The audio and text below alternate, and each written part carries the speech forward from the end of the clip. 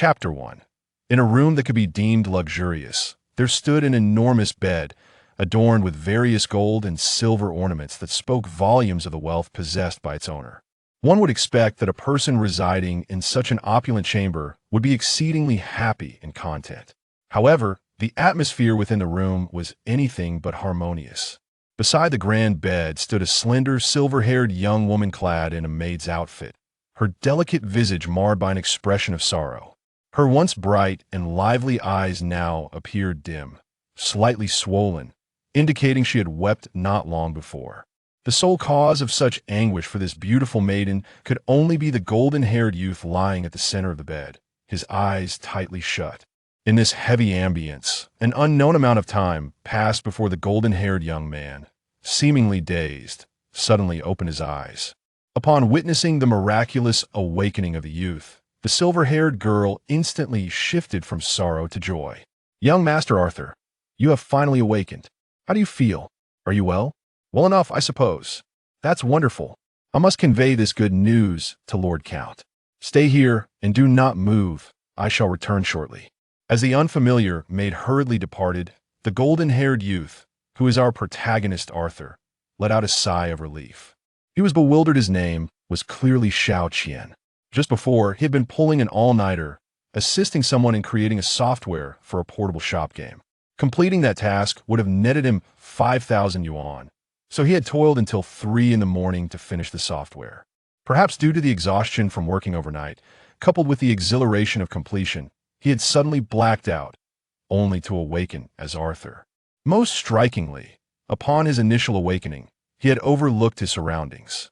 However, upon closer inspection, he noticed that the maid and the decor around him distinctly reflected a medieval Western style. Could it be that he had traversed into another realm? A sudden flash of insight struck Arthur, given his extensive reading of novels. Along with this thought, his mind became crowded as a surge of entirely new memories began to flood in. Minutes later, Arthur, who had been frowning in concentration, suddenly transformed into a figure of excitement, having digested the memories of this body. He discovered that he had arrived in a world of swords and sorcery.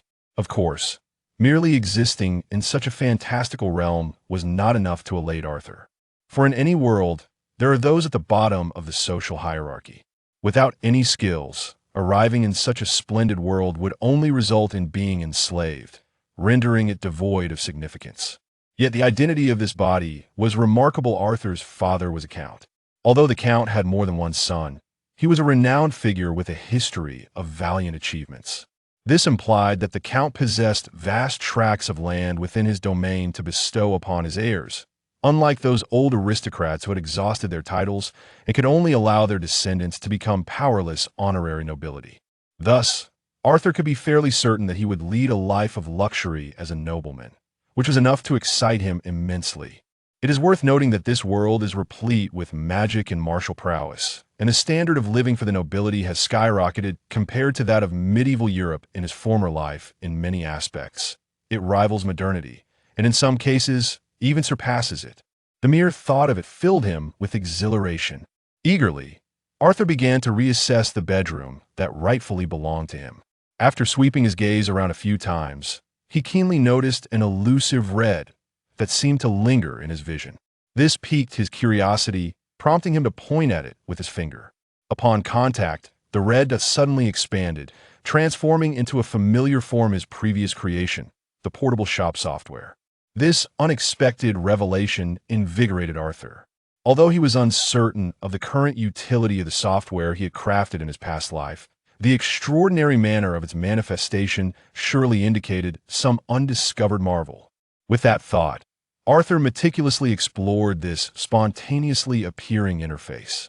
Soon, his attentive gaze fell upon 4 small characters in the lower left corner. User instructions. Upon clicking, he found the following text.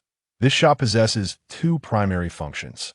First, the user may replicate 1 item from reality into the shop each month, allowing it to become a product available for unlimited purchase using the shop's currency.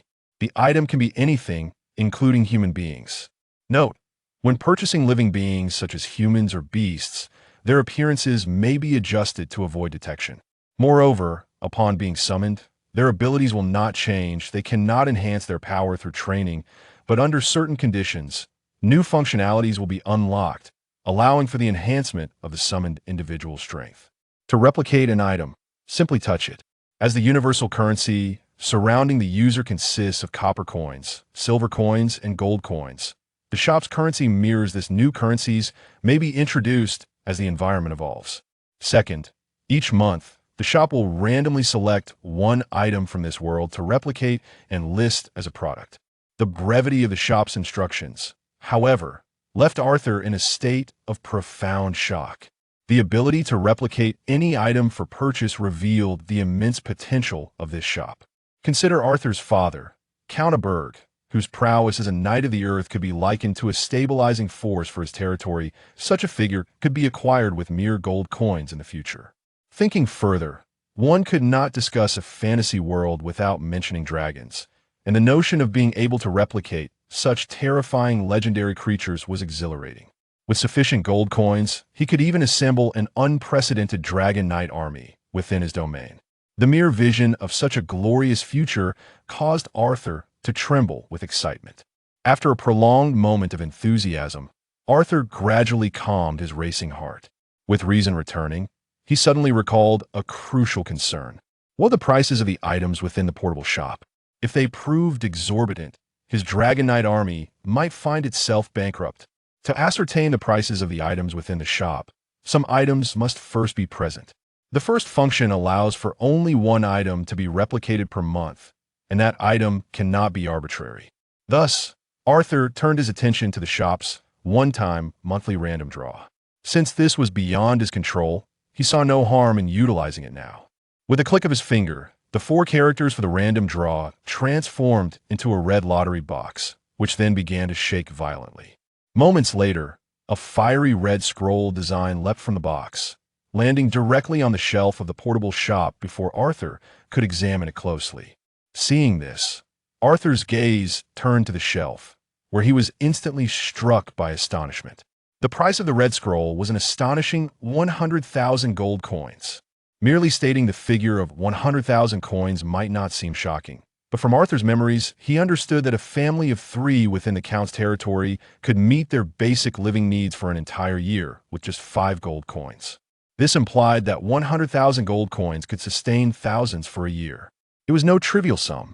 Furthermore, in the kingdom of Kate, where Arthur now resided, the hierarchy of nobility was divided into 5 ranks: Duke, Marquis, Count, Viscount, and Baron, with the royal family above all.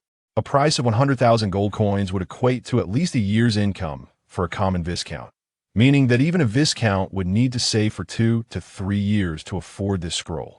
After all, maintaining a noble lifestyle incurs substantial costs. 100,000 gold coins could not possibly be entirely saved. One can imagine just how exorbitant this item truly was. After marveling at the price of the scroll, the curious Arthur promptly clicked on the item resembling the red scroll.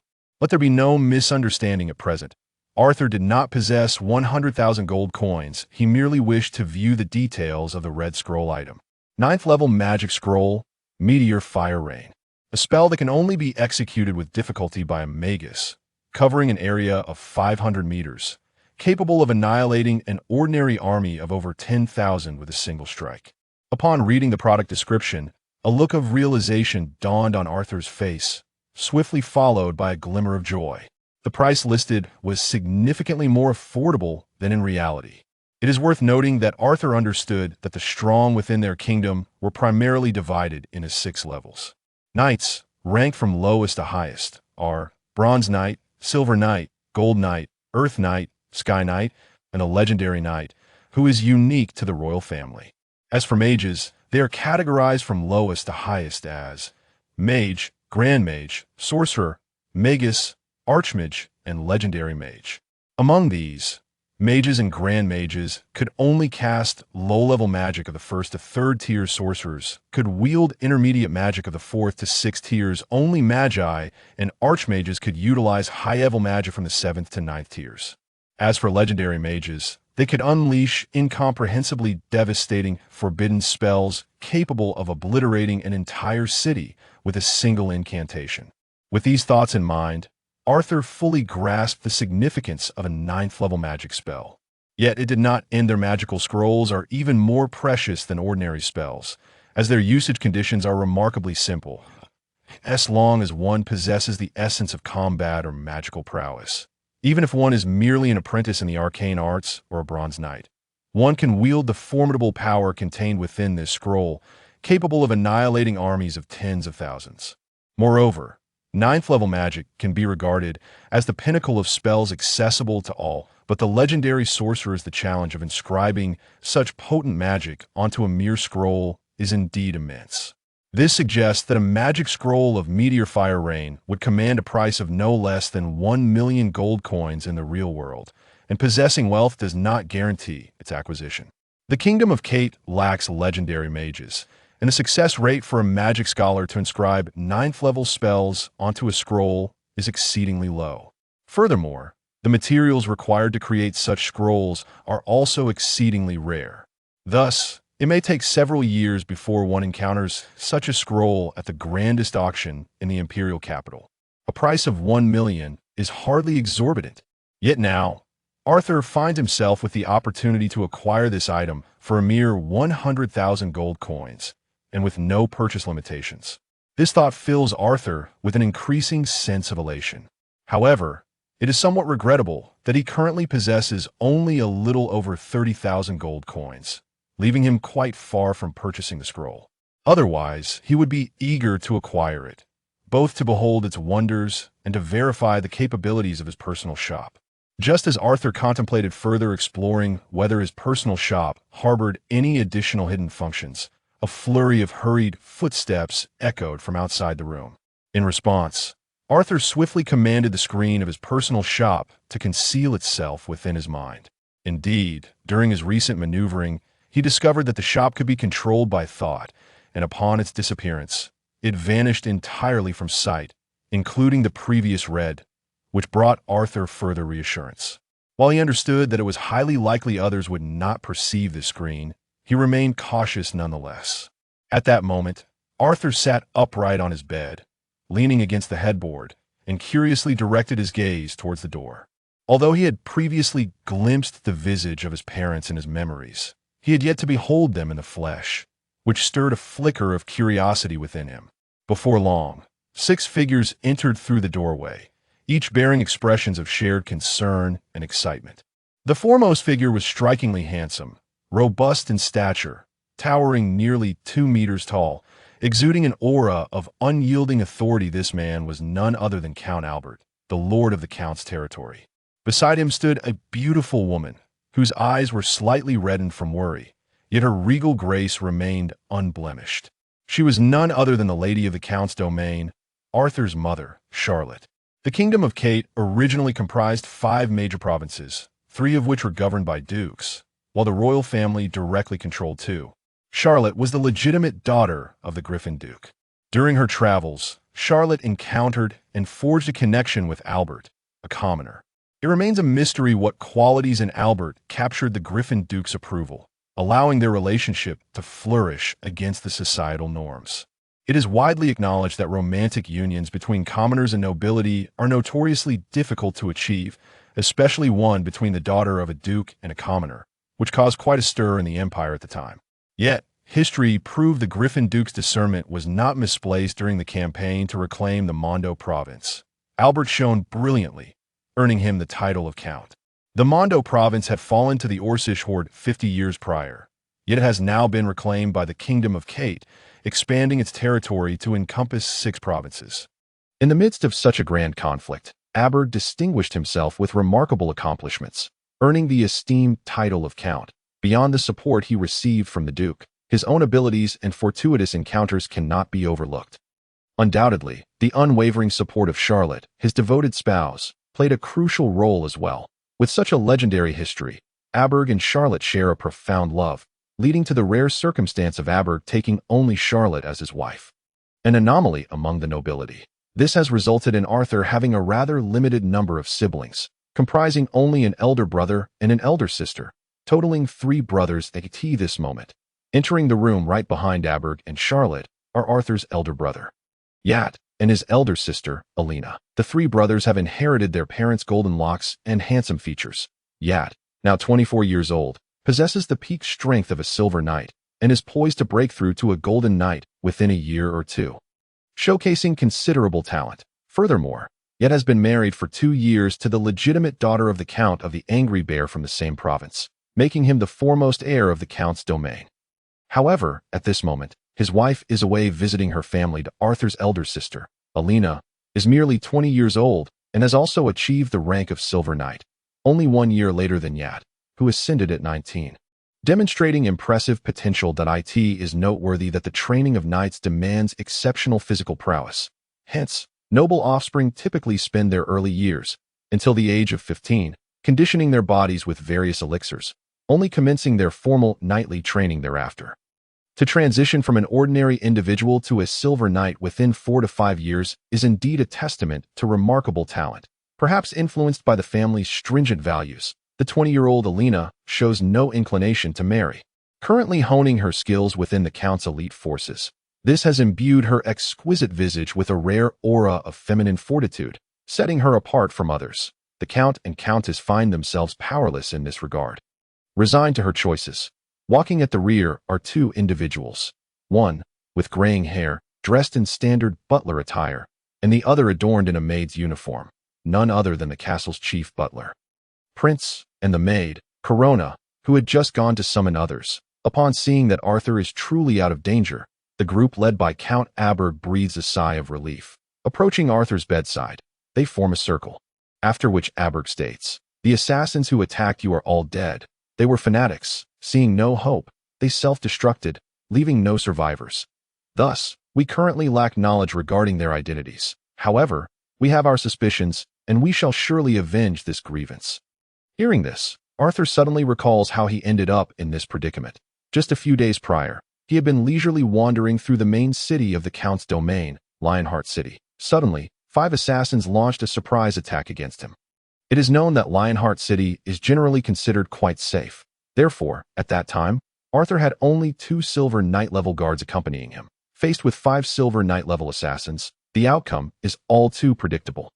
At just 16 years of age, Arthur had only recently broken through to the rank of Bronze Knight, and he narrowly escaped being torn to shreds, primarily due to the Silver Guardian ring that his family had procured at great expense. Reflecting on this, Arthur gazes down at the silver-white ring on his hand. The Silver Guardian ring is a magical artifact capable of conjuring a magical barrier that can withstand the attacks of a peak Silver Knight for 10 minutes, requiring 10 days of self-restoration before it can be used again. At that time, his 2 Silver Knight guards exerted themselves to fend off 4 of the assassins. Yet, 1 peak Silver Knight managed to breach their defenses and reached Arthur. However, under the protection of the Silver Guardian ring, Arthur initially remained unharmed until reinforcements were on the verge of arrival. In a moment of desperation, the 5 assassins resorted to self-destruction, the combined force of their blasts rivaling the full might of a Golden Knight, turning the surrounding area into ruins and causing hundreds of civilian casualties. Naturally, the barrier of the Silver Guardian ring, designed to withstand only peak Silver Knight attacks, could not withstand such a formidable explosion, resulting in its inevitable shattering. Arthur was on the verge of being obliterated by the blast, but in that critical moment, his 2 Guardian Knights threw themselves onto him, using their flesh and blood to create an additional layer of protection, leaving Arthur gravely injured but alive. Although ultimately Arthur did perish, had he been completely obliterated, he likely would not have survived. Thus, it was the sacrifice of those 2 knights that afforded him this second chance. Contemplating the noble spirit of his guardians brings a hint of moisture to Arthur's eyes. In his previous life, he was merely an ordinary person, having never witnessed such selfless sacrifice on his behalf. Even in his past experiences, he had never encountered such perilous situations. Overwhelmed with emotion, Arthur responded, What about Jorg and Sean?" Jorg and Sean were the names of Arthur's 2 Silver Knight guards, although he suspected that the 2 had most likely perished. He could not help but inquire, "They sacrificed themselves to protect you. Upholding their knightly honor, I shall ensure that their compensation is tenfold, and their families will receive additional care. You need not worry about that. Your sole task now is to focus on your recovery. Indeed, you have just begun to heal. You should rest more and not concern yourself with anything else." You were covered in blood when you were rescued just days ago. Even with my utmost magical efforts, I nearly could not save you. You have no idea how worried I was at that time. At this moment, Charlotte, the Countess, could no longer contain her emotions. She stepped forward to grasp Arthur's hand. Her face etched with concern. A water mage of the 4th tier, she possesses the ability to wield advanced magic. Coupled with the healing properties of water magic, she was able to pull Arthur back from the brink of death. Otherwise, he may have met his end shortly after arriving in this world. This, in turn, underscores the severity of Arthur's injuries to Charlotte. As a mother, witnessing Arthur endure such immense suffering, she naturally wishes to alleviate any further burdens from him. Upon hearing these words, Arthur surveyed the worried expressions of those around him and nodded. All right, I will rest well. I entrust everything to you. Yes, take care. Yat, his elder brother, expressed his concern, wishing you a swift recovery. And do not let Olivia worry about you. Alina, following closely behind, conveyed her own sentiments, prompting Arthur's mind to recall Olivia's name. Olivia is Alina's close friend and Arthur's betrothed, which explains the basis of Alina's words. After exchanging pleasantries, the group recognized that it was not appropriate for too many to linger given Arthur's current condition. Count Aberg then remarked, Corona, please take good care of Arthur, before they all gradually departed. I will, my lord. Once the others had left, Corona hastily curtsied to Arthur. Young Master Arthur, you have been unconscious for 3 days. You must be hungry. Shall I prepare some food for you? Feeling indeed a bit famished, Arthur replied, That would be much appreciated, of course. Understanding Arthur's preferences, Corona did not inquire further about what to prepare. Watching Corona's retreating figure, Arthur turned his focus back to himself, acutely aware of his frail state. A surge of anger welled up within him toward the individual responsible for his assassination attempt just 2 days prior. For someone capable of attacking him once, there is the potential for a second attempt. Such a person must be identified and eliminated without delay. With this thought in mind, Arthur began to speculate about the identity of the person behind the scenes. Count Aberg's rise during the war must have incurred the ire of many. However, there are not many forces that wish to bring both parties to ruin. 2 possibilities lie before us. Point 1 is the Orc faction, which was defeated 2 decades ago, the territory where Arthur currently resides. The Earl's domain is situated at the forefront of the conflict with the Orcs, frequently experiencing skirmishes. While the Orcs may harbor thoughts of vengeance against Erleberg, the likelihood is minimal. This is primarily because the assassins sent to eliminate him are humans, and the enmity between humans and Orcs runs deep, rendering any collaboration between the two nearly impossible. Moreover, even if they succeeded in killing him, it would have no bearing on the outcome of the war between humans and Orcs. The Orcs have no reason to engage in a losing venture. The second suspect is another Earl neighboring the Earl's domain, Earl Thorns. Both earldoms aspire to expand, naturally leading to conflict between the 2 adjacent territories. Accumulating grievances over the years. Speaking of Earl Thorns, one cannot overlook the recently reclaimed province of Mondo, the northernmost province of the kingdom. Mondo province lacks a duke. Its strength lies in 2 marquises and 3 earls, resulting in the 5 territories being somewhat more powerful than ordinary marquises and earls. Among these, the 3 earls are the Earl of Lionheart, where Arthur resides, the neighboring Earl Thorns, and the more distant Earl of Bear. These 3 earldoms collectively face the savage plains inhabited by the Orcs, forming the first line of defense against them. Thus, the 3 earldoms are closely situated, with Earl Thorns positioned between the Earl of Bear and the Earl of Lionheart. Adhering to the strategy of fostering distant alliances while attacking nearby foes, Arthur's elder brother, Atair, has married the legitimate daughter of the Earl of Bear, placing considerable pressure on Earl Thorns, who finds himself caught in the middle. Furthermore, not long ago, Arthur became engaged to Olivia, the legitimate daughter of one of the 2 marquises of Mondo province, escalating the pressure on Earl Thorns even further to break this stalemate. Disrupting the alliance between the Earl of Lionheart and the Marquis would be the most effective approach. Assassinating Arthur could serve as a means to undermine this alliance. Contemplating these possibilities, Arthur has formed certain conjectures regarding the adversary behind this assassination attempt. As for the specifics, that shall require further investigation in due course. With Arthur's thoughts concluded, Corona arrived at his bedside with food. The meal included milk, cheese, desserts, and even some meat. In this place, where individuals cultivate their fighting spirit, Their digestive capabilities are notably robust. Thus, they have few dietary restrictions. Unlike the previous world where injured patients were relegated to liquid diets, Arthur's body is now capable of self-feeding, yet Corona insists, "Young Master Arthur, you are still quite weak. It is my duty, as your maid, to serve you." Very well. With that, Arthur refrained from further insistence and peacefully enjoyed Corona's attentive care. In this tranquil and delightful atmosphere, Arthur took a moment to reevaluate the first individual he had encountered in this world. Previously overlooked, he now recognized that Corona's beauty ranks among the finest he had ever seen. Her initially aloof, oval face now radiated a gentle warmth as she faced Arthur. The form-fitting maid attire accentuated her figure exquisitely, showcasing a harmonious blend of beauty and grace. To top it all off, her unique silver hair added an extraordinary touch. In his past life, Arthur had never experienced such treatment, and the scene brought him a sense of joy. However, Corona is more than just a pretty face. She was once an orphan. After being adopted and meticulously trained as Arthur's personal maid, she possesses a solid understanding of management and is not lacking in strength herself. 4 years Arthur's junior, she had recently achieved the rank of Silver Knight just 2 months prior. Her training talent is on par with Arthur's sister, Alina, making her quite formidable. 2 days passed before Arthur was finally permitted to rise from his bed for further recovery training. In truth, he could have gotten up as soon as he regained consciousness, but others deemed otherwise, leading him to remain in bed for an additional 2 days. During this time, the Earl and others visited him several times, reassured by the improvement in his condition. After being confined to his bed for 2 days, Arthur eagerly ventured into the castle courtyard, seizing a knight's sword to commence his training. His curiosity regarding the fighting spirit of this world propelled him forward. Since he was merely acclimating to his new body, Arthur donned no armor, only a brown silk robe. With some awkwardness, he began to channel the surging energy within him, the fighting spirit as a bronze knight. Arthur could not yet manifest his fighting spirit externally, instead utilizing it to enhance his speed and strength.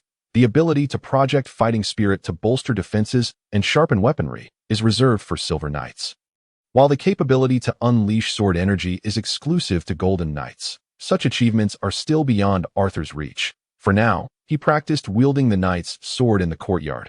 Aside from the sharp sound of the blades slicing through the air, he demonstrated a speed that appeared comparable to that of ordinary individuals, as he had only just entered the bronze stage. After practicing for a while, Arthur became acutely aware of the disparity in power, intensifying his longing for greater strength. The thought of cleaving mountains and rivers with a single swing is undeniably alluring. Furthermore, achieving the status of Sky Knight would grant him the ability to soar through the skies. Fueled by this aspiration, Arthur immersed himself in training with fervor. While Arthur was keen on his practice, Corona would not indulge him. In her eyes, Arthur's health took precedence. Therefore, merely an hour into his training, he was compelled to rest. 5 more days passed, and everyone grew completely at ease regarding Arthur's health, paying him less attention. Fully recovered, Arthur found himself contemplating other matters, particularly concerning Jorg and Sean, the 2 guards who had sacrificed themselves to protect him, and the situation of their families. He entrusted this matter to Corona, who quickly uncovered the details. Jorg and Sean had earned their positions as Arthur's guards due to the Earl's profound trust in them. Having fought alongside the Earl for 25 years, both men were once orphans, now leading lives that included families. Sean and his wife, for reasons unknown, had yet to bear children, while Jorg had a son named George, age 23, who had broken through to silver rank at the age of 20, showcasing some degree of talent. Currently, he serves as a guard within the Earl's castle, a position that reflects the family's legacy. Had the families received their compensation? Indeed, they had. As long-standing members of the family and possessing silver-level prowess, their annual salary amounted to 1,000 gold coins, with standard compensation being 10,000 gold coins. However, given the circumstances, they received tenfold compensation, totaling 100,000 gold coins. That George's compensation had been fully transferred to his son, George. As for Sean's wife, lacking any strength, even with the Earl's house as a backing, she would likely face significant challenges. Thus, they agreed to distribute her compensation over 10 years, to which she consented. That is excellent. I can rest easy now. Hearing that the arrangements for the families had been satisfactorily resolved, Arthur felt relieved. Subsequently, Arthur's thoughts shifted to another matter. what item to replicate through his personal shop's monthly opportunity, and how to earn more gold coins to purchase items from the shop. First, regarding the item to replicate, it should ideally be something that not only generates profit, but also holds significance for his future. This led him to conclude that the first item need not be excessively precious. Otherwise, he might find himself unable to afford it, and selling it could attract undue attention. With this in mind, Arthur pondered until his gaze fell upon the full suit of knight armor displayed in his study. Knight's armor, also known as full knight armor, provides comprehensive protection, instilling a profound sense of security. Not just any suit can bear the name of a knight. Even the most basic armor can withstand multiple full-force strikes from a bronze knight. Arthur's suit of knight armor is exceptional. It was a gift from his father, a Berg. Upon his breakthrough to the bronze knight level this year, it is said to have been forged collaboratively by a master blacksmith and a sorcerer. Not only can it withstand 80% of the Golden Knight's formidable attacks, but it can also significantly diminish the power of corresponding mage spells. This is evident from the mysterious patterns that adorn the entirety of the knight's armor. It is truly a weapon of choice for both battlefield slaughter and self-preservation. Due to the immense strength of the armor, it has been bestowed with another name, the Golden Knight armor. After all, it offers substantial protection against the majority of the Golden Knight's offensive might. However, this does not imply that Arthur, merely a bronze knight, could don the Golden Knight armor and engage in battle with the Golden Knight. Even though the armor can mitigate most of the Golden Knight's assault power, the remaining force would still be sufficient to obliterate Arthur, who is only a bronze knight. Such a precious piece of armor is exceedingly rare in the market, with a price tag of no less than 300,000 gold coins. This renders the Golden Knight armor a treasured heirloom even in the domain of an ordinary viscount. After all, the annual income of a typical viscount hovers around 100,000 gold coins. To acquire a set of armor, one would need to save for at least 5 or 6 years. Assuming the territory remains stable, this life-saving weapon is sure to find a market, and it could also be utilized by one's subordinates, making it a perfect replica of a portable store. Contemplating this, Arthur made a decision, then lightly touched the Golden Knight armor with his finger, silently invoking the replication. As he concentrated, there were no visible phenomena, the only difference being that another item identical to the armor before him appeared on the shelf of his portable store.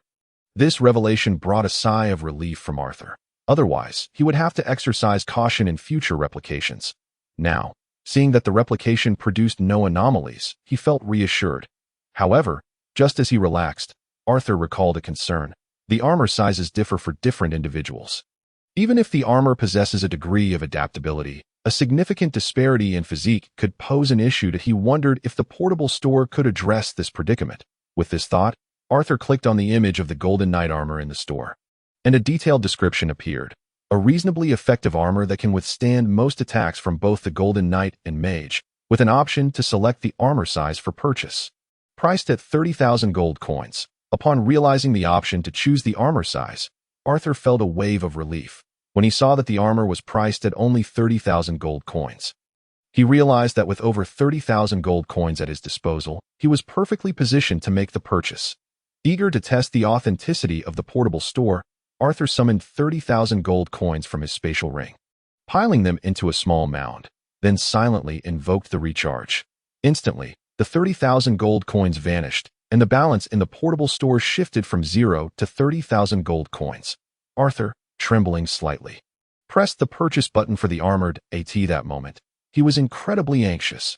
If he could indeed buy the armor, it would signify the legitimacy of the portable store, illuminating his future prospects. Conversely, if he could not make the purchase, it would imply that the portable store was merely an illusion, leaving him to dutifully serve as a lord within the Count's domain, not to mention losing the 30,000 gold coins he had just recharged. In this tense atmosphere, Arthur's trembling finger ultimately landed on the purchase button. Suddenly, a piece of armor identical to the Golden Knight armor he already possessed materialized on the carpet before him. Witnessing this, Arthur's anxious heart eased considerably. Though it remained partially unsettled, he still needed to verify that the armor purchased from the portable store was genuine. He first touched it with his hand, discovering no difference in material, then drew his knight's sword and struck it with force, sparks flying as the armor remained unscathed, while his ordinary sword suffered a small chip. This moment, Arthur finally confirmed the authenticity of the portable store. a wave of ecstasy surging within him. Aware that loud exclamations were inappropriate within the castle, Arthur refrained from laughing aloud, instead silently celebrating, pacing within the room as he released his exhilaration. After a considerable time, Arthur composed himself. Once he regained his composure, he swiftly stored the newly acquired golden knight armor in his spatial ring, for such an item could not be exposed to others, lest he faced difficult explanations. The next step was to contemplate how to sell the surplus golden knight armor to recoup his funds. For the next few days, Arthur pondered the sale of the golden knight armor, but found no viable solutions. In the entirety of the Lionheart City, the main city within the Count's domain, everyone capable of affording 300,000 gold coins was familiar with him. If Arthur were to sell directly, he would undoubtedly reveal his intentions. However, a turning point soon emerged as news arrived from the royal capital to the Mondo province. Over 20 years had passed since the reclamation of the Mondo province, and the kingdom was once again poised for military action, ready to launch an offensive to seize more land from the orcs of the wild plains. This campaign was projected to commence in 3 years. And prior to that, anyone could obtain a development permit from the imperial nobility notary for 10,000 gold coins. Those who possessed the development permit would be allowed to venture into the wild plains outside the Mondo province to establish territories. The larger the territory claimed, the higher the nobility title bestowed.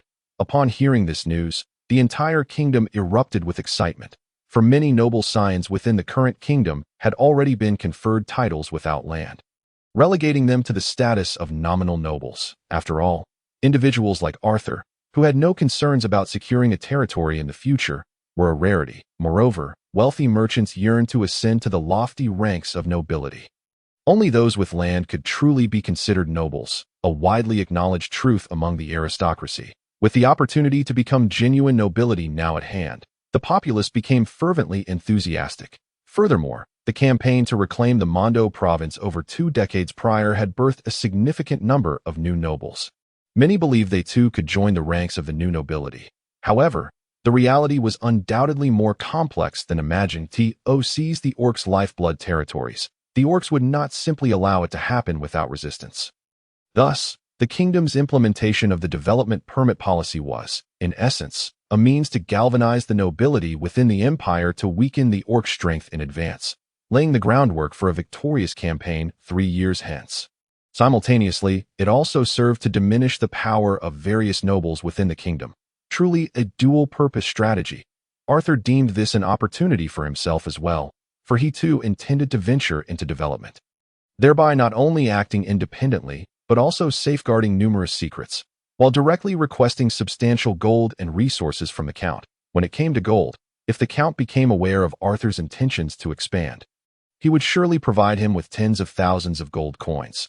This would enable Arthur, during his next opportunity to replicate in the following month, to utilize the portable store to replicate an individual possessing the strength of a golden knight. He could then purchase this golden knight and have him sell the golden knight armor, ensuring absolute success. The rationale for selecting a golden knight was twofold.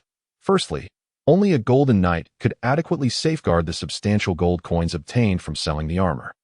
As for the more formidable Earth Knight, Arthur suspected that even if he replicated one, he could not afford it, given that there was only one such powerful individual within the entire Count's domain. Thus, he temporarily shelved that plan. With this decision made, after inquiring about the whereabouts of the Count's father, Arthur proceeded directly to Abeg's study. Abeg was initially engaged in official duties, but promptly set aside his work upon noticing Arthur's arrival, indicating his concern for him. Consequently, Arthur did not employ any formal titles, but hastened to stand before Abeg's desk, facing him directly. "Father, I presume you are aware of the kingdom's development permit policy." "Of course, I am aware," Abeg replied, his heart stirring with speculation as he displayed a hint of surprise upon hearing Arthur's words. Realizing that Abeg had discerned his intentions, Arthur wasted no time and continued, "Indeed, Father, I too wish to venture into development, striving through my own efforts to become a lord not inferior to you. Why? Even if your elder brother inherits my title, you are still a viscount. Many individuals toil for a lifetime in the wild plains without ever attaining the title of viscount. Are you truly prepared for this?" Abeg, somewhat perplexed by Arthur's decision, nonetheless refrained from obstructing him. After all, as a descendant of the Lionheart, It brought him comfort to see Arthur inherit his spirit.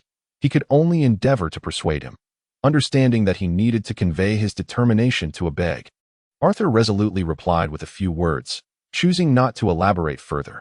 Yes, father, I am prepared. Afterwards, he fixed his gaze firmly on a bird that a prolonged silence enveloped the two, ultimately broken only by a sigh. Aberg exhaled deeply and remarked, "Since that is the case, I shall not hinder you any further. However, I will not speak to your mother on your behalf. That is a matter you must resolve yourself." "Thank you, father." Upon hearing this, Arthur's face lit up with joy. "But do not celebrate too soon. Your mother is not so easily persuaded. Should you manage to win her over, do return to me, and we shall discuss the finer details of your plan." "Very well, father, I shall come promptly." An hour later, Arthur arrived somewhat disheveled in Aberg's study. His mother, Charlotte, had initially been vehemently opposed to his decision to venture into the untamed plains, believing it far too perilous.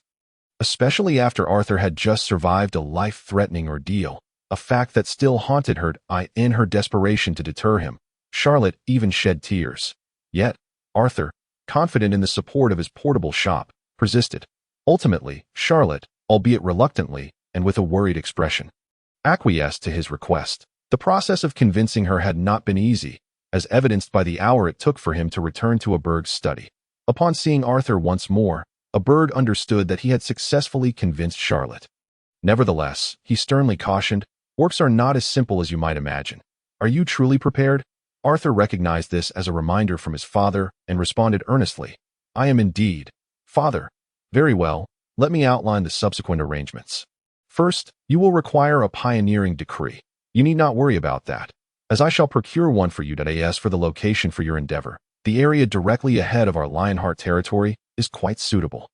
Although Armando province is in direct contact with the orcs, there exists a buffer zone of several dozen miles, making it an ideal spot for development. Our Lionheart territory is adjacent to this buffer zone, providing us with a strategic advantage. If you are to embark on this venture, we should prepare early and construct fortifications such as castles within this buffer zone. Therefore, if you are indeed set on pioneering, I suggest you wait 3 months to ensure the area is habitable. I will also arrange sufficient provisions for a year's sustenance. That will suffice for now. Do you have anything to add?" Upon hearing that Aberg had considered every detail for him, Arthur felt a warmth in his heart, realizing that even under such circumstances, anyone could be sent to pioneer. However, after half a day without hearing about the gold issue, he shyly inquired, "And what of the gold? I will surely need to sustain an army and manage various expenses." Seeing Arthur's avaricious demeanor, Aberg couldn't help but chuckle and asked, "How much gold do you plan to request?" Arthur, undeterred by Aberg's laughter, boldly declared, "Whatever you can give, I shall accept." Upon hearing this, Aberg burst into laughter, replying with mock irritation, "Would you like 1,000,000? Yes, not a chance. It shall be 300,000 gold pieces, and not a penny more. Furthermore, I must clarify that after 3 months, my assistance with the foundational construction of your territory will cease, and I will only engage in standard transactions, should this pioneering endeavor fail. You will return and reside as a viscount in my territory." Arthur understood that Aberg's words stemmed from concern for his well-being, and he immediately vowed, "If I do fail, I will return to the Countess territory." "But I will not fail." "Very well, I believe in you." Aberg responded with a hearty laugh at Arthur's confidence. Unfortunately, Arthur's next statement shattered the jovial atmosphere. "Father, when shall I receive the 300,000 gold pieces?" Aberg was momentarily taken aback, realizing that Arthur had indeed become quite the gold enthusiast. However, to Aberg, this sum was manageable. "Hand me your spatial ring." After Arthur presented the ring, Aberg transferred 300,000 gold pieces into it. "Use these 3 months wisely to prepare, and it would be prudent to enhance your strength, as your current early-stage bronze power is still rather low." "Understood, father." After exchanging a few more words, their discussion reached its conclusion, and Arthur departed, allowing Aberg to resume his administrative duties. Thus, more than half a month passed, bringing them to the next month when the opportunity to replicate items from Arthur's portable shop refreshed, along with an additional chance to randomly draw items. During this half-month, nothing of great significance occurred, aside from the return of his sister-in-law, Jessica, who came to visit. Soon thereafter, his elder brother and sister-in-law, as well as his second sister, Alina, came to see him, all expressing their concerns and support regarding his pioneering plans. Upon learning that Arthur only desired gold, Atair and Alina each gifted him 100,000 gold pieces as for why they possessed such wealth.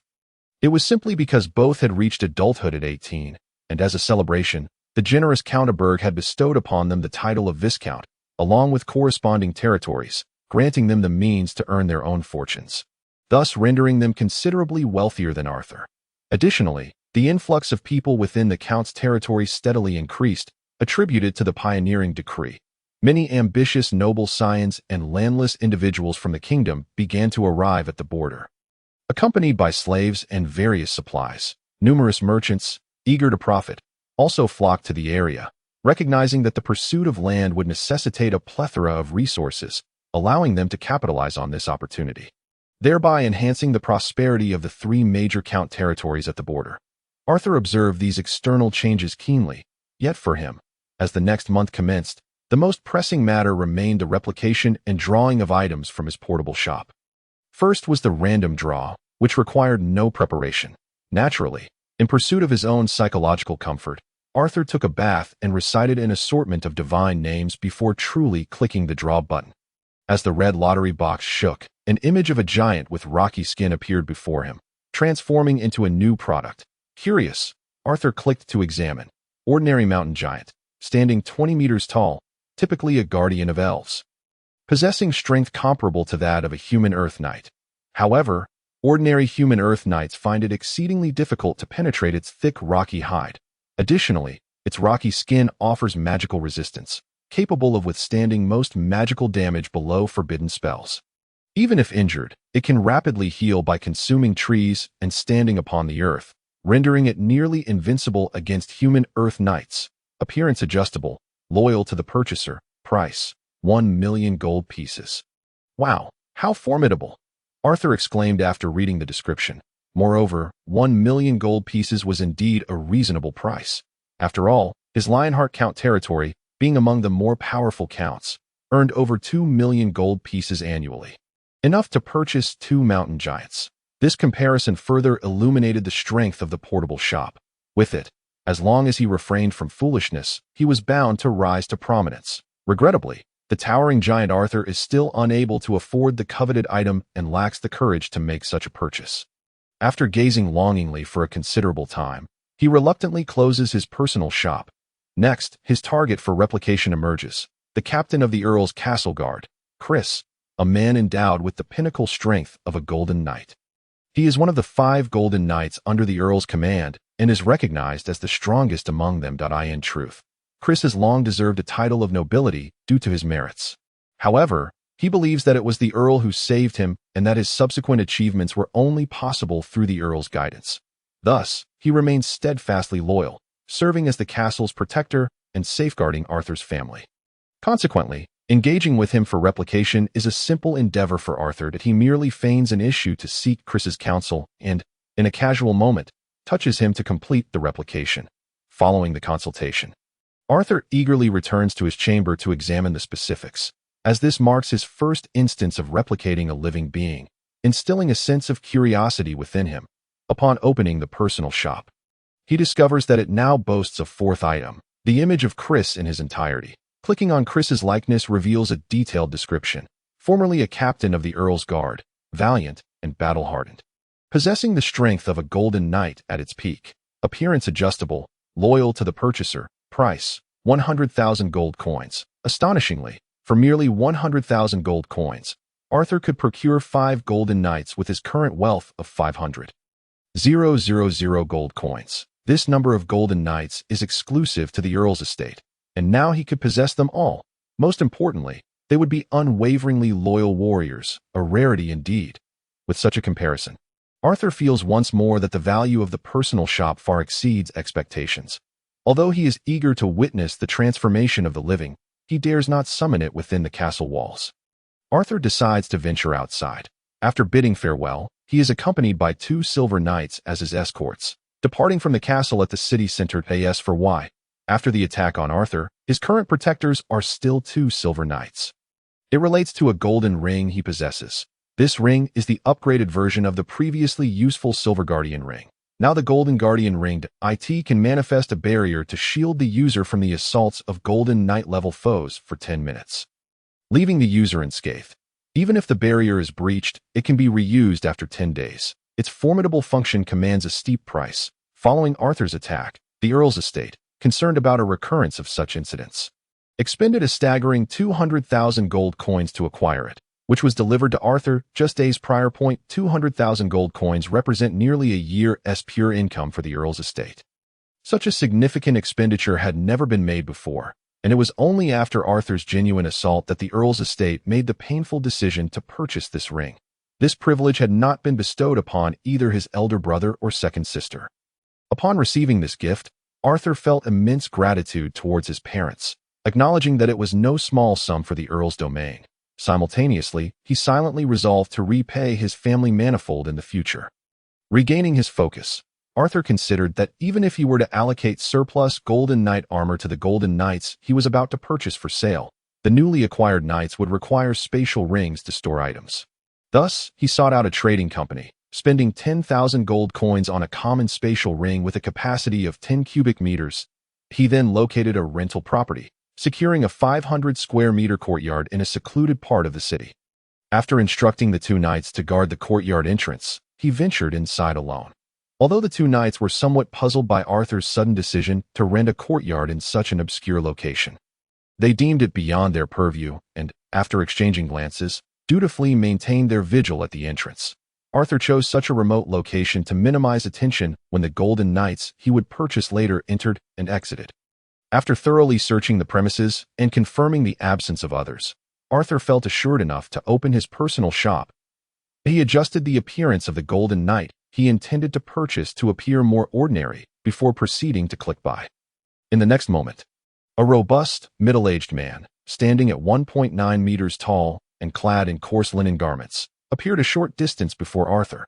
Without waiting for Arthur to speak, the man immediately knelt on one knee, bowing his head respectfully as he proclaimed, "My lord, what commands do you have?" Seeing this display of subservience, Arthur recognized the loyalty effect described in the personal shop and smiled with satisfaction that he then approached, assisting him to his feet and stating, "I sense your loyalty, and indeed, I have matters to entrust to you. However, please rise first." "Yes, my lord." Once the man stood, Arthur scrutinized him closely, noting that aside from his threadbare garments worth mere copper coins, he possessed nothing else. Although he had prepared himself for this, he couldn't help but feel a twinge of disappointment. The personal shop truly did not allow him to gain even a single silver coin's worth. After a moment of reflection, Arthur inquired curiously about the man's specific circumstances. "Can you describe your current situation, such as your strength and memories?" "My strength is that of a Golden Knight at its peak. As for memories, I possess only basic knowledge of this realm and combat techniques." "Doe, I see." Arthur nodded, feeling somewhat satisfied. While this man lacked Chris's complete memories, possessing his combat abilities and knowledge of this realm would suffice for Arthur's needs. "Do you have a name?" "Yes, my lord. I am called Matt." Upon hearing his name, Arthur nodded again, grateful for the simplicity, as he was not adept at naming. Moreover, he could not foresee how many individuals he would summon in the future, so having him named was preferable. "Very well, Matt, that I have indeed summoned you for a purpose. I require a substantial amount of gold coins, yet I cannot directly engage in selling items. Hence, I need you to sell certain goods from my shop to acquire a significant sum of gold." Given that those who emerged from the shop are aware of its existence, Arthur had no fear of revealing this information. Upon hearing Arthur's request, Matt eagerly nodded, assuring, "My lord, this task poses no difficulty. You can entrust it to me." With that, Arthur handed over the spatial ring he had just acquired to Matt, and subsequently purchased 10 pieces of Golden Knight armor from the personal shop. Expending 300,000 gold coins, including the piece of armor he had previously acquired during his experimentation with the personal shop, a total of 11 pieces of Golden Knight armor now lay on the floor of the chamber. "These are the 11 pieces of armor. Your task is to sell 10 of them. The remaining one will serve as your own armor, for a knight cannot be without one." "Thank you, my lord." As he spoke, Matt knelt once more, his face radiating gratitude. Arthur felt immense satisfaction at having such a loyal subordinate, a truly rewarding sentiment. "Yes, my subordinate, I shall certainly provide you with basic weapons and armor. Now, please rise.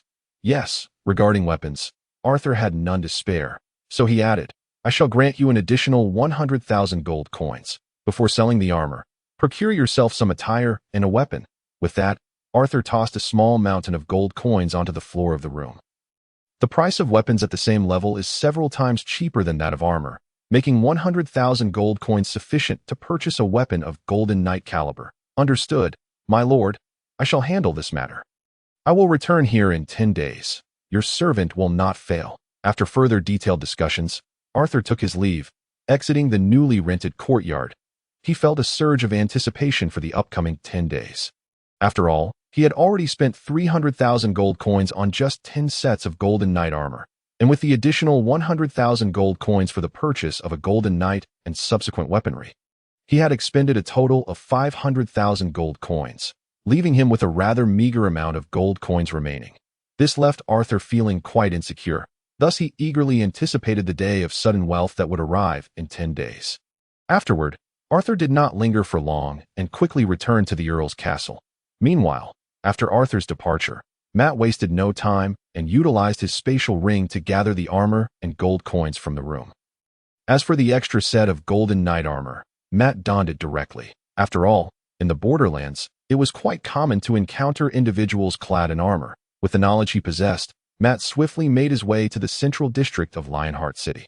Aside from the core area where the Earl's castle was located, the central district was the most prosperous part of the entire city, home to a majority of the territory's officials and wealthy merchants. Consequently, this area also boasted the most vibrant trading zone in Lionheart City, where the Dawn Merchant Guild had its branch. Spanning several kingdoms, Matt's objective was precisely the Dawn Merchant Guild. After all, the sale of 10 sets of golden knight armor could fetch at least 3 million gold coins, a considerable sum that ordinary merchant guilds could scarcely absorb. Moreover, such a large merchant guild would not resort to underhanded dealings for a few million gold coins, thereby minimizing potential troubles. Before long, Matt arrived at a grand building in the core area, covering several hundred square meters and standing 3 stories tall, with the words Dawn Merchant Guild elegantly inscribed above, exuding a commanding presence. At that moment, Matt was draped in a black cloak with a hood, concealing his entire form, thus shrouding his features in mystery. Even amidst the bustling crowd at the entrance of the Dawn Merchant Guild, people instinctively parted to allow Matt passage into the guild's upper chamber. The staff of the Dawn Merchant Guild soon noticed Matt's unusual demeanor. A charming female employee responsible for reception approached him with a warm smile, inquiring, "May I ask what this esteemed guest wishes to purchase? I would be delighted to assist you. I am not here to buy, but rather to sell." On his way, Matt had already spent 80,000 gold coins on a knight's great sword. Thus, his sole focus was to sell the 10 sets of golden knight armor and fulfill the task entrusted to him by Arthur. Noticing the female employee's lack of immediate reaction, Matt added, "It involves a significant transaction. Could you kindly summon someone with the authority to negotiate?" "I understand. Please follow me to the VIP room on the 3rd floor, and I shall fetch our manager at once."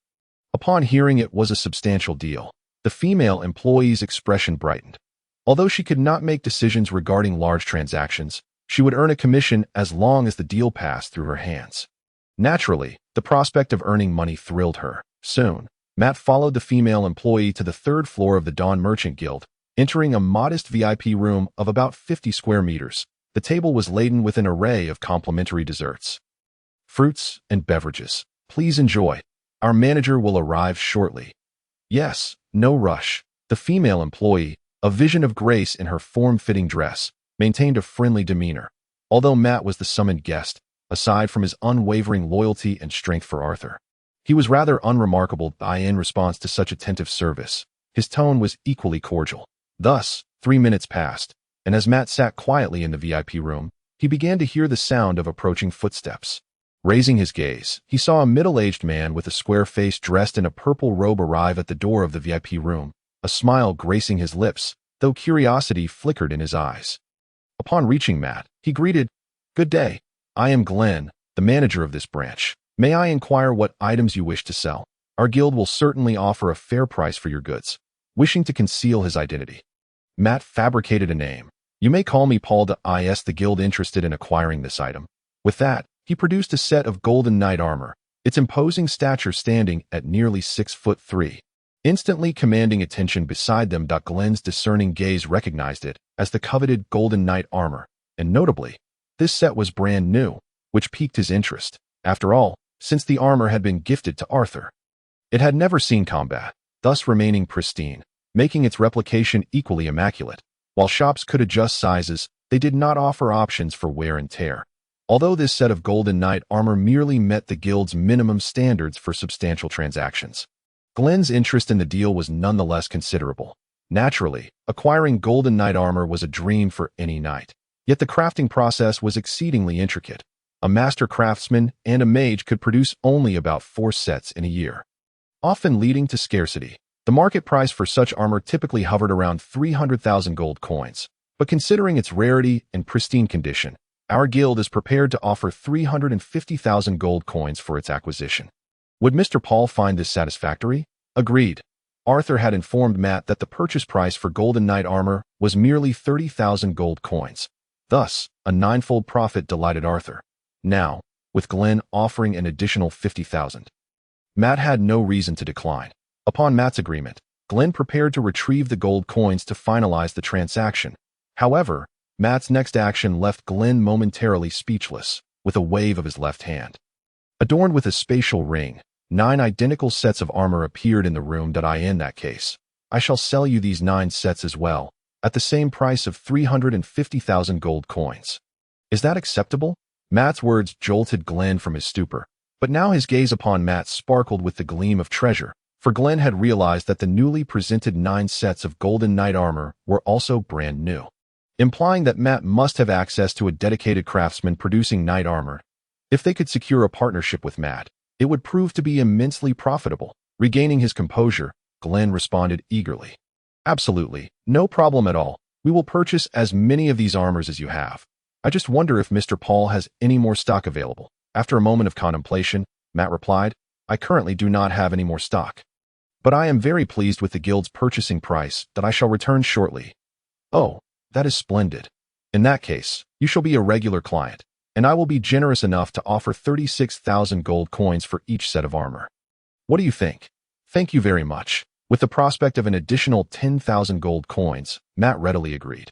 However, he had one stipulation. The gold coins must be in physical form, not in any sort of savings card. This was due to the limitations of his spatial shop. Otherwise, if they used a savings card, altering a number would allow for arbitrary recharges, leading to chaos. That is no issue. Cash transactions are entirely feasible. Glenn hesitated momentarily before arriving at a decision. After all, while cash transactions might be slightly more cumbersome, it paled in comparison to the profits at stake. Then let us enjoy a pleasant collaboration. Indeed, a fruitful partnership.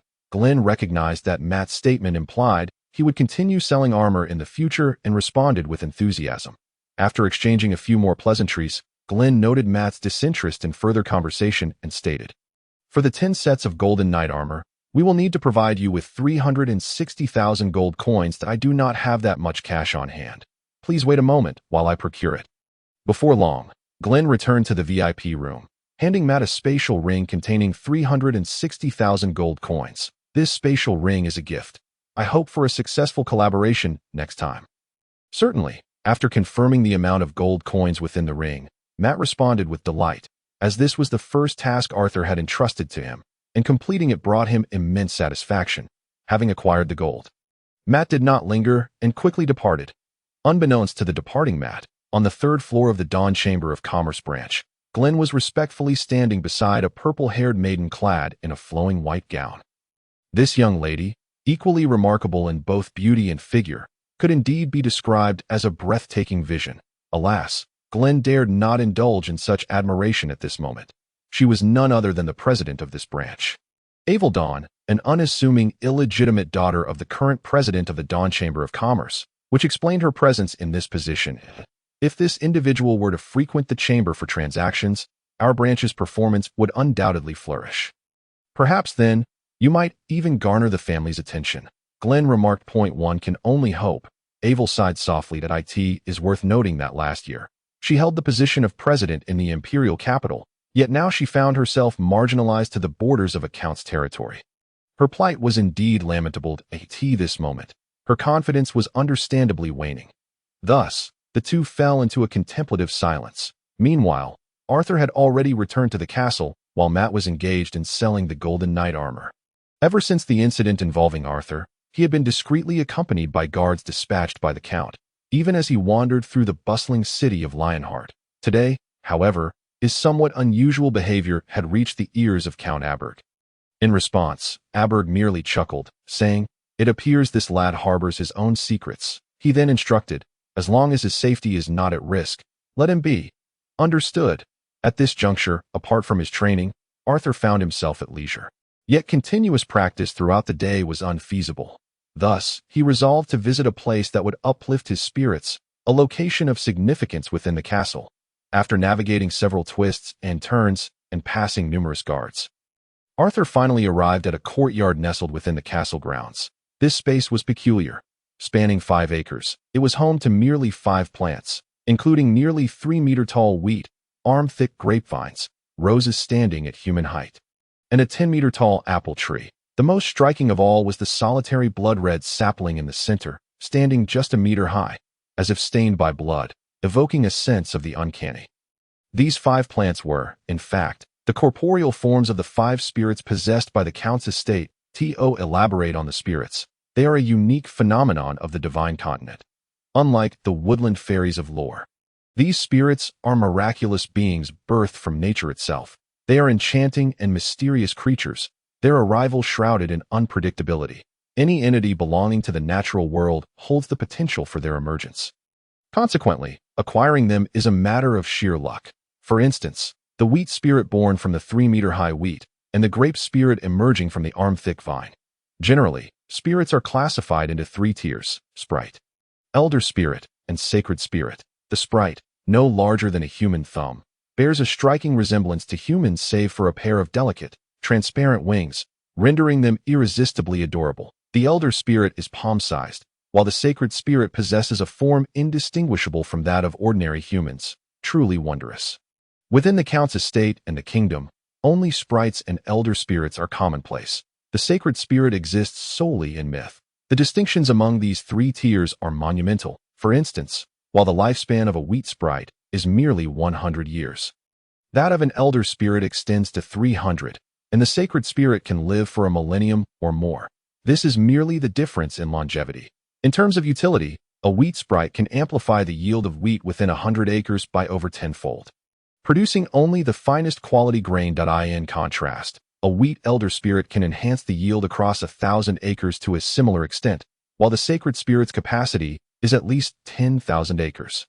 Moreover, sprites are divided into 3 categories: plant sprites, mineral sprites, and special sprites. For example, a mineral sprite such as the gold mine sprite can increase the ore's yield, and the higher the spirit's tier, the more gold can be extracted, continuously increasing over time. As for the special sprite, Arthur had before him a prime example: the blood-red tree at the heart of the courtyard, known as the blood-refining fruit tree, which possesses the ability to purify the bloodlines of magical beasts. While special sprites share similarities with plant sprites, they differ in that they do not enhance the yield of vast expanses of the same plant. Rather, they can significantly shorten the maturation period of such plants. Typically, these special flora require 10 years or even a century to mature, yet with the emergence of a sprite, they may reach fruition in merely 2 years or even less. In a sense, special sprites are often magical plants with unique properties. Currently, the Count's territory boasts a total of 6 spirits: 1 mineral sprite, for plant sprites, and 1 special sprite. The mineral sprite is a gold mine sprite, stationed outside the city, generating an annual income of 100,000 gold coins for the Count's estate, with a continuous yield for a century. The special sprite, as previously mentioned, is the blood-refining fruit tree, the sole elder spirit in the Count's domain. With a lifespan of 300 years, it has transformed the tree's yield cycle from 50 years to an annual harvest. The blood-refining fruit tree forms the foundation of the Count's territory, enabling the cultivation of over 200 magical beasts known as the Golden Sharp Lions, instilling fear across the land. This also serves as the origin of the Count's title, Lionheart. It is noteworthy that magical beasts are typically fierce and difficult to tame, making it a formidable challenge for humans to train them as mounts. thus rendering the cavalry units within the entire kingdom exceedingly rare. The golden sharp lions bred within the count's estate, however, are gentler, having been cultivated from ordinary lions using the blood-refining fruit, making them suitable for riding. The reason for choosing lions is due to a secret potion acquired by the count in his early years, which, when combined with the blood-refining fruit, proved particularly effective on lions. This amalgamation of various elements has forged the illustrious reputation of the current Lionheart cavalry. As for why Arthur found this place so pleasing to the spirit, upon his arrival in the courtyard, he was greeted by a series of delightful chirps. Soon, for tiny figures, no larger than his thumb, along with a palm-sized sprite, flitted towards him, their transparent wings fluttering gracefully. Due to certain conventions, spirits typically manifest in the form of young girls, and these 5 sprites were no exception, exuding an exceptional cuteness. The sprites quickly alighted upon Arthur's cheek, nuzzling against him and imparting a soft, warm sensation. It was undeniably heartwarming. However, this warmth was fleeting, as the mischievous little creatures soon scampered atop Arthur's head, playfully tugging at his hair. These 5 tiny beings, who both feared and adored their master, Count Abert, displayed a fondness for Arthur and Alina, albeit with a hint of mischief that in response. Arthur felt neither anger nor the desire to scold them. As he frolicked with these little companions, he silently resolved to grant them the next few opportunities for replication. After all, acquiring these spirited beings would yield considerable benefits. Should he procure them through replication, his profits would be immense. Following half an hour of playful antics, Arthur departed the courtyard, his demeanor markedly more cheerful. Thus, 10 days passed, leading to the day designated for Arthur's meeting with Matt. Early in the morning, Arthur eagerly made his way to the secluded courtyard he had previously rented. As was customary, he stationed 2 guards at the entrance before entering the small dwelling alone. Upon closing the door behind him, Arthur was soon greeted by Matt, who emerged from the shadows. Upon seeing Arthur, Matt clenched his right fist and placed it upon his left chest, bowing in a gesture of respect. "My lord." This form of salutation was reminiscent of a salute from a bygone era, a gesture representing a subordinate's reverence towards a superior, albeit less formal than a kneeling position. This was a request made by Arthur himself. After all, it would be inappropriate to kneel upon every encounter, reserving such displays for significant matters that in most instances, this fist-to-chest salute sufficed. Nodding slightly in acknowledgement, Arthur inquired, "How did the armor sales fare? How many gold coins did you acquire?" In response, Matt produced a spatial ring, stating, "I sold all the armor to the Dawn Chamber of Commerce in the city, at a unit price of 360,000 gold coins, totaling 3,600,000 gold coins. Additionally, with the 100,000 gold coins you entrusted me for weapon purchases, I have 20,000 remaining. Therefore, this ring contains a total of 3,620,000 gold coins." Upon hearing Matt's words, a smile instantly graced Arthur's face as he nodded repeatedly, exclaiming, "Indeed, to sell a set of armor for 360,000 gold coins is truly beyond my expectations. As for the remaining 20,000, you may keep it. A golden knight ought to have a bit of wealth on hand." With that, Arthur took the 360,000 gold coins from the spatial ring that Matt had handed him.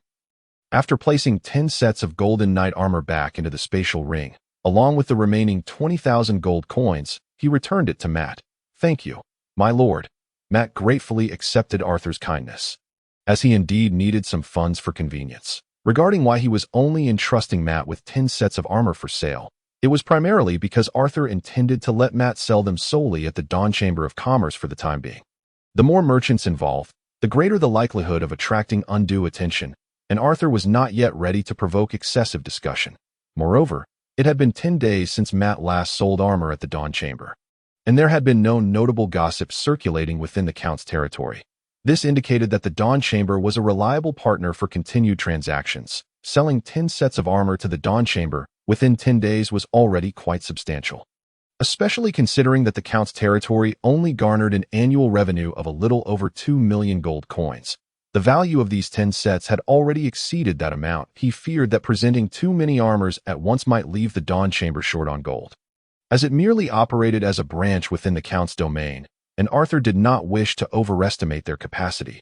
Once the transaction was complete, Arthur intended to take his leave, but Matt called out to him, "My lord." There is one more matter I wish to discuss with you. Over the past 10 days, I have observed that individuals from the Count's household have been monitoring this area. However, their highest-ranking member is merely of silver tier. And they have not detected me. They only conducted their inquiries during the days of your arrival, and have not returned since. It seems they have come again today. Understood. Arthur acknowledged, aware that matters concerning the Count's household were solely within Matt's purview to disclose. And thus he refrained from further comment. On the other hand, upon hearing from Matt that the Count's people were tracking him, Arthur surmised they were likely sent by his father for his covert protection, and thus chose not to intervene. What occupied Arthur's mind most was the realization that he had finally struck it rich, with meteor shower scrolls priced at 100,000 gold coins each. He could purchase over 30, easily obliterating 300,000 ordinary troops. Even if they were priced at 1 million gold coins each, he could now afford 3 invincible Earth Knights, significantly enhancing his sense of security. This prospect left Arthur with a subtle smile lingering on his lips for the following days. Time swiftly passed, and 20 days later, they entered the next month, May. During this period, Matt conducted 2 additional transactions with the Dawn Chamber, which resulted in Arthur's spatial ring accumulating an impressive 7,200,000 gold coins, coupled with the previous remaining 280,000, 370,000 minus the 90,000 spent on 30 sets of armor. Arthur's savings astonishingly approached 10 million gold coins. This sum was nothing short of astronomical and kept Arthur's spirits high. The Dawn Chamber indeed fulfilled Arthur's expectations, facilitating a transaction every 10 days. This was already the utmost they could manage. However, the Dawn Chamber's branch guaranteed that in a few months, they would significantly bolster their procurement capabilities. In reality, a transaction of 10 million gold coins within a month was already an astronomical figure. By this calculation, the annual income could exceed 100 million gold coins, which Arthur suspected was comparable to the royal family's yearly revenues. On the other hand, Arthur's current strength was somewhat inadequate to safeguard his newfound wealth. After all, his strongest card was still the Earth Knight tier mountain giant, while the kingdom's mightiest warriors were legendary knights. 2 tiers above him to preserve his current riches, he would need at least a Sky Knight level protector. Thus, Arthur contemplated whether to adjust his plan to replicate more formidable beings, enabling him to safeguard his immense wealth. The outcome of this would depend on the products available in the new month's personal shop. Should he draw a Sky Knight or stronger, he would proceed to replicate a pixie. If not, Arthur would implore his mother, Charlotte, to accompany him to visit his grandfather, the Griffin Duke. After all, the Griffin Duke possessed Sky Knight strength.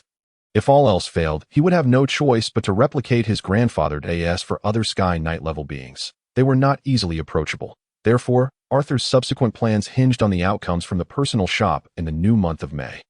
Following a routine of refreshing himself as he had in the previous month, he once again fervently implored the deities before eagerly clicking the lottery button in his personal shop. The red lottery box trembled violently.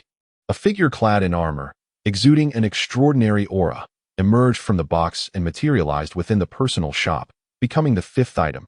Astonishingly, it was a person, a knight. Arthur was taken aback upon making this initial conjecture, as this marked the first time he had drawn a human. Curiously, he clicked to investigate further. A royal knight commander from the kingdom during its decline, who fought until the very last moment. A true warrior. Possessing peak Sky Knight strength, the price was set at 1 million gold coins. Upon reading the description, Arthur's first reaction was not merely gratitude that the personal shop had indeed granted his wish by providing a Sky Knight, but rather a realization that this Sky Knight was likely a deceased individual. Arthur had not anticipated that the personal shop could summon the departed. This possibility hinted at even greater surprises in the future. With this thought, Arthur's shock transformed into exhilaration after a moment of elation. However, when Arthur noticed the 1 million gold coin price for the Sky Knight, he couldn't help but furrow his brow. It wasn't that he found the price exorbitant.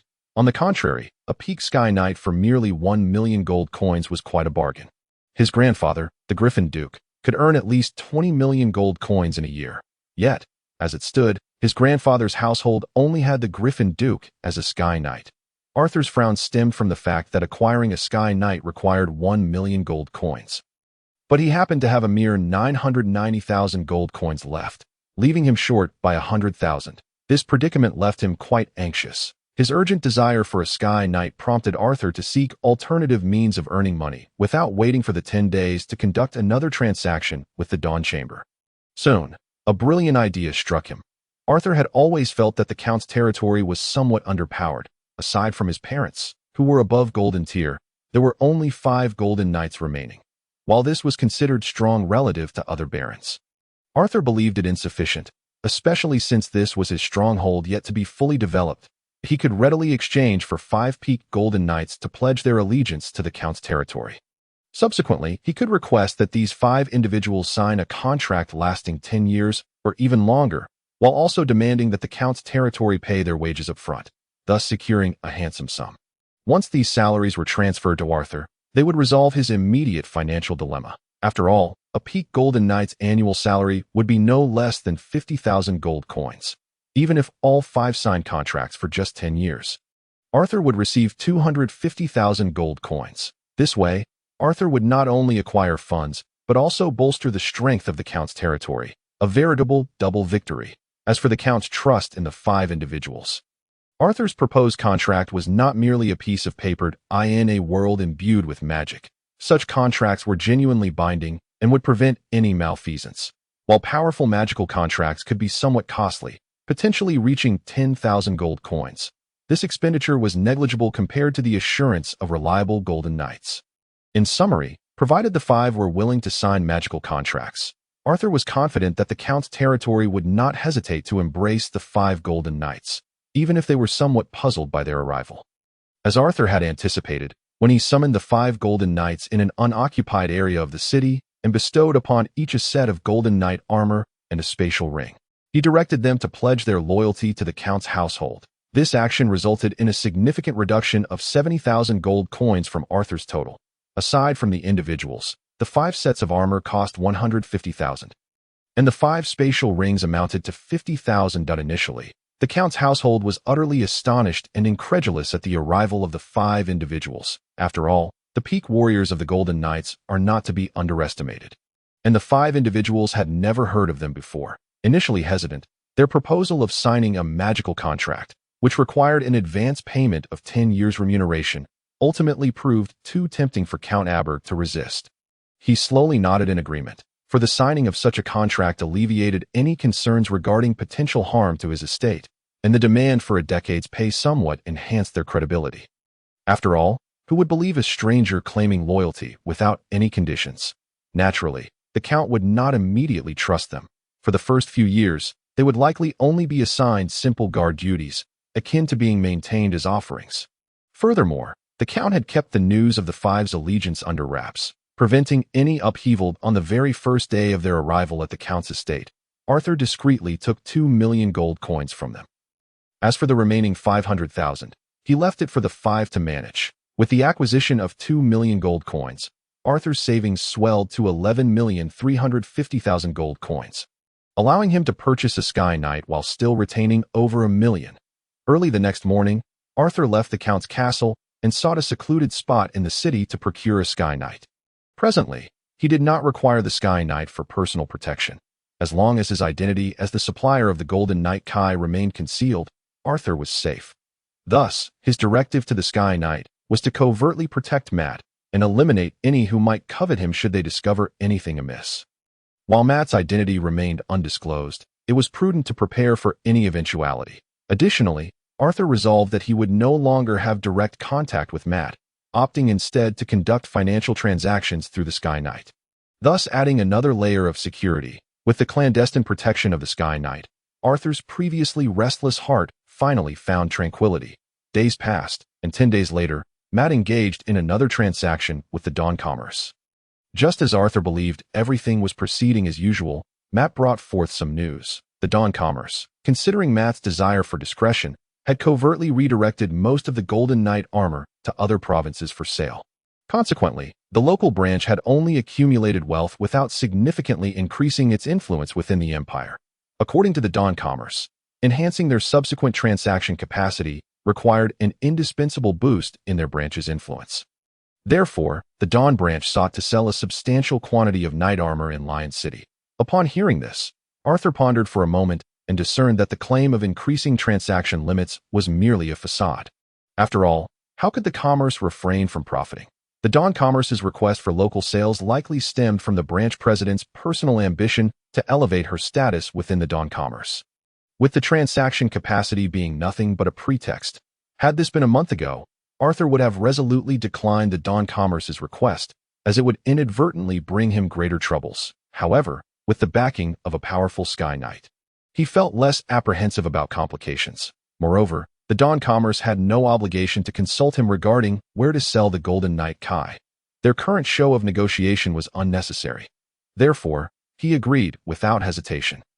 On the Dawn Commerce's side, after Matt delivered the news of acceptance, the branch president, Evel, who had been marginalized to the Count's territory and rarely displayed a smile, now radiated an unprecedented joy on her captivating face.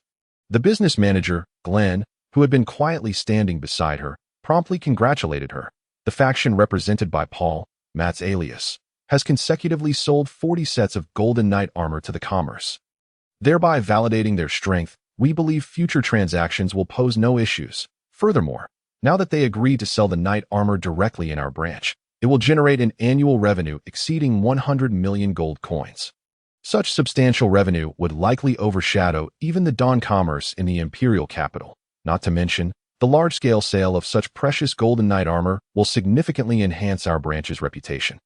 And we shall soon become the foremost branch of the Dawn Commerce in the Kate Empire. In due time, the president will witness the lady's efforts, and those who ostracized her will have nothing to say. Indeed, Evel found herself genuinely grateful to Paul and the forces behind him. Compared to a month prior, her countenance now bore a notable increase in smiles. Meanwhile, Arthur remained oblivious to the gratitude he had unwittingly garnered from a young lady. Having received the Count's permission, he now stood at a gold mine located outside the Count's city, a site inhabited by the sixth little ferry of the Count's estate, the Gold Mine Ferry. For Arthur, who possessed a portable shop, gold coins were paramount. Thus, the first ferry he sought to replicate was the one capable of producing an endless supply of gold, equivalent to gold coins. Once the ferry recognized its master, it could not pledge allegiance to another unless the current master relinquished the contract. Even if the master were to meet with an untimely demise, the ferry would only perish from sorrow and despair. Such unwavering loyalty made these little beings all the more endearing. The ferry's loyalty resulted in the mine's defenses being less formidable than Arthur had anticipated, consisting merely of 5 silver knights and 10 bronze knights. Of course, this could also be attributed to the mine's proximity to Lion City. Any potential attackers could be swiftly repelled. Familiar with the guards, Arthur faced no hindrances and soon encountered the thumb-sized, resplendent gold mine ferry. After playfully engaging with the little creature, he proceeded to replicate it, only to discover that mere contact with the ferry was insufficient for replication. Initially, Arthur feared that the ferry could not be replicated, causing a moment of trepidation. However, he quickly identified the issue. Replicating the ferry's essence, which resided in a unique gold ore, proved successful. Yet, Arthur remained cautious and promptly accessed the item in his portable shop, displaying the ore's image, a piece of gold ore infused with miraculous power, nurturing a corresponding gold mine ferry. Each ferry possesses a lifespan of 100 years and can yield a yearly output valued at 100,000 gold coins. Price: 10,000 gold coins. Note: given that such ferries produce gold coins, unrestricted purchases would disrupt the pricing equilibrium of the portable shop. Thus, limitations apply. Only 100 ferries may be acquired per year. After reviewing the shop's description, Arthur felt a tinge of disappointment that it appeared he could not exploit the bug within the portable shop. If he could purchase them without limit, he could find an isolated location, procure ferries for mining, and quietly amass an inconceivable wealth of gold. Alas, it seemed such loopholes remained out of reach. Nevertheless, upon reflection, acquiring 100 gold mine ferries annually was considerable, amounting to 10 million gold coins. One ought not to be overly greedy. With this thought, Arthur's spirits lifted significantly. After completing the replication, he spent a little more time frolicking with the gold mine ferry before departing back to the city a month and a half later. With merely a week remaining before Arthur's 3-month deadline for exploration, the day was blazing with sunlight as he diligently trained in the martial arts arena, sweat pouring down his brow as he wielded a knight's sword with a powerful whoosh.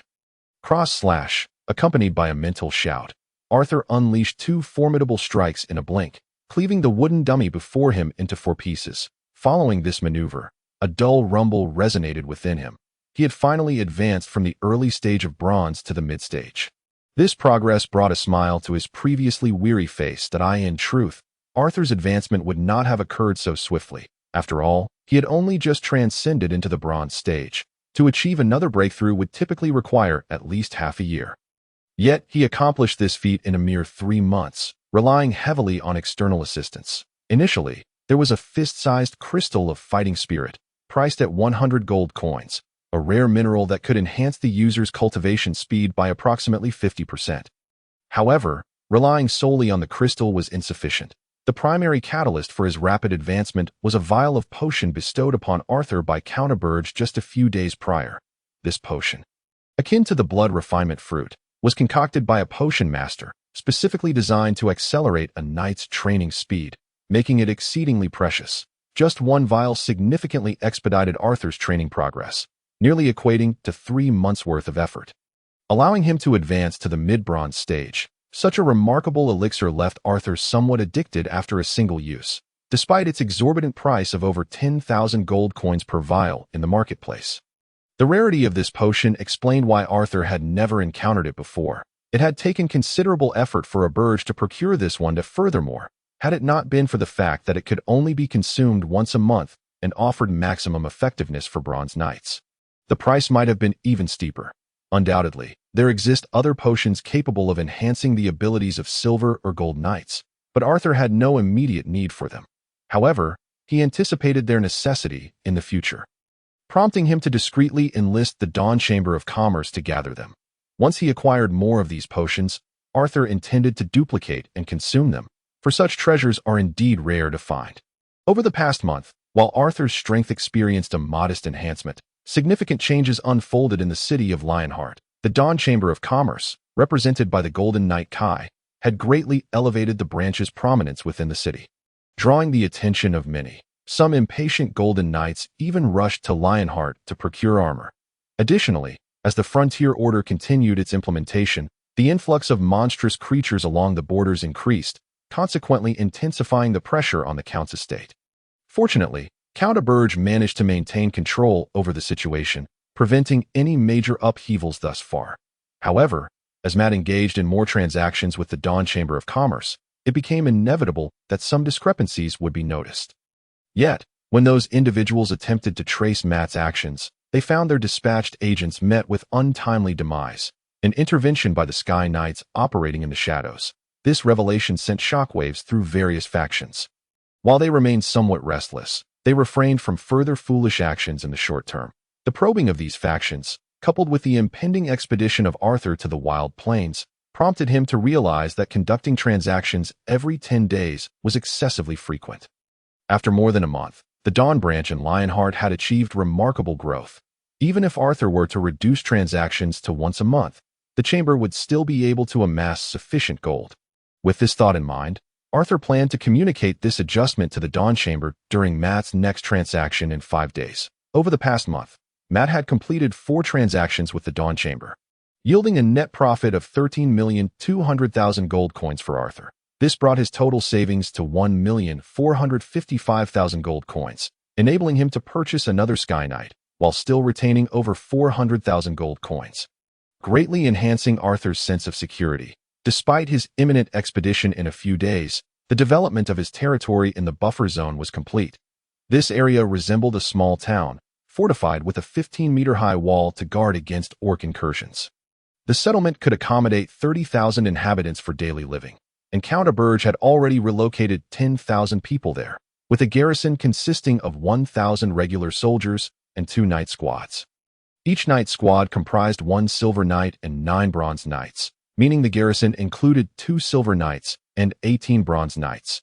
This military force was sufficient to withstand minor orc attacks, a capability that many barons lacked. Beyond 50 miles from Arthur's small town lay other settlements, varying greatly in size. The larger ones were comparable to Arthur's town, while the smaller ones housed merely 1,000 residents, with a few dozen structures surrounded by 2-meter-high earthen walls.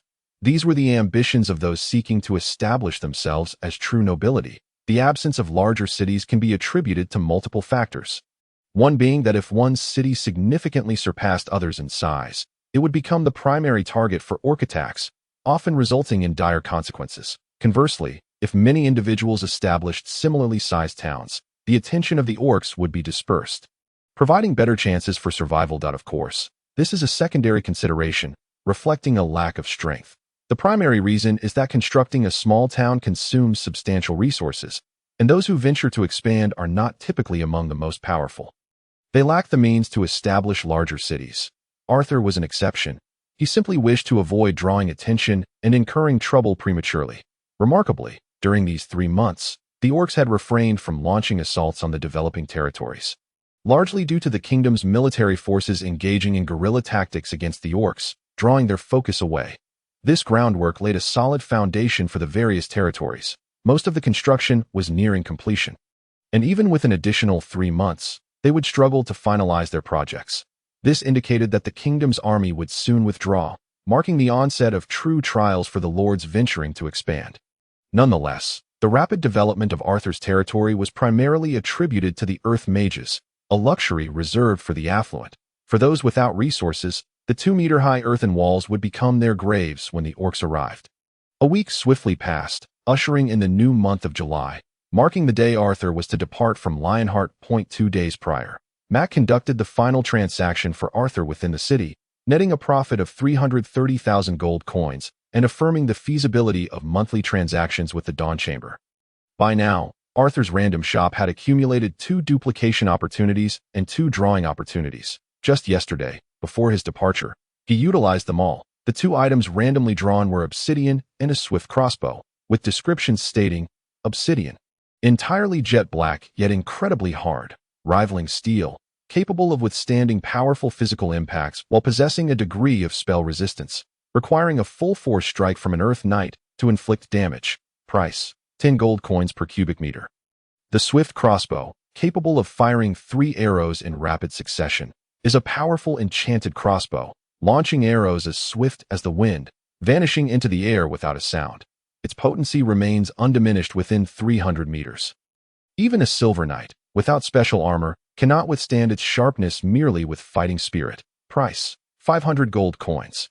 Note, crossbow bolts can also be purchased separately, standard iron bolts, 1 gold coin for 100. Armor-piercing bolts, 1 gold coin for 10. These 2 items were indeed valuable, but in comparison to the previous 3 draws, they represented a noticeable decline. It seemed that the randomness of the draw did not guarantee the acquisition of rare items each time. Luck played a significant role, and one could end up drawing mere branches in the future. The thought of such a scenario sent a shiver down Arthur's spine. How terrifying. As for the 2 duplication opportunities, Arthur chose to replicate a bag of finely ground wheat flour, as he would need ample food to sustain the many people he planned to support. It was prudent to be prepared. When asked why he did not replicate a wheat sprite, Arthur reasoned that a single sprite could only enhance the yield of 100 acres of wheat, which was rather meager. He might consider replicating a greater sprite. But since it pertained to food, purchasing finished flour was far more appealing. For his final duplication opportunity, Arthur realized that there were no healers or healing items within his party and aimed to seek out something in that regard for replication. Healing was traditionally the forte of life and light mages, while water mages could manage adequately. Among the other mages in his territory, apart from his mother, Charlotte, the highest rank was merely that of a mage knight. However, unless absolutely necessary, Arthur did not wish to replicate his relatives, as it felt somewhat peculiar. Thus, he selected a life mage for duplication. Today marked the day Arthur would embark on his expedition to the Wild Plains.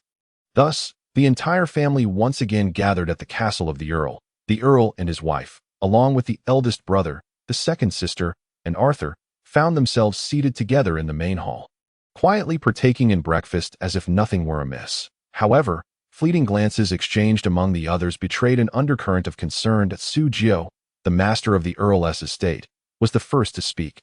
I shall refrain from unnecessary words. Just be cautious on your journey. Rest assured, I shall carve out a vast territory in the Wild Plains. Besides, are you not all aware of the circumstances surrounding my small town? Father's arrangements are quite adequate. As long as we do not encounter a horde of orcs, There is no cause for alarm regarding safety. The second sister, known for her forthrightness, sensed the atmosphere becoming somewhat somber and quickly added, "My younger brother's small town lies merely 20 miles from our earl's territory. Should he truly face peril, a signal will summon our border troops within mere minutes.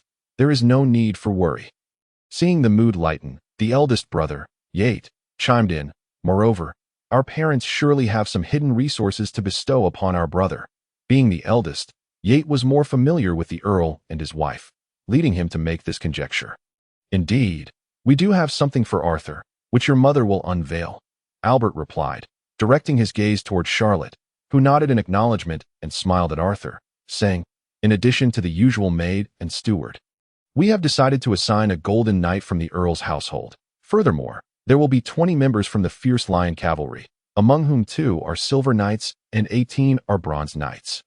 The members of the fierce lion cavalry ride magical beasts, enabling them to overwhelm 3 to 5 times their number in adversaries. With such strength, even a typical viscount's territory would struggle to vanquish you. Thus we feel reassured." As Charlotte spoke, expressions of astonishment appeared on the faces of Yate, Elena, and Arthur. They were taken aback by the generosity of the earl and his wife. Although Arthur's concealed strength far surpassed the number of strong individuals they had mentioned, one Sky Knight alone was immensely formidable. Such a plethora of powerful allies amounted to a significant fraction of the earl's forces. And this gesture deeply moved Arthur that it was vital to remember that those venturing into the wild plains might never return. Faced with such affection, Arthur found himself at a loss for words. Simply expressing, "Thank you, father and mother, I shall take care and ensure my endeavors are successful." Upon hearing this, Earl Albert nodded slowly. He had sensed something amiss with Arthur over the past few months, yet had refrained from probing deeply, silently wishing that this young lad would bring him some surprises. "Yes, we believe in you. Indeed, our brother will succeed." The others echoed their faith in Arthur's promise. An hour later, Arthur stood ready at the gates of the fierce lion city. The supplies, including food and other essentials, had already been transported by the earl to the small town, and even the steward, maids, and officials had arrived ahead of him to prepare for his arrival. Consequently, the current group comprised fewer than 30 individuals, consisting of the 21 strong allies mentioned earlier, along with Arthur and his devoted maid. Coroned at that moment, Arthur donned gleaming silver golden knight armor, astride a magnificent white steed, exuding an aura akin to that of a princely figure. Corona, possessing the prowess of a silver knight, was similarly clad in fitting armor that, despite its coverage, could not conceal her alluring figure, complemented by her flowing silver hair, evoking a striking presence. The golden knight accompanying them was Chris, whom Arthur had chosen months prior to emulate the golden knight. As the captain of the castle's guard, Chris boasted peak golden knight strength, illustrating the earl's earnest intentions in sending him to accompany Arthur. Apart from these 3, the remaining 20 individuals rode upon magnificent golden lions. The elite fierce lions, magical beasts of the gold attribute, sported skin as resilient as metal, with razor-sharp claws reflecting chilling glimmers that sent shivers down spines. The 18 bronze knights, mounted on these elite beasts, despite their bronze status, stood at an imposing height of 2 meters, instilling awe in onlookers. The 2 silver knights, upon their silver elite lions, were even more formidable, towering at a terrifying 3 meters, compelling most to gaze upward in admiration. The pressure they exuded was unparalleled. Against such a cavalry, ordinary knights and steeds would stand no chance. It was no wonder the Golden Lion cavalry could contend against at least 3 foes simultaneously. One might ponder how magnificent it would be to ride such fearsome magical beasts, but the reality is that such creatures cannot be ridden at will. A bond must be cultivated from a young age. Otherwise, a stranger attempting to mount them would only risk becoming their meal. This was precisely why Arthur and his companions were still on horseback, under the watchful eyes of the Earl Albert and others. Arthur took a deep breath and declared, "Let us set forth." Following his command, the formidable group, capable of challenging a typical viscount, began their journey, the sound of their hooves resonating as they galloped away. The news of Arthur's impending venture into the wild plains to expand his territory spread rapidly after the Earl's previous recruitment of personnel for Arthur's small town. Given that the fierce lion territory resided on the border, harboring deep animosity toward the marauding orcs, Many townsfolk shouted as Arthur departed, "Lord Arthur, safe travels. Lord Arthur, be sure to slay many orcs." In response to their well wishes, Arthur raised his hand in acknowledgement. Their destination was the wild plains.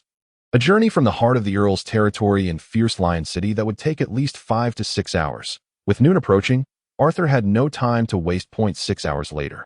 As the golden sun began to dim, Arthur and his companions finally crossed the border, arriving at the small town that belonged solely to him. As they approached within a few hundred meters, Arthur's pace gradually slowed, as he felt a peculiar sensation within. Gazing at the small town, bathed in the golden hues of the setting sun, he realized that he could finally unleash his potential. As Arthur slowed down, the entire group followed suit.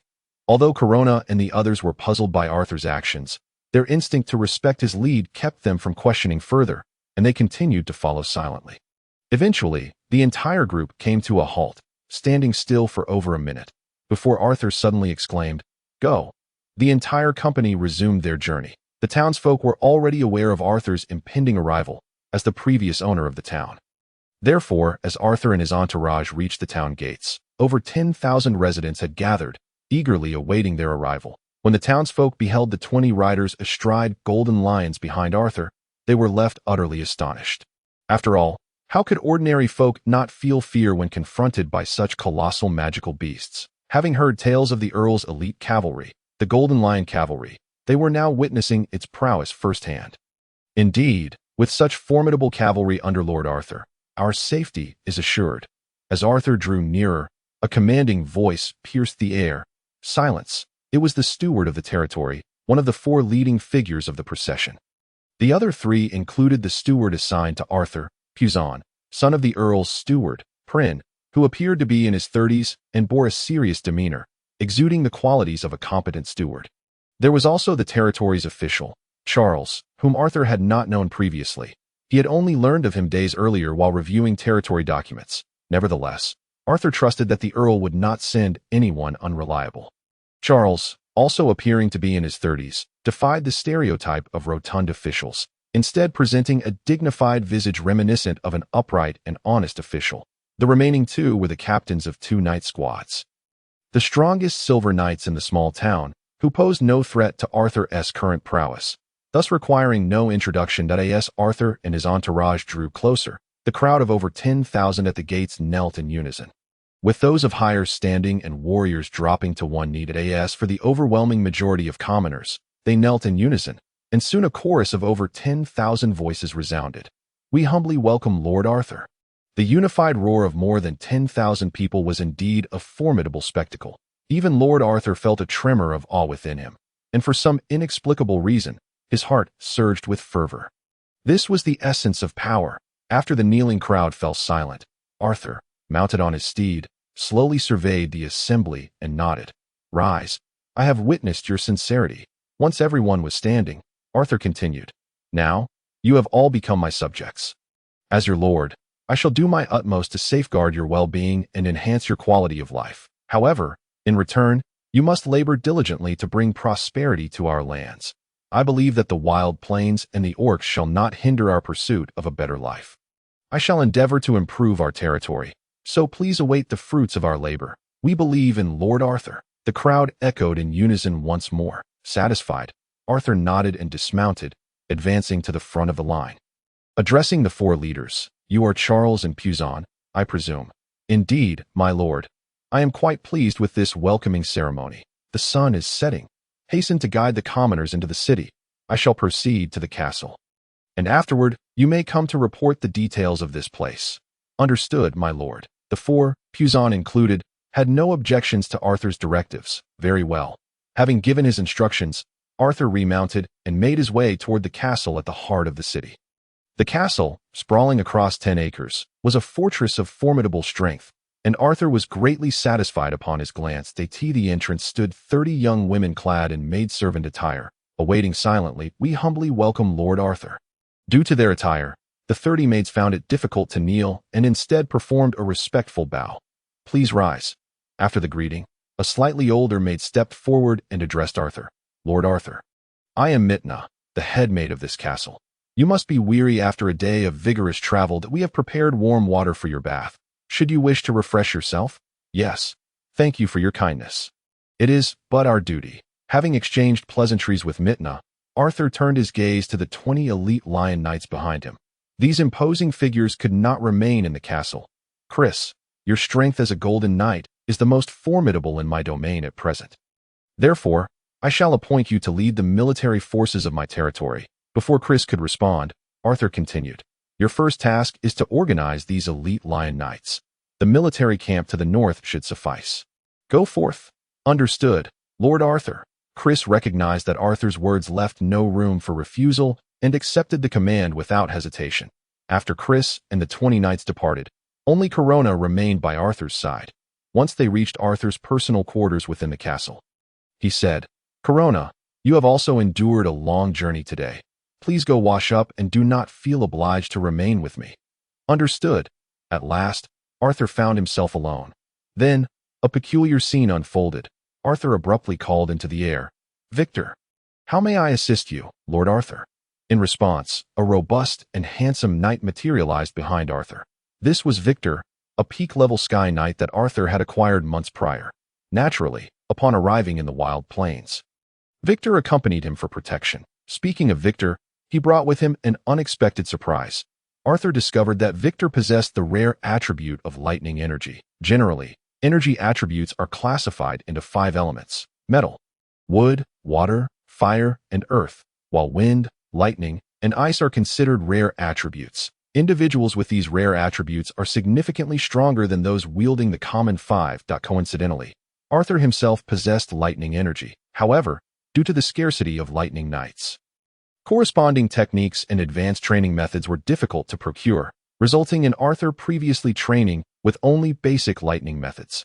Thus, Victor's appearance delighted Arthur immensely, for the knight's experience included knowledge of advanced lightning techniques and training methodologies. This was indeed a fortuitous boon. Arthur had since adapted his training methods to Victor's, learning techniques such as lightning blink and thunder slash, one for mobility and the other for offense, which sufficed for the time being. As for the implications of having Victor by his side, what about Matt, who had attracted attention from various factions in Lion City? There was little cause for concern. After all, those who could navigate such matters were not foolish. Typically, they would refrain from acting rashly without understanding the forces behind Matt, for reckless actions could easily provoke formidable adversaries, something one would want to avoid. Furthermore, Matt himself was a peak golden knight. Unless a land knight intervened, he posed no threat. Upon hearing Victor's voice, Arthur turned and smiled. I have no commands. I merely wish to confirm your presence. Please continue to remain hidden, as you wish. Satisfied that this formidable ally was nearby, Arthur relaxed and proceeded to wash up. An hour later, clad in a brown silk robe, Arthur took his place at the head of the banquet table in the castle's reception hall.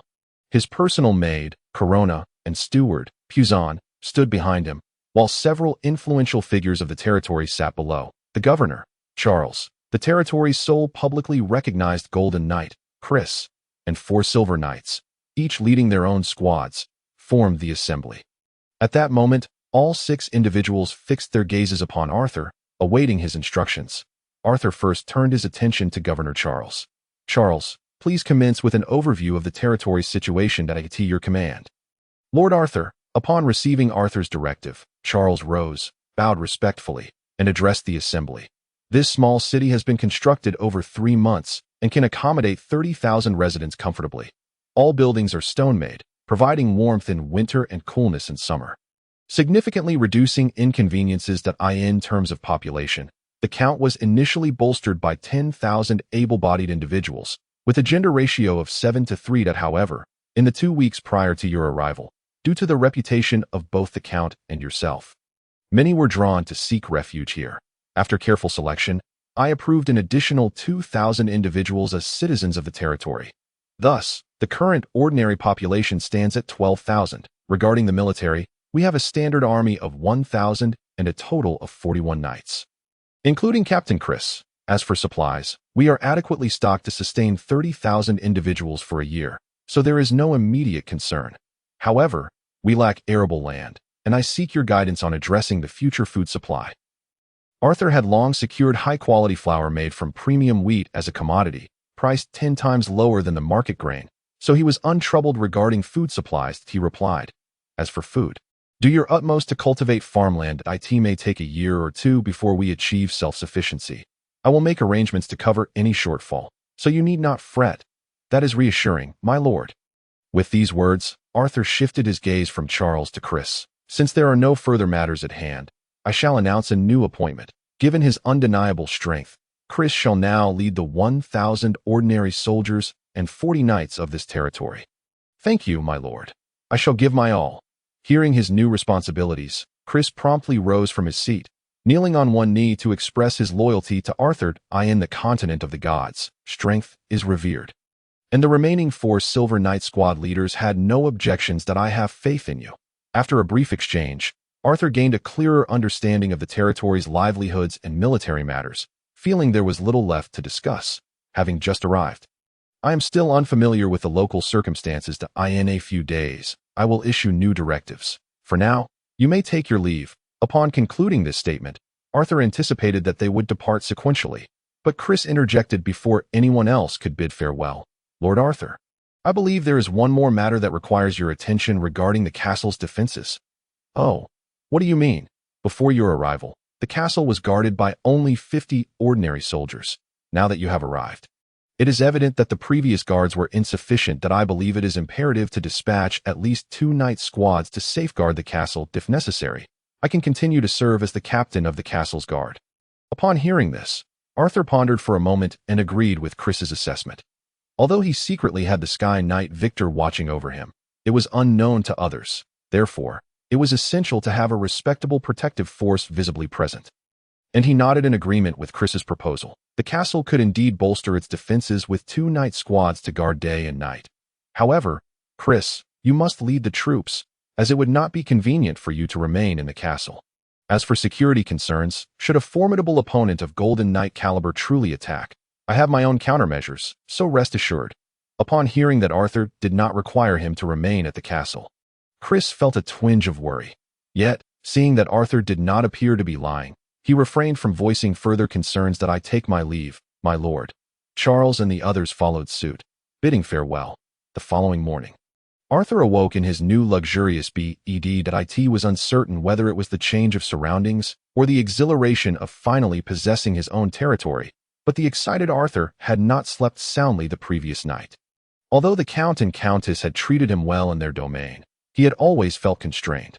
Unlike in the wild plains, where everything within the territory was dictated by his will, the exhilarating sensation of holding power was undeniably thrilling. After a moment of mental stillness in bed, Arthur finally rose to prepare for his daily morning training. Corona had long been waiting by his side, allowing Arthur to behold the sight of a silver-haired beauty donned in a maid's outfit the moment he awoke, which significantly uplifted his spirits. Arthur's rising time was almost fixed, and Corona had already adjusted her biological clock to wake up an hour earlier than Arthur, ensuring she could always be present beside him before his awakening. A truly devoted personal maid. Under Corona's attentive care, Arthur swiftly completed his morning routine. Next came the training. Upon arriving at the castle's training grounds, Arthur suddenly felt disinclined to train alone. He glanced at Corona waiting outside and he realized that compared to her maid attire, the knight's armor she wore yesterday seemed to accentuate Corona's allure even more. With her delicate, oval face complemented by shoulder-length silver hair and a figure-hugging suit of armor, she exuded an icy, commanding presence. He turned to Corona and said, "Change into your armor. We shall spar. Of course, my lord." This request was quite normal, so Corona promptly went to don her armor. Meanwhile, Arthur took the opportunity to equip himself with the formidable Golden Knight armor. After all, sparring could be hazardous, and it was wise to be cautious. In a short while, Arthur and Corona stood at opposite ends of the training field, both peering through the cross slits of their helmets, creating an atmosphere of gravity. Arthur's strength was at the mid-bronze level, significantly lower than Corona's initial silver rank. Thus, he held no hope of victory. His primary aim was to enhance his training. He initiated the assault first. At his current bronze level, Arthur found it impossible to unleash the full power of his techniques, such as Thunder Step and Lightning Slash. Consequently, when he executed Thunder Step, although his speed surged several-fold, Corona, being at the silver stage, could still barely discern his movements as Arthur dashed behind her for a strike. Corona swiftly turned, raising her knight's sword to deflect his attack. Clang! The sound of steel clashing accompanied a shower of sparks. With Arthur's lower rank, he naturally lacked the strength to match Corona's, so after their exchange, he retreated without forcing the issue. The ensuing skirmishes were predominantly Arthur's aggressive strikes, while Corona remained in a defensive stance, effectively allowing him to practice. After all, with Corona's ice attribute fighting spirit, had she unleashed her true strength and enveloped her sword with her fighting spirit, Arthur would have long been rendered powerless to continue their duel. Engaging in prolonged combat with an ice attribute knight was inadvisable. Otherwise, one's physical condition would only deteriorate. Arthur was aware of this, but did not feel disheartened, for the disparity in their ranks was apparent. If Arthur were to reach the silver stage and could cover his entire body with fighting spirit, he would not fear Corona's ice attribute techniques. This moment, Arthur focused on attacking as much as possible to refine the execution of his techniques. He sensed that he was increasingly pressuring Corona. After an hour, breathless and fatigued, Arthur gasped for air. On the other side, Corona, drenched in sweat, marveled, "Truly, the formidable lightning attribute fighting spirit ranks among the most dominant. If your rank were to elevate even slightly to the late bronze level, combined with your impressive techniques, I might struggle to react to your speed." After resting for a moment and regaining his composure, Arthur looked at Corona, who had previously dominated him in their sparring, and smiled. "Corona, do you have any dreams? With your exceptional talent for cultivation, it seems a waste to merely serve as a maid." Upon hearing Arthur's words, Corona was momentarily taken aback. Her cheeks, already flushed from the vigorous battle, grew noticeably warmer, as if she were embarrassed by Arthur's compliment. Once she regained her composure, Corona shook her head repeatedly. "I have no dreams. If I had to say, I simply wish to remain by your side, serving you. Please do not send me away to another place." To be honest, had Arthur been inspired, he could have groomed Corona into the commander of an entire Beast Knight Legion, had she been willing. However, since Corona harbored no such aspirations, Arthur did not press the matter. Moreover, having such a stunningly beautiful yet pure-hearted companion at his side was quite pleasing to the eye. As his thoughts churned, Arthur noticed that Corona seemed on the verge of tears, prompting him to reassure her. "As long as you wish to remain my maid, I will allow you to do so for as long as you desire. You need not worry, really." Upon hearing this, Corona's face instantly lit up with joy as she sought confirmation. "Indeed, wonderful. Thank you, my lord." Seeing Corona so elated by this news, Arthur smiled, realizing that her character was best suited to remain by his side. Once their training concluded, the sun had risen brightly. At this point, Arthur felt ravenously hungry and quickly indulged in a hearty meal. The training of a knight consumed a considerable amount of energy. So even for breakfast, Arthur's fare primarily consisted of meat. Arthur's delight, perhaps due to the influence of magic. This world boasted an abundance of spices, and the flavors of the cooked meat were exceptionally pleasing, sparing Arthur's stomach from discomfort. After finishing his breakfast and refreshing himself, Arthur initially planned to explore the city for a first-hand investigation. However, the arrival of Governor Charles altered his plans. My lord, there are 2 outsiders, each accompanied by 11 formidable individuals of at least bronze knight caliber, claiming to hail from our neighboring lord. Upon hearing of your arrival, they wish to pay their respects. Would you like to receive them?"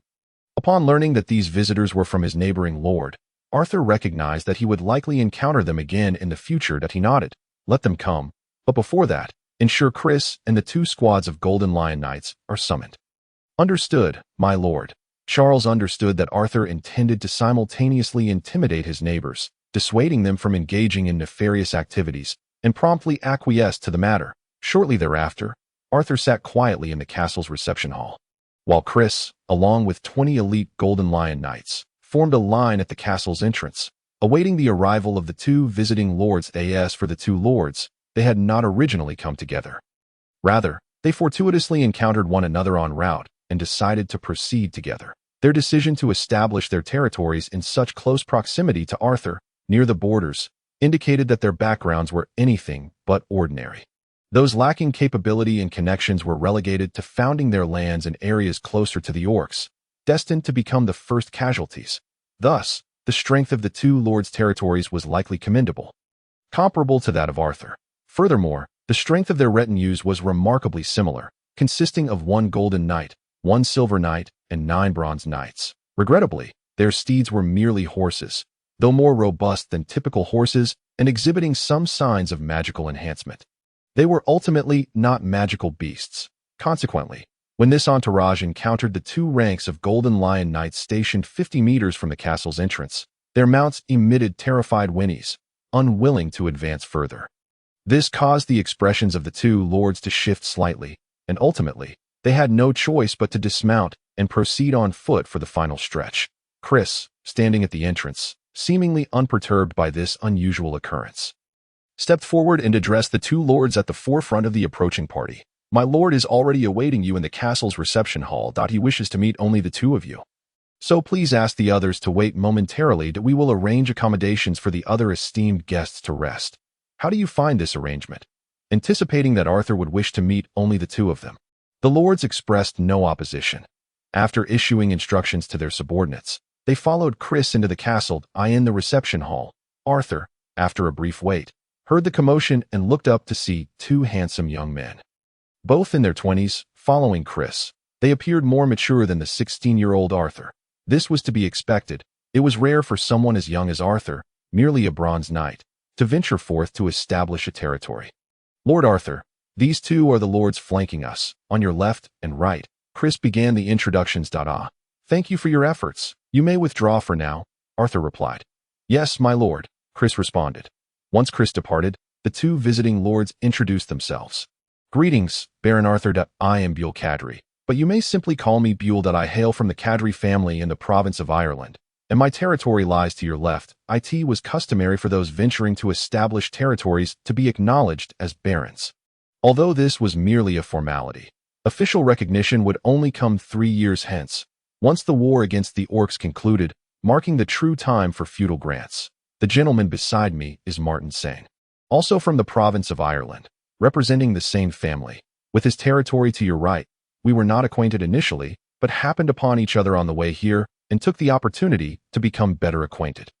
Martin offered a nod of tacit agreement to Buell's self-introduction, revealing his more reserved nature in contrast to Buell's vivacity. Arthur absorbed their introductions and pondered their identities. The Cadry and Sane families were two of the great marquis families in the province of Ireland. Whereas Arthur's own family, the Golden Lion family, was merely an earl's house, thus possessing lesser stature as the son of an earl, Arthur's ability to establish a territory here was largely due to geographic advantage. After all, the Golden Lion territory was adjacent to the border. As thoughts swirled in his mind, Arthur began to introduce himself. So it is Baron Buell and Baron Martin. Although you may already be aware of my identity, I shall nonetheless introduce myself. I am Arthur of the Golden Lion family, from the province of Mundo. It is indeed an honor to have you visit. Please, let us sit and converse." The three men settled into their seats in the reception hall. No sooner had they sat down than the more animated Buell spoke with a smile. "As the province of Mundo has recently been reclaimed from the orcs, its nobles should possess ample land for distribution. Moreover, as I understand it, you, Baron Arthur, are the sole noble from Mundo to venture forth to establish a territory.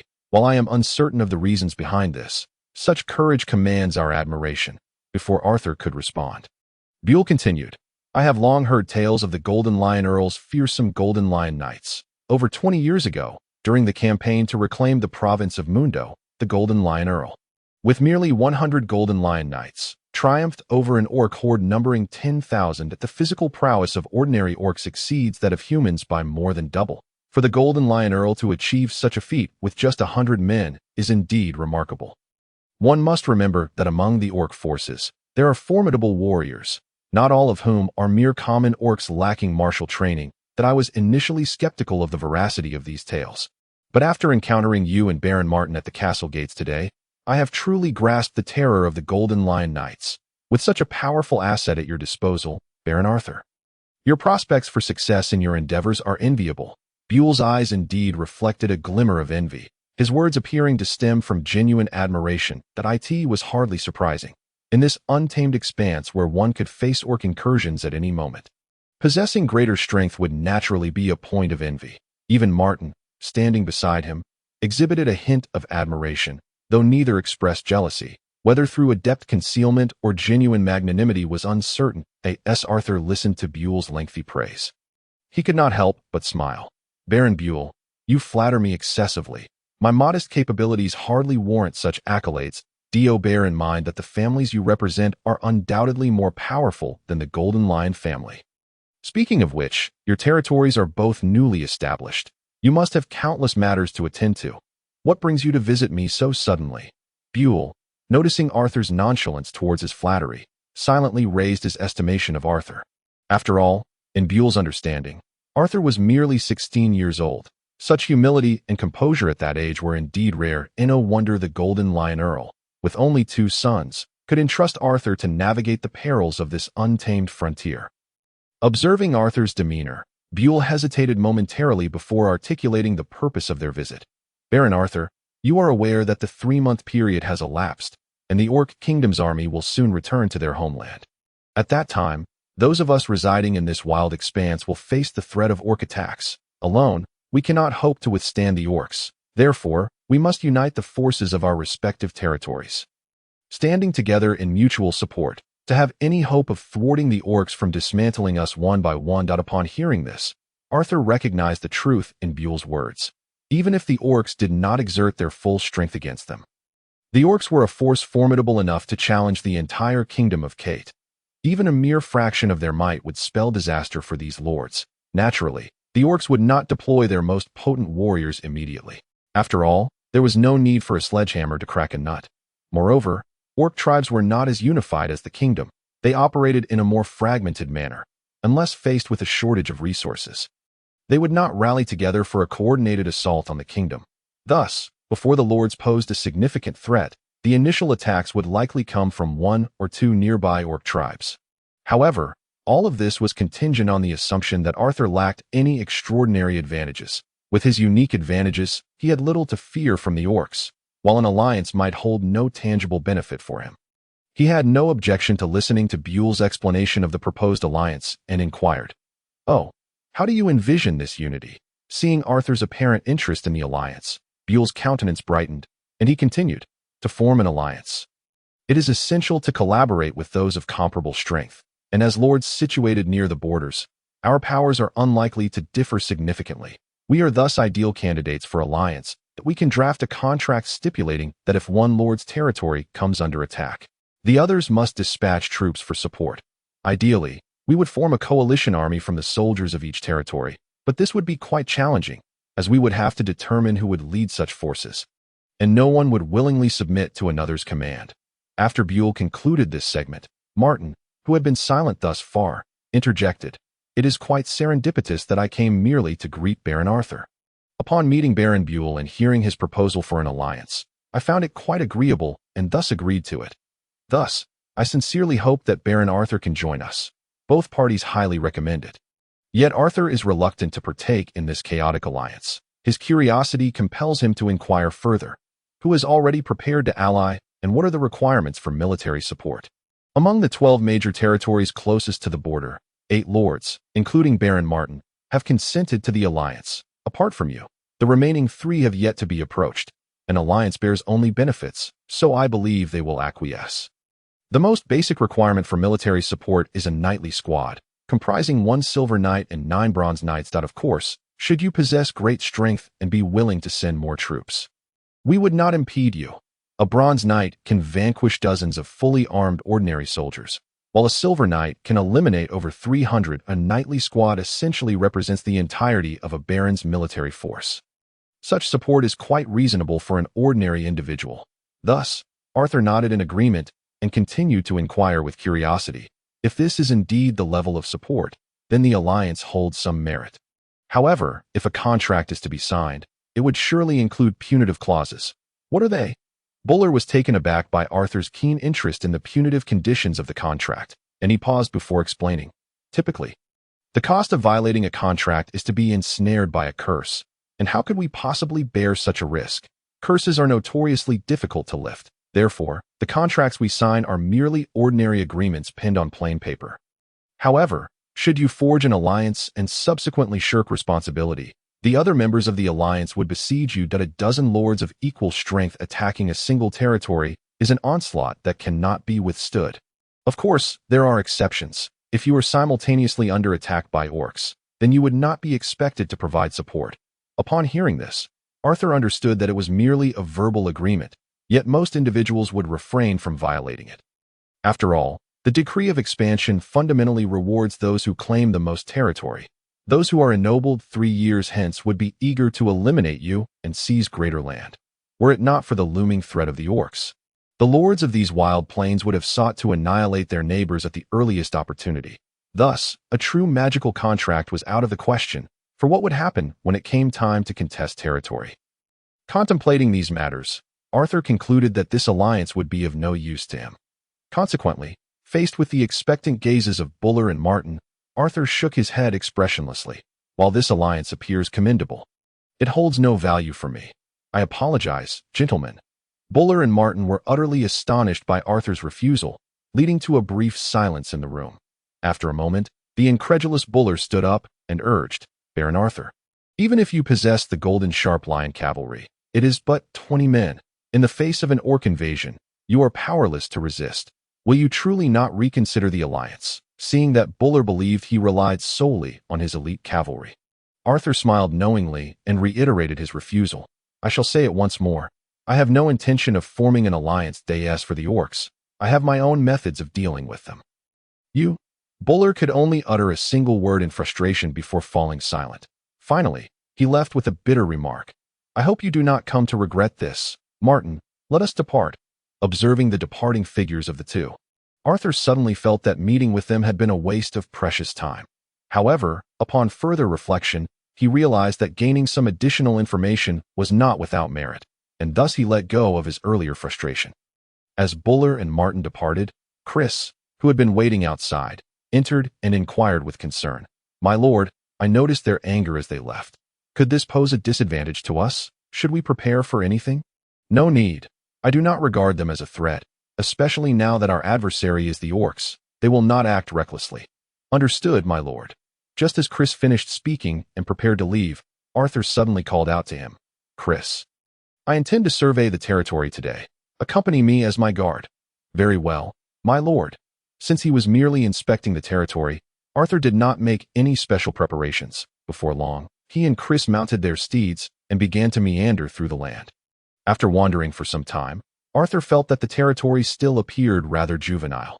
Even though the Earl had made ample preparations and dispatched various skilled craftsmen, including blacksmiths and carpenters, to the territory, the newly established domain remained desolate with its shops yet to open.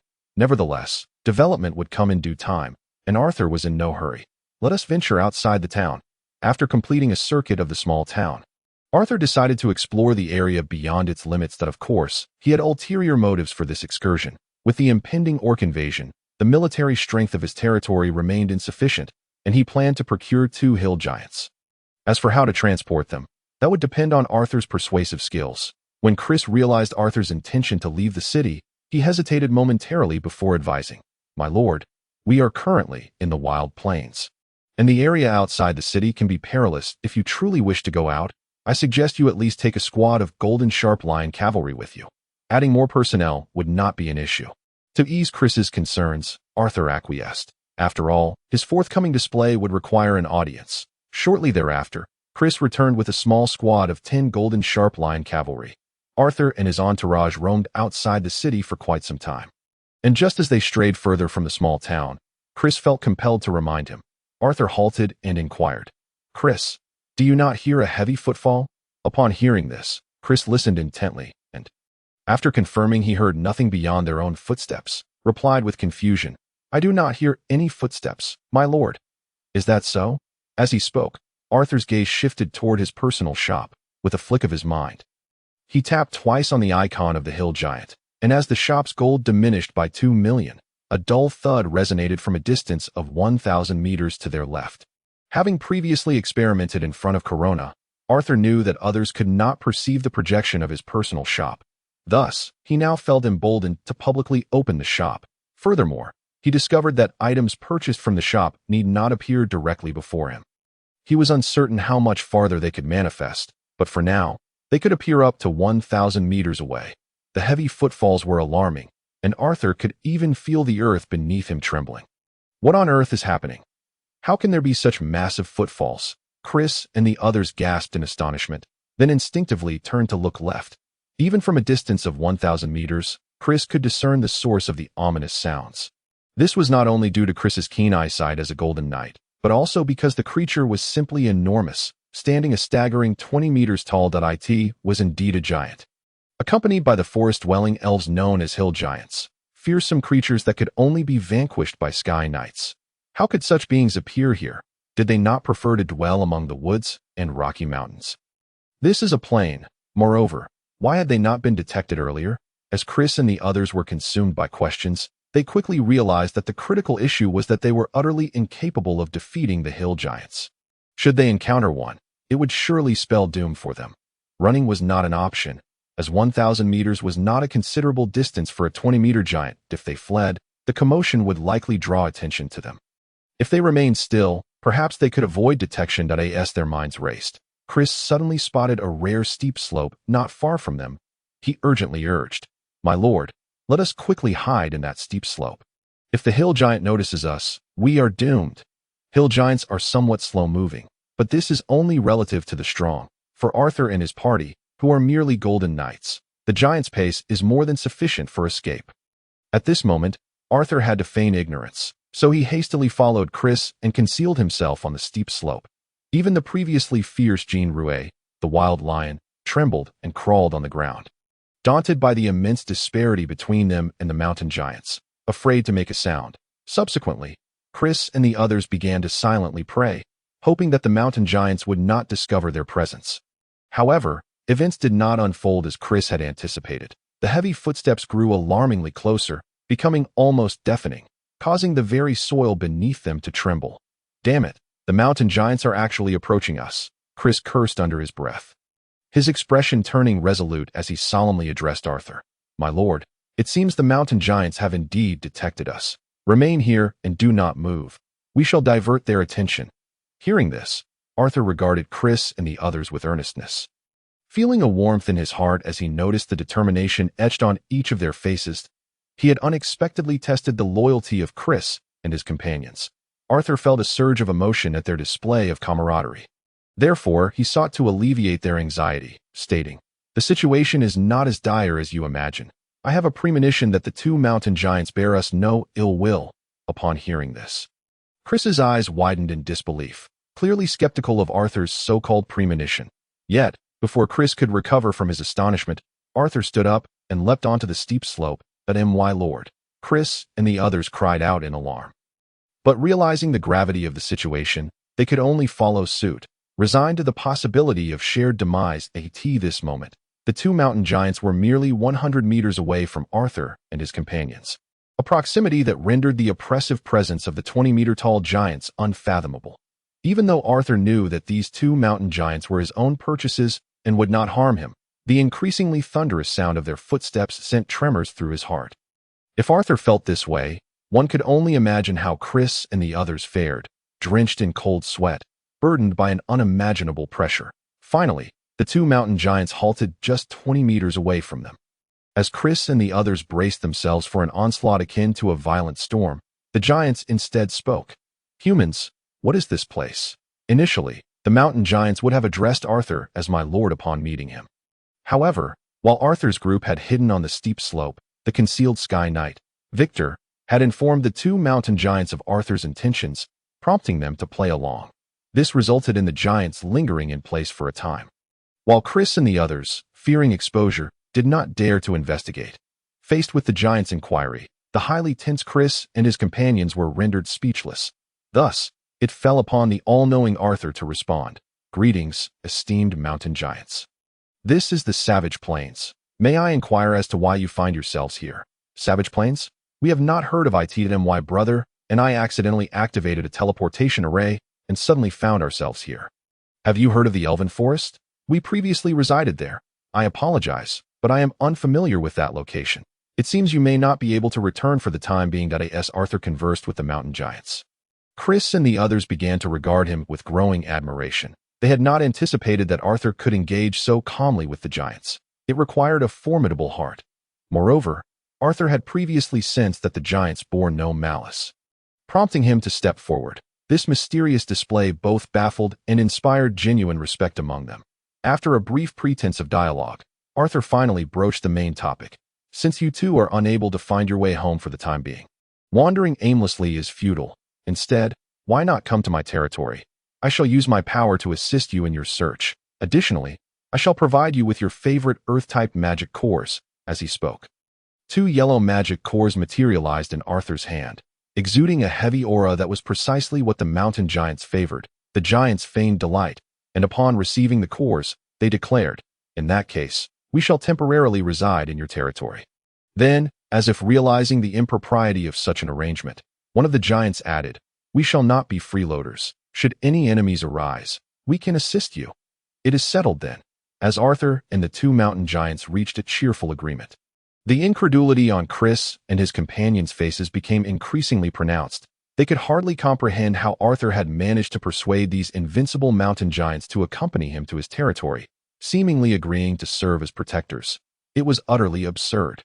They recalled that their previous liege, Count Aborg, possessed merely peak Earth Knight strength, but could not best even one of these mountain giants. Now, the fact that Arthur had secured 2 such formidable beings surpassed even Aborg's might felt like a dream.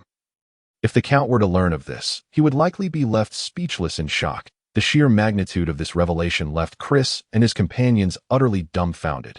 Meanwhile, Arthur had already climbed onto the outstretched palm of one of the mountain giants and stood upon its shoulder. "Chris."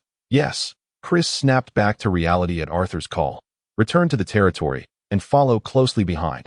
Accompanied by the earth-shaking footsteps, Arthur perched on the shoulder of a mountain giant as they made their way toward the territory. Watching Arthur's retreating figure, Chris and the others felt their admiration for him deepen. Although they could not fathom the nature of Arthur's charisma that allowed him to have the mountain giants agree to bear him on their shoulders, a profound display of trust, they recognized his exceptional capability. Following such a remarkable leader promised a future filled with grandeur and excitement. With this thought, Chris and his companions felt invigorated, smiles gracing their faces as they trailed behind Arthur and the mountain giants. On the journey back, Arthur learned the names of the 2 mountain giants, Zog and Zophie. The giants referred to Arthur as Baron. Given Arthur's current bronze-level strength, it would have been strange for the giants to address him as my lord, rendering their earlier performance meaningless. However, directly calling him Arthur felt disrespectful, leading them to settle on the title of Baron instead. 15 minutes later, as Arthur and his companions drew closer to the territory, the people within began to perceive the immense commotion caused by the mountain giants' movements. The colossal sounds and tremors grew increasingly pronounced with the passage of time, an uncanny phenomenon that prompted the entire town to prepare for potential danger. Warriors hastened to the city walls. Ultimately, the towering figures of the mountain giants came into view. Giants! What terrifying giants! As panic began to spread among the populace, the keen-eyed Silver Knight spotted Arthur atop the shoulder of one of the giants, along with Chris and the others trailing behind. Though incredulous, he quickly urged the crowd, "Do not panic. The Lord is with the giants. They are allies, as the most powerful individual in the city." The Silver Knight's words held weight, and the panic swiftly subsided. With time, as Arthur's group approached within a few hundred meters of the small town, others began to notice Arthur and Chris, entirely dispelling the earlier fear. After the panic, curiosity took hold of the people, wondering why the 2 giants were accompanying their lord and had come to this place.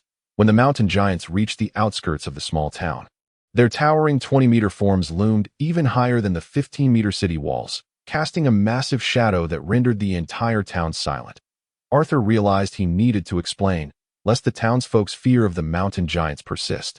"Ladies and gentlemen, I bring you good news. These 2 mountain giants are my new friends, Zog and Zophie. They will be living with us for the time being, and when danger arises, they will stand with us. So there is no need for fear." After the explanation was complete, Arthur did not wait for the crowd's reaction and addressed Zog and Zophie. "Gentlemen, your large stature makes it unfeasible for you to reside within the city. It would be best for you to rest outside the city gates, while also serving to intimidate any outsiders. The Baron is too courteous. We, the mountain giants, are content with the earth as our bed and the sky as our blanket, indifferent to such trivialities. As for dealing with those who harbor ill intentions, that is a promise we made to the Baron, and it poses no challenge. Well then, I leave it in your capable hands." Arthur then left Zophie and Zog outside the city, proceeding with Chris and the others into the town. After a while, the townsfolk finally grasped the significance of the events that had transpired. They had gained two formidable allies, significantly bolstering the strength of their territory, and the threat posed by the orcs had diminished considerably. Long live Lord Arthur! The might of Lord Arthur is unparalleled. As the realization dawned upon them, the crowd erupted in fervent cheers for Arthur, extolling his martial prowess. In that moment, Arthur's renown within the territory reached its zenith. Meanwhile, Zog and Zophie, as mountain giants, were naturally not inclined towards activity.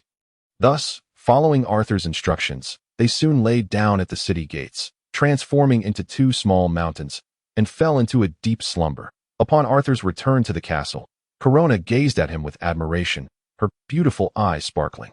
Causing Arthur to feel slightly bashful, he gently tapped her on the head, saying, "All right, enough of that. There's nothing to be astonished about. If you wish, I can take you on the shoulders of Zog and Zophie next time." "Ah, really? To stand upon the shoulders of giants and the backs of dragons is the dream of many in the divine continent." Corona, thrilled at the prospect of realizing her dream, eagerly inquired that of course it's true. "Would I deceive you?" "Ah, you are simply wonderful, young master." With Arthur's confirmation, an ecstatic Corona intended to rush forward to express her gratitude, perhaps with a hug. But recalling something, she ultimately hesitated, her small hands nervously fiddling with the hem of her garment, betraying her excitement and joy. Meanwhile, the butler, Persons, Chris, and others cast envious glances at Corona. After all, the monumental experience of standing upon the shoulders of giants was something they all yearned for. However, they could only wish. For they were not like Corona as Arthur's personal maid. She had grown up alongside him, sharing a bond that they could not rival. Soon after, the governor, Charles, arrived at the castle with a look of admiration and surprise. "My lord, you are truly remarkable. Just by patrolling, you managed to bring back two giants. With these two giants, the limitations on our territory's development will be greatly reduced." In response to Charles' praise, Arthur waved his hand dismissively. "All right. I accept your compliments. However, now that the limitations on our territory's development have lessened, you must put in the effort to develop it swiftly. Speaking of population, we must first fill the city with at least 30,000 residents." Upon hearing Arthur address the matter at hand, the smile faded from Charles's face, and he replied earnestly, "Rest assured, Lord Arthur, with these two mountain giants, our territory's strength in the wild plains will be unparalleled. Ensuring our safety, once word spreads, I believe people will flock to our territory, and the population issue will be resolved without concern." "Indeed, you make a valid point. I entrust this matter to you." "Absolutely, my lord. However, I have another matter for you to decide." "What is it?" Arthur inquired, intrigued by Charles's sudden request for his decision. "It concerns the name of this city. It has existed without a name, which proves inconvenient for reference. Most importantly, a named city fosters a greater sense of belonging among its inhabitants." After considering Charles's suggestion, Arthur nodded in agreement. "Let me think. This city is the first under my command. In that case, let us name it Initial City." "Initial City," Charles repeated, finding the name quite fitting, and he complimented, "This name is excellent. My lord truly possesses talent." Arthur felt a sense of satisfaction from Charles's praise. Thus, he resolved that as long as Charles demonstrated the capability to manage Initial City effectively, he would not be remiss in rewarding him. Yet, he outwardly curtailed Charles's flattery. "Enough of that. Focus on how to improve the management of Initial City." "I will, my lord." 5 days passed, and under Charles's vigorous efforts, news of Arthur's encounter with the two mountain giants during his patrol spread throughout the wild plains, ultimately reaching the kingdom of Kate. Initially, few believed it, for mountain giants were formidable creatures, easily reaching the level of Earth Knights. And only Sky Knights could hope to defeat them. The notion that such terrifying beings had pledged allegiance to a baron of a frontier territory was astonishing. It was known that even the kingdom's handful of powerful Sky Knights struggled to tame mountain giants. Yet here were two giants willingly serving a baron of merely bronze knight rank. Such a disparity led to skepticism, but as more individuals journeyed to Initial City and beheld the two prominent hills at the city gates, the truth of the rumors became undeniable. After astounding numerous onlookers, the title of Fortunate Baron began to circulate throughout the kingdom of Kate. After all, considering Arthur's strength and status, it could only be described as luck that he managed to tame two mountain giants. Hence the moniker Fortunate Baron. Yet, at this moment, our fortunate Baron did not appear as elated as one might expect. Rather, a hint of worry marred his expression. News of his acquisition of the mountain giants had reached the neighboring earldom, prompting Arthur's second sister, Alina, to personally arrive to ascertain the truth. Upon confirming the facts, Alina nearly drooled with envy. Being inherently combative, she found herself irresistibly drawn to the violent allure of the mountain giants. However, Alina recognized that she could not control the giants. Even if Arthur entrusted them to her, she would hesitate to accept. Thus, she settled for merely gazing upon them, choosing to linger in initial city rather than return home. As for the earls waiting for her news in the Lionheart territory, Alina nonchalantly declared that any random individual could be sent back with the message. This predicament left Arthur in a bind. Alina's presence complicated matters, causing him to wear a frown. With no other option, Arthur approached Alina. "Sister, if you continue to stay here, our father and the others will worry. How about I let you stand on the shoulders of the mountain giants for a bit? And after you've had your fill of grandeur, you can return?" "Third brother, you seem a bit off. Are you trying to rush me back for some reason?" Arthur could only feign innocence, explaining, "What could I possibly hide from you?" "Dear sister, I'm merely concerned that our father and the others will be too worried about you." "Fine, if you don't want to say, then I won't press. But can you truly let me stand on the shoulders of the mountain giants?" Will they agree? It appeared that Alina could not resist the allure of standing atop a giant's shoulders, and her inquiry indicated her acceptance of Arthur's proposal. Upon hearing this, Arthur smiled victoriously. "You underestimate my relationship with Sophie and Zog." "Fear not. In fact, just a few days ago, I promised Corona that she could also stand on the giant's shoulders. Wait a moment. I will call her to join us at the city gates." Upon learning that Arthur had made such a promise to Corona, Alina cast him a perplexed glance, as if to say, "I see through your intentions." Realizing her implication, Arthur understood that Alina had misconstrued his motives. However, he did not object, as he indeed harbored that thought. Though he felt somewhat too young to act on it, he believed deepening their relationship would lay a foundation for the future. Before long, the trio of Arthur, Alina, and Corona arrived at the two small hills at the city gates. Arthur called out, "Zog, Sophie, awaken. I have brought you magic cores." As soon as Arthur's words fell, the two previously silent hills began to tremble, and before the astonished gazes of Alina and Corona, they transformed into towering giants. Each standing 20 meters tall, this astonishing event also provoked considerable shock among many others. It is worth noting that with the spread of the news regarding the mountain giants, Arthur's initial city had become much livelier. Most notably in terms of its resident population, which was nearing 20,000. It was estimated that within a week or two, the city could be filled with 30,000 inhabitants. The bustling atmosphere implied that the city gates were teeming with people. Now, they stood frozen in place, stunned by the giants' unusual movements. Meanwhile, Arthur, with a smile on his face, produced several Earth-type magical cores, tossing them to Zog and Sophie. After they consumed them, Arthur articulated his request for this visit. "Zog. Sophie, allow me to introduce you. This is my second sister, Alina, and this is my personal maid, who is also my dear friend, Corona." Arthur felt that merely introducing Corona as his maid did not do her justice. So he added the title of friend. The word friend, casually uttered by Arthur, left Corona dumbfounded. After silently repeating the term, her face flushed with a visible crimson hue. For Corona, who had always regarded herself as Arthur's maid, this designation carried profound significance. It, in a sense, bridged the gap between her and Arthur. At that moment, Corona became so absorbed in the notion of friendship that she momentarily forgot the existence of the mountain giants. Arthur, unaware of her internal turmoil, continued to gaze at the giants. "Both of you are quite enamored with the strength of these giants. Thus, I wish to perch upon your shoulders for a while to experience it." "No problem. It's a trivial matter, Baron." Sophie and Zog would not hesitate even if Arthur commanded them to their doom. Hence, they readily acquiesced to this minor request. However, this left Alina astonished. Wasn't it said that only those they trusted immensely could stand upon the shoulders of the giants? Yet, these two mountain giants had agreed so readily. Alina had anticipated that Arthur would need to negotiate with the giants, and that it would be a feat to get them to agree at all. She had even prepared herself for Arthur's potential failure. Their ease of assent left her with a sense of unreality. Perhaps she had genuinely underestimated the bond between Arthur and these two giants. This thought suddenly surged into Alina's mind, and her gaze toward Arthur grew somewhat complex. She had not expected that her younger brother, after merely a few days apart, would become somewhat inscrutable to her. After agreeing to Arthur's request, Zophie and Zog extended their massive stone hands, each several meters wide, toward the ground, signaling for Arthur and his companions to ascend. As the colossal palms drew closer, Corona and Alina snapped back to reality from their respective reveries.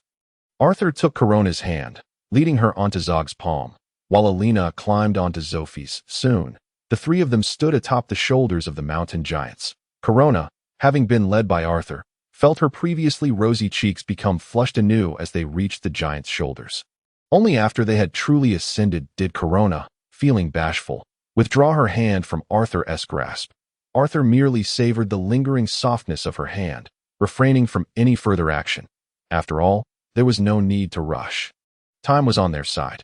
Perhaps due to their ages, Arthur and Corona had maintained a proper distance in their relationship, despite their strong bond. This hand-holding was a first for them. Now, however, Arthur was determined that such gestures would become more frequent in the future, especially considering Corona's beauty, which had always been among the finest in his memory, that he would not let this opportunity slip by. Meanwhile, Alina, upon reaching Zophie's shoulders, was visibly exhilarated, practically bursting with the urge to shout. "Zophie, Zog, let us explore and survey the surroundings of the initial city." "Of course, Baron."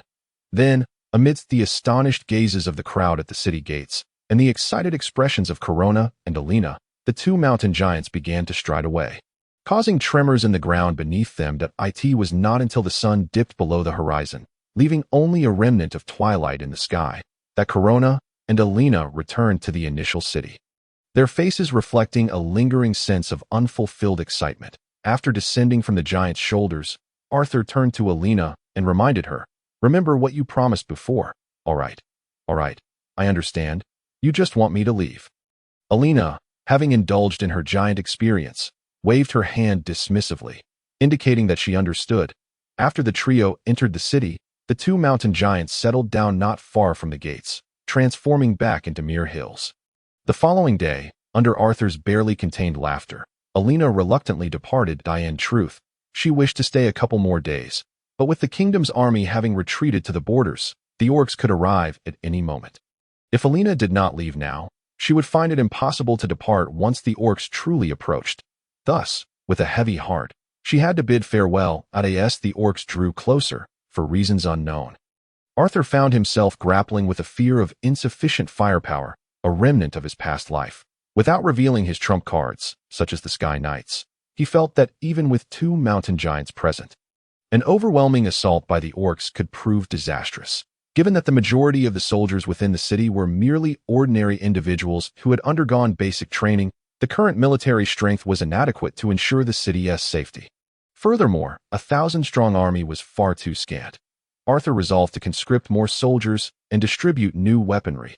First, regarding conscription, with the initial city surrounded by walls, at least one wall ought to have 1,000 soldiers, necessitating a minimum of 3,000 recruits. As for the new weaponry, he had previously acquired the Gale crossbow, which was quite formidable, possessing substantial lethality against ordinary individuals and bronze knights, once equipped with specially crafted penetrating arrows. It could even pose a significant threat to silver knights who had mastered their aura. However, it would have little effect on high-tier combatants such as golden knights and above. Even if he were to deploy it, it would not provoke excessive reactions from other factions, and even if there were some repercussions, Arthur, possessing Sky Knights, could manage the situation. Having made his decision, Arthur opened his personal shop and selected the Gale crossbow. Gale crossbow, capable of rapid-fire 3 arrows, a powerful crossbow imbued with magical energy. The arrows it fires are swift as the wind yet dissolve into silence. Their power remains undiminished within 300 meters. A silver knight, without special armor, cannot withstand its sharpness, relying solely on their aura. Price: 500 gold coins. Note: crossbow bolts can be purchased separately. Ordinary iron bolts, 1 gold coin for 100. Penetrating bolts, 1 gold coin for 10. Purchasing 4,000 crossbows for the anticipated 4,000 ordinary soldiers, as well as equipping bronze and silver knights, he decided on acquiring 4,100 units. This amounted to 205,000 gold coins.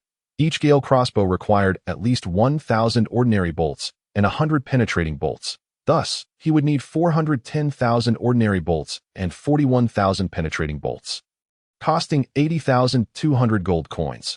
The total expenditure for the crossbows and bolts would be 213,200 gold coins. For Arthur, who still possessed 15,850,000 gold coins, this was but a trifling sum.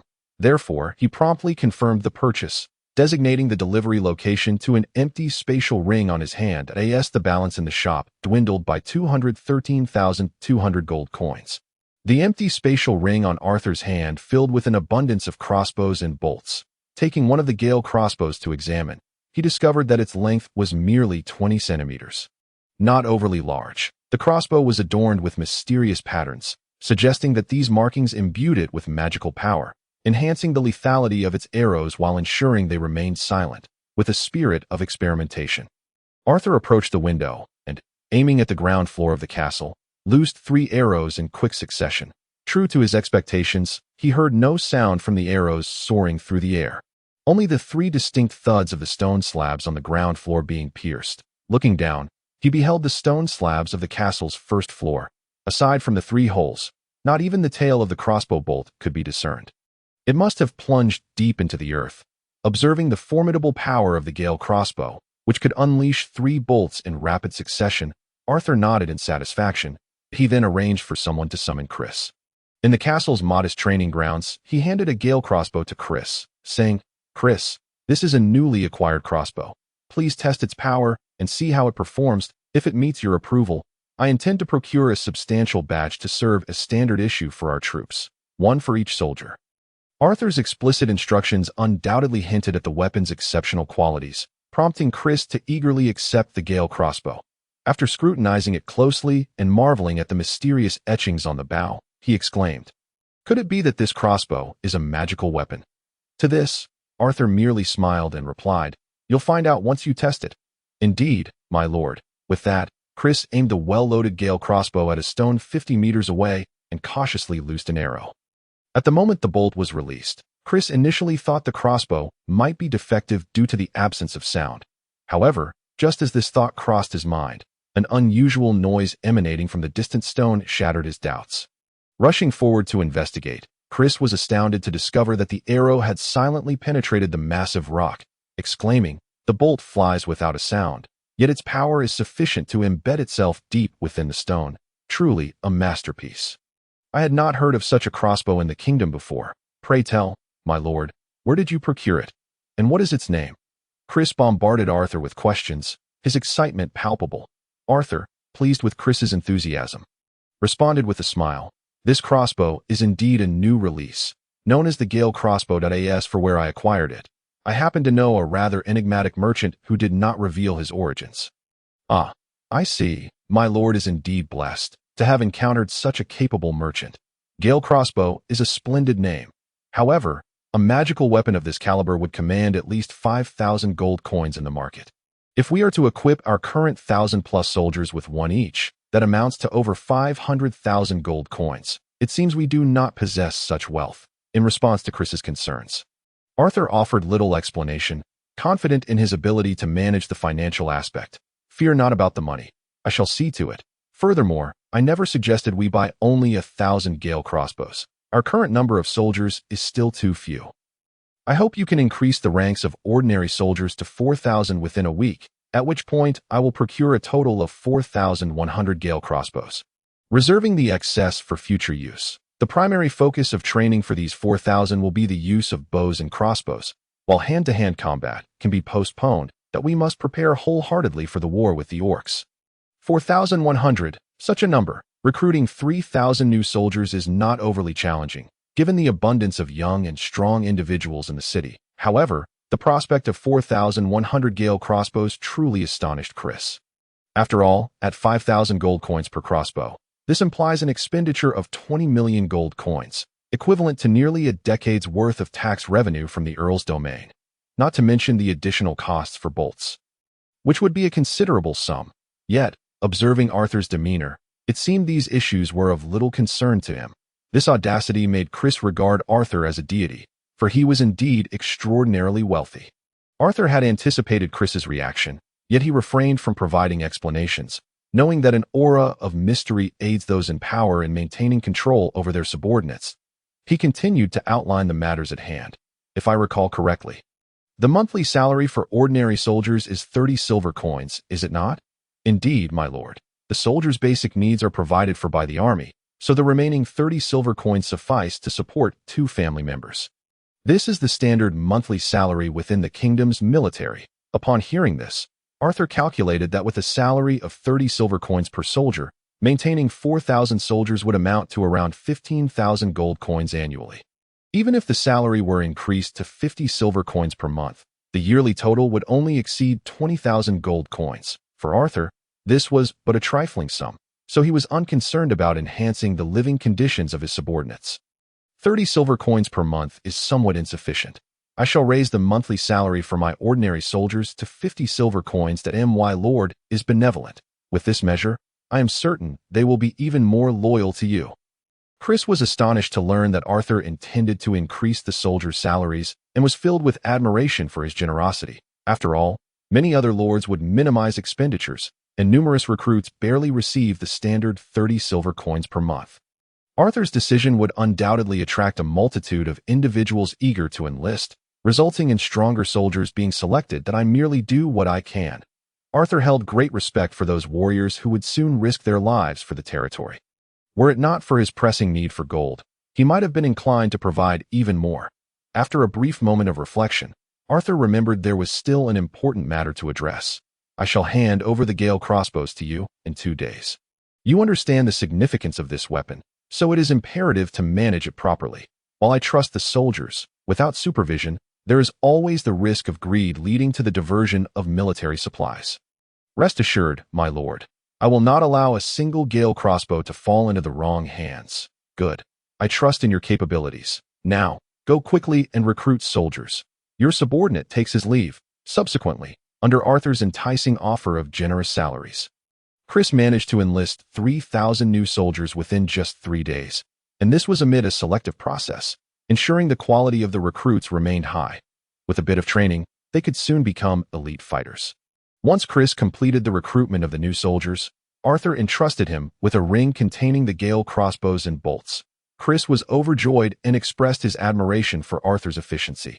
During these 3 days of Chris busily recruiting soldiers, external events were also unfolding. Reports from those who had escaped the depths of the savage plains indicated that the werewolf tribe, located near the Orc King's domain, had commenced retaliatory and pillaging actions against human settlements after confirming that the kingdom's army had withdrawn. Thus, the human settlements closest to the Orc King's territory were already suffering. The fleeing individuals provided ample evidence of this. According to previous intelligence, the werewolf tribe was a sizable entity with a population exceeding 1 million. While they did not boast sky knights among their ranks, they were a society of warriors, with every male and female prepared for battle. Those who aged beyond a certain point were cast out by their kin. Consequently, out of the 1 million members of the werewolf tribe, aside from 200,000 juvenile werewolves, 800,000 were capable fighters. In contrast, the Earl of the Wild Lions had a population of nearly 2 million. Yet only 20,000 of them were combat-ready. This disparity was unavoidable. After all, for humans, a recruitment ratio of 10-to-1 was already bordering on militaristic excess. Nevertheless, humans possessed their own advantages, compared to the Orc Kingdom's population of 28 million. The total population of the Cake Kingdom exceeded 80 million, more than 3 times that of the Orcs. Moreover, the 10-to-1 recruitment ratio applied only in times of peace. Should a crisis arise, ratios of 5-to-1 or even 3-to-1 were entirely plausible. Additionally, in terms of individual combat prowess, the physical attributes of ordinary orcs surpassed those of humans by more than double, yet human weapons and armor were considerably more advanced. Overall, both sides were evenly matched, with victories and defeats on either side. This lengthy exposition merely serves to highlight that for Arthur and the other lords engaged in expansion, the werewolf tribe represented a formidable force. Reports indicated that there were over 200 lords participating in this endeavor. Yet their total population fell short of 3 million, with the majority being untrained civilians. Without Arthur's involvement, the combined forces of all the lords would struggle to contend with even a single werewolf tribe. This gap in power was well understood by all, yet they had previously clung to a sense of false hope, wondering if perhaps the orcs would ignore them.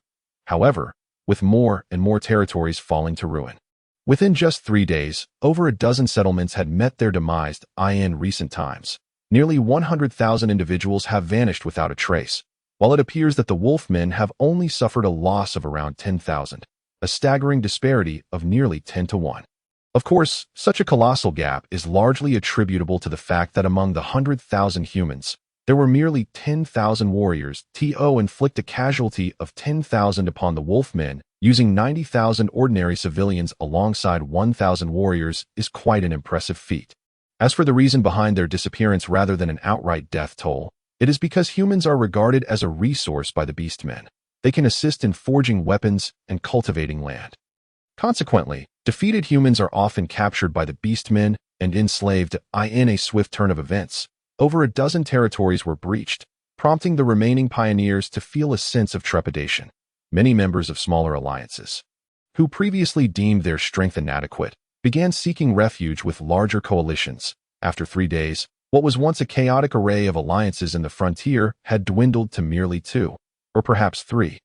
As Arthur maintained his autonomy, this was largely due to Arthur's fortuitous acquisition of assistance from 2 hill giants, which bestowed upon him considerable martial prowess, leading those 2 alliances to acknowledge his unique position. As for the remaining 2 alliances, their leaders were all scions of ducal families, each unwilling to submit to the other, resulting in the current predicament. Within those 3 days, the wolfmen conquered several more territories. In light of this situation, the 2 major alliances resolved to construct 2 grand cities capable of accommodating hundreds of thousands at the forefront against the beastmen. This endeavor aimed to consolidate their forces, forming 2 coalition armies to withstand the onslaught of the beastmen. Arthur expressed his previous misjudgment. He had initially believed that such a coalition was unattainable, but under external pressure, anything seemed possible. However, constructing a city is no trivial matter, and the wolfmen would not allow them to realize their plans without opposition. The construction of new fortifications would require time. Even if they merely erected walls and lived in tents, it would take at least a week. Left with no other choice, the 2 alliances pooled their resources, gathering 200,000 gold coins to enlist the border troops to hold off the wolfmen for a week, with the tacit approval of various factions within the kingdom. The army accepted this windfall. Arthur contributed 5,000 gold coins, as according to the alliances, this would also aid him. Not wishing to offend the 2 major alliances over what he deemed a trivial matter and risk losing public support, Arthur willingly offered the sum. After all, should the wolfmen truly breach their defenses, it would be the common folk who would suffer the most. Thus, Arthur felt justified in his expenditure. A week passed, and with the preliminary construction of the 2 grand cities, named Jubicheng and Dinghuangcheng, nearly complete, Arthur's 3,000 new recruits had also undergone sufficient training. Of course, this merely implied that they had become somewhat proficient in using the swift crossbows. Other aspects still required further honing. Each of the 2 grand cities now boasted a complement of 100,000 ordinary soldiers and 500 knights, totaling 200,000 troops and 1,000 knights. This was the culmination of efforts from over 200 territories, leaving the local militia nearly depleted. Yet, this was evidently insufficient, and with no alternatives. The populace began to train vigorously. The last war against the beastmen had occurred over 20 years ago, leading many of the pioneering lords to misjudge the beastmen's strength, resulting in a severely inadequate number of soldiers. Now they could only take remedial action. Even Arthur, who had not dispatched troops, began to train his forces, stating that 4,000 was still inadequate. An additional 6,000 were needed to amass a total of 10,000. As Arthur's initial city buzzed with recruitment efforts, the atmosphere in the newly established grand cities grew increasingly tense. As the kingdom's army was set to withdraw, the mere act of consolidating troops would only provide them with a modicum of leverage against the wolfmen. But none of the lords dared to claim victory at this juncture. The leaders of the 2 grand cities convened to deliberate measures against the beastmen. In one of the grand cities, over 130 lords gathered, and upon closer inspection, 2 familiar faces emerged: Buell and Martin, who had previously visited Arthur's offspring of marquis families. They were of considerable strength, Yet their expressions were grim, for despite having deliberated for much of the day, they had failed to devise a counter-strategy against the wolfmen. After a prolonged silence, Buell remarked, "I did not anticipate that the wolfmen would unleash an army of 300,000, even if we at Jubiching were to confront half of that force, while the other half would be met by Ding Huangqing. Our 10,000 warriors and 500 knights would likely struggle to withstand the onslaught of 150,000 wolf-men. That is it possible for us to procure additional funds to hire troops for another week? By then, our new batch of soldiers would be ready for deployment.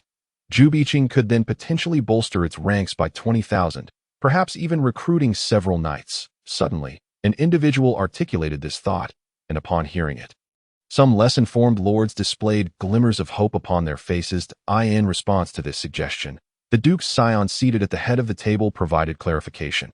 "It is crucial to understand that the royal court's issuance of the pioneering decree is fundamentally aimed at diminishing the power of other factions, primarily the nobility, to strengthen their own authority. Thus, the royal court's preferred outcome is for the beastmen to eliminate us, the pioneering lords, while suffering substantial losses themselves. The kingdom's army agreed to assist us against the beastmen a week ago, primarily to compel us to consolidate our forces. Otherwise, a swift extermination at the hands of the beastmen would merely allow them to reap the spoils. This is akin to the kingdom's army's previous efforts to halt the beastmen 3 months ago. Both instances merely afforded us a degree of resistance, preventing a catastrophic defeat. The ideal scenario is for us to possess enough strength to resist, yet not enough to prevail. Therefore, even if we were to offer ample gold, it is highly unlikely that the kingdom's army would agree to assist us against the wolfmen again. What then shall we do?" Upon hearing this grim revelation, the faces of those less informed, young lords and merchants who had ascended to the rank of pioneering lords, grew increasingly troubled. The atmosphere once again descended into a heavy silence. Suddenly, someone suggested, "Doesn't Arthur of the initial city have 2 hill giants? Surely, those 2 giants would be sufficient to hold back an army of 50,000 wolfmen. After all, the defensive capabilities of hill giants are formidable. Without the intervention of sky knights, it is nearly impossible to breach their defenses. Moreover, standing at 20 meters tall, they are practically war machines. Why not invite him to join us in our struggle against the wolfmen?" In response to this proposition, others swiftly voiced their objections. "You are overly optimistic. Arthur possesses such strength, and his territory lies a mere 20 miles from the kingdom's border. The wolfmen would not incur significant losses for his sake. He is already in an advantageous position. Why would he wade into turbulent waters? He could very well be waiting for us to fail, at which point he would seize our lands." It seemed that no solution was forthcoming, and after a prolonged period of deliberation, the Duke's scion ultimately made a decision. "Though the 2 methods mentioned earlier seem hopeless, we have no choice but to grasp at straws. Let's send emissaries to the imperial army and to Arthur. Who knows what may come of it? Of course, we are aware that the chances are slim, so we must also relocate all 20,000 of our newly trained recruits to Jubiching as backup forces." Thus, it was settled. The gathered lords recognized that this was their only viable course of action and gave their unanimous consent. That very evening, Arthur received envoys from both Jubiching and Ding Huangqing, indicating that both factions had converged on the same line of thought. In response to their request for aid, Arthur did not immediately reject their plea as they had anticipated. Rather, he laid forth his conditions. "Whichever faction is willing to provide me with 200,000 gold coins first shall receive my support. You are offering this amount to the imperial army, so it should not be a problem for you to extend the same to me. Furthermore, the first to pay shall have my allegiance. The second shall be left empty-handed." The envoys from the 2 cities expressed that they would need to return for further discussion, as the sum was quite substantial. To this, Arthur could only urge them to expedite their decision-making. As Arthur watched the envoys of the 2 opposing factions gradually fade into the distance, he let out a deep sigh. He contemplated whether to refuse the requests of the northern city or the deserted city, both of which were willing to pay for his services. For if the Wurgs were to breach the defenses of both cities and advance unchecked, the inevitable consequence would be the tragic demise of countless human lives, a sight Arthur wished to avoid. In terms of territorial disputes, pushing back the Wurgs first and then contending for land would pose no significant issue. Such a strategy would not result in massive human casualties, as the likelihood of soldiers surrendering in human conflicts is considerably higher. Furthermore, the treatment of civilians would not be as brutal as that meted out by the wargs, who would capture or slaughter them indiscriminately. The following day dawned, and the royal army began its withdrawal. A clear indication that they had, as previously anticipated, declined the pleas of the territorial lords. Meanwhile, the messenger en route to Arthur delivered his demands to the two cities at the break of dawn. In the northern city, the populace reacted with indignation to Arthur's requests, with some even cursing his avarice. Although the compensation was monetary, it differed somewhat from that offered by the royal army. Just days prior, Arthur had shared their status, only to have his fortunes soar after successfully subduing two mountain giants, significantly enhancing his power. Now, as they sought his assistance against the wargs, they were required to pay him. This situation felt akin to a friend or colleague winning the lottery and subsequently looking down upon them, fostering a sense of profound jealousy that clouded their judgment. Moreover, the price Arthur demanded was higher. While the royal army had charged 2 million gold coins to fend off 300,000 wargs for a week, Arthur required the same amount to assist in repelling half the wargs in a single city. Yet, there were those who understood the situation. David Kaluk, a duke's scion and the leader of their alliance, maintained clarity amidst the chaos and quelled the uproar. Enough, it is already fortunate that Arthur can come to our aid. Besides, hiring the royal army and engaging Arthur is essentially the same. Even if his fees are steeper than those of the royal forces, we have no other option. The crucial point is that we are fortunate to be able to afford assistance at all. Let us not complain futilely. Thus, the residents of the northern city were ultimately persuaded by their leader, David. Half a day later, the citizens of the northern city managed to gather the 2 million gold coins and, seizing the opportunity before the wargs encircled the city, dispatched a messenger with the funds to Arthur. Just an hour later, 150,000 wargs arrived fiercely at the outskirts of the northern city, laying siege to it. The inhabitants, upon witnessing this, exclaimed in relief, "That was close. If we had delayed any longer, we would have been trapped." On the other hand, the residents of the deserted city were somewhat slower and found themselves blocked by the wargs. Lacking aerial beasts, they were left with no recourse. That evening, Arthur received the 2 million gold coins from the northern city. Noticing the urgency in the messenger's eyes, he began assembling his troops and preparing the necessary supplies for an early departure the following morning. It was not entirely unwarranted that the messenger was anxious. The sum of 2 million gold coins he carried was of monumental importance. To this end, David, the leader of the northern city, had provided the messenger with a rare magical communicator. This device, a pair, allowed communication over a distance of 1,000 miles. Its strategic significance was immense, which is why it was typically reserved for military use and rarely circulated. David had only acquired a pair due to his noble lineage. The messenger, aware that the wargs would soon launch an assault after surrounding the northern city, knew that casualties would mount quickly by the end of the afternoon. The losses had already reached 5,000, while the wargs, though stronger, suffered nearly 3,000 casualties due to their offensive position. However, everyone understood that this was merely child's play, for the wargs possessed night vision abilities far superior to those of humans, making the night their true time to strike. The humans, meanwhile, were severely disadvantaged in the dark, and engaging the wargs at night would inevitably result in devastating losses. As for light-based magic, the illumination spells were rare. With only 2 practitioners in the northern city, both of whom were merely archmages, equivalent to silver knights among the ranks of knights, relying on these 2 light mages to illuminate a vast city capable of housing hundreds of thousands was unrealistic. The citizens of the northern city could only strive to light as many torches as possible during the night. As for the precious illuminating magical artifacts and light spell scrolls, the northern city possessed very few, leaving them to conserve their in summary. The night would bring a fierce battle for the northern city. If such a brutal struggle continued for a day, their casualties would soar. Hence, the messenger was eager for Arthur and his forces to arrive as soon as possible. Arthur's response was to set out the following day, for there were numerous preparations to be made before the war. Additionally, Arthur's deliberate calm had another purpose, to ensure that the people of the northern city would endure a night of combat against the wargs, suffering significant losses before they truly appreciated the value of his assistance, believing that the 2 million gold coins spent were worthwhile. After sending off the messenger, Arthur began to contemplate the specifics of his deployment. First and foremost, the 2 mountain giants were essential. Next, he would need 20 golden lion cavalrymen. He also intended to bring along the newly trained 4,000 crossbowmen to assess their combat effectiveness. Furthermore, he would take Chris and Corona, who were somewhat familiar with Arthur's forces, for this mission posed little danger to him, and having Corona by his side would ensure he had someone to attend to his needs. As for the rest, they would remain behind, including the 6,000 new recruits still in training and 2 ordinary night squads. After finalizing these decisions, Arthur dispatched Chris to execute them. Fortunately, in this world, spatial rings facilitated the transport of logistical supplies with ease. Otherwise, a single night might not suffice. Upon further reflection, Arthur felt that this was still insufficient, while the sky had yet to fully darken. He exchanged for 2 peak golden knights and sent them outside the city.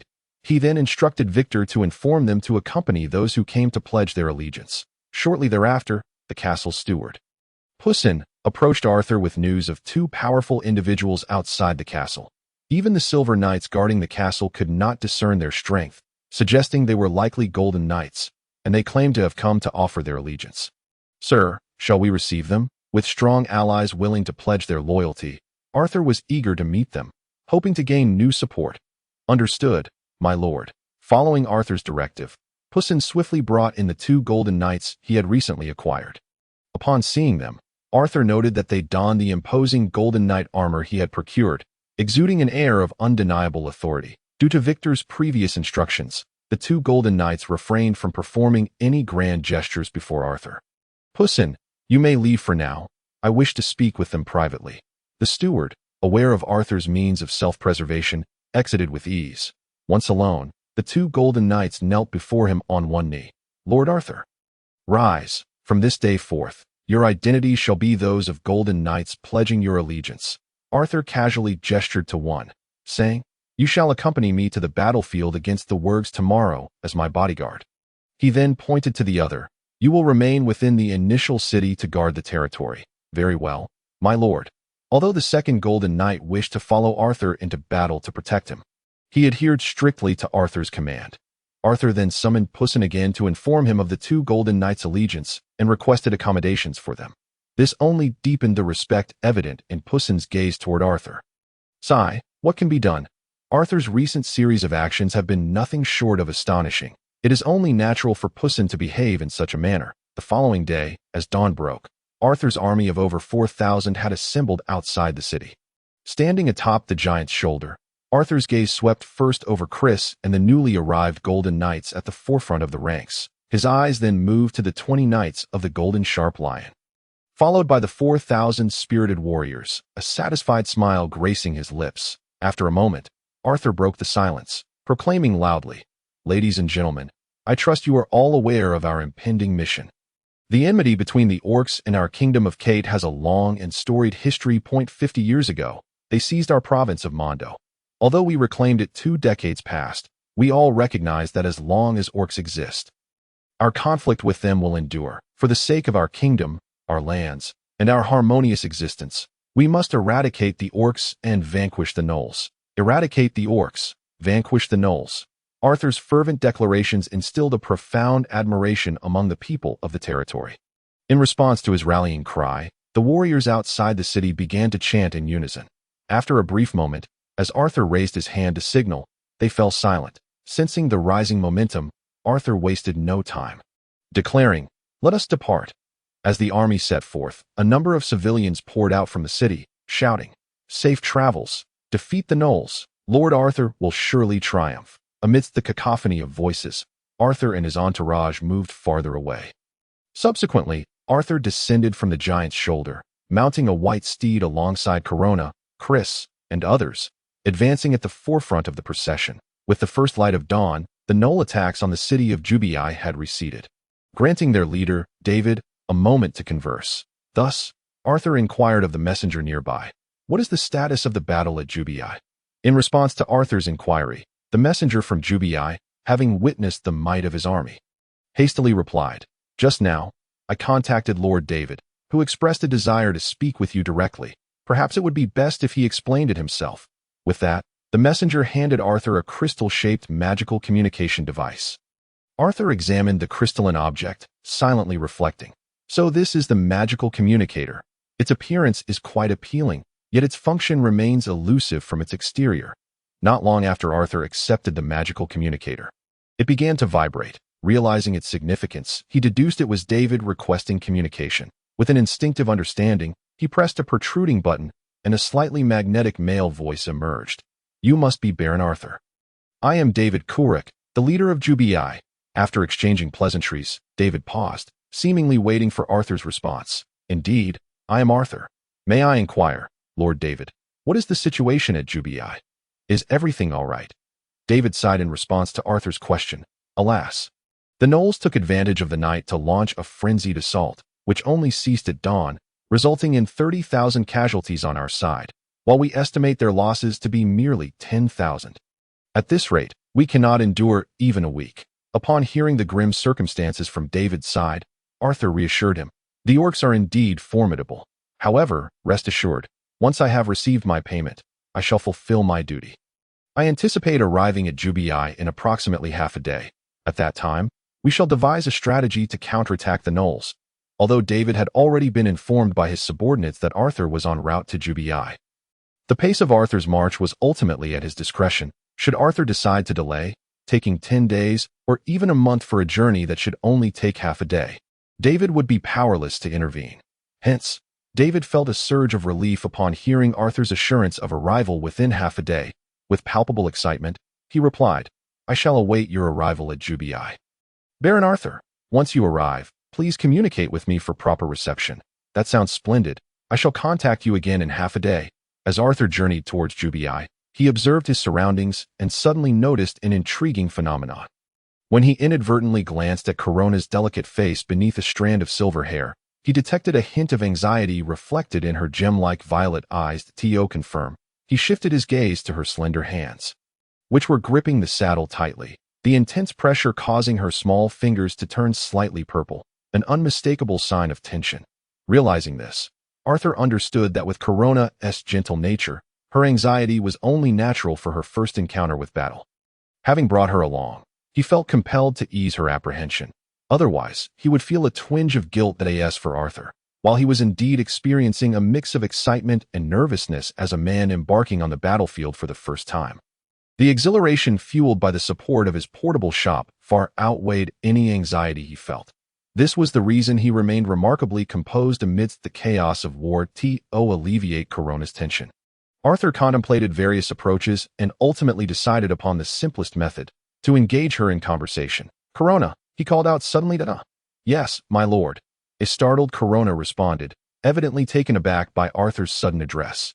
"You seem a bit anxious about your first time on the battlefield. Am I correct?" Upon hearing this, Corona realized that Arthur had discerned her unease.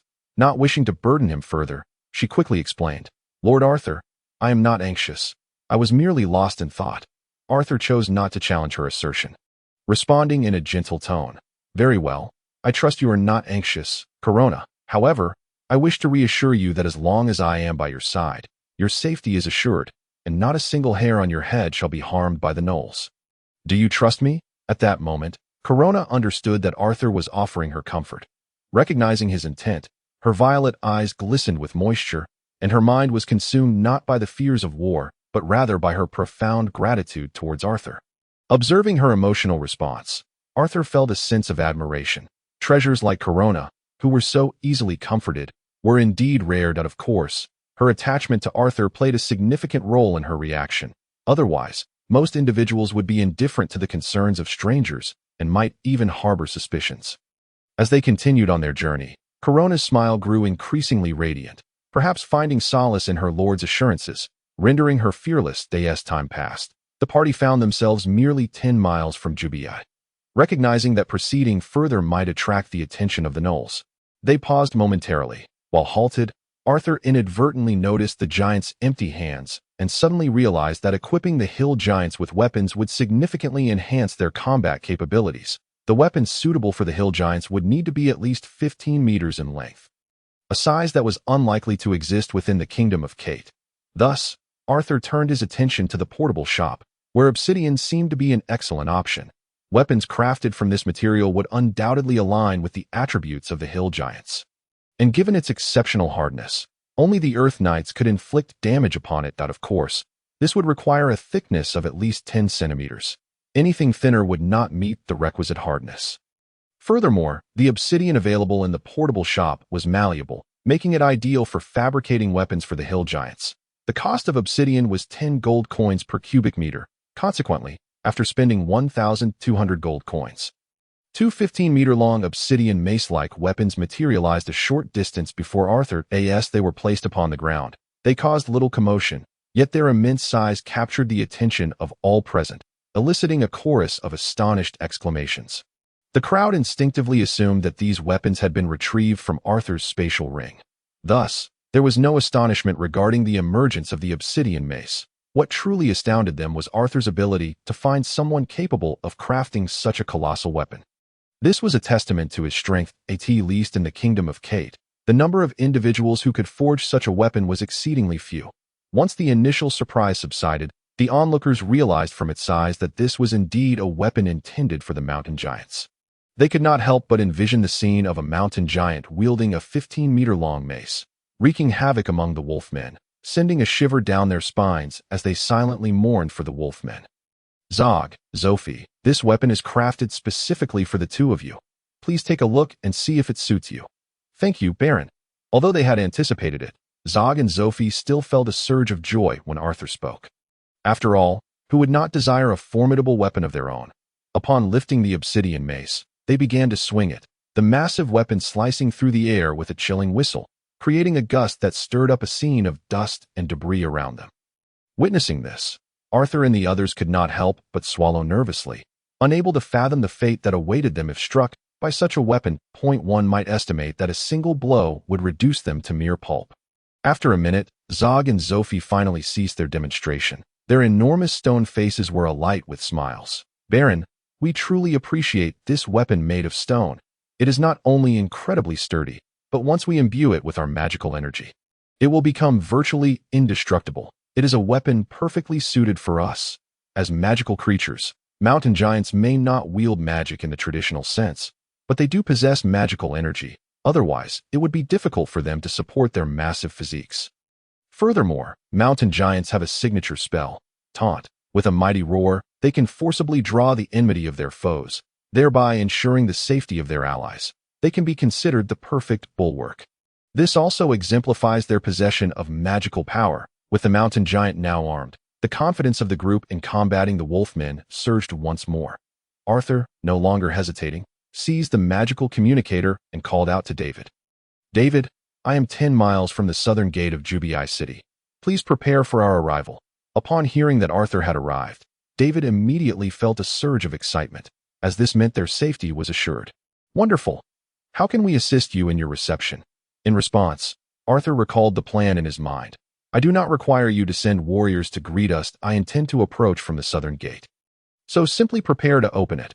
Additionally, clear a space behind the southern city wall. The city gate is too narrow for the mountain giant to enter directly.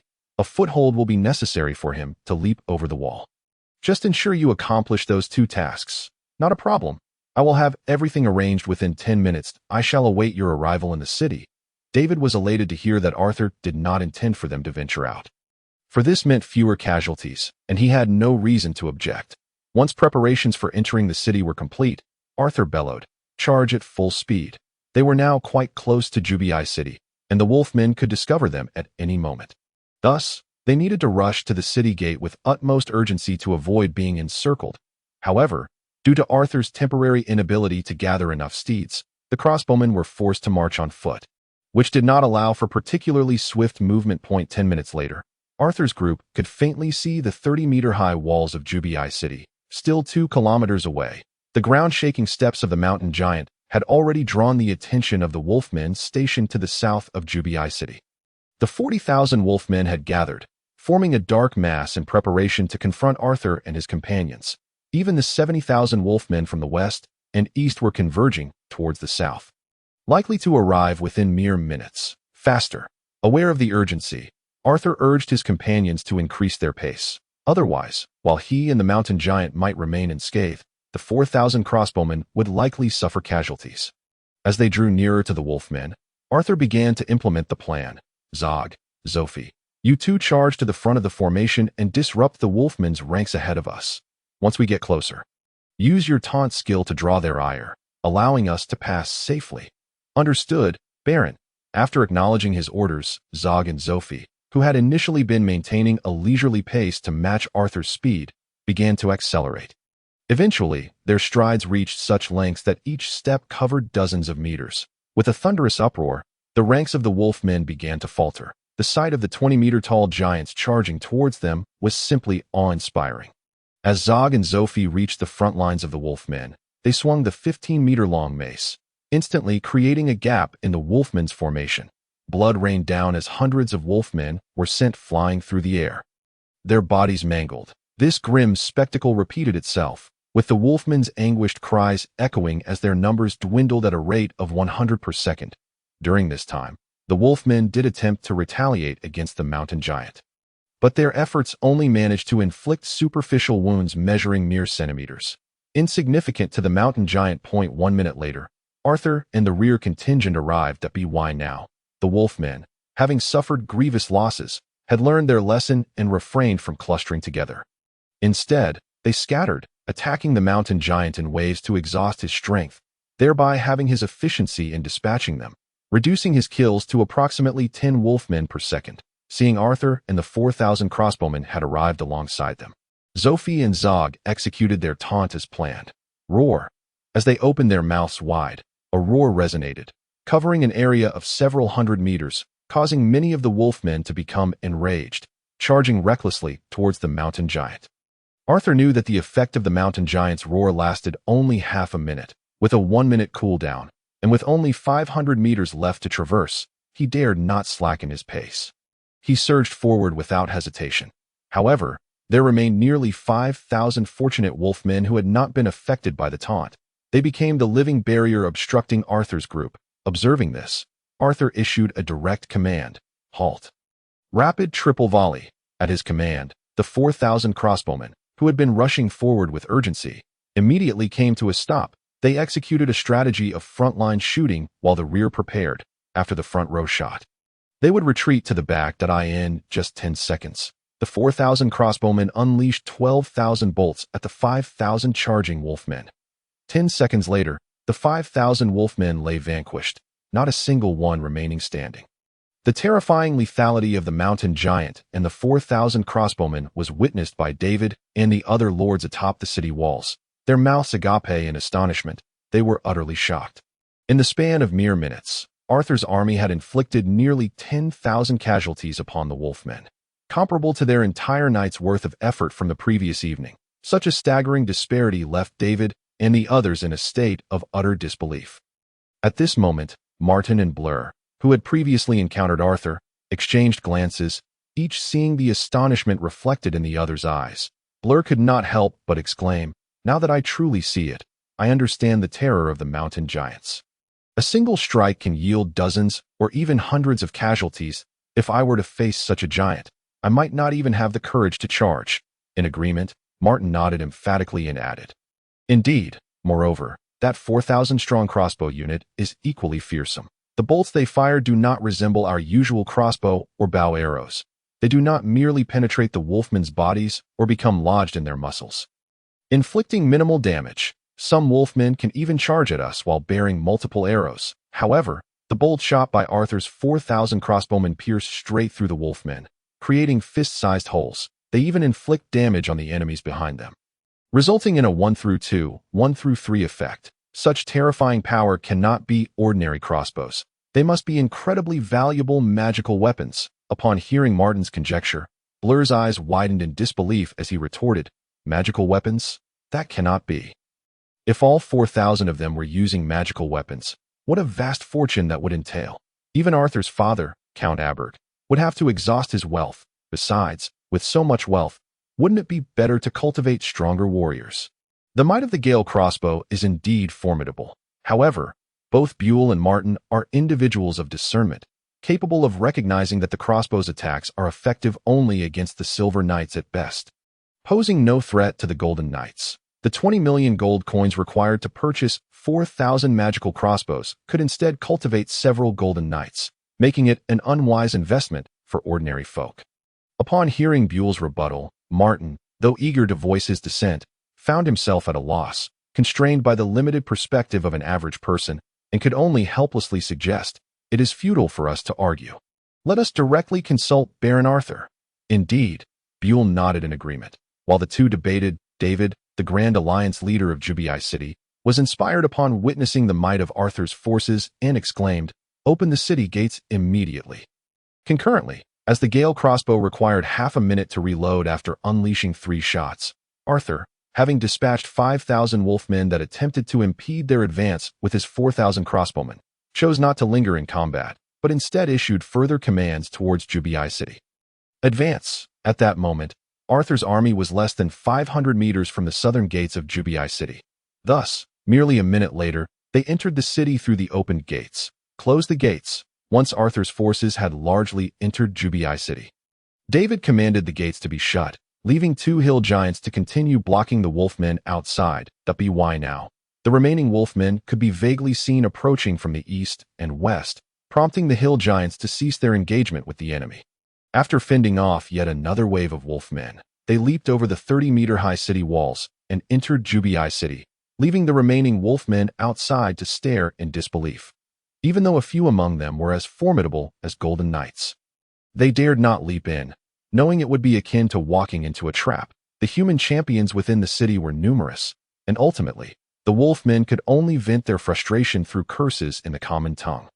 Seeking to alleviate their discontent, having accumulated considerable animosity towards the wolfmen from the previous day's battle, David, Buell, and the others found the curses born from rage to be incredibly delightful, simultaneously, as they turned their gaze towards the source of their elation. Arthur, their expressions softened with warmth, expressed their goodwill and esteem towards Arthur. David and the more than 100 lords promptly descended from the city walls to welcome the newly arrived Arthur. The two parties soon encountered one another on the main road beneath the southern city gate. David, observing the youthful visage of Arthur, which bore a hint of boyish charm, and recalling the terrifying feat of his army having effortlessly slain 10,000 wolfmen, could not help but internally exclaim, "What a remarkable young man! To wield such power at such a tender age, his future accomplishments are beyond imagination. I must cultivate a good relationship with him." With this thought, David's smile grew increasingly amiable. "Baron Arthur, I am David, the one with whom you previously communicated via the magical communicator. On behalf of all, I extend our heartfelt gratitude for your willingness to join us in resisting the wolfmen." Arthur, taken aback by David's courteous demeanor, reciprocated with a smile. "Not at all. It is my duty as a human. The threat posed by the wolfmen remains substantial, and we must collaborate closely henceforth." "Certainly." David, witnessing Arthur's humility despite his impressive achievements, felt his smile become even more genuine. The two wished to continue their pleasantries when a shout echoed from atop the city walls. "The wolfmen from the east and west have all gathered." Hearing this, a serious expression crossed David's face. "There will be ample time for gathering later. Given the significant casualties inflicted by Baron Arthur upon the wolfmen, we cannot ascertain whether they will retaliate immediately. Therefore, let us ascend the city walls to assess the situation. That is prudent." Arthur agreed without hesitation. Thus, David led his over 100 lords, while Arthur accompanied Corona and 2 golden knights, including Chris, as they ascended the southern city walls. At this moment, the wolfmen outside the southern wall had amassed nearly 100,000, a terrifying figure. Despite having recently triumphed, the sight of such a dense throng of wolfmen kept the spirits of the defenders low. Arthur surveyed the scene and noticed several prominent wolfmen leaders congregated, visibly agitated as they deliberated amongst themselves. Arthur surmised they were likely deciding whether to launch an immediate attack on Jubii City as retaliation. Jubii City had remained in a state of readiness, so the defenders had little to do but await the wolfmen's decision. Meanwhile, within the wolfmen's ranks, one commanding figure exuding an aura rivaling that of Earth Knights was berating another wolfman, who was no less formidable than a golden knight. The former was Kenki, the leader of the wolfmen's formidable force of 150,000, while the latter, Kelly, had previously commanded 40,000 wolfmen on the southern wall. "Kelly, do you wish to abandon your post? It has barely been 10 minutes since we arrived to support you, yet under your command, our tribe has suffered a staggering loss of 1,000 warriors. Were it not for your remaining utility, I would have relished the opportunity to strike you down. Kelly, feeling unjustly accused, protested that the humans had previously been easy prey. How was it that today they had encountered such formidable foes? Yet, facing Kinky's wrath, he reluctantly began to explain that my Lord Kinky, this defeat is not my doing. You have not witnessed the new humans. They have 2 hill giants as subordinates. The arrows fired by their 4,000 crossbowmen possess terrifying power, creating fist-sized holes in our wolfmen warriors, rendering them incapable of continuing the fight. That if you doubt me, I can have the bodies of our fallen warriors brought forth as evidence. Upon hearing Kelly mention the hill giants, Kinky felt a jolt of alarm, for they were adversaries even he could not contend with, and now 2 had appeared as for the crossbow bolts. Kinky was surprised but not overly concerned, considering they posed no threat to him. Then let the bodies of our fallen warriors be brought forth. Soon, 2 wolfmen corpses were presented. One was mangled beyond recognition, a victim of the hill giant's assault. The other bore 2 fist-sized puncture wounds, the result of the Gale crossbow's lethal projectiles. After examining the 2 bodies, Kinky was convinced by Kelly's account, though he remained cautious. He randomly summoned several wolfmen who had fought against Arthur's forces, and upon inquiry, they echoed the same conclusions, leading him to fully believe Kelly's words. Although Kinky now understood the reasons behind Kelly's defeat, the emergence of the hill giants and the new crossbows left him furrowing his brow. He was acutely aware that the wolfmen tribe had no means to counter the hill giants, which meant they would have to expend their warriors in futile attempts to confront them. If the hill giants chose to flee, they would be unable to stop them. Should that occur, it would imply that the humans could simply dispatch hill giants to engage in guerrilla tactics against them, leading to significant losses for the wolfmen. Coupled with the formidable power of the crossbows, any assault they launched would likely result in devastating casualties. The humans had become quite the thorn in their side. After much contemplation, Kinky realized that prolonging the conflict would only place the wolfmen in an increasingly disadvantageous position. Thus, he resolved to strike swiftly, leveraging their current superiority in numbers to mount a concentrated offensive, which might afford them victory against the humans. The time for this assault was set for that very night, as the darkness would render the humans' crossbows less effective, effectively neutralizing a significant weapon of theirs. With this thought, Kinky felt a surge of confidence. Meanwhile, atop the city walls, Arthur and his companions observed that the wolfmen had not succumbed to anger and launched a daytime assault. Rather, they had retreated 5 miles away. To this, Arthur and the others could only express regret, since the wolfmen had not attacked. After arranging for sufficient guards to rotate, David and his companions felt no need to remain on the walls. Indeed, due to the previous day's battle against the wolfmen and Arthur's arrival, David and his group had not rested for an entire day. The soldiers stationed on the walls displayed evident signs of fatigue. Even with the possibility of rotation, faced with this predicament, Arthur promptly declined the proposal from David and his companions to host a lively welcome. Upon hearing their intentions, he urged them to rest swiftly, as the werewolves might very well launch another attack from their advantageous position under the cover of night. In response to Arthur's counsel, David and the others did not feign resilience. After a taxing day, they were indeed quite fatigued. After exchanging greetings with Arthur, they eagerly retired to rest. Aware that a fierce battle loomed on the horizon, Arthur also permitted his subordinates, who had been on a long journey, to take their much-needed respite. However, there were exceptions. Arthur, Chris, and Corolla, having arrived on horseback, were not weary. Seizing the opportunity while the others rested, they took a leisurely stroll around the outskirts of Jubeaching to familiarize themselves with the surroundings. After an hour of exploration, they had gathered a general understanding that at this point, Arthur insisted that the remaining few take their leave to rest as well. Once alone, Victor emerged from the shadows, addressing Arthur. "My lord, I have conducted a thorough observation and discovered that on the side of the werewolves, only their leader possesses the strength of an Earth Knight. Meanwhile, on our side, David's guard captain is also an Earth Knight." Arthur was momentarily taken aback. After all, Earth Knights are not common entities, signifying a preliminary step beyond humanity. Their might, encapsulated in the aura of a silver knight or the detached energy of a gold knight, is indeed formidable. The allure of being an Earth Knight lies in their transformation, extending their lifespan to an impressive 300 years. This phase earns them the title of Earth Knight, as they can draw upon the natural energies surrounding them to rejuvenate themselves. with a recovery rate several times greater than before. Notably, Earth Knights of the Soil attribute can replenish their energy almost endlessly while grounded. Yet, it is essential to note that while their fighting spirit may recover, physical stamina will still deplete, and if drained too rapidly, their spirit may falter, leading to exhaustion. As for Sky Knights, their title is well-deserved, as they possess the ability to fly, extending their lifespan to 500 years.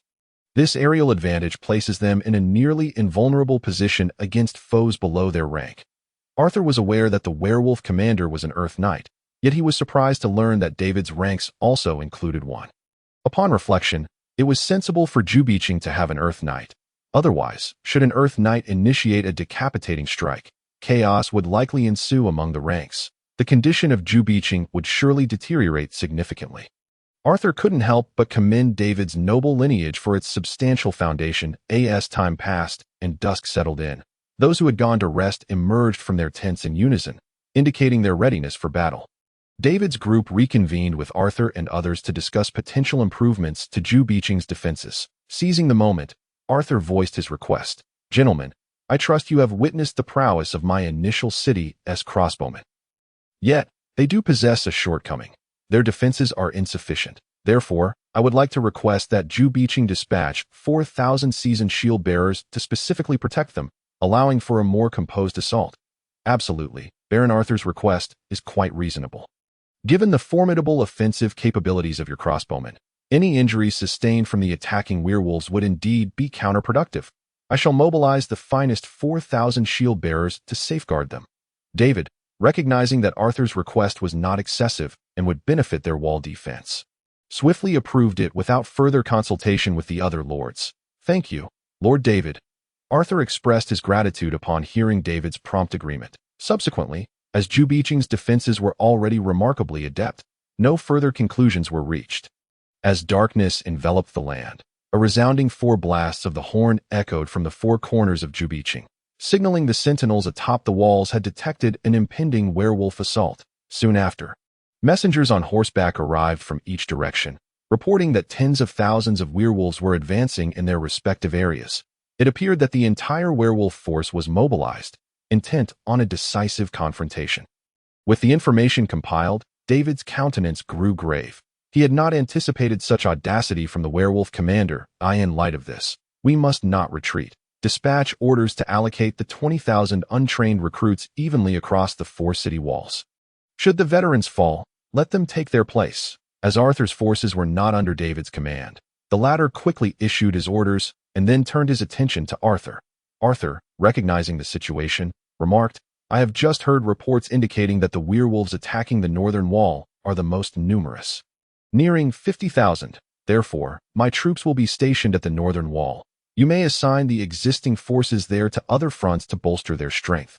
The leaders of Jubiching, led by David, exchanged appreciative glances upon hearing that Arthur was willing to shoulder the most formidable task of defending the northern wall.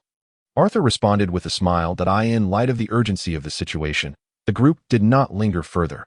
Arthur, accompanied by his more than 8,000 troops, made his way toward the northern wall, the additional 4,000 being the shield bearers promised by David. Aware that the werewolves were serious in their intent, the defenders of Jubiching ceased to be frugal, utilizing all manner of magical illumination tools and scrolls. Consequently, Jubiching was illuminated as brightly as day, minimizing the werewolves' advantage in visibility. This significantly boosted the morale of the defenders within Jubiching. As Arthur led his 8,000 soldiers through the brilliantly lit Jubiching toward the northern wall, an unexpected occurrence unfolded. The werewolves, who had already stormed the walls, began to retreat. Initially, Arthur presumed that the impressive achievements of the day had intimidated the werewolves. However, further reports revealed that all 4 walls were retreating. This left Arthur momentarily stunned, for it was contrary to his expectations. He speculated that this might be a feigned attack by the werewolves, but that conjecture was soon dispelled. Half an hour later, having taken command of the northern wall, Arthur noted that Jubiching, previously aglow, had dimmed significantly compared to half an hour prior. The realization struck him. Magical illumination scrolls and certain light-emitting tools have their limitations. The werewolves' earlier withdrawal indicated they were reluctant to relinquish their nocturnal advantage. They intended to wait until the illumination within Jubiching was fully depleted before launching their true assault. Yet, even with this understanding, Arthur found himself powerless, for shortly thereafter, the werewolves indeed advanced once more. Their assault was genuine, yet whenever the illumination within Jubiching reached a certain threshold, thereby minimally affecting human visibility, they would once again retreat. This could be described as a cunning stratagem, gradually exhausting Jubiching's light-emitting resources. However, the defenders had no choice but to continue utilizing these tools. Without them, the werewolves, capitalizing on their visual advantage, would inflict devastating casualties as the night wore on. The werewolves had launched and retreated 6 or 7 times, depleting Jubiching's light resources considerably. The rapid consumption of illumination tools was largely due to the ferocity of the werewolves' attacks, which bore the hallmark of a fight to the death, far more brutal than the previous night. They exhibited no signs of a planned retreat. The defenders of Jubiching were compelled to maintain a constant level of illumination around the city. As for Arthur, his personal shop lacked any illuminating products, and he had not purchased many such items, leaving him at a loss for solutions. By the time it reached the latter half of the night, the illumination surrounding Jubiching had dimmed significantly. Outside the walls, the werewolf commander, Kinky, sensing the opportune moment, revealed a fierce countenance and commanded, "Proceed as planned."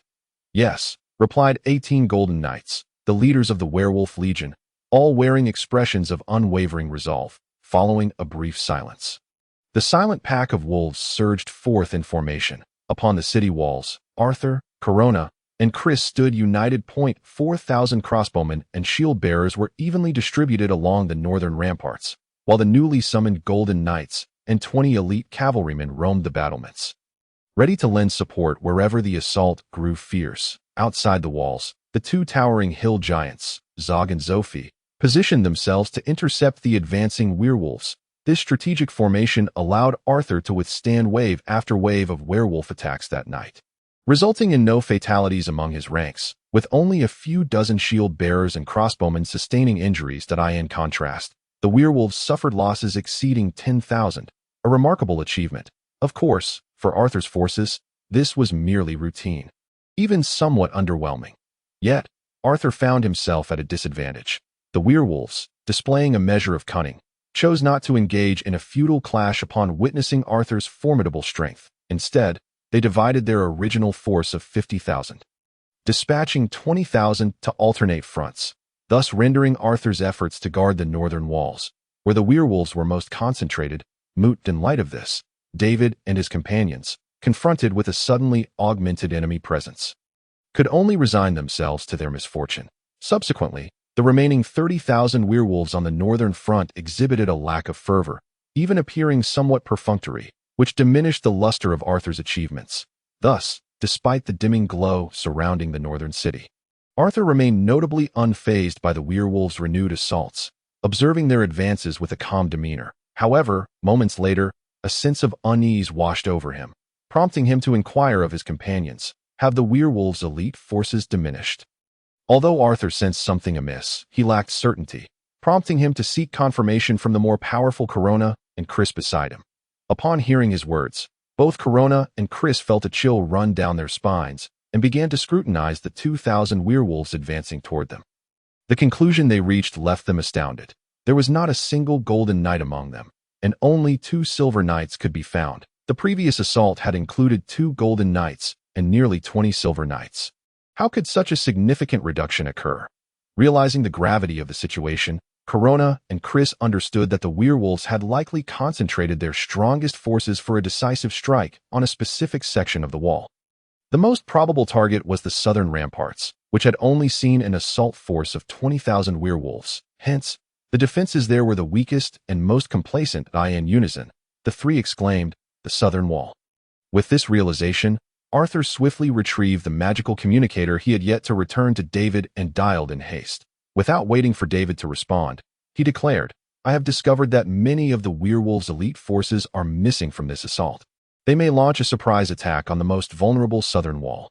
Hurry and send reinforcements." Upon hearing this, David grasped the seriousness of the situation. Previously unaware, he now surveyed the battlefield and was alarmed to find that few werewolf elites were present at the western wall he was guarding.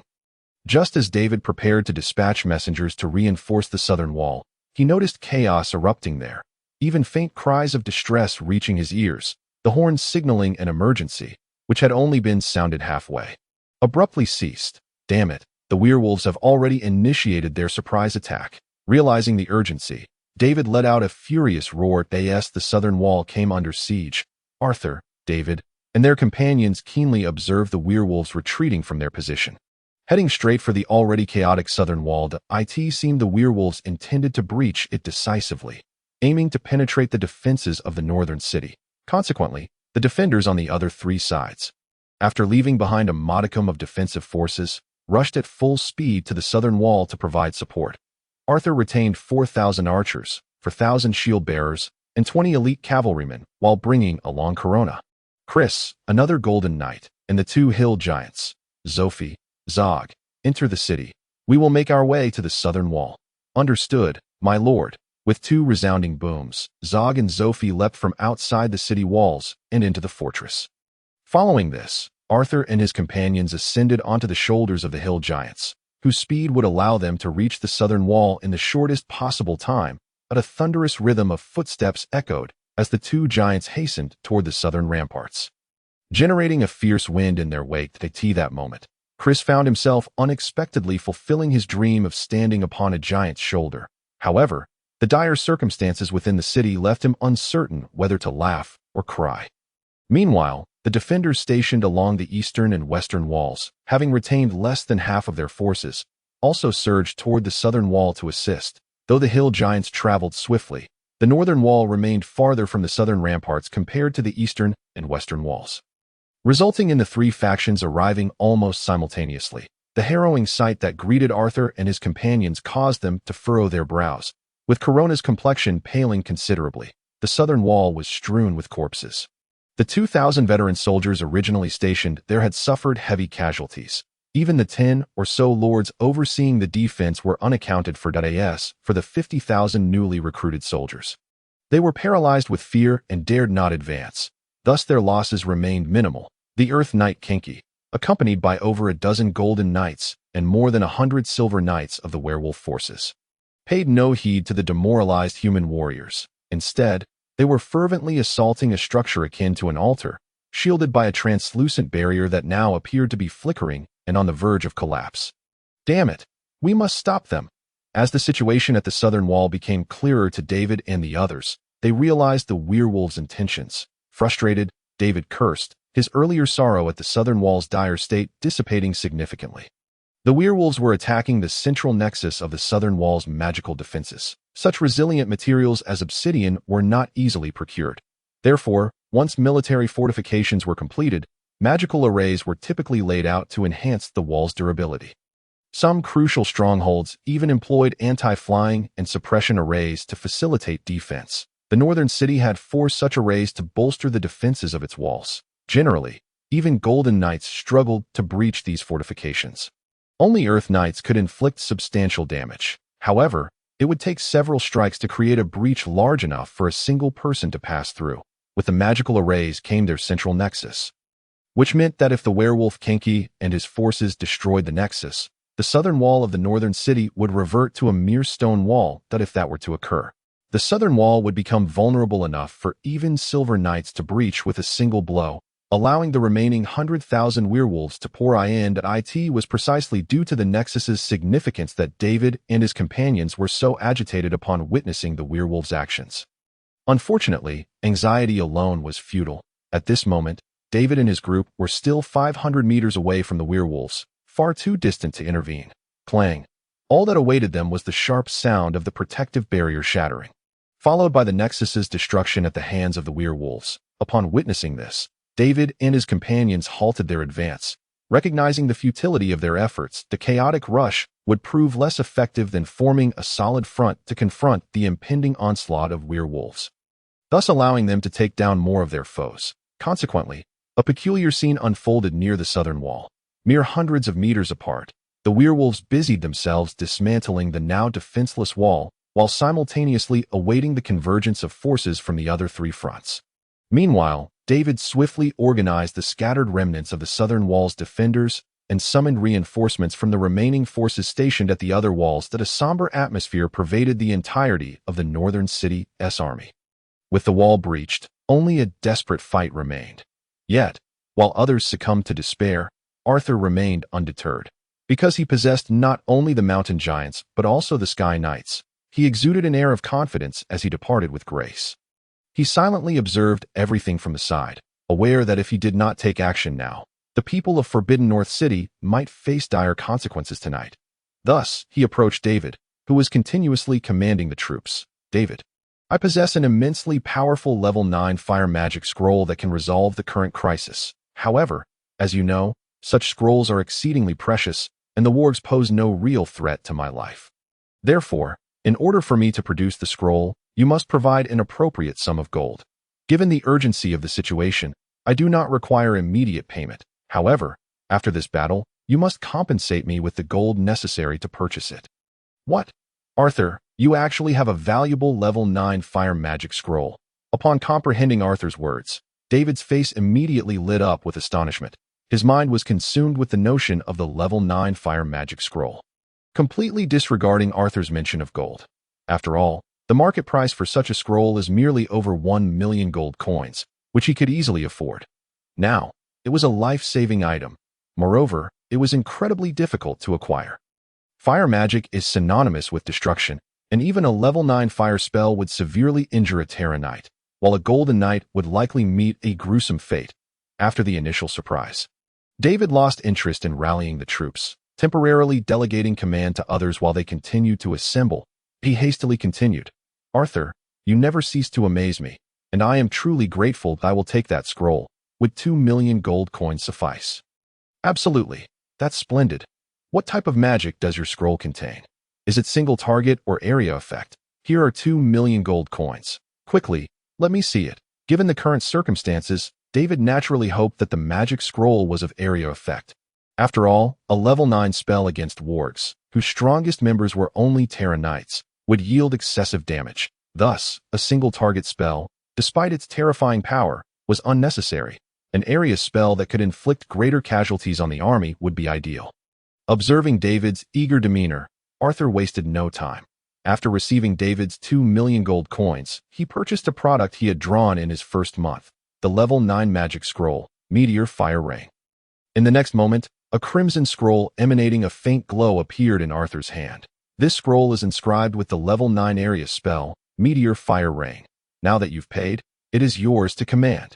As David beheld the glowing scroll, he examined it closely, his excitement intensifying as he murmured, "It is indeed the most renowned level 9 area spell in fire magic, Meteor Fire Ring. It seems we have a chance to turn the tide in our favor." With that, David cast his eager gaze towards the group of warg elites several hundred meters away. 1 Terra Knight, a dozen Golden Knights, and over 100 Silver Knights. Under normal circumstances, a single Meteor Fire Rain might eliminate around 10,000 ordinary wargs. Along with a few elites to eye in the face of the wargs' total force of over 100,000, the impact would not be substantial. However, in this case, the wargs' concentrated assault had indeed breached the southern wall. But their clustering of elites also rendered them vulnerable to annihilation. With the loss of these leaders and strong warriors, the remaining wargs would be easy prey. As these thoughts crossed David's mind, his eyes sparkled with intensity, and his right hand holding the Meteor Fire Rain scroll began to tremble slightly. Without further hesitation, he infused the scroll with his fighting spirit while directing the spell's impact zone. As the fiery crimson scroll suddenly dissipated, fire elements began to gather rapidly several hundred meters above Forbidden North City. Within seconds, over 100 fireballs, each measuring a meter in size, floated in the sky above Forbidden North City, transforming the night into a scene resembling broad daylight, with temperatures rising to a sweltering summer heat that caused ordinary soldiers to sweat profusely. High-level magic, sensing the terrifying energy in the sky, the warg named Kinky deduced the nature of the phenomenon.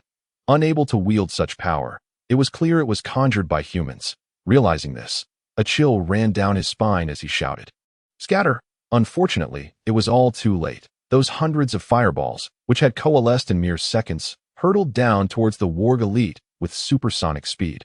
Level 9 magic has a range of 500 meters. And with such velocity, The warg elites had no chance of escape. Each fireball struck the ground like artillery shells, unleashing shockwaves and intense heat that swept over a radius of several dozen meters. 300 fireballs ravaged the 500-meter area multiple times. When the flames subsided, the once vibrant area was left with countless steaming craters, some even with flowing magma, a testament to the fireball's extreme heat. The hundreds of warg elites and thousands of ordinary warg soldiers previously positioned there had been reduced to ashes. Such a horrifying spectacle left even David, the one who had unleashed it, dumbfounded, let alone the others, as the battlefield fell into a profound silence. Everyone was immersed in the overwhelming power of the level 9 magic. However, as Arthur witnessed this terrifying scene, a pang of regret washed over him. He regretted allowing David to wield the scroll instead of using it himself. Such an imposing artifact, which he had yet to utilize, had been handed over to another. As the crowd emerged from their shock, two starkly contrasting emotions quickly surfaced. The people of Forbidden North City erupted in cheers, while the wargs, who had been so spirited just moments ago, now found their resolve shattered, with the loss of their strongest warriors and leaders.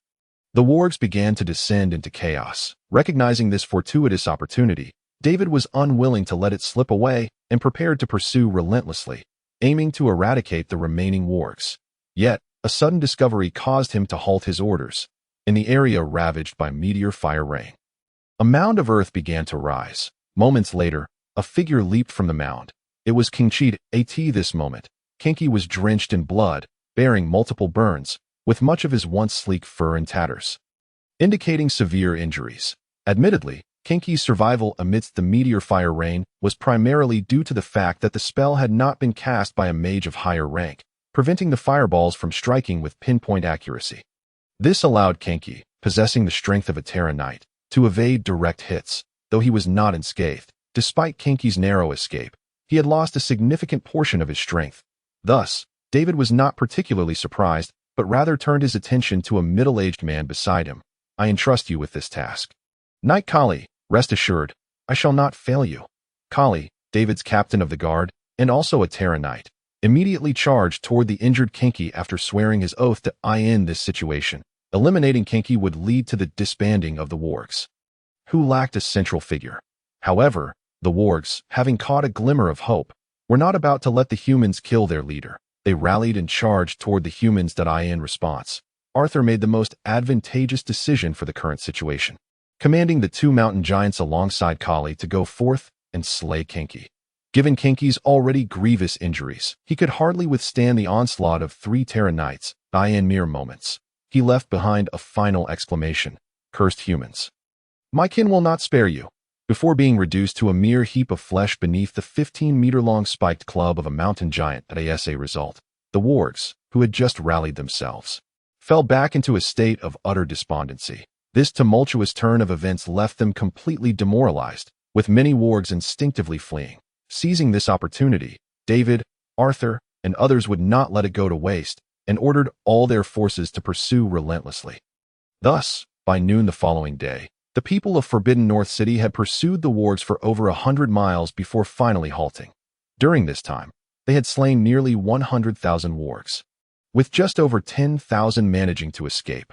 Arthur and his companions decided against further pursuit, for to chase deeper into the realm of the Orc King would be to invite disaster.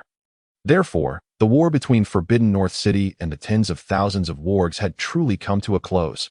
After an entire night of pursuit, David, Arthur, and their companions found themselves physically exhausted.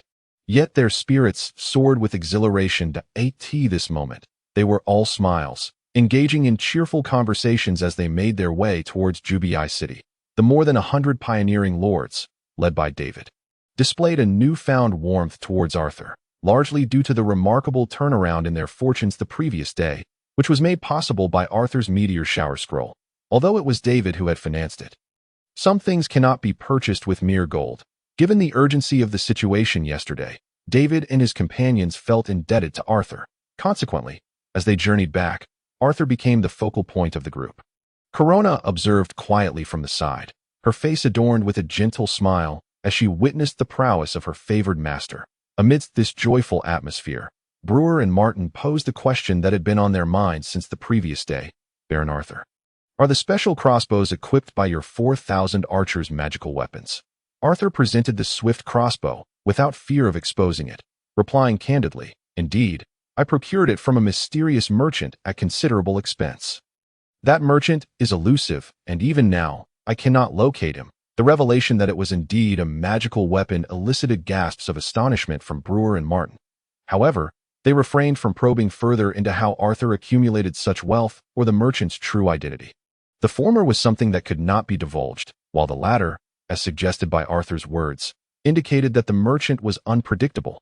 Being astute individuals, they chose not to press for further details, allowing the conversation to flow with laughter and camaraderie throughout the journey. Despite their significant victory, the toll had been considerable, and thus, the celebration feast would not be hastened. A day later, the casualty report from Jubii City emerged. During that fateful night, over a dozen lords and more than 20,000 soldiers had perished. The most devastating losses were among the troops stationed at the southern city wall, where the majority of the fallen lords and soldiers hailed from. In response, the group could only express their condolences and ensure that compensation was delivered to the families of the deceased soldiers. Fortunately, Arthur's subordinates had emerged unscathed as Jubii City compiled the casualty figures. News of their resounding defeat of the Wolfmen reached the besieged Dinghuang City, prompting cheers of jubilation within its walls. However, outside the city, the Wolfmen erupted in furious outbursts. The sacrifice of over 100,000 Wolfmen was a staggering loss for their tribe, which numbered merely in the millions, and it would take them years to recover. Furthermore, the defeat of Jubii City signified that the Wolfmen besieging Dinghuang City could soon face retaliation, plunging them into a precarious situation of being attacked from both sides. More critically, Jubii City's triumph over the Wolfmen indicated that they could potentially replicate that success against their own forces. Thus, despite their leader's reluctance, they had no choice but to retreat and regroup for their next strategy. In this manner, the crisis surrounding Dinghuang City was averted. After another 2 days, the southern city wall of Jubii City was finally reconstructed. During this period, the Wolfmen showed no signs of reinitiating their assault, seemingly having momentarily abandoned their campaign against the human pioneers. Unbeknownst to Arthur, this was primarily due to the presence of 2 formidable mountain giants under his command. With such powerful allies, any attempt by the Wolfmen to retake Jubii City would come at a tremendous cost, potentially the lives of thousands of their kin, and even success was not guaranteed. If they were to fail again, their standing within the Orc Kingdom could be jeopardized, rendering their efforts fruitless. After much deliberation, the Wolfmen deemed it unwise to persist and temporarily shelved their plans for aggression. As long as the humans refrained from encroaching further north into their territory, it appeared unlikely that they would soon regain the resolve to attack, with the Wolfmen's aggression abated and the lingering issues from the war nearly resolved. It was time to hold a celebration feast, aside from necessary guards. That evening, Jubii City was ablaze with light, as ordinary soldiers indulged in the rare luxury of meat. Meanwhile, the leadership, including Arthur and David, planned to host a soiree in a newly established castle. Naturally, no soiree would be complete without the presence of women. While others were uncertain, Arthur intended to invite Corona as his companion. Speaking of Corona, it was unclear whether it was the influence of Arthur's previous memories, their recent closeness, or his long-standing desire for a pure-hearted woman who would see only him. Gradually, Corona had carved out a place in Arthur's heart. Today, he resolved to take the initiative and win her over. On the other hand, Corona had been groomed as Arthur's personal maid, and she had grown accustomed to this role. Maids were not meant to harbor romantic feelings for their masters. At most, they were expected to provide warmth at night. Hence, she had long suppressed her feelings for Arthur.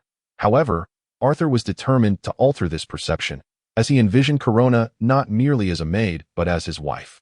This ingrained notion of hers posed a significant obstacle to their relationship. Initially, Arthur was uncertain how to shift Corona's viewpoint, but he concluded that inviting her to such gatherings would be a good start. Corona initially opposed the idea, believing it inappropriate for a maid to accompany her master. Anticipating her reluctance, Arthur had foreseen this objection and pointed out their long-standing friendship, asserting that they had grown up together, and their bond transcended that of a mere servant. Therefore, she need not concern herself with such distinctions. Of course, all of this was merely supplementary.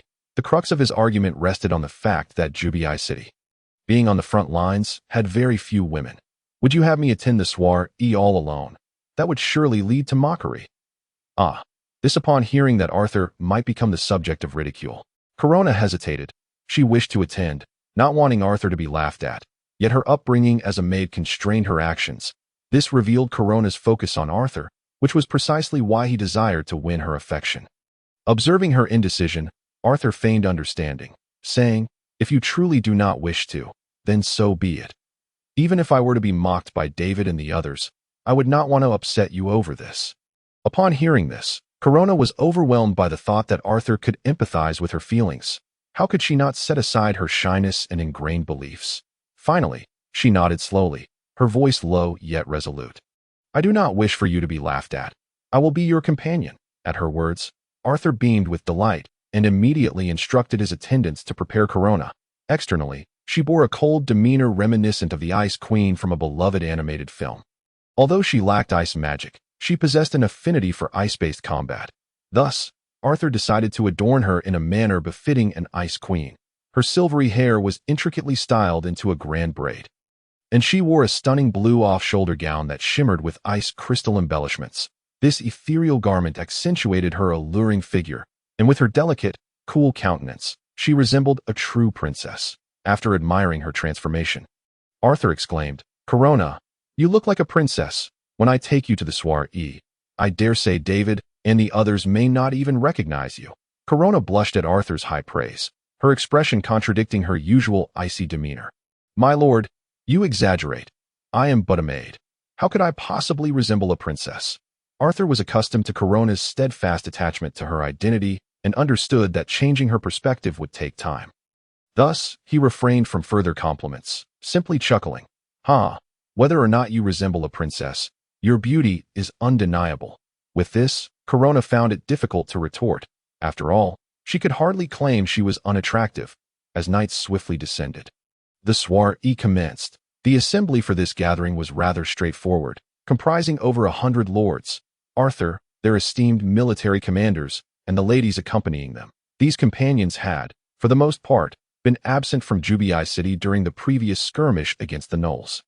Only in the wake of their recent triumph did the families of the lords arrive from various frontier territories to visit their kin. Notably, none, apart from Arthur, had brought a maid to the festivities. As the focal point of the evening, Arthur's every gesture commanded attention, and Corona, who had stood by his side during the war against the Gnolls, was a figure well known to all. Thus, when she graced the banquet as Arthur's companion, the attendees were left utterly astounded, exchanging glances of disbelief. Yet, due to the formidable prowess displayed by Arthur, no one dared voice their thoughts. David and others had initially assumed that Arthur would attend the gala unaccompanied, even concocting plans to introduce him to their sisters or daughters, hoping to foster a union that might afford them a share of Arthur's power. However, it now seemed that such matrimonial aspirations were futile. The gathering's guests were perplexed by Arthur's choice to bring a maid. Yet, upon beholding Corona, resplendent in her ethereal white gown resembling a princess from a fairy tale, they suddenly comprehended his reasoning.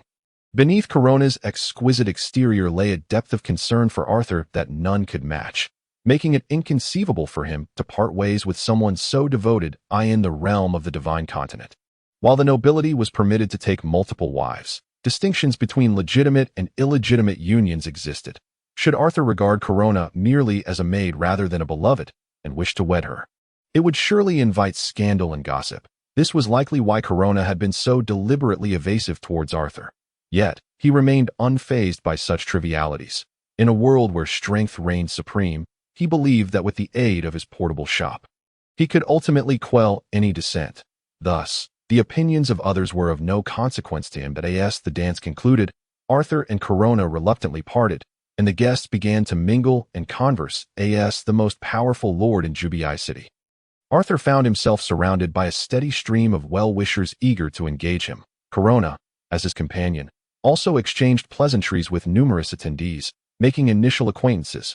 Though many approached Arthur, they were acutely aware of their place, merely seeking to gain familiarity with him. Before long, the area around Arthur grew tranquil once more. That moment, David, the second most formidable figure present, approached with a lady by his side. Baron Arthur, how enviable it is to have such a beauty at your side." Before Arthur could respond, David's gaze shifted towards Corona. Corona, knight. No, I should amend that. From now on, I ought to address you as Baroness. Corona understood the implication behind David's words, her cheeks flushing crimson as she weakly retorted. Lord David, you jest. I am but Master Arthur's maid, not a baroness. In response, Arthur cast a grateful glance towards David, then turned to the lady beside him. But I presume this exquisite young lady is none other than Lord David's wife. It is truly a stroke of fortune for him to have won your heart. David's wife beamed at Arthur's compliment, her expression shifting to one of modesty. Baron Arthur, you flatter me. Lord David's success in repelling the gnolls was largely due to your invaluable assistance. Without you, he may have faced dire consequences. It is with sincerity that I extend my gratitude. Ah, there is no need for such formality. As a member of the frontier, it is my duty to fend off the beasts. After a brief exchange, David's wife took Corona by the hand and led her towards the assembly of noble women, eager to introduce her to the others, given that David had received considerable support from Arthur during the conflict with the gnolls. He felt less need for formality. Watching Corona depart with David's wife, David's smile faded, and his demeanor turned serious. While I may have aided you in your pursuit of Corona, Arthur, have you truly considered the implications of marrying her? That could render you a subject of ridicule among the nobility and alienate you from your peers. Moreover, you are already betrothed to Olivia, the legitimate daughter of a marquis, though you have yet to wed. Bringing Corona into the public I may incite the wrath of Marquis Willie. Is it truly worth the risk? Upon hearing David's words, Arthur recognized that he had been regarded as a confidant, prompting him to share his innermost thoughts. David, I appreciate your candidness. Although Olivia is a close friend of my sister's, our interactions have been infrequent. Our engagement is merely a political arrangement. I harbor no romantic feelings for her. In contrast, while Corona has been raised as my personal maid, we have spent nearly a decade together and understand each other profoundly. Most importantly, I sense that Corona regards me as her most cherished person. And how could I not reciprocate? Even if Marquis Ueli expresses fury, leading to the dissolution of our union, I would have no regrets. As for those who mock or ostracize me, their opinions are of no concern. I am destined to become a formidable force. The derision of the weak will not deter me, and should they become bothersome, I shall effortlessly eliminate them. David held no doubts regarding Arthur's assertion of future strength. For the enigmatic abilities he had displayed during the war spoke volumes. He admired Arthur's audacity to disregard societal judgment, recalling that his own marriage was also a mere alliance, having scarcely known his wife prior to their union. Fortunate was he that his spouse was amiable, ensuring a harmonious relationship. However, had he encountered a difficult partner, it could have proved troublesome. Thus, David expressed his admiration for Arthur's bravery. Then I shall support your endeavors. Thank you. The exchange deepened their bond significantly. Meanwhile, as David's wife introduced Corona to a group of noble women, they greeted her with warmth rather than disdain. This was due in part to the overwhelming strength of Arthur's domain, which rendered them hesitant to offend him. Additionally, Arthur's significant contributions in thwarting the gnolls had saved countless husbands from peril. Viewed in this light, Arthur was regarded as a benefactor, making it inconceivable for the noble women to treat Corona with any contempt. The latter reason was paramount. Otherwise, given the inherent pride of the nobility, even if they were to avoid making Corona uncomfortable out of respect for Arthur's might, they would not engage her with such enthusiasm. The noble women, filled with curiosity, began to inquire about Corona's relationship with Arthur, eager to learn how their bond had developed. This was indeed a tantalizing piece of gossip, and the inquisitive ladies sought to uncover the details. Some even ventured to ask how far their relationship had progressed, leaving Corona at a loss for words as she could only feebly deny their assumptions, asserting that they were not in such a relationship. Yet, her voice was drowned out by the multitude around her. The circumstances ultimately led Corona to cease denying her relationship with Arthur, and with no other option, she chose silence. This, however, was interpreted by other noble ladies as an implicit acknowledgement. Yet, their incessant discussions on the topic did bear some fruit. Although Corona did not voice her thoughts, she occasionally found herself daydreaming about what it would be like if she truly became Arthur's lady, envisioning a life filled with happiness.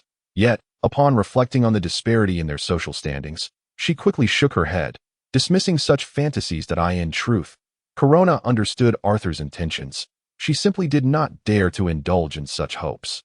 Regardless, having attended the banquet, she no longer felt an urgent need to refute others' claims of her being Arthur's lady.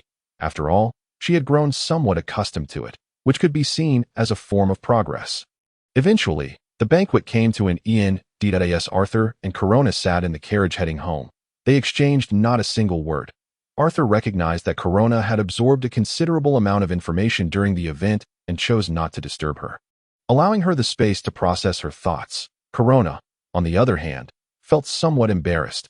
After being referred to as Arthur's lady for several hours, she was unsure how to initiate conversation. Thus, they remained silent until they returned to their temporary residence in the northern Reject city. The following day, upon awakening, Arthur found Corona, as usual, dressed in her maid's attire, standing attentively by his bedside, ever mindful of his needs. "Good morning, Corona," he greeted her. "Good morning, Master Arthur," she replied. Their interaction seemed to resume its customary rhythm. Yet there was a notable difference. When Arthur casually brushed a small leaf from her silver hair, Corona did not remind him, as she had in the past, of the propriety that dictated such behavior. Instead, her cheeks flushed slightly, and she remained silent. It appeared that Corona had grown more accepting of a certain degree of intimacy with Arthur, due to intelligence reports indicating that the Wolfkin tribe no longer intended to launch further assaults on the frontier. Arthur decided to remain in the northern Reject city for one more day before setting off for the initial city. His actions there had already reverberated back to the initial city, even reaching the Earl's domain and the kingdom itself. Therefore, upon Arthur's return, the townsfolk greeted him with smiles and warmth, their welcome spontaneous rather than obligatory. After all, Arthur had spared them from the ravages of war, and with such a formidable lord, their lives were bound to improve. Consequently, the people of the initial city harbored extraordinary affection for Arthur. After exchanging ways with the enthusiastic crowd, Arthur finally returned to his familiar castle. Seated in his well-loved study, he reflected that August was just around the corner, and his portable shop would soon be able to add new items, something he eagerly anticipated, just as Arthur imagined that tranquil days would continue. News arrived that evening from the Earl's residence. It turned out that Arthur's appearance at the banquet with Corona and the acknowledgement of her as his baroness had spread to both the Earl's domain and the kingdom. This matter, concerning Arthur's future, was deemed more significant by the Earl and his wife than Arthur's victory over the Wolfkin, prompting them to seek a personal meeting. On another front, representatives from the Marquis of Rose had also arrived at the Earl's residence, desiring clarity on the situation. Otherwise, they threatened to annul the engagement between their families. In short, they wished for Arthur to return to the Earl's domain. Upon hearing this, Arthur could only lament his inability to find rest. Just as he returned to his territory, he was to venture out again. In stark contrast to Arthur's nonchalance, Corona felt a wave of guilt wash over her at the thought that Arthur was being called back to the Earl's residence because of her. Potentially facing an annulment, she quickly sought him out, her face glistening with unshed tears, illustrating her concern for him. Arthur, recognizing her deep feelings, thought to himself that Corona truly cared for him. He owed to dispel Corona's guilt. Arthur quickly donned a cheerful expression. "This is my decision. Please don't overthink it. Besides, my parents calling me back may not necessarily mean they want to scold me. Perhaps they wish to commend me for having found such an excellent daughter-in-law like you." "Huh, master, you are trying to comfort me again," Corona exclaimed, her tears replaced with laughter. At that moment, it seemed she had tacitly accepted Arthur's assertion of her being his lady, though a hint of worry creased her brow as she asked, "What will happen with the engagement to the Marquis?" Hearing this, Arthur recalled the few encounters he had had with his fiancée, Olivia. While Olivia was undeniably beautiful, comparable to Corona in both looks and figure, he did not know her well enough to risk hurting Corona's feelings for her sake. If the Marquis still wished to proceed with the wedding, Arthur would not reject the idea of gaining another exquisite beauty. However, if the Marquis side were to impose unreasonable demands, such as forbidding Arthur from pursuing a relationship with Corona, he would not hesitate to dissolve the engagement. After all, with his portable shop, Arthur felt little obligation towards a Marquis. Thus, Arthur replied, "If the Marquis wishes to continue with the engagement, I do not oppose it. However, should they propose any conditions that would harm you, then let the marriage be cancelled, due to the inherent polygamous customs of the divine realm and Corona's own status." She felt no discontent at Arthur's suggestion of possibly fulfilling the engagement. On the contrary, she was deeply moved to hear that Arthur would refuse to marry the Marquis's legitimate daughter for her sake. Spurred by this emotion, Corona took the initiative for the first time, embracing Arthur and burying her head against his chest, murmuring, "Master Arthur, you are truly wonderful." Seeing this, Arthur reciprocated her embrace, only to feel her body stiffen slightly. Indicating her discomfort with such closeness, he comforted her. "This is nothing. In the future, I will do even better." She responded softly. Thus, they held each other for a long while, creating a beautiful scene in Arthur's study. Were it not for Arthur's youth and the concern for his physical growth, he might have taken advantage of the moment to deepen their intimacy. Yet, they ultimately remained innocent, simply falling asleep together without engaging in anything further. Not even a kiss. The next morning, as dawn broke, Corona's biological clock awakened her early. She gazed at Arthur's angular face beside her, a sweet smile lighting her features. Even now, she struggled to believe that she had truly confirmed her relationship with Arthur. After a moment of dazed observation, she considered rising early, as was her custom, to attend to Arthur's needs. However, as soon as she moved, Arthur's strong arm encircled her. Unbeknownst to her, Arthur had already awakened and immediately recognized her intention. With a gentle voice, he said, "From now on, you are the mistress of the castle. There is no need for you to take care of others anymore. Remember, you must not do that, or I shall be displeased. Now, let us sleep a little longer." His tone grew firmer towards the end, aware that Corona's years of habit would not change overnight. He felt it necessary to be somewhat stern so that she would more readily comply with his wishes. Hastening her transformation into the castle's lady, Corona, touched by Arthur's concern, accepted it with grace. She replied softly, closing her eyes and indulging in her first lazy morning in years, when the sun fully rose. Around the usual hour of 7, the two finally awoke. Corona then proceeded to help Arthur dress, and this time he did not stop her, for in a way, it demonstrated their closeness. After their usual training and breakfast, Arthur gathered everyone in the castle before preparing to return to the Earl's residence. In the spacious parlor, Butler Puzon and several maids stood in neat rows, bewildered by the solemnity of the occasion. Today, Corona had donned a lovely white and blue Lolita dress, standing beside Arthur at the front of the assembly. Observing the unusual sight of Corona, the gathered crowd began to suspect something significant was about to be announced. Once everyone was present, Arthur wasted no time. "Everyone, I trust you have all heard the news from the northern reject city. Today, I must confirm that the reports are indeed true. From this day forth, Corona will no longer be my personal maid. She shall become the mistress of this castle. That I hope you will cast aside any preconceived notions about her and perform your duties accordingly. Do you understand?" "Understood," came the swift and decisive response from the crowd. Satisfied, Arthur nodded and dismissed them. In truth, the hearts of the crowd did not possess the unambiguous calmness reflected in their responses. On the contrary, within them surged tumultuous waves of emotion. After all, the notion of a maid rising to the status of mistress was unprecedented in the kingdom of Kate. Previously, maids had merely become the lovers of nobles. Yet now, Corona had ascended to the position of mistress, and it was only natural that those other maids would feel envious. Arthur, however, paid no heed to the thoughts of the maids. His sole concern was to make them understand that Corona's status had irrevocably changed. Although he had previously referred to her as the lady of the territory, the moment he announced it himself, the exhilaration in Corona's heart was beyond words. That instant, she had finally become the lady of the most significant person in her life. In the eyes of the world, unable to contain her excitement, Corona, after everyone had departed, leaned in and kissed Arthur directly. Much to his astonishment, Arthur could not shy away. He immediately wrapped his arms around Corona. Responding with fervor, it was not until Corona was nearly breathless that Arthur reluctantly released her. At that moment, Corona's face was flushed a deep crimson, resembling a blooming flower in its radiant allure. This sight stirred within Arthur an impulse to kiss her once more, but upon meeting Corona's pleading gaze, he ultimately decided to spare her. Subsequently, Arthur began to organize the list of personnel for their return to the Earl's residence. First and foremost, Corona would undoubtedly be returning. After all, a bride must meet her in-laws. Following her would be Chris and the 20 Golden Line Cavalry. Lastly, the grand finale would be the Hill Giant.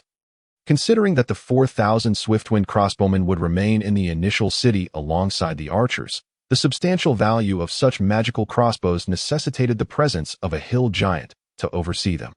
Thus, Arthur could only take one hill giant back to the earldom and casually selected Zog. With so few returning, preparations were swift, and as midday approached, Arthur and his party were ready to depart. Lord Arthur, Lady Corona. This morning, news of Arthur's announcement regarding Corona's status had begun to spread throughout the initial city. Naturally, Chris and the others had received the news as well, so upon seeing Arthur and Corona arrive, they promptly altered their address. Arthur merely nodded in acknowledgement, while Corona responded with a somewhat awkward nod. Previously, it had been Corona greeting others. Now, the roles had reversed, and she found herself momentarily unaccustomed to it. It would likely take some time for her to fully adapt to her newfound identity. Let us depart. After more than 20 days, Arthur was returning to the place he had called home for over a decade. By evening, his party finally beheld the majestic city walls of Lionheart City, towering several dozen meters high. Throughout their journey, the hill giant's exaggerated stature had startled many, causing Arthur some inconvenience at the very least. Passing through borders and various checkpoints had proven far more troublesome than usual. For instance, the hill giant's 20-meter height rendered most gates incapable of accommodating him. He could only leap over them, creating an even greater commotion. With such leaps, it was inevitable that the ground beneath would suffer. Arthur found himself expending a considerable sum of gold coins in compensation. He began to regret bringing the hill giant along. But reflecting upon its potential for impressiveness, he ultimately steeled himself to accept it. At long last, they arrived. Perhaps someone had informed in advance, as two familiar figures awaited at the city gate, his elder brother and elder sister. I have discovered many saying this forced union is toxic. However, my perspective is that the protagonist did not seek this union. He merely wished to prevent any discord between his sister and her close friend, as well as to avoid rifts between his father and former comrades, thus seeking to maintain the union that he himself is indifferent. Upon seeing his brother and sister come to greet him personally, Arthur knew he could not afford to be negligent. He hastened his pace to cover the final distance between them. Dismounting, he greeted them first. "Brother, sister, why have you come to meet me? You could have simply awaited my return at the castle. This is quite the trouble." Observing Arthur's spirited demeanor, his brother Atair and sister Alina felt a sense of surreal detachment. After all, just a month prior, Arthur had still required their support. Now, however, the accomplishments he had achieved far surpassed their own. Such a dramatic transformation naturally fostered a strong sense of disconnection upon their reunion. Yet this change was beneficial for all, prompting Atair and Alina to quickly shake off their astonishment and respond with smiles. "Is it not due to the recent events you have stirred that we felt compelled to greet you? We could hardly rest easy without doing so. By the way, you fought with the gnolls a couple of days ago. Were you unharmed?" "I am unharmed, rest assured. How could I be easily injured by orcs?" Since Alina had encountered the hill giant previously, her focus shifted to the towering figure behind Arthur upon their first meeting. Hill giants, in certain respects, were legendary creatures. Thus, seeing one in person naturally piqued Atair's interest. With a hint of excitement, he inquired, "That must be the hill giant who distinguished himself in the war against the gnolls. Correct? Is he Zog or Zophie?" Noticing Atair's eagerness, Arthur felt a sense of satisfaction, knowing bringing Zog back had been worthwhile, though he maintained a calm exterior as he replied, "Brother, this is Zog, who has returned with me. Zophie remains in the territory. I see." Upon learning that the giant before him was Zog, Atair greeted him warmly. "Greetings, Zog. Welcome to the Lionheart territory. Should you have any requests, please do not hesitate to let us know. We shall do our utmost to accommodate them." Atair, unaware of the true relationship between the hill giant and Arthur, conversed with the giant as though he were a formidable ally, exhibiting a tone of respect. While Atair held such an opinion, Zog could not simply accept it. He waved his giant hand dismissively. "There is no need for such formality. I am a friend of Arthur's. Treat me normally." "Oh, is that so? That is even better." It must be noted that hill giants are far more powerful than even the most formidable beings, such as Aberg. The fact that Zog treated them, mere silver knights, with kindness due to his connection with Arthur spoke volumes about their relationship, which was clearly more than mere friendship. How could a bronze-tier Arthur forge such an extraordinary bond with such a mighty being? Is it truly as the rumors suggest? that Arthur promised to help the hill giant find a way home. Earning their gratitude? Few would find that believable. In all honesty, Ater was quite curious about the truth. However, as Arthur remained silent, they could not press further and could only suppress their questions in their hearts. This curiosity only deepened Ater's admiration for Arthur, in contrast to Ater's immediate focus on the hill giant. Alina, who had previously stood upon the shoulders of giants, swiftly directed her gaze toward Corona beside Arthur. She sought to discern whether the two were indeed as intertwined as the rumors suggested.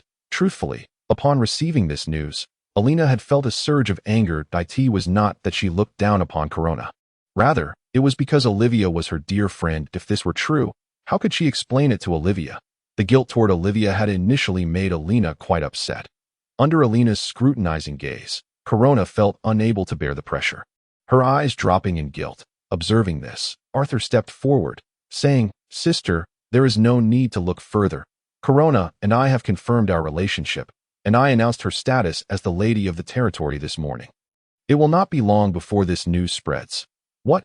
Alina gasped in surprise. However, with the decision made, she found herself at a loss for words, expressing her helplessness. "While I do not oppose your relationship with Corona, you could have postponed this matter. You could have waited until after the wedding to reveal it. Now, how am I supposed to explain this to Olivia?" Arthur was aware of Corona's relationship with Olivia, and this matter indeed posed a challenge. It could potentially cost Corona a good friend. He could only respond with a hint of regret. "Sister, rest assured, I will strive to handle this with the Marquis household peacefully, ensuring it does not affect your relationship." Upon hearing this, Alina displayed a trusting expression, though she lamented, "Olivia has always outperformed me at the academy. I had hoped that by having her as a sister-in-law, I could finally surpass her. Alas, it appears that may no longer be possible. How unfortunate." As the daughter of a marquis, Olivia marrying Arthur, the son of an earl, would have been seen as a step down. Now that Arthur had stirred up this situation, Alina believed the possibility was all but extinguished. Arthur was taken aback by the revelation of Alina's past entanglements with Olivia and could only respond with a hint of embarrassment. "Well, it seems your idea is indeed doomed to fail." Upon hearing this, Alina cast a disapproving glance at Arthur, and then, with a slight furrow of concern, remarked, "You must already be aware that the Marquis's men are still within our castle. How do you intend to address this?" To which Arthur replied nonchalantly, "I shall speak the truth. Whether the union continues is a matter for the Marquis's household to decide. It can only be this way." Alina could not conjure a better solution, and thus the topic came to a temporary close. She then turned her gaze back to Corona, her eyes now filled with warmth. "Corona, since Arthur has recognized you as his wife, I shall henceforth be your second sister. If Arthur ever dares to mistreat you, do not hesitate to tell me, and I shall teach him a lesson on your behalf. You may also confide in me. I will ensure he is reprimanded," added Yate in agreement. This affirmation from Yate and Alina brought joy to Corona, who, however, felt the need to clarify. "Thank you, big brother, second sister. Arthur has always treated me well. He would never bully me, so you need not worry." "Haha, that's the best news." After a brief exchange, the group proceeded into the city. Meanwhile, the mountain giant leapt, crushing the tiles within a several-meter radius. Upon arrival at the castle, Count Aberg and his mother, Charlotte, posed inquiries akin to those directed towards Yate and Alina. Arthur provided identical answers. Aberg could only sigh in response, his eyes reflecting a sense of nostalgia as he recounted.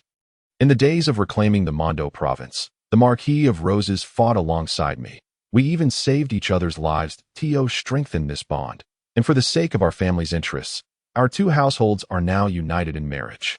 With this revelation, Arthur finally comprehended why the son of a count was able to wed the Marquis's legitimate daughter. It was due to Aberg's past camaraderie with the Marquis. Realizing this, Arthur also understood that his unilateral affirmation of his relationship with Corona had inadvertently implicated both his second sister Alina and his father Aberg. A hint of embarrassment flitted across his face. Aberg noticed Arthur's expression and mused to himself. "So, you are aware of the trouble you've caused your father," he continued. "Thus, our alliance is not merely a simple marriage. This matter is your fault. When you encounter the Marquis's envoy, you must adopt a contrite demeanor. Do you understand? Whether or not the union continues will depend on my old friend's decision." Perhaps sensing that this might seem like coercion, he added, "Of course, we have watched over Corona since she was a child. We trust her and will not demand your separation. Arthur understood that this matter was of great significance to Aberg, as it pertained to a comrade in arms from the past. The nonchalant attitude he had initially held dissipated, and he solemnly assured, "Rest assured, Father, I will apologize if the Marquis of Roses is unwilling to forgive, leading to the dissolution of the union. I shall offer compensation to ensure he does not harbor ill will towards you." Upon hearing Arthur's earnest commitment to provide a gift that might appease the Marquis, Aberg suddenly recalled the various mysteries Arthur had exhibited in recent months. Convinced that this young man might indeed have the means to placate the Marquis, Aberg felt a wave of relief wash over him, and his gaze towards Arthur softened. Devoid of previous reproach, he waved his hand dismissively, saying, "Then the task of soothing the Marquis of Roses is yours. I shall only await the outcome."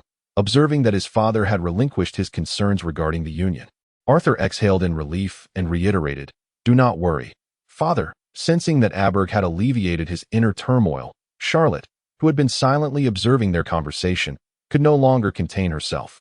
"Arthur, I know you have been concealing numerous matters from us lately, but nothing in this world comes without a cost. I wish to hear your earnest answer. Will there truly be no danger?" As soon as she spoke, Aberg turned his anxious gaze upon Arthur. In their understanding, Arthur had recently acquired numerous advantages, and it was implausible that he had not paid a significant price for them.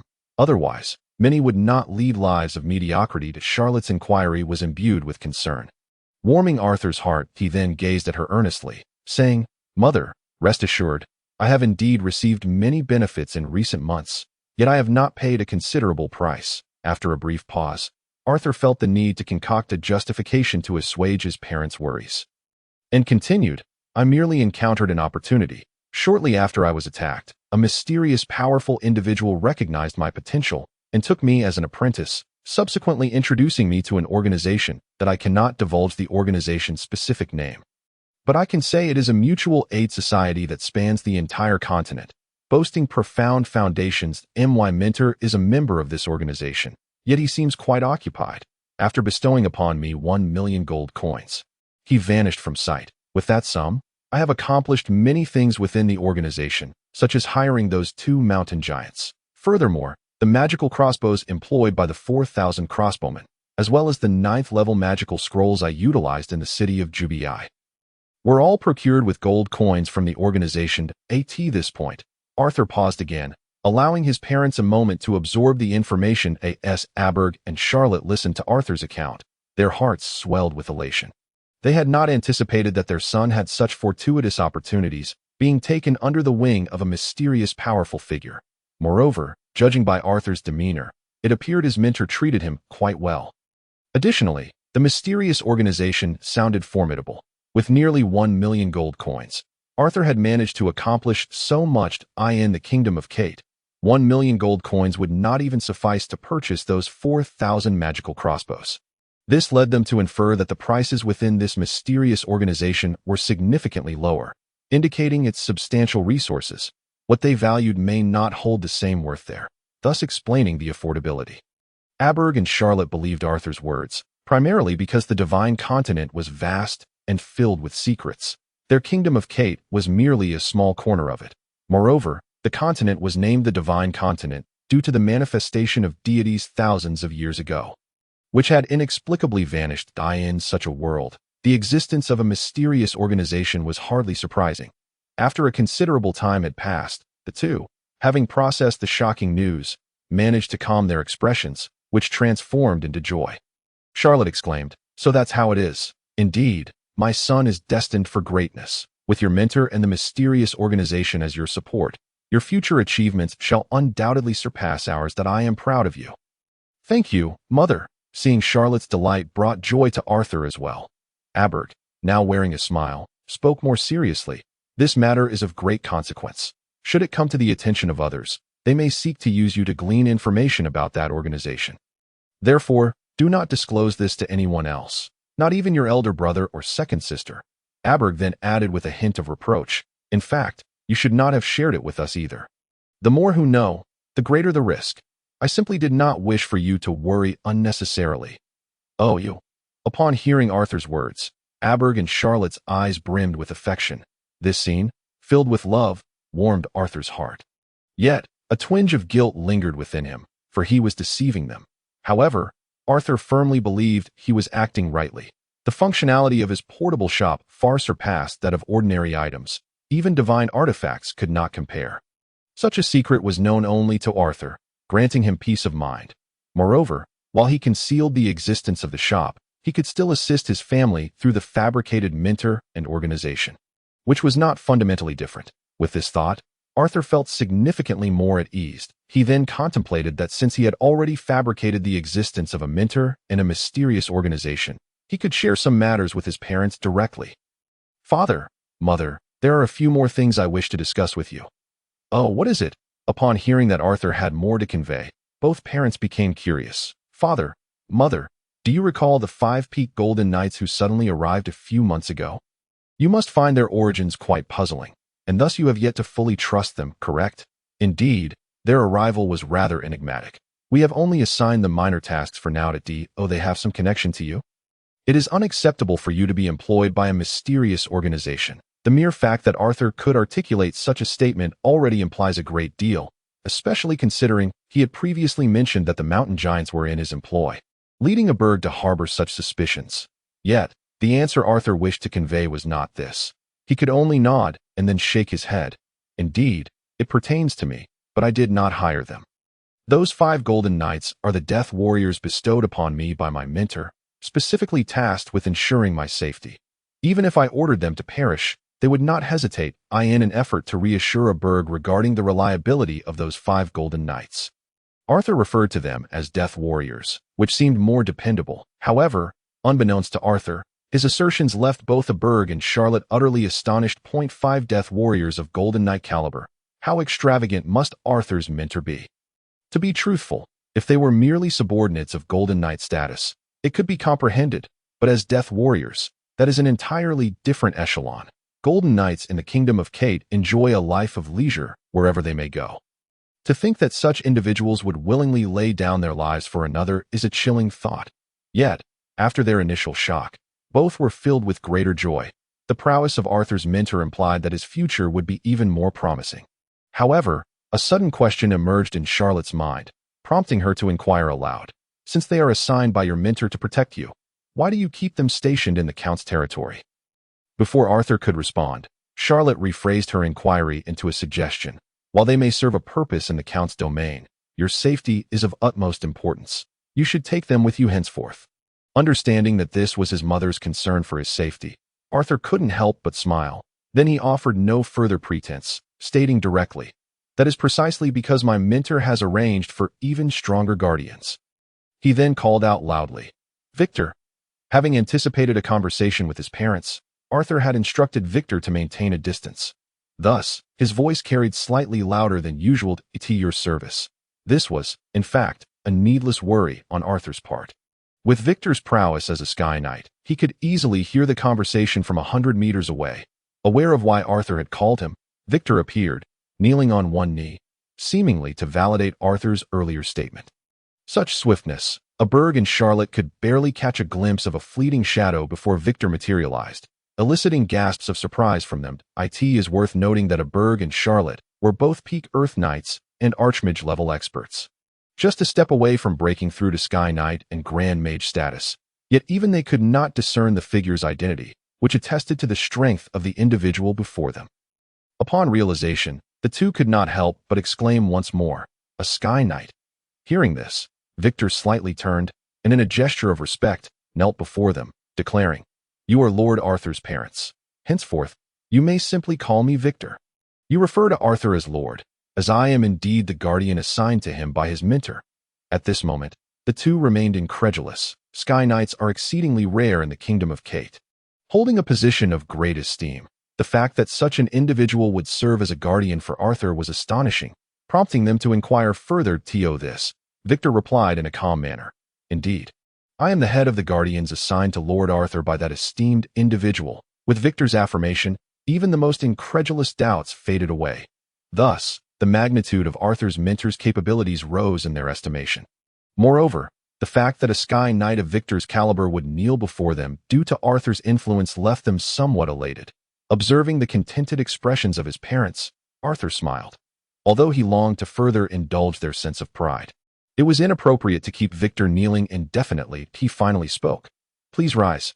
Victor, your diligent protection of my safety is greatly appreciated. It is my duty, my lord." Following this, Arthur turned his gaze to his parents, smiling as he said, "Now you understand why I did not bring those 5 golden knights as protectors, correct? Now that you have met Victor, you need not worry about my safety any longer.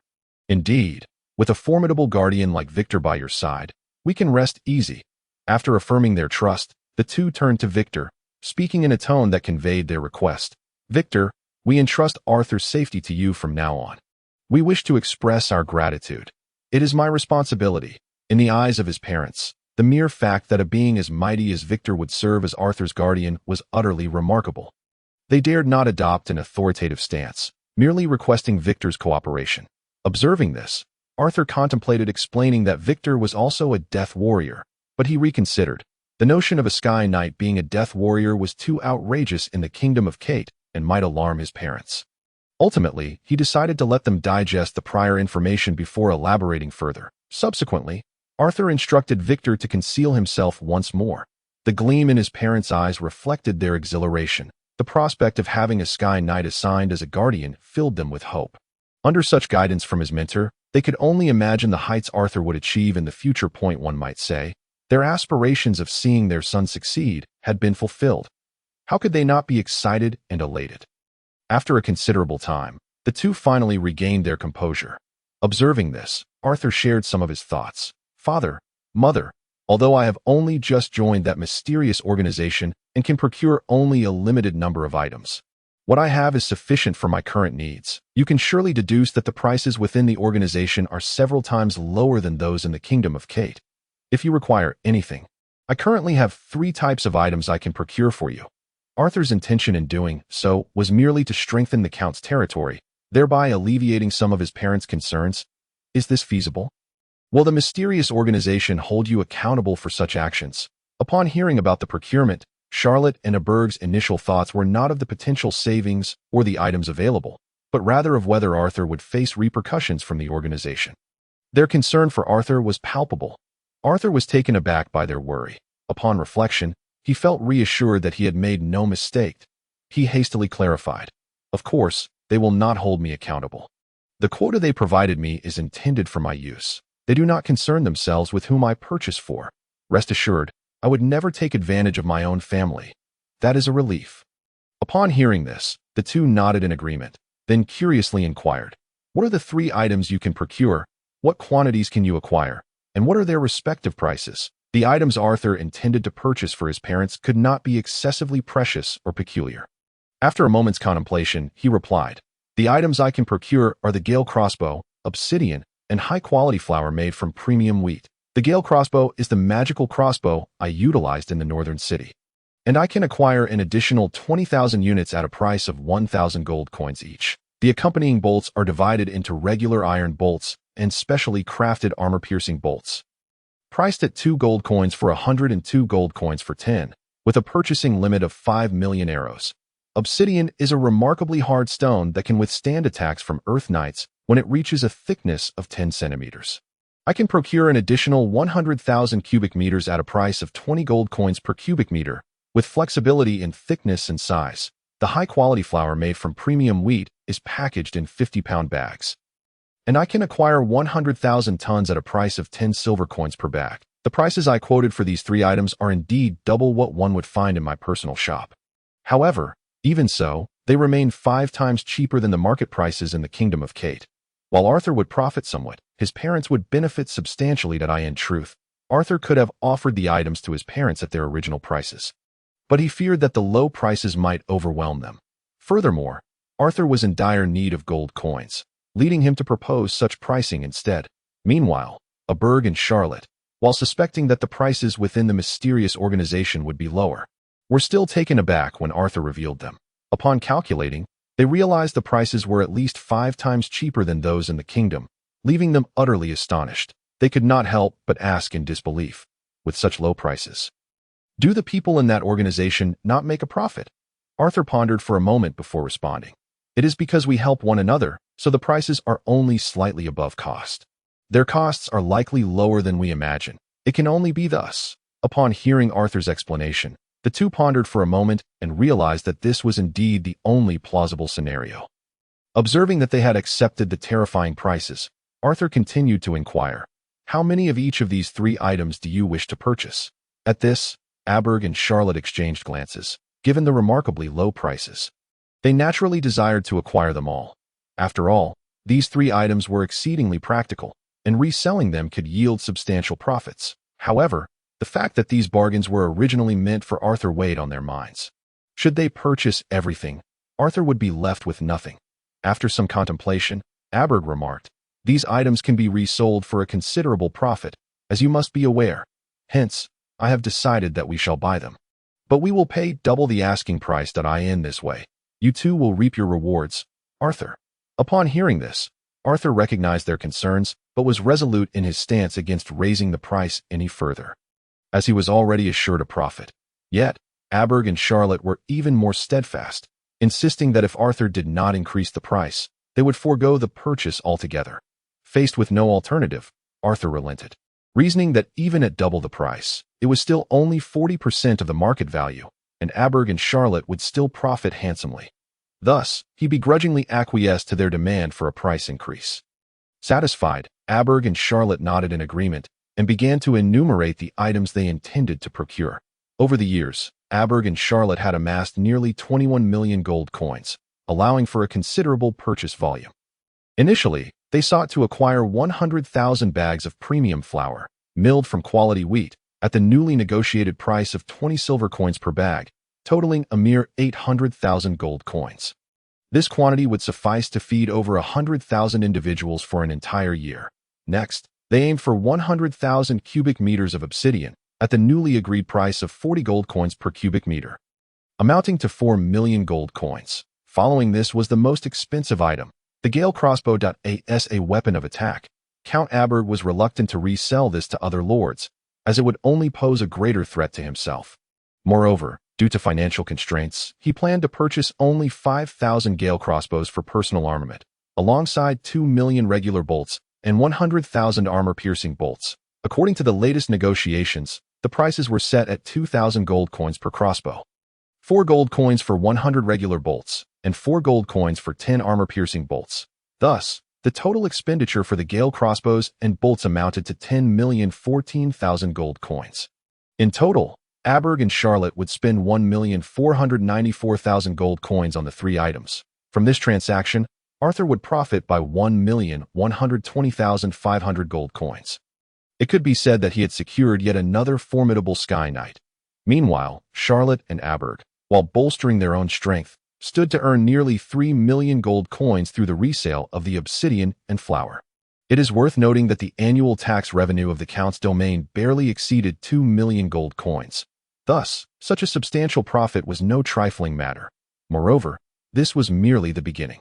In a few months, Arthur could inform the elderly couple that he had acquired further purchasing privileges. This would enable Charlotte and Aberg to continue their lucrative endeavors. It was easy to envision that in the future, the Count and Countess could amass hundreds of millions of gold coins through Arthur, thereby rapidly enhancing the strength of their domain and bringing more smiles to their faces. After finalizing the financial arrangements, Aberg and Charlotte confidently handed over the 1,400,000 gold coins to Arthur. Without further ado, Arthur assured them that the items would arrive within a week.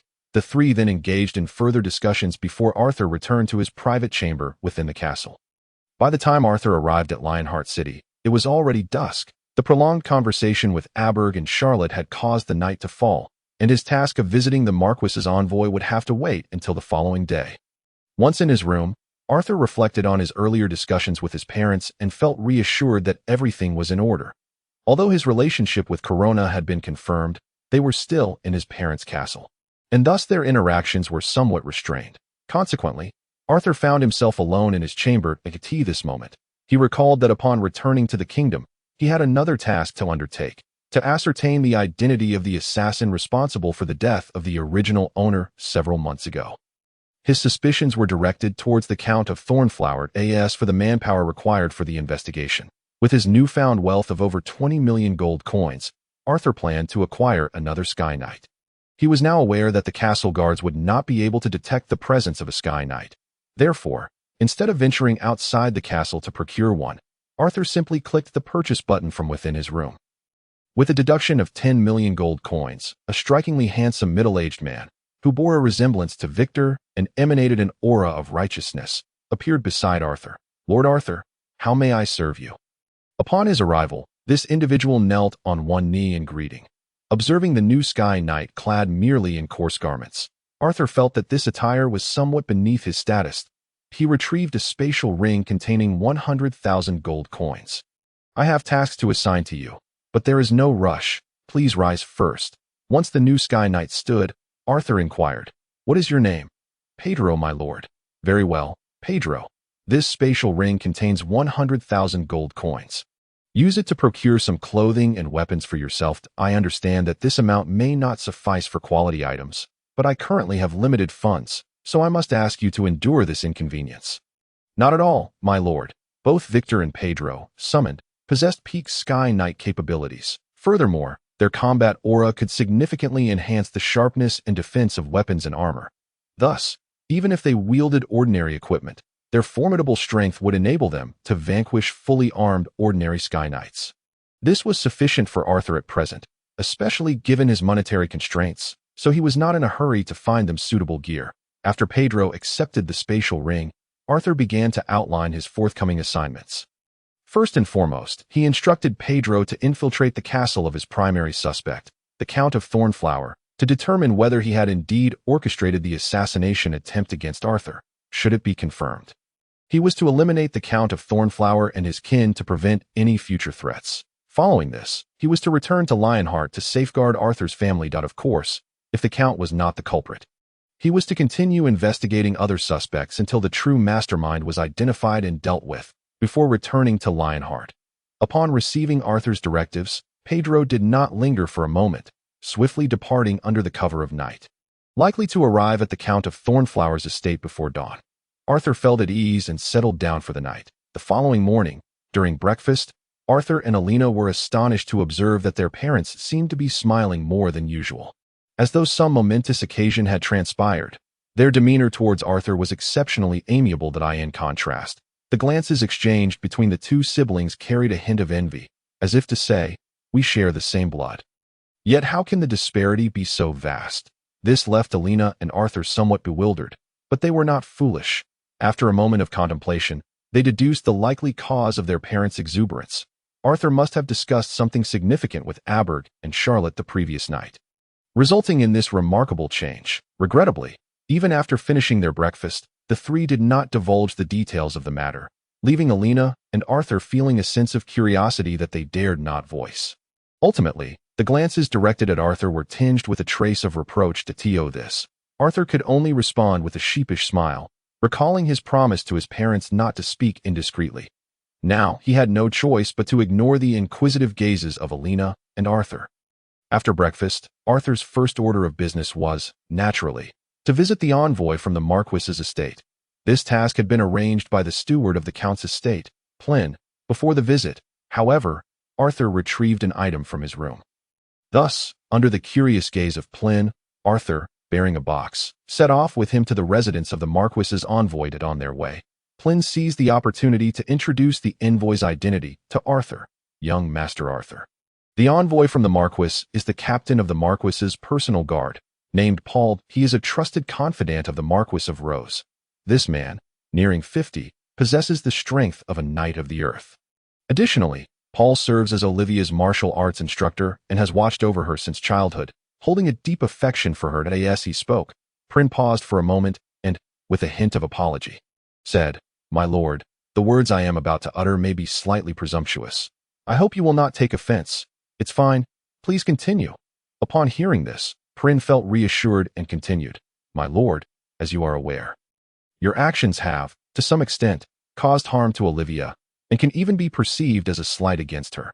This is why Paul exhibited such a poor attitude upon his arrival at the Count's estate. The Count himself has invested considerable effort to keep him in check for the time being. You must be mentally prepared for your visit." After listening to Prin's lengthy explanation, Arthur came to the realization that meeting the Marquis' envoy, Paul, might prove to be more challenging than he had anticipated. After all, in a sense, Paul could be considered an elder to Olivia, making it a delicate situation as they traversed the expansive grounds of the Count's castle for a few more minutes. A chamber with a courtyard came into view. The courtyard door stood ajar, revealing a robust middle-aged man, nearly 2 meters tall, fervently wielding a colossal knight's sword, producing a sharp whistling sound with each swing. The man appeared invigorated, his head full of dark hair, bearing little resemblance to someone in their 50s. Arthur found this unsurprising, as Earth Knights are known to possess lifespans of 3 centuries. It would indeed be unusual for Paul to have gray hair at this stage. Although the door was open, it would be impolite for them to simply walk in, so Prynne called out, "Lord Paul, Sir Arthur has come to pay you a visit," given Paul's stature as a formidable Earth Knight. Prynne's respectful address was entirely appropriate. Upon hearing this, Paul abruptly halted his training, casting a scrutinizing gaze toward Arthur, one that was both unwelcoming and curious. The unwelcoming aspect stemmed from the fact that it would be quite unusual for Paul to harbor any fondness for Arthur. As for the curiosity, Arthur's name had recently gained considerable notoriety throughout the Kingdom of Kate, particularly due to his triumph over the hill giants and his actions at the northern city. He was regarded as one of the most exceptional figures among the younger generation, especially given that he had managed to tame a creature as formidable as a hill giant. Naturally, Paul was intrigued to discover what charm Arthur possessed that could accomplish such a feat. However, after examining him for some time, Paul discerned little beyond the typical handsomeness associated with nobility and the faint traces of youthfulness that Arthur's age revealed. The most striking quality was Arthur's confidence. Yet Paul did not perceive any extraordinary allure about him. On the other hand, Arthur felt somewhat uncomfortable under Paul's unwavering gaze and was the first to speak. "Captain Paul, I would like to extend my sincerest apologies to you and the Marquis's estate for my previous immature actions." Paul was momentarily taken aback. In his mind, a person of Arthur's stature was likely to exhibit arrogance. Thus, he was astonished by this humility. He had initially intended to confront Arthur, but the young man's apology made it difficult to pursue that course of action. After all, it would be rather embarrassing to deliberately trouble a junior who had just offered an apology. Nevertheless, Paul did not afford Arthur a warm reception, responding curtly, "You, who were capable of such actions before, now seek to apologize? Let me be clear, it means nothing if you cannot provide me with a definitive explanation today. Then our family's union need not proceed any further. We shall sever all ties." Listening to Paul's harsh words, Arthur stood firm, responding with equal composure. "And what explanation does Captain Paul seek?" Upon hearing this, Paul assumed that Arthur was yielding and voiced his demands. "Naturally, you must publicly declare that your previous relationship with that maid was a mere charade. Furthermore, she must no longer be in your company. Otherwise, rumors will persist." Arthur had anticipated that the Marquis's estate would not allow his relationship with Corona to continue. However, he was resolute in his refusal and simply shook his head in a calm manner. "I am sorry, Captain Paul, but I cannot provide you with that explanation. My bond with Corona spans nearly a decade, and it shall not be severed for this matter. I can only assure you that I will not marry Corona before I wed Olivia, which should not significantly tarnish the reputation of the Marquis's estate." Arthur's stance represented a concession. While he was willing to refrain from marrying Corona first, he knew she would likely feel disheartened and would require comfort. Yet, Paul was unsatisfied. He believed that Arthur's separation from his maid was a non-negotiable condition. Otherwise, the Marquis's estate would be made a laughingstock. He bluntly declared, "Then there is no need for further discussion. The union is hereby cancelled." The atmosphere grew tense, and the situation reached an impasse. Fortunately, Prynne had wisely distanced himself at the beginning of their conversation. Otherwise, he would likely be blushing with embarrassment at this moment. However, Arthur was unperturbed, as he understood that this matter was merely a matter of noble pride. He believed that as long as he offered sufficient benefits, the profit-driven nobility would not be overly concerned with their dignity. Therefore, he ventured to speak again. "Captain Paul, let us temper our tempers. Why not hear my proposition? If after I have spoken, you remain unwilling to agree to the union, then we shall part ways. However, I believe you will find my terms agreeable." Seeing the confident expression on Arthur's face, Paul suppressed his impatience, feeling a spark of curiosity. After all, Arthur's recent actions had been shrouded in mystery, and he was eager to learn what conditions Arthur would present. "Oh, I am all ears." With Paul displaying a willingness to listen, Arthur leisurely opened the box he had brought along. What lay before them was a dazzling golden or alongside a thumb-sized golden creature, which appeared to be adorably asleep. A golden mind sprite. Well versed in such matters, Paul immediately recognized the contents of the box, exclaiming in astonishment, "It is worth noting that the Marquis of Montrose possessed only 10 sprites, and one larger sprite." Seeing Arthur's demeanor, it seemed he intended to offer this sprite as a gift of apology to the Marquis's estate. This gift was indeed valuable, which explained Paul's surprise. However, Paul's expression quickly settled, hinting that it was insufficient. While the sprite was rare and precious, it held little significance for the Marquis's estate, whose annual revenue approached 600,000 gold coins. The annual gold yield of a golden mind sprite was merely worth 100,000 gold coins. For barons and viscounts, who earned tens of thousands, this would be a coveted treasure. However, for a marquis, it fell short.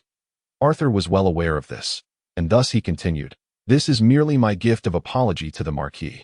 The terms for the union are, of course, something else."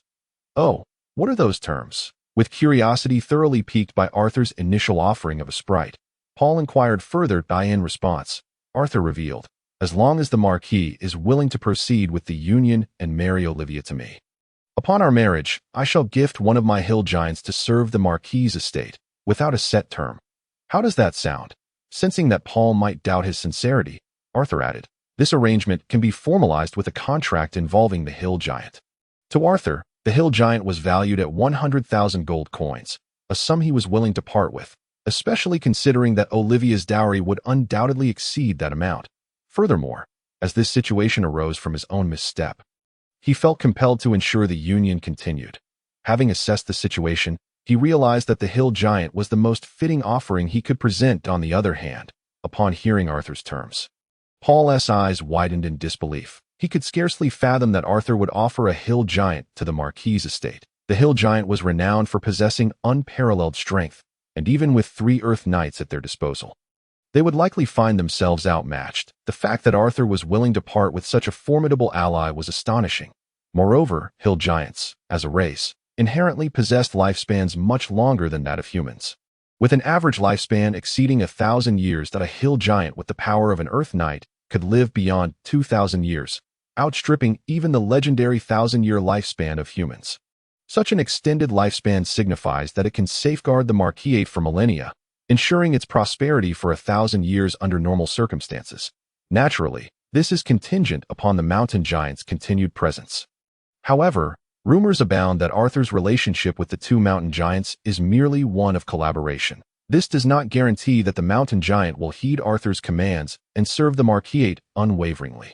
Paul soon grasped this point as the excitement on his face faded, replaced by a look of skepticism. "Baron Arthur, while I find your proposition enticing, I harbor doubts about whether the mountain giant will follow your directives. Unless you can convince me that the mountain giant will comply with your orders, this condition is untenable." Arthur had not expected Paul to trust him outright.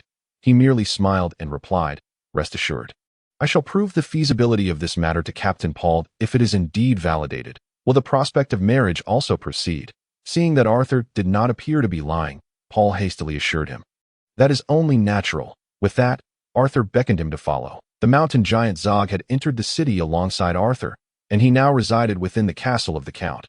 Arthur swiftly led Paul to Zog's resting place, which was a small section of the castle's stables, ample enough for Zog. Bored, Zog had once again succumbed to slumber, resembling a small mountain. Upon their arrival, Arthur called out, "Zog, I have come to see you." Awaken! At the sound of Arthur's voice, Zog stirred from his dreams, rising with a tremendous rumble to stand before them. "Baron, what brings you to rouse me?" Paul observed that Zog displayed no signs of irritation at being awakened. Rather, he immediately inquired about Arthur's business. That it is known that being disturbed from slumber typically results in impatience. Thus, Paul began to believe Arthur's words, albeit tentatively, as he anticipated further evidence of Arthur's capability. With only the 3 of them present in the stables, Arthur directly posed the question, "Zog, should I request you to reside in this gentleman Paul's castle and serve as their guardian? Would you be willing?" Arthur had already formed a bond with the brothers Zog and Zophie and had no intention of sending Zog to the Marquis. Instead, he planned to acquire another mountain giant. Confident that the Marquis would not object, as it would make no difference to them, Simultaneously, Arthur intended to marry, but he would have to wait until he turned 18, which was still over a year away.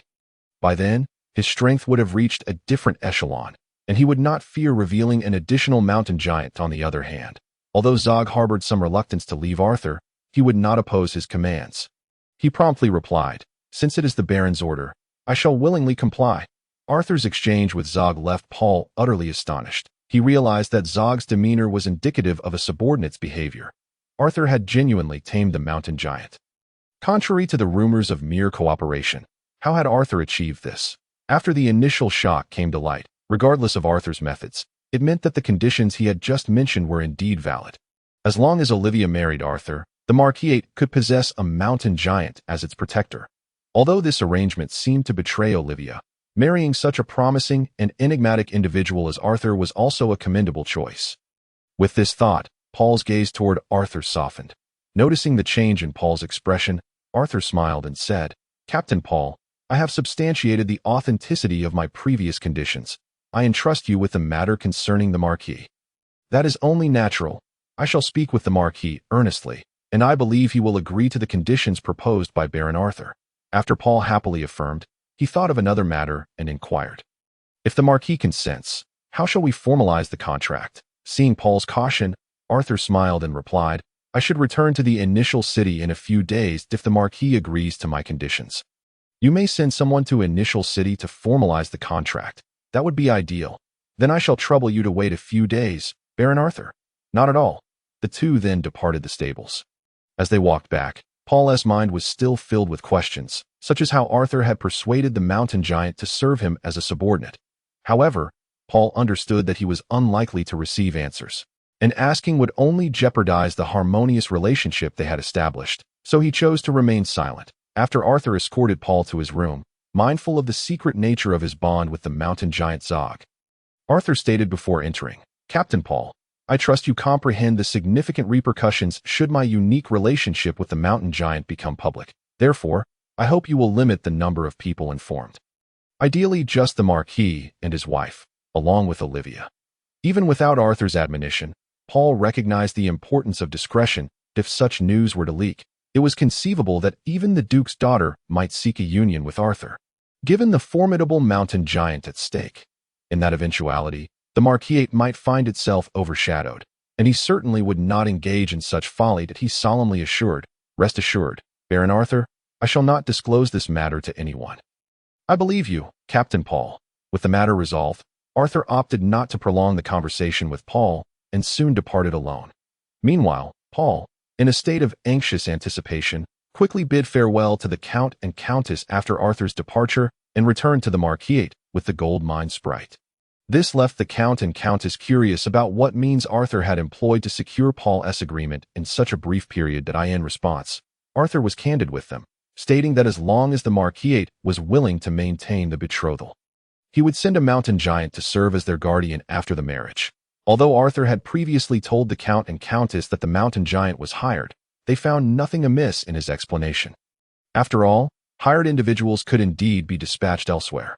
Furthermore, the Count and Countess now perceived Arthur as a promising individual and ceased to scrutinize his actions too closely. Their inquiries were merely to satiate their curiosity. With no further implications on another front, after departing the Count's estate, Paul hastened homeward, finally returning to the Marquis by the following dawn. His return garnered considerable attention, as the news he brought would determine the future relationship between Marquis Rose and Count Lionheart. However, when Olivia's brother, the designated heir of Marquis Rose, inquired about the outcome of the negotiations due to his concern for Olivia, he received only the reply, "I apologize, young master. The matter is of great significance and cannot be disclosed at this time." This immediately alerted everyone to the gravity of the situation. Paul then proceeded directly to the location of Marquis Rose. Many followed in his wake, with Olivia's brother leading the charge. Yet, in consideration of confidentiality, only Marquis Rose, his esteemed wife, Olivia's mother, and the four of them, including Olivia and Paul, remained in the study. Marquis Rose was the first to inquire, "Paul, what on earth has transpired to elicit such astonishment from one of your stature, possessing the strength of a land knight, that you would go to such lengths to maintain secrecy?" In response, Paul recounted his experiences at Lionheart Ridge, Upon hearing Paul's account, Marquis Rose finally understood the reason for Paul's demeanor. He, too, would have been equally unsettled if he had not anticipated that Arthur, in pursuit of a marriage alliance, would be willing to bestow upon them a mountain giant of formidable strength. They fully trusted Paul's words without question. Consequently, the atmosphere in the room became fervent, and for a time, no one spoke, as they absorbed this immense information. After a while, the most perceptive among them, Marquis Rose, was the first to regain his composure. Reflecting that while they were currently unable to acquire the mountain giant, Arthur had indeed offered a gift, he turned his gaze toward the box in Paul's hands and inquired, "Is that what contains Arthur's apology gift? The gold mine sprite?" "Indeed, my lord," Paul replied eagerly as he opened the box in his hands. Suddenly, a diminutive golden creature flitted forth, chirping enchantingly, exuding an undeniable charm. Upon witnessing this, the four individuals could not help but smile at the adorable little being. And the Marchioness nodded with satisfaction, remarking, "It seems that young one is quite thoughtful. However, a father is inherently a creature deeply devoted to his daughter." Thus, as the thought struck him, the face of the Marquis of Month rose with concern as he gazed at a young woman amidst the gathering. This maiden possessed white hair akin to coronas and a graceful figure. Yet her visage differed, bearing a delicate oval face that radiated a tranquil and serene aura, enveloping those around her, compelling anyone who beheld her to fall into a profound silence. This lady was none other than Olivia, the intended bride of Arthur T. That moment, the Marquis found himself contemplating Olivia's feelings. After all, Arthur had just committed a transgression against her, and if they proceeded with the union solely based on Arthur's affluent conditions without considering Olivia's sentiments, it would be exceedingly hurtful. Thus, the Marquis, with a countenance marked by guilt and entreaty, turned to Olivia and inquired, "My dear daughter, what are your thoughts regarding this union? Shall we continue forth?" To be candid, Olivia's emotions were rather complex at this juncture. Firstly, she deemed Arthur's recent declaration of his relationship with Corona, while engaged to her, as a betrayal, causing her considerable embarrassment. This greatly diminished her affection for him. Yet, every girl dreams of marrying a hero, and Arthur's recent demeanor had begun to embody the traits of one. Additionally, his enigmatic qualities marked him as a significant potential ally, allowing Arthur to regain some favor in Olivia's heart. Furthermore, Arthur's apology bore sincere weight, commencing with the exceedingly rare golden mine sprite, which he offered without hesitation. Then there was the mountain giant, an asset even her father could not refuse. Arthur's willingness to sacrifice such a monumental price for their union signified his concern for her. Moreover, should she openly oppose this, although her father adored her, would he truly be willing to forsake a prospect that could ensure their family's prosperity for a millennium? Contemplating these matters, Olivia ultimately managed a reluctant smile, stating, "Father, since Arthur has presented such generous terms, I am willing to proceed with the union, for he is not without merit as a match." Observing Olivia's expression, though tinged with grievance, yet understanding, the Marquis felt a pang in his heart and hurriedly approached her, taking her hand and gently patting it, exclaiming, "I am truly sorry for your distress." Thus, the decision to continue the alliance with Arthur was solidified within the Marquis's household. Meanwhile, after spending 2 days at the Count's residence, Arthur, acknowledging that the initial city had only recently been established for a month, felt it inappropriate to remain absent for an extended period as its lord, and thus returned to initial city. Frankly, Arthur found it hard to remain idle. Upon his return to the castle, the territorial administrator, Charles, sought him out to report on the recent developments in initial city. In the study, Charles inadvertently highlighted the crux of the situation. "My lord, due to the immense reputation you have garnered recently, initial city has become widely recognized as the safest city in the wild plains. Consequently, we are inundated with individuals wishing to become citizens. And our population has already reached 30,000, yet countless others aspire to join our ranks. For future development, we must expand the city. This will be a significant undertaking, and I wish to seek your counsel." Hearing Charles's words, Arthur pondered briefly before responding. "Indeed, the expansion of the city is imperative. Therefore, let us designate the current initial city as the inner city and extend outward, transforming it into a colossal metropolis capable of accommodating 1 million residents." Charles was taken aback by Arthur's ambitious proposal, exclaiming, "My lord, Constructing such a vast city will likely require an expenditure of several million gold coins. Moreover, the time required will span several months, potentially disrupting the agricultural cycle. Additionally, this means that the fertile lands recently cultivated by our citizens will be entirely consumed, leading to severe losses for them that I urge you to reconsider. Acknowledging Charles's reasoned arguments, Arthur nodded in agreement. Yet, this did not imply he would abandon the expansion of Initial City. He merely appreciated Charles's diligence. He stated, "Charles, I am aware of all the concerns you've raised, but I assure you, I can address them. I shall compensate the citizens for the land that will be lost. Those plots have only recently been cultivated and hold minimal value, and we shall implement compensation at a rate of 1,000 pounds of wheat flour per acre. As for the flour, please tally the amount needed and come to me for it that I believe this compensation will suffice to sustain the citizens for a year, if not longer, so missing the agricultural cycle will not be a significant issue. Regarding the exorbitant costs, I have a plan. With just 5 days remaining until the next month, Arthur intended to designate the replicated items to be of the level of earth mages, with sufficient earth mages procured. Arthur would require minimal resources for the city's construction. Moreover, once the city was completed, those earth mages would serve as formidable combatants, effectively killing 2 birds with 1 stone. Charles, unaware of Arthur's strategy, felt reassured by his confident demeanor. After all, their lord had consistently brought them surprises, demonstrating miraculous feats, and he held faith in Arthur's words. In pursuit of hastening the city's expansion, Charles conferred a few minor matters with Arthur before taking his leave to calculate the quantity of grain needed for compensation. The following day, the results were revealed, perhaps due to the relatively robust constitution of humanity on the divine continent. Within just a month, the populace of Initial City had managed to cultivate nearly 10,000 acres of farmland. Although this was merely the initial phase of cultivation and the wild plains were flat, making it relatively easier, it was still an impressive achievement. Truly, the farmers' love for the land was ingrained in their very essence. Thus, Arthur distributed 1 million pounds of wheat flour as compensation. This figure appeared substantial, yet in Arthur's portable shop, it only cost him 20,000 gold coins, an insignificant amount for him. Furthermore, since Arthur's earth mages had yet to arrive, the actual expansion had not yet commenced and would have to wait until the following month.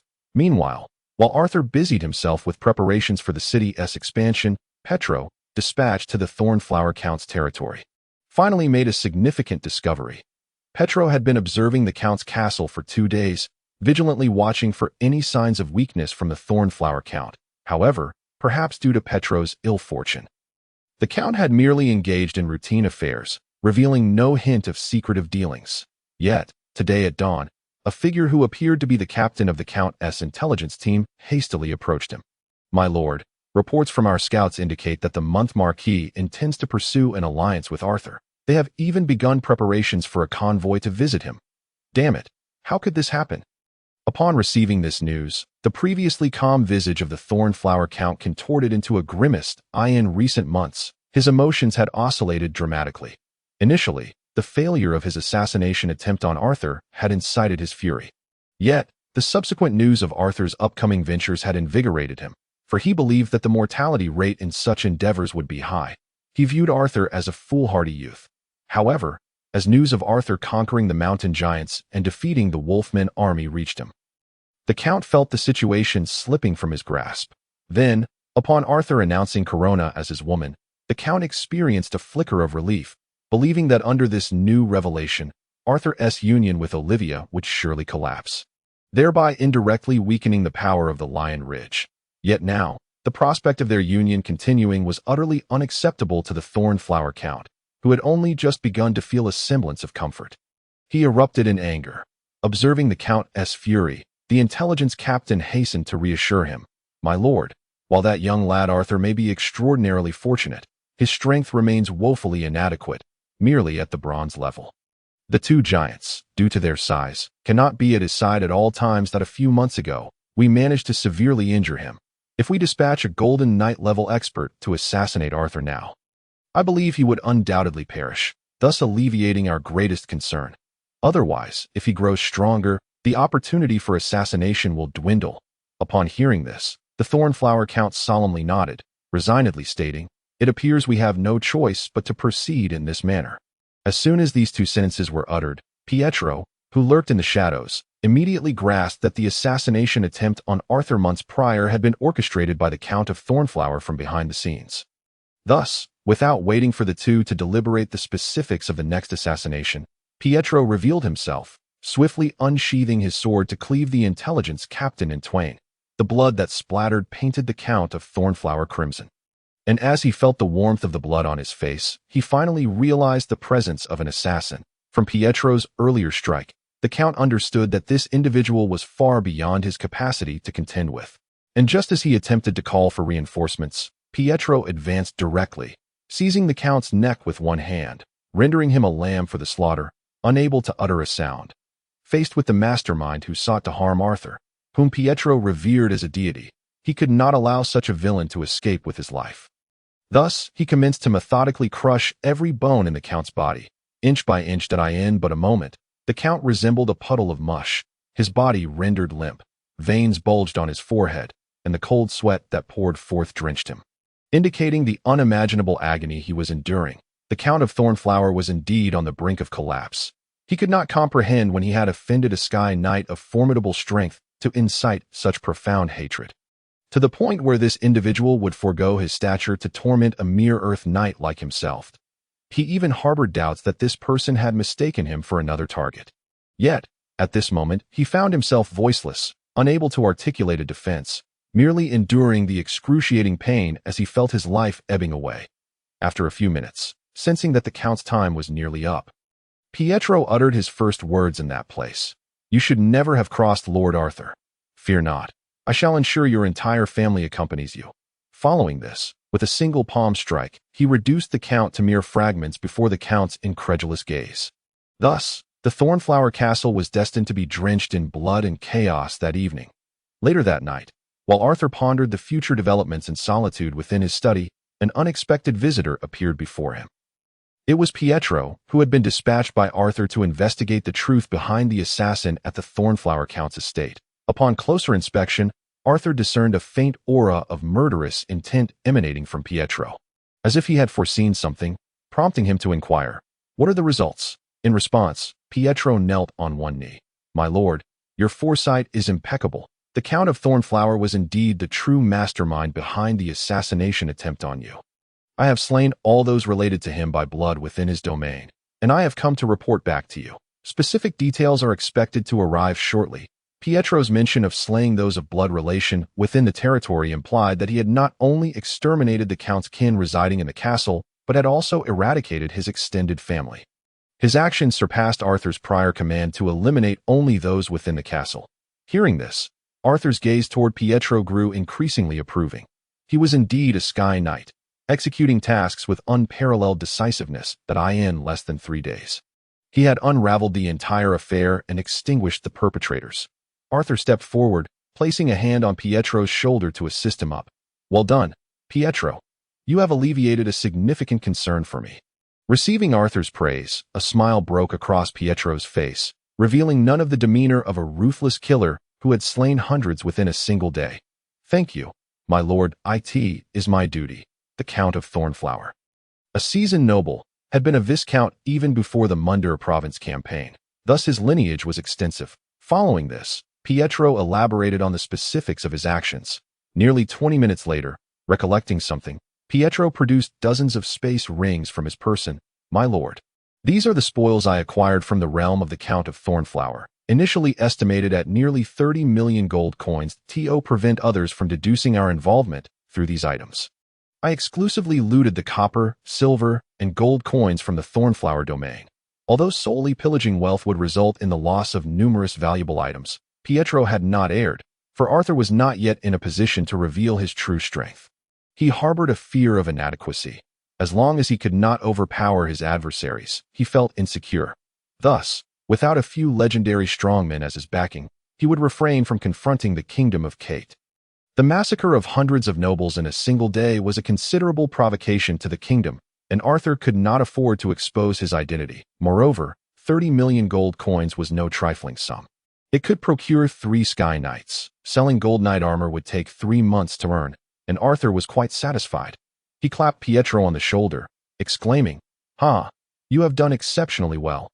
If the opportunity arises, I shall ensure you are equipped with armor and weapons befitting your strength as a warrior. One naturally places great importance on their weaponry, prompting Pietro to hastily respond. Thank you, my lord, I am ever ready to serve you to the death. Observing Pietro's somewhat travel-worn appearance, Arthur remarked, You have worked hard this time. Rest for 2 days, then proceed to the Lionheart domain to safeguard my family. As you command. Pietro then withdrew. Meanwhile, Arthur, gazing at the numerous space rings in his possession, wasted no time, eagerly retrieving the 30 million gold coins and depositing them into his personal shop, eradicating all traces. With his wealth surging by 30 million gold coins, Arthur's desire to purchase surged anew. Realizing that Victor alone could not adequately protect him, he hesitated no longer and purchased another Sky Knight. This way, someone could alternate with Victor, rendering the arrangement much more sensible. The newly summoned Sky Knight was named Wilson. Arthur also granted him 100,000 gold coins to procure his own attire and weaponry. With 10 million gold coins spent, Arthur's purchasing urges were satisfied, and he refrained from further dealings in his shop. With a contented smile, he retired to bed, and upon seeing Arthur's joy, Corona beamed, embracing him with a sweet smile. Observing Corona's caring demeanor made Arthur even happier, leading him to linger in bed for a while. Before gradually calming his excitement and drifting off to sleep, as the afternoon of the following day arrived, Arthur was occupied in his room attending to official matters. Suddenly, Chris and Charles arrived simultaneously, both wearing expressions of elation. Arthur surmised their purpose, suspecting the news of the Count of Thornflower's demise had spread. Indeed, Chris exclaimed with excitement, My lord, news has arrived. The Count of Thornflower, who has always been at odds with our Lionheart domain, was assassinated within his castle. Moreover, not only him, but all those related to him by blood have perished, leaving only those women who had married outside the Thornflower domain to narrowly escape. The Thornflower estate can now be considered effectively defunct. Observing Chris's fervor, Arthur, in order to maintain secrecy, could only feign excitement. Is that true? That is splendid news. Noticing Arthur's lingering skepticism, Charles quickly added, It is true, my lord. This news has already spread throughout the kingdom of Kate this morning. However, as we find ourselves in the desolate plains, the information has reached us somewhat belatedly. It is only now that we are aware of it. The Earl of Thornflower has consistently opposed our territory, and his demise is indeed a source of great relief. It is a pity, though, that his once thriving domain will be left without an heir and will consequently revert to the crown. Charles, true to his role as the regent, manages both finances and affairs with a keen sensitivity towards land matters. The rules of inheritance among the nobility in the kingdom of Kate stipulate that when there is a direct heir, the inheritance will pass to the corresponding direct lineage. Only direct descendants qualify. Collateral relatives do not. Furthermore, noble ladies also possess inheritance rights, although this applies only when there are no sons or when the sons have not yet reached adulthood. Generally, the order of succession is as follows: sons first, then mothers, and finally daughters, who cannot be married off. Should all rightful heirs perish, the crown will reclaim the property, and neighboring nobles are prohibited from seizing it. If such seizures were permitted, the nobility within the kingdom would soon descend into chaos, endlessly battling one another for territory, rendering the kingdom untenable. Therefore, to ensure the stability of the realm, any expansion of territory must occur abroad, avoiding internal disputes. This is also why Arthur, aware of the turmoil in the Earl of Thornflower's domain, refrained from urging his father to send troops. Subsequently, Charles and Chris began to discuss the profound impact this event has had on the kingdom. The fact that the perpetrator could silently eliminate such a formidable knight as the Earl of Thornflower indicates that the assailant must be at least several powerful Earth Knights or Sky Knights. Regardless of the nature of the assailant, it signifies an extraordinary level of strength. Should the perpetrator wish to eliminate other nobles, it is evident that 99% of the nobility within the kingdom would be defenseless. This has fostered a pervasive atmosphere of panic throughout the kingdom. Under such immense pressure, the Crown has even dispatched a special investigation team, which will soon arrive at Thornflower territory. However, Arthur remains unperturbed, confident in Victor's peak Sky Knight prowess. Unless a legendary knight, the Crown's steadfast pillar, personally intervenes, others will find no trace of evidence. Yet, such matters are unlikely to rouse a legendary powerhouse. so Arthur harbors no concerns. Additionally, there are rumors circulating within the kingdom suggesting that the Thornflower catastrophe may have been orchestrated by the territories of the Wild Lion and the Furious Bear. After all, these three earldoms are in close proximity and have a history of conflict and deep-seated grievances. Moreover, the heir of the Wild Lion territory is betrothed to the legitimate daughter of the Furious Bear, making such a collusion plausible. Nevertheless, this remains mere gossip, aside from causing some inconvenience to the Wild Lion and Furious Bear. It serves no real purpose. Given the Earl of Thornflower's downfall is truly a matter for celebration, Arthur, Chris, and Charles engaged in a lengthy discussion, culminating in a rare banquet, bringing together several high-ranking officials of Initial City for a splendid feast. Thus, another day passed, and the royal investigators finally arrived at Thornflower territory. However, this held little significance for Arthur, as he was acutely aware that only 2 days remained before fulfilling his promise of supplies to his parents. Resolving to take action without delay, he expended over 3 million gold coins to procure the necessary gale crossbows, obsidian, and wheat flour. Ultimately, he entrusted the space ring containing these items to the Sky Knight Victor for delivery to his parents. Due to the substantial size of the supplies, he even required 2 large space rings to accommodate everything. As Victor, being a Sky Knight, could fly, he reached his destination far more swiftly than Arthur had when he traveled to Wild Lion City. In less than 3 hours, the Count and Countess received Arthur's space ring. Upon discovering that everything was intact within, they expressed their gratitude to Victor. It is worth noting that the Count and Countess were equally exhilarated upon learning of the Earl of Thornflower's extermination. They did not, however, succumb to panic regarding the unknown assailant. Understanding a portion of Arthur's strength, they surmised that he was the one responsible. Yet, this was merely speculation, prompting them to inquire of Victor, Knight Victor. "Do you know who was responsible for the annihilation of the Earl of Thornflower and his hundreds of subjects?" To this, Victor responded with a mysterious smile, stating, "My lord, it is just as you suspect. Lord Arthur has uncovered that the Earl of Thornflower was indeed the assailant from several months past. Thus, to eliminate future threats, such decisive action was taken. The Count, already suspecting that the Earl of Thornflower might have been behind the assassination attempt on Arthur, had spent months investigating but ultimately found himself at a loss. Hearing now that the Earl of Thornflower was the culprit, his face betrayed a mixture of rage and pride, as expected. It was that old wretch. He is the only one capable of such treachery. Yet, how proud I am that Arthur has surpassed me. He has avenged himself." After exchanging a few more words, the Count and Countess wished to extend their hospitality to Victor, expressing their gratitude for his journey to deliver the supplies. However, Victor felt it inappropriate to trouble Arthur's parents for such a minor matter, explaining that he was needed to guard Arthur and thus could not accept their invitation. Upon hearing this, the Count and Countess could only let Victor depart. Watching Victor's figure fade from view, Charlotte eventually remarked with a smile, "It seems Knight Victor is truly diligent. He won't even spare a moment." "Indeed, this gives us peace of mind," agreed Counterboard with a nod. The incident involving the Earl of Thornflower has had a significant impact, causing many nobles to grow increasingly apprehensive. For instance, the caravan of Marquis Rose, which had originally planned to head to Arthur to sign a contract, has yet to set out due to these events. Days later, Arthur still found no sign of the Marquis Rose's caravan in Initial City. Yet, time silently transitioned into a new month, August. This means that Arthur's personal shop could now add 2 new items. First among them is a replicated item. Arthur had decided several days prior to replicate a master-level earth mage for the purpose of city construction.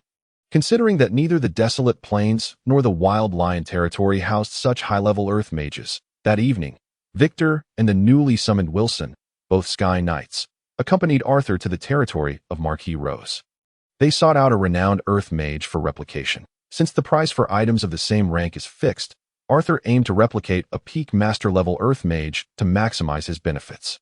Arthur's method of replication was straightforward. Rather than befriending the earth mage, which would be cumbersome, he opted for a stealth assault under the cover of night, aided by the 2 Sky Knights, caught off guard by the surprise attack from the 2 Sky Knights.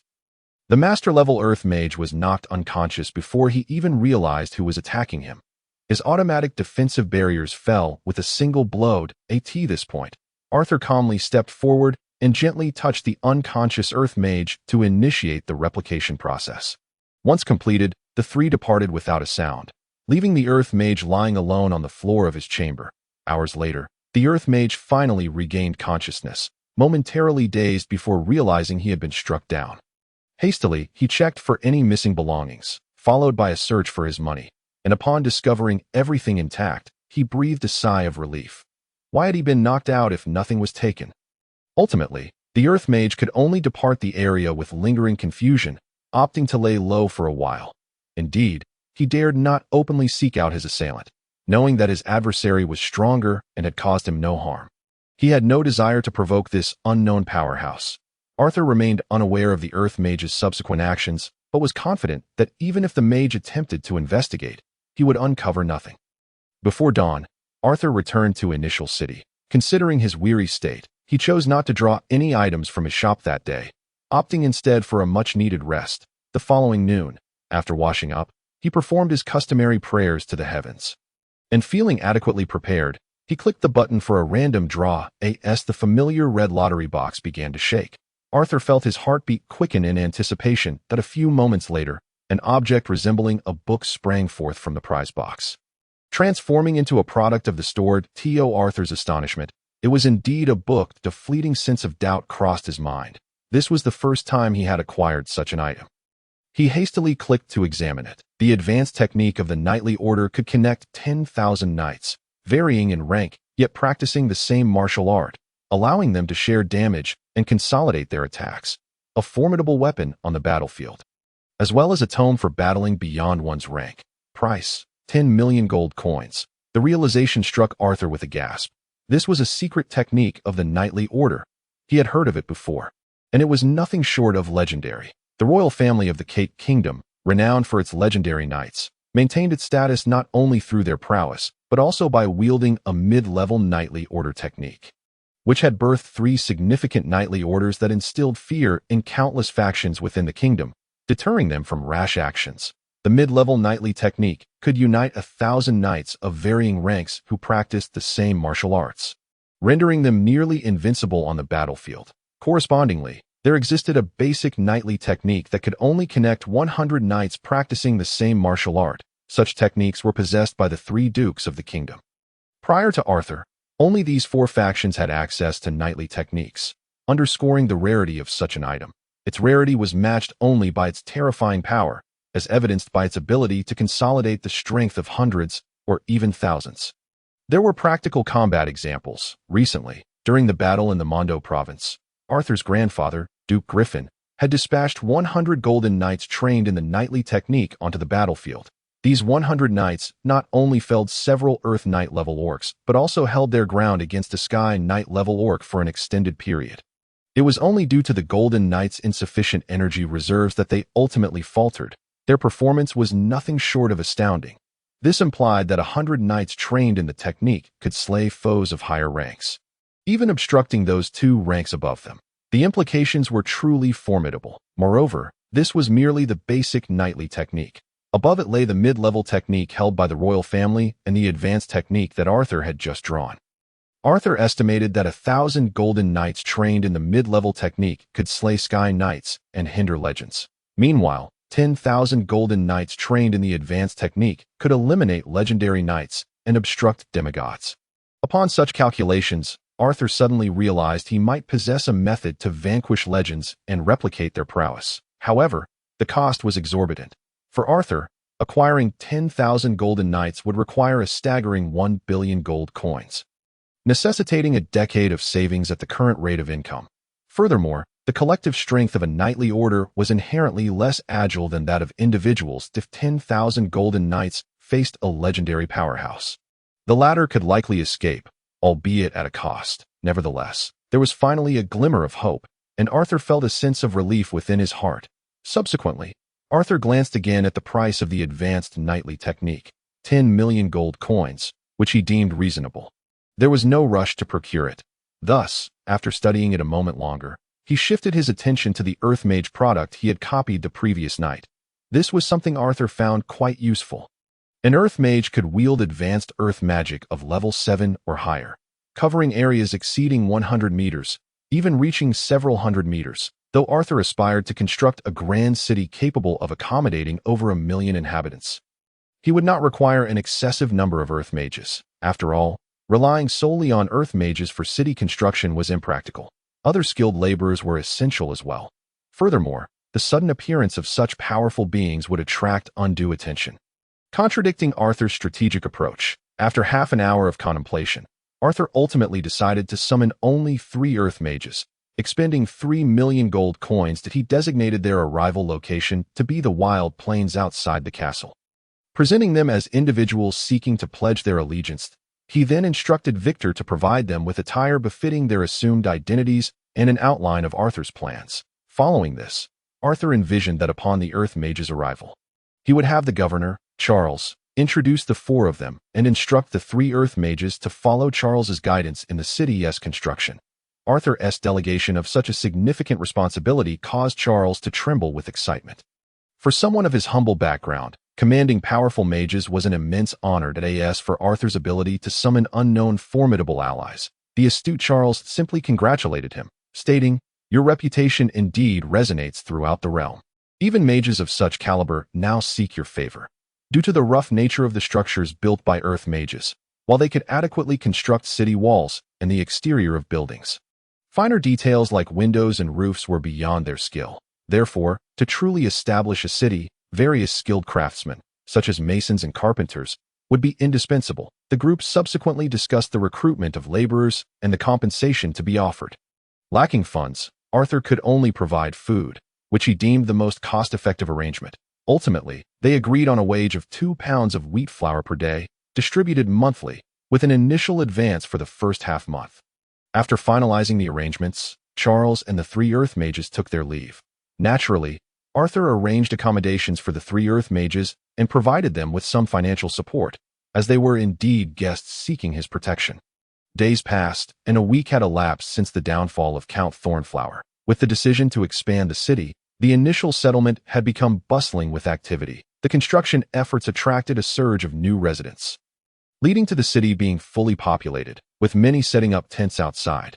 Though the wild plains had previously been home to various beasts and even magical creatures, Arthur's forces now patrolled the area, ensuring safety within a 10-mile radius of the initial settlement. Standing at the highest point of the castle, which also served as the pinnacle of the initial settlement, Arthur gazed out upon the continuous transformations taking place within, nodding in satisfaction. This was a city that belonged solely to him. Corona stood beside Arthur, her flowing silver hair dancing in the breeze as she donned a simple white dress. Yet, in contrast to her delicate features and exquisite figure, she exuded an undeniable allure. She linked her arm with Arthur's, quietly accompanying him and admiring the scenery, creating a serene and tranquil atmosphere. As Arthur scanned the horizon, he suddenly noticed a caravan approaching the initial settlement, piquing his curiosity about the identity of the visitors. Despite Arthur and the initial settlement's burgeoning fame, the settlement remained small and was situated in a remote area with little in the way of specialties. Thus, it was rare for a caravan to venture here. His curiosity regarding the identity of the newcomers intensified. As the caravan drew nearer, Arthur finally recognized the rose motifs engraved on the carts. It dawned on him. Were these not the emblematic insignia of the Rose Marquis? It seemed that the Rose Marquis had sent representatives. It had been 7 days since the tragic incident involving Count Thornflower, and the kingdom had yet to uncover the perpetrator. However, the culprit had remained inactive. Nobility, after all, must continue their lives, and it appeared that normalcy was gradually returning. The Rose Marquis's caravan had resumed its journey, arriving at Arthur's domain. Upon recognizing the visitors, Arthur felt a wave of embarrassment wash over him. Turning to glance at Corona beside him, understanding his unspoken thoughts, Corona offered a comforting smile, saying, "As long as I am with you, I am content. Moreover, you were already betrothed to Miss Olivia long before. I am but a newcomer. My presence with you has only added complications." After speaking, Corona fell silent, her demeanor tinged with guilt. Arthur could see that Corona spoke from the heart. Faced with such a perceptive and understanding girl, he found himself at a loss for words. Instead, embracing her to express his gratitude and remorse, the two lingered atop the castle for a while longer until the butler person arrived to report, "My lord, the envoy from the Rose Marquis has arrived and I have arranged for them to be received in the parlor." When would you like to meet with them?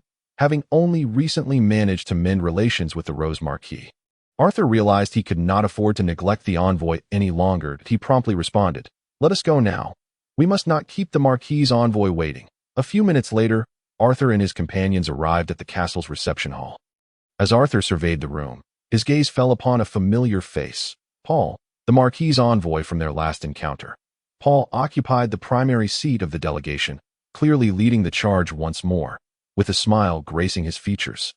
Arthur approached him, saying, "Captain Paul, it is a pleasure to see you again. That I trust the Marquis has given his considerations due thought."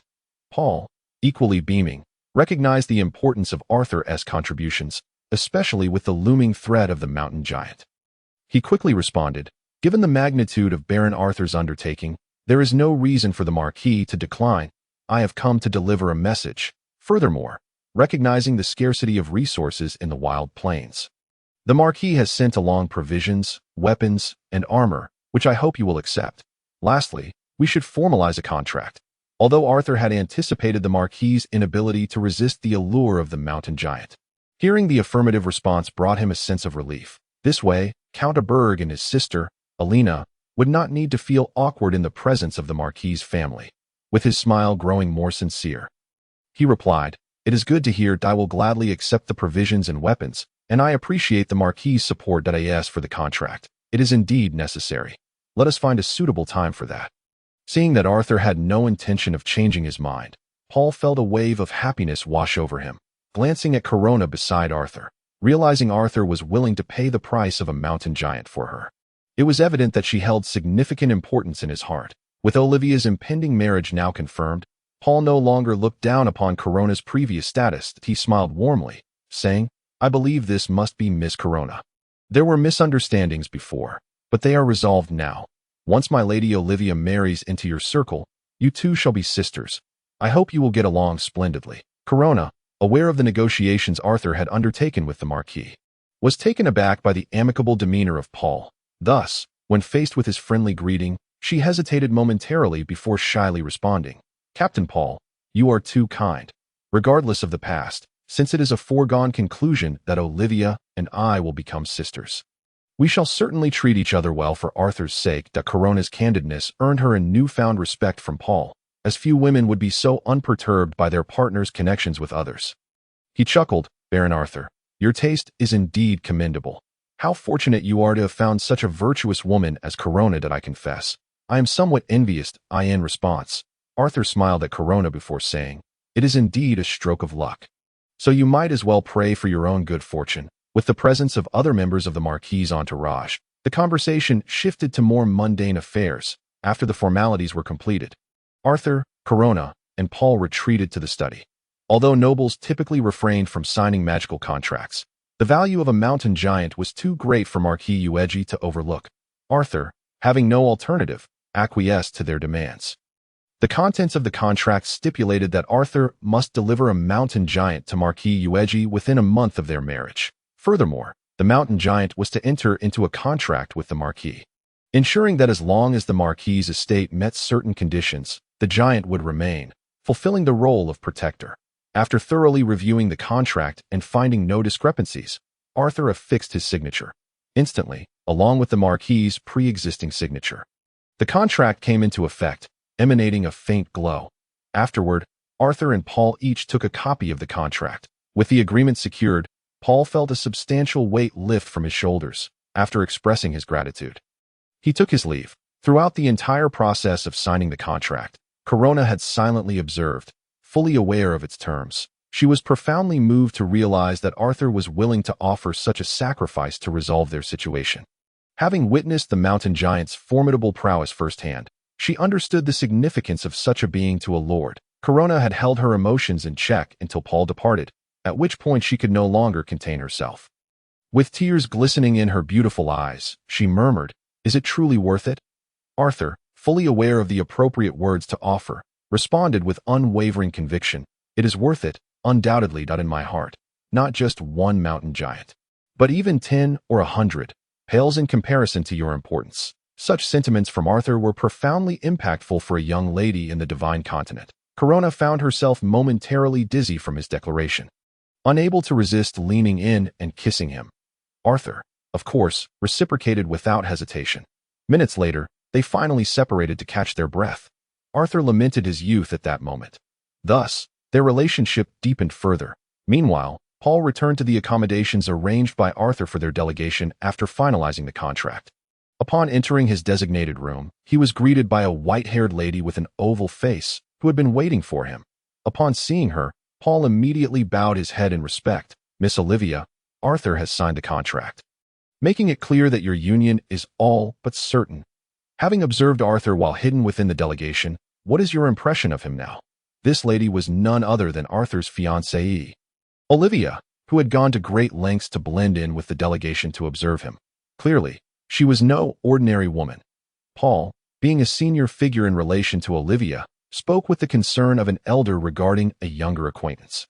Olivia seemed accustomed to Paul's tone, responding calmly, "Uncle Paul, it is good that the contract has been signed. As for my feelings about Arthur, he appears quite different from before. He exudes much more confidence. Furthermore, observing Corona's demeanor, he seems to treat women well. Once I marry, even if we cannot fall in love, I believe we can coexist harmoniously. Additionally, I noticed en route that initial city is undergoing extensive expansion. Upon inquiry, I learned that Arthur intends to develop it into a grand city capable of accommodating 1,000,000 residents. Such ambition is characteristic of a duke." "Is that so?" Paul pondered for a moment before responding matter-of-factly. "That lad Arthur is somewhat enigmatic, and his displayed abilities are considerable. Ambition is to be expected. Moreover, in just over a year, he will come of age. When you marry, you should be able to uncover some of his circumstances." "Let us hope so." Olivia understood that Arthur's rapid ascent must be accompanied by significant hidden secrets, leaving her uncertain about her ability to uncover them. Thus, they both fell into a contemplative silence. Meanwhile, Arthur remained oblivious to Olivia's presence, which would surely astonish him. The convergence of two women in a man's life could easily lead to turmoil, and he had yet to devise a strategy for such a scenario. After 2 days at the Marquis's estate, the delegation departed. Even upon their departure, Olivia did not reveal her identity. Arthur remained unaware that in Olivia's heart, he had transformed into a figure of mystery and ambition. However, before leaving, Paul extended an invitation to Arthur, stating that in 9 months, Olivia would celebrate her 18th birthday, and the Marquis would host a banquet, hoping Arthur could attend. Such a request was entirely reasonable, and Arthur readily agreed. Once the Marquis's delegation had departed, Arthur, having rested for a day, suddenly remembered he had yet to complete his transaction with the Dawn Chamber of Commerce this month. He promptly purchased 30 sets of golden knight armor from his portable shop and entrusted them to Victor, instructing him to conduct the trade at the Dawn Chamber's branch in Lionheart City. Several hours later, Victor returned with the gold acquired from the transaction. "Sir, regarding your request for the Dawn Chamber to procure cultivation potions, they have reached a conclusion and also brought back the goods. In total, there are 11 vials of potions, 5 for bronze knights, 3 for silver knights, 2 for golden knights, and 1 for earth knights. The intervals for consumption are uniform, 1 dose per month, equivalent to 3 months of cultivation progress. The prices are 10,000 gold, 30,000 gold, 50,000 gold, and 100,000 gold, respectively. Thus, the total expenditure for the 11 potions amounts to 340,000 gold. The 30 sets of golden knight armor garnered 1,080,000 gold. Currently, your spatial ring contains 1,046,000 gold for your review." Upon hearing this, Arthur accepted the spatial ring containing the gold and potions. However, he did not scrutinize the matter closely, for he had trust in the summoned individuals that he merely examined a few bottles of potions. It had indeed been a laborious endeavor this time, yet the scarcity of potions was remarkable. The Dawn Chamber had managed to collect only this small amount in an entire month. "My lord, the Dawn Chamber has expressed their apologies for the limited supply of just these few potions. They assured that as long as you require, they can provide a similar quantity each month moving forward." Arthur possessed a personal shop. With just 1 potion, he could replicate it and purchase an infinite supply. Thus, he had no intention of making redundant purchases. He stated, "There is no need for those I have already received. Please convey to the Dawn Chamber that we still require potions for Sky Knights and even for Legendary Knights training. But merely 1 of each would suffice." "Understood, my lord. By the way, It has been a month since Arthur last consumed a potion.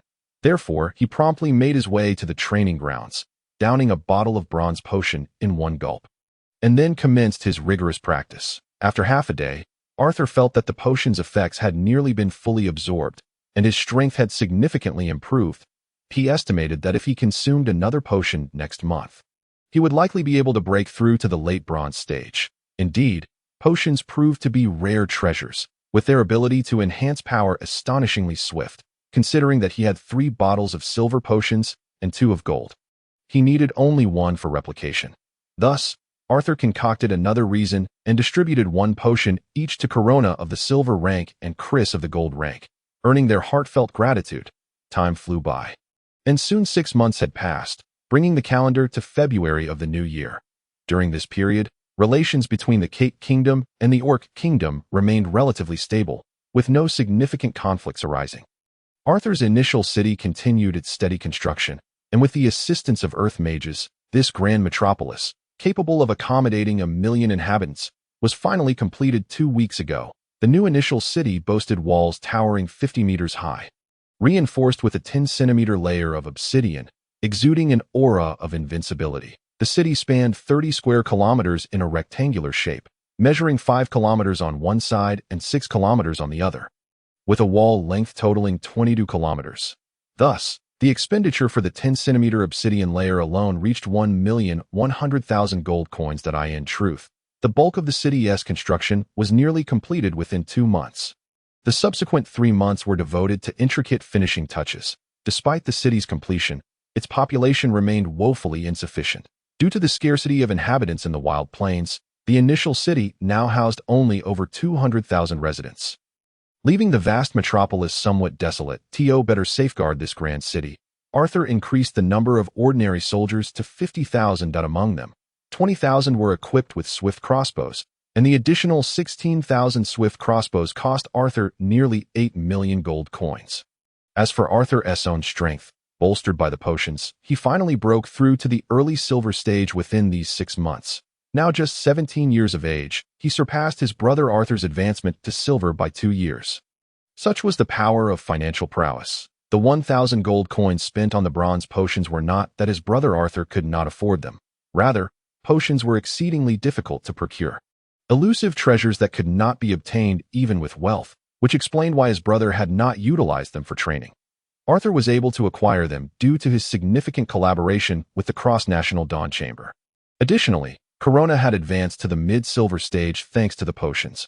Although Arthur provided Chris with a bottle of gold potion each month, his strength had already reached the pinnacle of Gold Knight.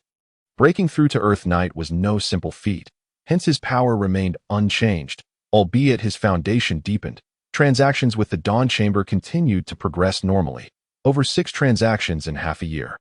Arthur amassed a total of 60 million gold coins for the potions he requested for the training of Sky Knights, and even Legendary Knights. A potion for Sky Knights was located, but none had been found yet for Legendary Knights. After all, true legends were formidable beings, and sourcing training materials for them was no easy task. Arthur was not anxious about this. After all, he and those around him had yet to ascertain how long it would take to reach the legendary tier. Moreover, in addition to the financial route provided by the Dawn Chamber, Arthur had established another source of income over the past 6 months, the gold mine sprites. Given that the Cake Kingdom was situated on a peninsula close to the ocean, Arthur dispatched Victor with a map to search for uninhabited islands overseas. Such islands were relatively easy to find, as some were exceedingly barren, incapable of sustaining crops, and the presence of magical beasts made fishing difficult. Naturally, if humans could not survive there, no one would inhabit those islands. However, such rejected islands proved advantageous for Arthur. After all, the gold mine sprites could generate gold mines ceaselessly when placed in the soil, and their efficacy was unaffected by the land's barrenness. Arthur's personal shop allowed for the purchase of 100 gold mine sprites within a year. Now that the new year had arrived, his purchasing capacity had increased to 200 after gifting one to the Marquis of Rose. Arthur planted the remaining 199 gold mine sprites on that remote, uninhabited island.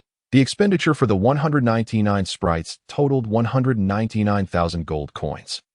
Additionally, Arthur stationed a single Earth Knight, 2 Gold Knights, and 100 Silver Knights on the island to protect nearly 200 gold mine sprites. This deployment cost over 3 million gold coins. Furthermore, these individuals also bore the responsibility of labor. Arthur was uniquely positioned to assign silver knights and above as laborers. Should others learn of this, they would surely criticize Arthur for his extravagance. The gold coins from the island were collected annually, so Arthur had yet to receive any profits from this venture. These developments occurred externally, while within Arthur's personal shop, 12 new items had been added over the past 6 months. First were the 6 replicated items determined by Arthur, with 3 slots occupied by the training potions of bronze, silver, and gold grades, priced at 1,000, 3,000, and 5,000 gold coins, respectively. The next 3 slots featured replicas of the Pinnacle Silver Knight, Pinnacle Earth Knight, and the Silver Grade Golden Lion, priced at 10,000, 1 million, and 10,000 gold coins, respectively. The replication of these 3 training potions was intended to support the training of Arthur and those around him. The replicas of the Pinnacle Silver Knight and Pinnacle Earth Knight were aimed at filling the power gaps among Arthur's knights. Previously, he had only gold knights and sky knights among his ranks, which hindered certain endeavors. For instance, when forming an external knight order within the Cake Kingdom, gold knights were still relatively powerful, while silver knights were preferable. As for the Golden Lion, Arthur deemed it essential for the knight order to possess steeds. Moreover, Arthur had long felt that riding horses lacked grandeur.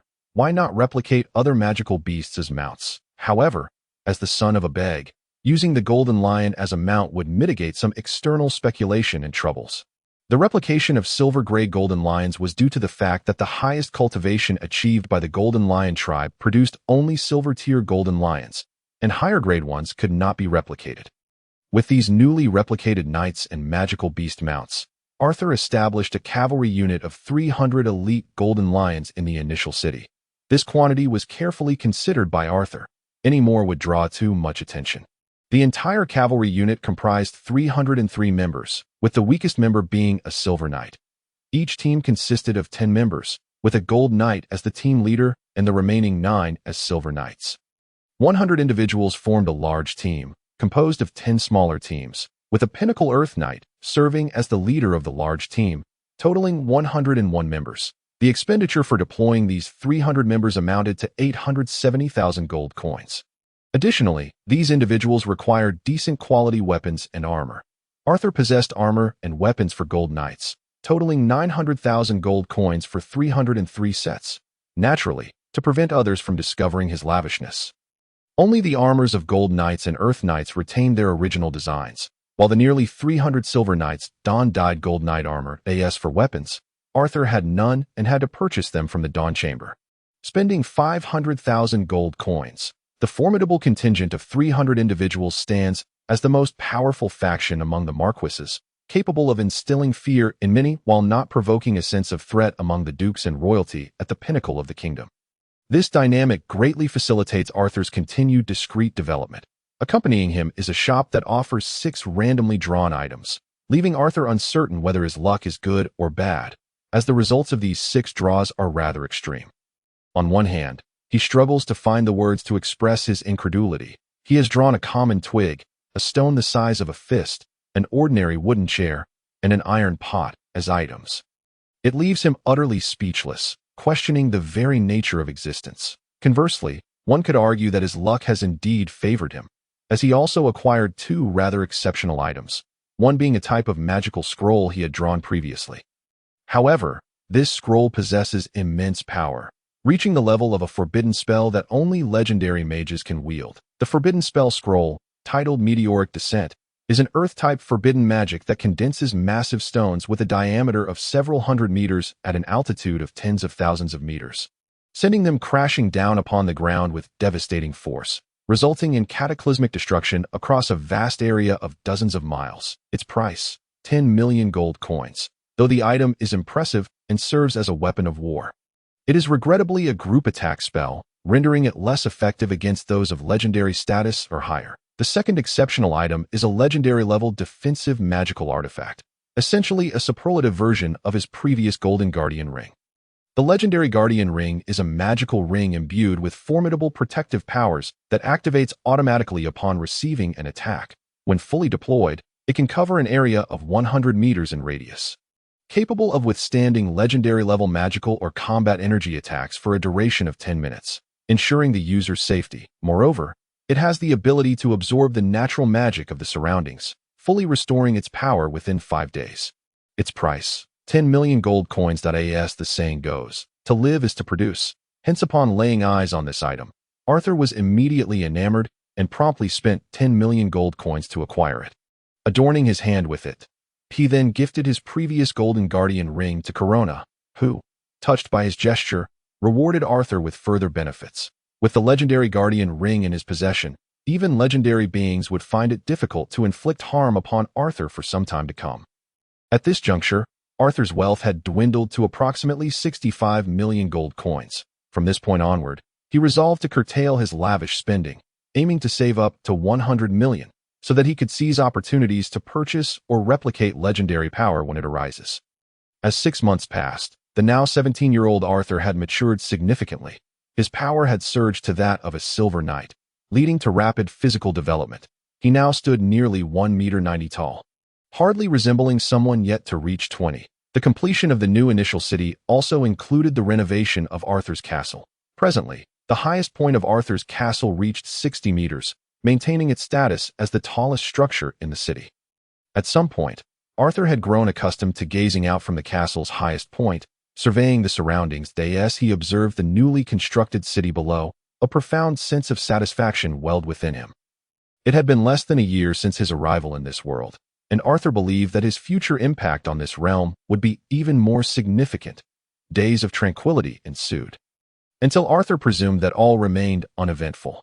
However, in the northern reaches, particularly at the Orc King's court, turbulent tides were brewing, poised to surge upon the kingdom of Kate. Initially, the various tribes within the Orc King's court did not regard the human expansion into the kingdom of Kate with much concern. They were primarily focused on leading their own lives without inviting unnecessary trouble. Yet, as the wild plains were increasingly encroached upon by humans, some wise orcs proposed that the humans were gradually seizing their territory and must be met with resistance. Otherwise, the humans would grow increasingly arrogant, and the disparity in strength between orcs and humans would widen. The werewolf tribe, having suffered losses in the past, saw an opportunity for vengeance and fervently supported the declaration of war against humans. Given the orcs' inherent animosity towards humans, the decision for war was swiftly ratified. It was determined that the southern tribes of boarmen, minotaurs, and werewolves would unite to form an army of 200,000 to cleanse the wild plains of humanity.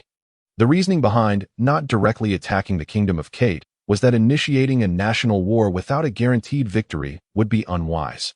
They merely sought to deliver a lesson to the humans for now. The 300,000 humans currently inhabiting the wild plains, if captured in mass, would provide ample opportunity for the orcs to regroup before considering an attack on the kingdom of Kate. The Orc King's court comprises various orc tribes, yet only 9 of these tribes are deemed powerful. The boarmen, minotaurs, and werewolves are among these formidable factions, concentrated in the southern region of the Orc King's court. Near the kingdom of Kate, the minotaurs are the strongest, boasting a population of just over 2 million, yet they possess the highest number of powerful individuals, including a sky-level minotaur chief. The boarmen rank second in strength. With a population of 5 million, primarily consisting of young and strong individuals, if not for their high consumption rates, which hindered sustaining their numbers, their reproductive speed would have led to an even greater population. The third tribe, the werewolves, numbers only 1 million, having interacted with Arthur previously. Following the decision to mobilize forces, the boarmen dispatched 100,000 soldiers, the minotaurs contributed 60,000, and the werewolves added 40,000, totaling 200,000 troops. Considering that there were merely a little over 300,000 humans in the wild plains, the deployment of such a large force suggests an intent for swift resolution and intimidation of the human populace. Fortunately, in any war, both sides typically possess intelligence personnel, and the orcs were no exception. As the orcs began to mobilize their forces, intelligence operatives within the Orc King's court relayed the imminent attack plans to the kingdom. In a bid to prevent the humans in the wild plains from perishing needlessly, the kingdom swiftly informed over 100 lords residing in the wild plains of the impending orc assault. Arthur, being closer to the kingdom's border, was among the first to receive this information, prompting him to muse that the days of tranquility were drawing to a close once more. in stark contrast to Arthur's composed demeanor. The other lords in the wild plains erupted in panic. They had not anticipated such a significant move from the orcs. Originally, they had thought they could endure for 3 years until the kingdom's army engaged in a decisive battle with the orcs, at which point they would ascend to become the new nobility. However, it now appeared that all their hopes were dashed, having miscalculated. Even though the two major alliances had amassed 30,000 troops each at the cities of Jubai and Dinghuang, facing the orcs' 200,000 army, they would likely struggle to withstand even 3 days. The kingdom merely conveyed the news of the orcs' impending attack, offering no support whatsoever. This sparked widespread panic. Some cowardly lords, realizing they could not withstand 200,000 orcs, promptly abandoned their dreams of nobility, hastily packing their belongings to flee back into the kingdom's territory. Nearly 60 lords chose to escape, leaving the number of lords in the wild plains below 100, while also taking with them a population of 500,000. Population is the cornerstone of prosperity. Although they relinquished their aspirations of nobility, the people they brought back could still be sold to other nobles within the kingdom, allowing them to recoup some of their losses. Of course, the kingdom had sent these individuals to cultivate the land to deplete the orcs, and it was not in their interest to allow them to flee back without consequence. If the lords all returned home, it would render the kingdom's efforts futile. Thus, those who escaped were required to pay a price. Upon crossing the border, they were mandated to surrender 70% of their wealth as a penalty for their desertion. For those desperately seeking to preserve their lives, this punishment was an acceptable sacrifice, as life without wealth would be of little consolation. The remaining 90 or so lords did not flee immediately. Their reluctance stemmed not from confidence in resisting the orc army, but from an unwillingness to return in disgrace. Reverting to the status of ordinary individuals without territories, the two major alliances began to brainstorm strategies to confront the orc threat, and ultimately, they both independently arrived at the conclusion that Arthur was their potential savior.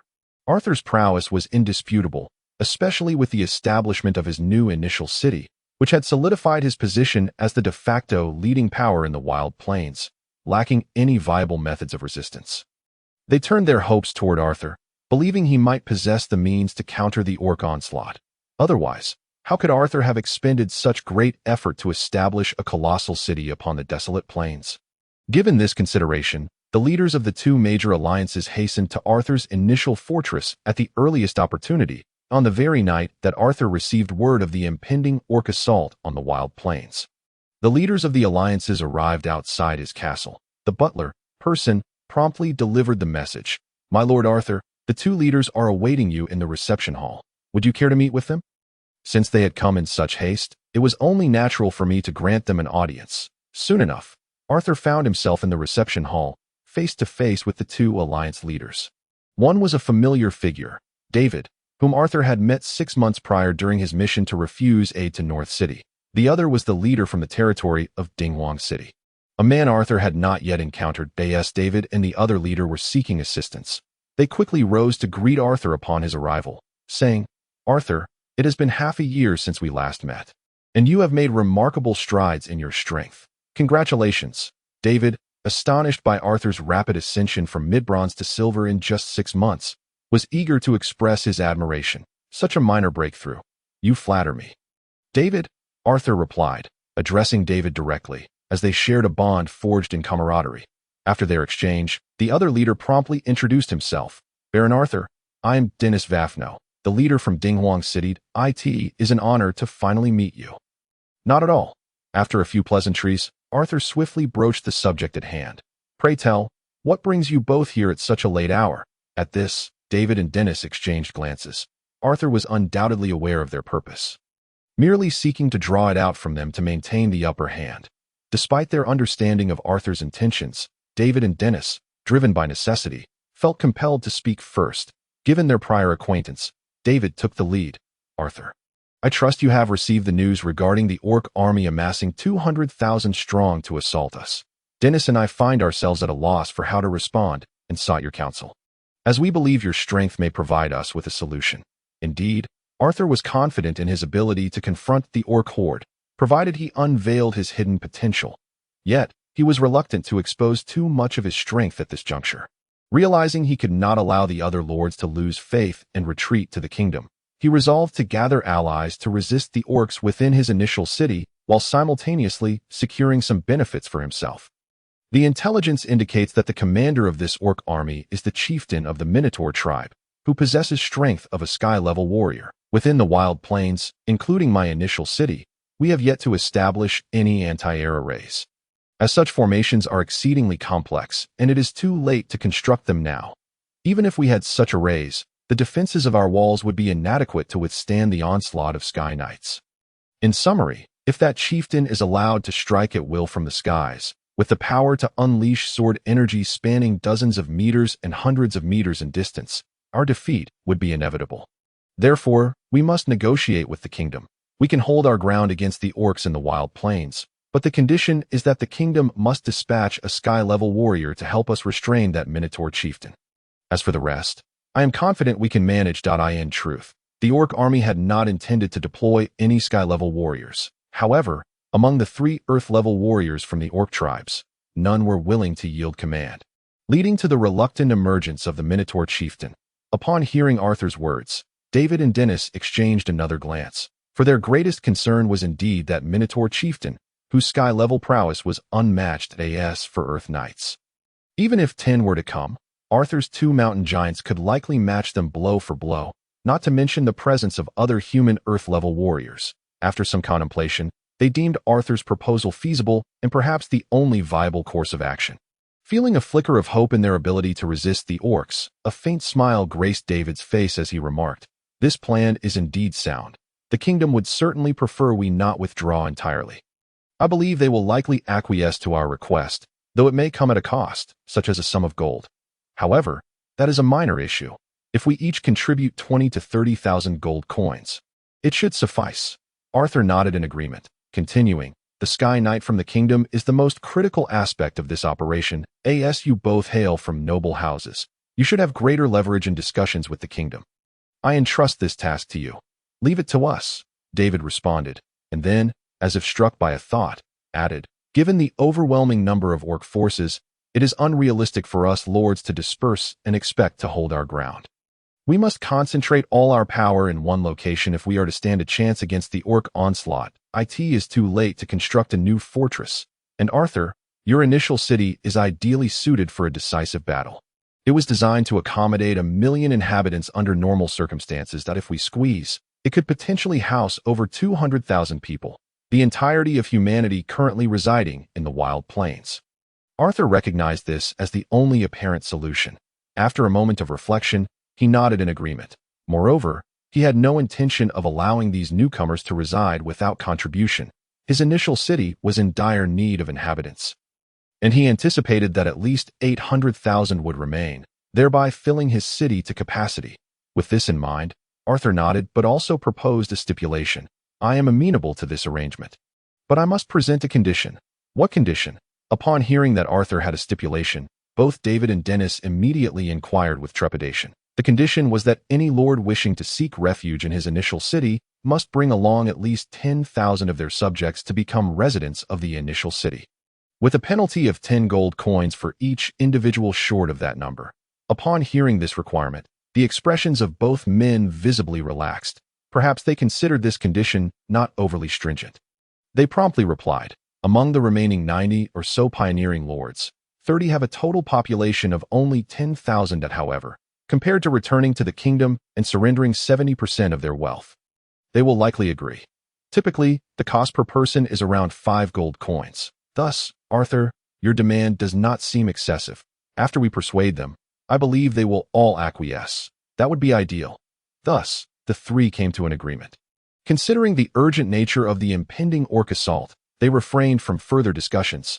David and Dennis departed after leaving behind a magical communication device. 3 hours later, around 11 o'clock at night, both Dennis and David contacted Arthur via their respective communication devices, informing him that the remaining 95 lords had accepted his terms and were willing to relocate to Arthur's initial city for defense. They would likely begin their migration that very night. Urging Arthur to prepare for their arrival as for the kingdom's Sky Knight, due to the complexity of the matter, a response was not expected until the following morning. Understanding that over 200,000 people would soon be moving into his initial city, Arthur wasted no time and summoned Governor Charles to oversee the accommodation of these multitudes. He also called upon Chris to dispatch his 5,000 ordinary troops to assist Charles. Over 3 hours later, as the clock struck past 2 in the morning, the initial city began to witness a flurry of lights outside. These were the migrating individuals utilizing lights to illuminate their path during the night. The influx continued steadily until approximately 8 in the morning, when the majority had arrived. However, by then, the accommodation issue for the 200,000 had only been partially resolved. Fortuito fully addressed the situation would likely take until the afternoon. Fortunately, the orc assault was later than anticipated. At least on the day of the migration, they did not seize the opportunity to attack. This allowed the remaining 100,000 individuals waiting outside the city to remain calm and orderly in their lines. By 2 o'clock in the afternoon, the accommodation for the 200,000 was finally arranged. However, this resulted in many houses originally intended for 3 occupants now housing 7 or 8 individuals. Charles, the public officials of the city, and the 5,000 soldiers had worked tirelessly throughout the night and were finally able to rest. During this period, Arthur did not remain idle. Along with the refugees came over 90 lords, whom Arthur met individually, extending a gesture of hospitality and promoting his own reputation. Additionally, there was good news. The kingdom had agreed to their request for a Sky Knight, albeit with 2 stipulations. First, a fee of 3 million gold coins was required, a mere formality, as such an amount could scarcely summon a Sky Knight. Second, the Sky Knight would only assist in restraining the orc chieftain and would not engage in any other matters. After Arthur and David consented, the kingdom confirmed that the Sky Knight would arrive before nightfall. Fortuito prepare for the impending arrival of the kingdom's Sky Knight. Arthur instructed his ever-present companions, Victor and Wilson, to stay within the castle and find a room, refraining from venturing outside. Being fellow Sky Knights, Arthur feared that the kingdom's Sky Knight might discover the presence of Victor and Wilson, which could pose a problem. With the legendary ring of guardian protection now adorning him, Arthur felt secure even in their absence, and thus the two agreed to his arrangement. As evening approached, David, Dennis, and the other lords, eager for the arrival of the Sky Knight, ascended the walls of Initial City to gaze into the distance. The presence of the kingdom's Sky Knight was pivotal to their hopes of resisting the orc onslaught, and thus they were naturally quite concerned. Moreover, the strength of a Sky Knight commanded their utmost respect. While Arthur himself was indifferent, he joined them in their vigil for the sake of camaraderie. Just as the sun began to dip below the horizon, everyone suddenly noticed a streak of light in the southern sky, in the direction of the Kate Kingdom, accompanied by a whistling sound as it hurtled toward them. The ability to fly in such remarkable speed could only belong to the kingdom's Sky Knight. Indeed, as the figure approached Initial City, its speed gradually diminished until it came to a halt. The individual appeared to be a rugged-looking middle-aged man with golden hair. The Kate Kingdom had 6 Sky Knights in total, with 3 holding the title of Duke and the other 3 being members of the royal family. With such a small yet formidable number, it was essential for the nobility to familiarize themselves with these 6 powerful figures. The gathered lords, all of noble lineage, had long since seen the departure of lesser merchant lords, and upon recognizing the newcomer, they collectively performed a salute, paying their respects. Duke Flynn. In the Kate Kingdom, anyone possessing the strength of a Sky Knight was granted the honorary title of Duke, which is why Arthur and the others addressed him thus. They quickly identified the visitor as one of the 3 royal Sky Knights, Flynn Kate. Flynn was known as a staunch advocate of military action within the kingdom, and upon hearing of the plan to send a Sky Knight to the Savage Plains, he had volunteered to come himself. Consequently, Flynn held a favorable view of Arthur and the other lords who were actively fighting against the orcs on the front lines. Greeting them with a smile. "Greetings, everyone. You are no doubt aware of my purpose here, which is to confront the orc chieftain. Nevertheless, I hope you can repel the orcs and eliminate even more of them. Becoming heroes of the human race, we shall not disappoint the Duke," the lords assured in unison. "Indeed," Duke Flynn responded, casting his gaze over the assembly before pausing on Arthur, who stood at the front. Remembering that the king had instructed him to observe this individual for any peculiarities, he smiled and addressed him. "You must be Baron Arthur. I have heard of your exploits in the kingdom. At such a young age, you have caused quite a stir, annihilating over 100,000 wolfmen. Your future is boundless. Perhaps the war between humanity and the orcs could find its resolution through your efforts." A feat worthy of being chronicled in history. Ha ha. At Flynn's words, not only was Arthur taken aback, but David and the others widened their eyes in astonishment. They did not expect the Sky Knight to hold Arthur in such high regard, even suggesting that the orcs might meet their end at his hands. Flynn's praise stemmed more from admiration for such an exceptional young man, albeit he harbored little hope for the complete destruction of the orc kingdom. Arthur dared not accept Flynn's words at face value, fearing it would come across as arrogance. Instead, he expressed humility. Your Grace, you flatter me excessively. I am still far from achieving the annihilation of the orcs, but I shall strive to do my utmost. Haha, splendid. I look forward to it. Seeing Arthur's modest demeanor, Flynn laughed heartily. After exchanging a few more pleasantries, the group proceeded to the reception hall of Arthur's castle to deliberate on specific strategies for combating the orcs. Though the walls of Initial City were fortified with obsidian, they could withstand only a limited number of assaults from Earth Knights. It would be prudent to add another layer of magical protection, as the forthcoming battles promised to be exceedingly fierce. Meanwhile, as the lords of Initial City conferred on measures to counter the orcs, the orc forces became aware of humanity's full retreat into a defensive posture. This revelation incited a sense of urgency and frustration among them, for their opportunity for a surprise attack was slipping away. Within a vast tent, 3 Earth-level and 1 Sky-level orc warriors convened. The Earth-level warriors comprised a boar-man, a wolf-man, and a minotaur, with the Sky-level warrior being the minotaur chieftain. Due to the leaks in intelligence, the atmosphere within the tent was tense. Cursed traitor! How could he divulge our plans to the humans? Allowing them time to prepare? Now, capturing them will require significant effort, the aggrieved wolfman roared, eliciting furrowed brows from the other 3 orcs. Just as the wolfman was about to voice further grievances, the minotaur chieftain interjected. Enough. Hank, what good does it do to lament now? We should seize the moment while the humans are still unprepared and launch our attack. How long until we are fully assembled? Among the boarman, wolfman, and minotaur, it was the wolfman who possessed the keenest intellect. After calming the others' tempers, the chieftain focused his gaze on Hank, inquiring about the readiness of their forces. In response, Hank suppressed his anger and respectfully answered, My lord, we need 1 more day to complete our assembly. After that, we can march swiftly for 5 hours and reach the humans' Initial City. Very well, then prepare at once. Yes, at the Initial City, they remained oblivious to the impending arrival of the orcs, who would descend upon them in a mere day. Instead, they were exerting every effort to finalize their preparations, such as augmenting the city walls with an additional layer of magical protection. In truth, the Earth Mage under Arthur's command could easily conjure such magical defenses. However, previously, it was deemed more prudent to deploy a magical shield, which was significantly costlier than simply laying down obsidian, the latter of which offered only a marginally lesser degree of protection. Consequently, they refrained from squandering their resources.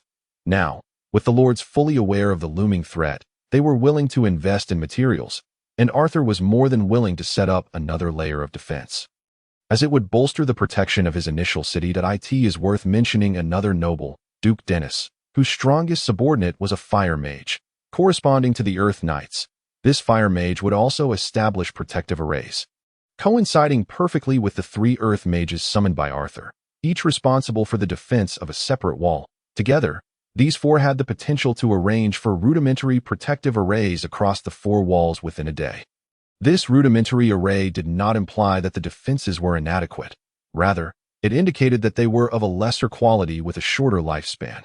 Nevertheless, the lords were cognizant of the orc threat, and such concerns about resource wastage were cast aside.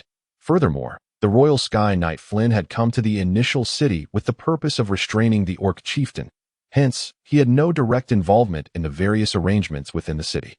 Arthur, David, and others were not expected to have any interaction with him after their initial meeting. However, Arthur's recent string of extraordinary actions piqued Flynn's curiosity, prompting him to seek out Arthur the following morning. He expressed a desire for Arthur to guide him through the Initial City, hoping to gain insight into its current strength and perhaps uncover some clues. Arthur was taken aback by Flynn's visit, yet it seemed only natural. After all, as the ruler of the kingdom, the royal family undoubtedly wished to grasp all matters within its domain. Arthur's meteoric rise over the past 6 months had left them perplexed, naturally leading to inquiries. Thus, as David and the other lords looked on in astonishment, Arthur and Flynn began their tour of the initial city. Apart from the hidden knights Victor and Wilson, there was nothing Arthur felt compelled to conceal from Flynn, allowing him to accompany the royal knight without reservation. Petro had gone to safeguard his parents. Meanwhile, Flynn was meticulously observing Arthur's demeanor, noting that after he mentioned his intention to thoroughly explore the initial city, Arthur exhibited no particularly noteworthy expression. This led Flynn to suspect that the inspection would yield little in terms of valuable information. Their first stop was the residence of the hill giants located within the city. Given the impending orc invasion, the hill giants had taken refuge there in recent days. Upon encountering the giants Zog and Zophie, Flynn could not help but marvel at the remarkable nature of these creatures, exclaiming, "With the defensive capabilities of hill giants, even I would require several strikes to inflict significant harm upon them." Such praise was indeed lofty, considering the disparity between the sky and the earth. The two then proceeded to examine Arthur's 2,000 crossbowmen and the 300 gold-ranked fierce lion cavalry. The tale of how Arthur acquired the hill giants was already well known, claimed to be a fortuitous event. Thus Flynn refrained from inquiring further about their origins. However, the sudden appearance of the 2,000 windstorm crossbowmen and the 300 gold-ranked fierce lion cavalry raised questions, particularly the latter, as Arthur's father, Abreg, had also assembled a cavalry of nearly 300, yet the strongest among them were merely gold knights, with most being bronze knights. In stark contrast, Arthur's cavalry boasted 3 earth knights, with the weakest being silver knights, showcasing a prowess far surpassing that of his father. This was indeed extraordinary. Consequently, upon witnessing these forces, Flynn seized the opportunity to inquire about their origins, eager to glean insights into the secrets behind Arthur's sudden ascendancy. "Arthur, I must say, your windstorm crossbows are truly remarkable. May I inquire where you acquired them? If permissible, our royal family would be interested in procuring some. Moreover, your cavalry, comprised of over 300 silver knights, appears quite formidable. How did you assemble such a host? I confess, I have not previously heard of their names." To this, Arthur had already prepared a response. "Duke Flynn, the windstorm crossbows were purchased from a mysterious merchant I encountered on the savage plains. He has visited me twice over the past 6 months, though I cannot ascertain whether he will return to AS for the 300 members of the cavalry. I am not entirely sure of their origins. They claim to have come to me upon hearing of my reputation, and seeing their impressive strength, I welcomed them all. In essence, Arthur's words conveyed little of substance. Upon hearing this, Flynn understood that Arthur was reluctant to divulge further details and chose not to press the matter. After all, Arthur had yet to commit any actions detrimental to the kingdom, at least, none that they had discovered. Furthermore, despite Arthur's strength being equivalent to that of a top marquis, the royal family still perceived him as relatively weak, unworthy of breaking protocol to forcefully interrogate a young scion. Conversely, through this inspection, Flynn began to regard Arthur with newfound respect. Arthur's ability to maintain his composure and assertiveness during their exchange was a rare trait, one that many could not emulate, not even Arthur's father, Abreg. Flynn's appreciation for Arthur led him to silently wish that Arthur would not become an adversary of the royal family, lest they find themselves at odds. Unbeknownst to Flynn, Arthur's confidence stemmed largely from the legendary guardian ring. With the ring in his possession, Arthur felt no trepidation regarding Flynn's potential hostility, had he encountered Flynn before acquiring the ring. Without the protection of knights like Victor, he would have indeed approached their conversation with extreme caution. After all, a single blow from Flynn could easily spell his demise, and one could not afford to be careless in such a situation. Furthermore, Flynn's unexpected visit made Arthur acutely aware that the royal family was beginning to take an interest in him. This realization prompted Arthur to contemplate that it might be time to present the royal family with some matters to occupy their attention. With that thought in mind, he devised a plan to summon some formidable individuals to redistribute wealth among the nobles of ill repute within the kingdom, to be enacted after the Orc War concluded. After spending a morning with Arthur, Flynn had not managed to uncover any useful intelligence, yet he did not mind. After expressing his gratitude for Arthur's company, he departed alone. Arthur, in turn, let out a quiet sigh of relief. For prolonged proximity to a formidable adversary like Flynn had indeed been somewhat disconcerting. What followed was a tense wait for the arrival of the orcs. The next morning, the flying beast dispatched to scout the northern territories emitted a piercing cry above the initial city. This was a warning to the inhabitants that the orcs were near. This flying creature was a variant of the eagle, primarily utilized by armies for reconnaissance, with a wingspan of merely 1 meter, yet possessing the intellect of a child, making it an exceptional scout. Upon receiving the falcon's warning, many who were still lost in slumber jolted awake, hastily preparing for battle. Half an hour later, an endless horde of orcs descended upon them. Gazing at the seemingly infinite enemy forces, an inexplicable wave of pressure washed over the soldiers stationed on the walls, prompting many to swallow hard. Fortunately, each wall of Arthur's initial city measured only 5 to 6 kilometers, with a deployment of around 20,000 soldiers per wall sufficing. Thus, a total of approximately 100,000 seasoned veterans manned the walls, ensuring that while the soldiers may have felt the tension, they were not yet trembling or incapacitated, lest their combat effectiveness be severely compromised. Thanks to Arthur's windstorm crossbows, the 2,000 crossbowmen were strategically distributed across the 4 walls, with 5,000 stationed at each, ensuring that firepower was at least adequately maintained. At this moment, Arthur, David, and other lords had arrived at the northern wall of the initial city, which faced directly towards the orc forces. Arthur observed that the first action taken by the orcs upon their arrival was to divide their troops, encircling the initial city from all 4 directions, as if they were fully confident of their victory over Arthur and his companions. After taking a closer look, Arthur began to comprehend the orcs' unwavering confidence. Unlike the wolfmen they had faced 6 months prior, who stood at roughly 1.8 to 1.9 meters in height, the newly arrived forces of 600,000 minotaurs and 1 million wild boar men presented a stark contrast. The wild boar men, robust and muscular, possessed tough skin and substantial flesh, rendering ordinary arrows barely capable of penetrating their hide. In essence, even without armor, their defensive capabilities were comparable to that of armored humans. Fortunately, the Orc King's court resided in the desolate plains, which were relatively impoverished, meaning that the majority of these 2 million soldiers were unarmored. Otherwise, the plight of humanity would have been far more dire. Moreover, the average height of the wild boar men exceeded 2 meters, with some towering around 2.5 meters, creating an overwhelming sense of intimidation.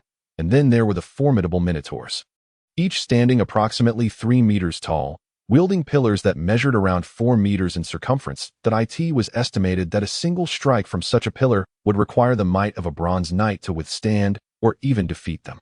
A mere touch from these creatures could result in death or grievous injury, and even the most elite warriors would likely need to band together in groups of 3, fighting with reckless abandon and incurring great losses.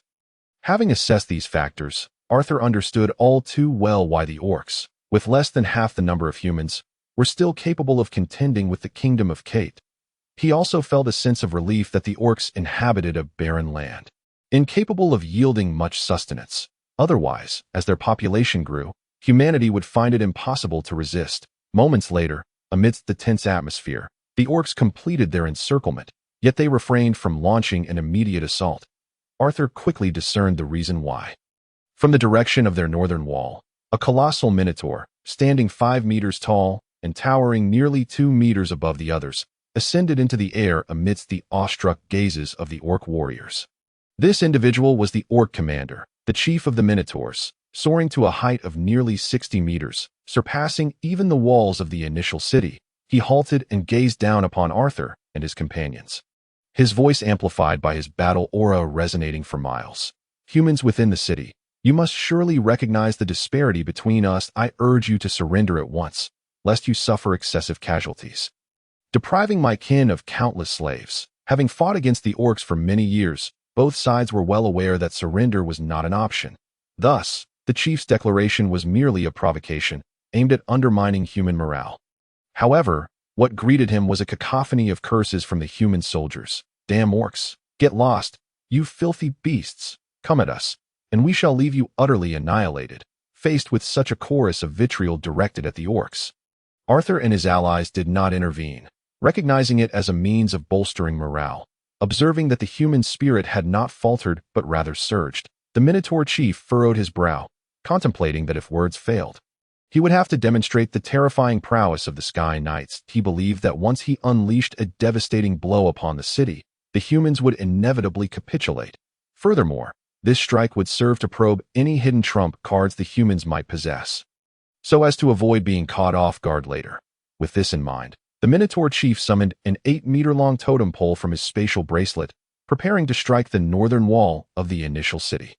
Yet, just as he was about to channel his energy for the blow, a sudden chill crept up his neck, prompting him to instinctively raise his pole in defense. Ding! In the next instant, a piercing clash of metal echoed throughout the initial city, causing Arthur and his companions to frown in concern. Some nearby ordinary soldiers even grimaced in pain, covering their ears. Arthur looked up to see Flynn, having stealthily approached the Minotaur chief from behind. Launching a surprise attack, Flynn had initially intended to wait for a more opportune moment to strike, but upon witnessing the Minotaur chief preparing to unleash his assault, he could no longer afford to delay. The distance between the chief and the initial city was merely 100 meters, and if he were to unleash his charged attack, even if Flynn attempted to intercept, the resulting shockwave would severely impact those on the city walls. Thus, he had no choice but to act, albeit with less than perfect timing, resulting in a mere 10-centimeter gash on the shoulder of the 5-meter-tall Minotaur. While this injury was insignificant to the chief, it ignited his fury. A Minotaur being harmed by a human was a profound humiliation. Snorting in rage, he forcefully flung Flynn aside and bellowed, "Flynn, you wretched old fool, how dare you launch a sneak attack?" Sky Knights were rare figures, whether within the kingdom of Kate or the Orc King's court. There were 6 humans and 4 orcs, leading to mutual recognition among them. Thus, the Minotaur chief immediately identified Flynn by name. Among the 6 human Sky Knights, 2 were at the pinnacle of their strength, capable of matching their orc counterparts of equal rank. These 2 were Flynn, who was stationed at the initial city, and Arthur's grandfather, the Griffin Duke. The remaining 4 were somewhat weaker, requiring 2 to confront an orc of equivalent strength, resulting in a balance of power, despite the numerical advantage of the human Sky Knights. Recognizing Flynn's formidable prowess, the Minotaur chief, after deflecting his attack, merely unleashed a curse and harbored no intention of continuing the fight. He understood that their strengths were closely matched and that further conflict would yield no meaningful outcome. Meanwhile, Flynn, undaunted by the chief's rebuke, smiled calmly. "Kote, there's no need for you to feign such righteousness.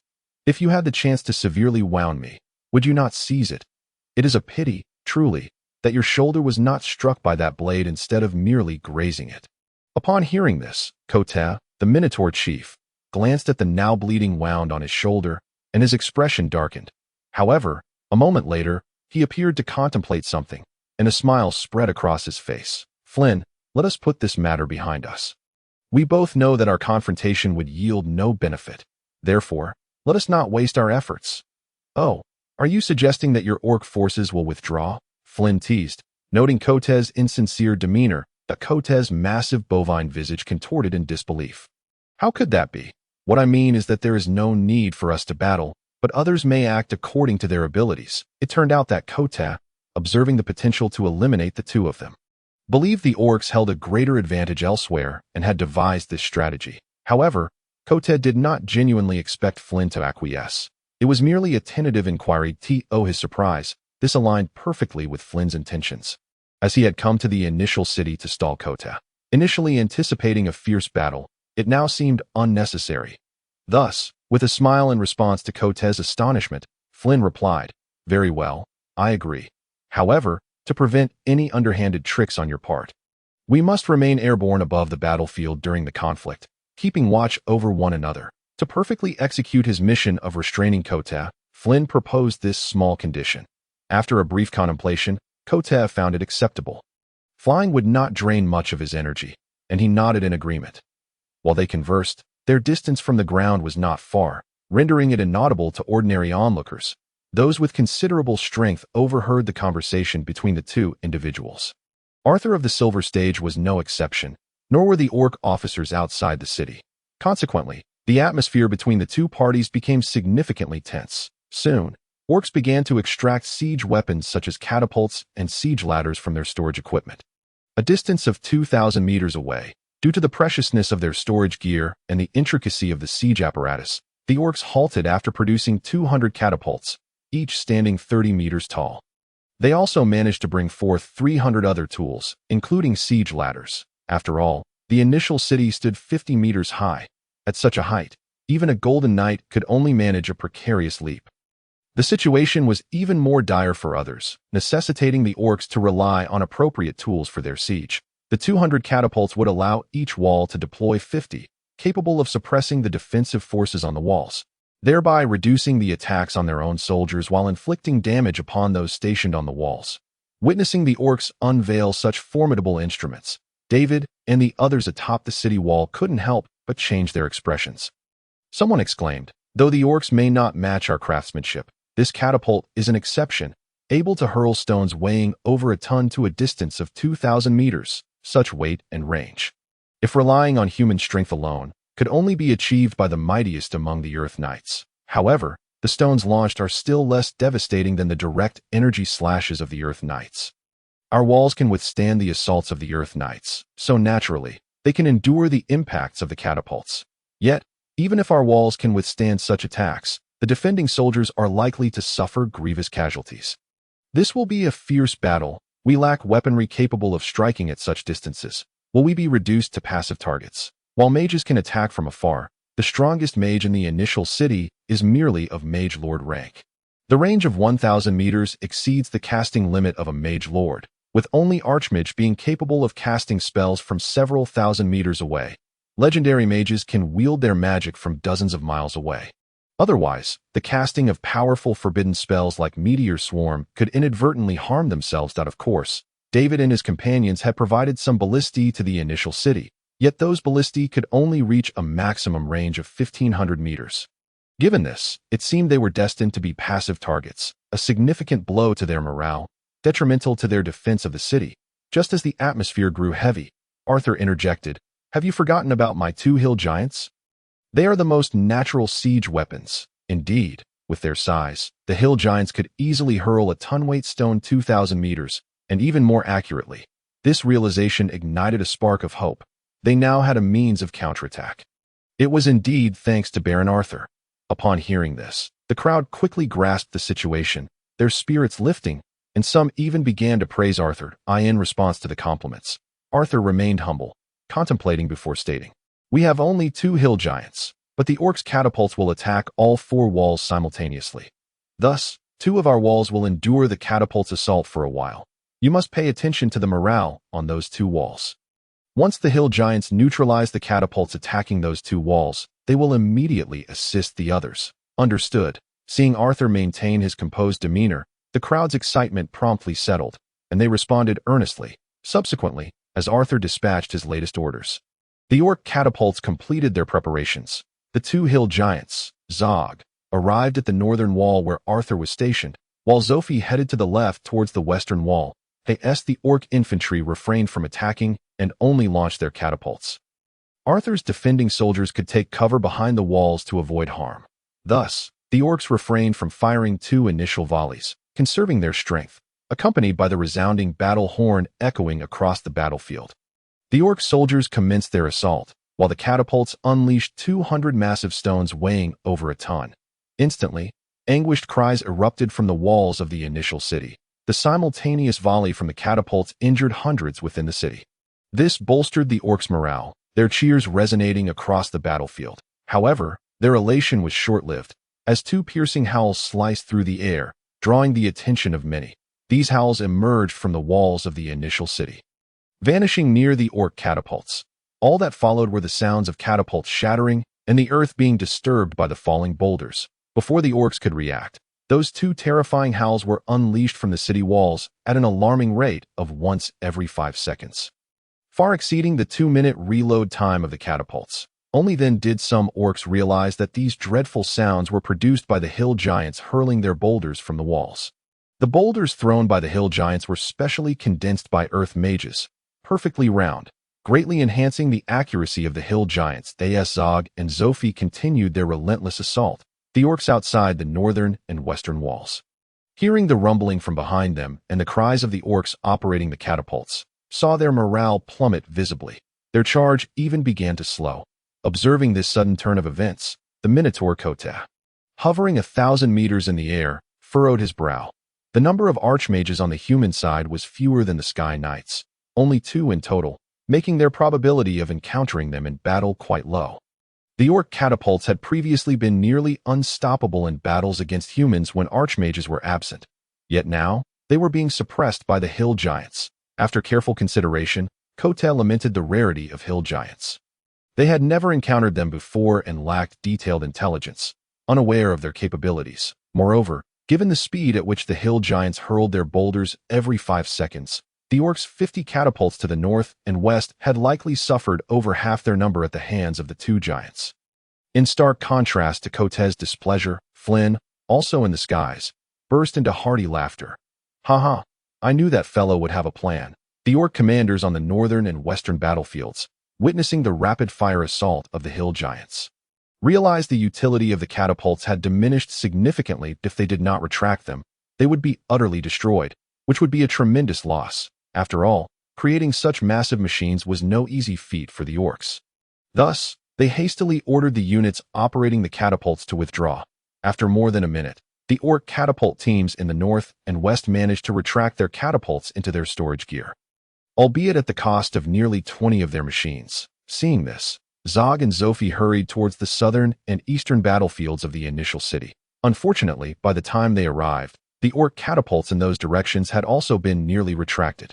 Clearly, the orc commanders understood that continuing to use the catapults would be futile, a waste of resources, prompting them to withdraw entirely. However, even without the catapults, the orcs did not cease their assault. They swiftly advanced to within 50 meters of the city wall's protective pit.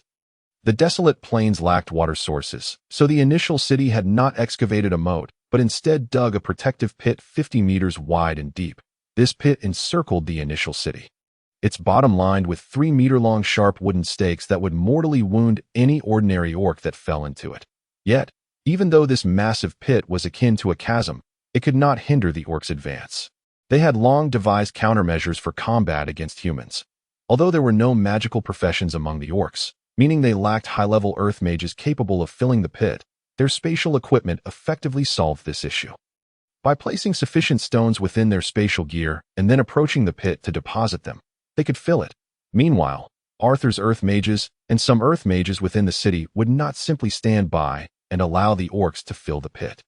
Once the pit ceased to pose a threat to the orcs, they would cast spells to remove the stones filling it.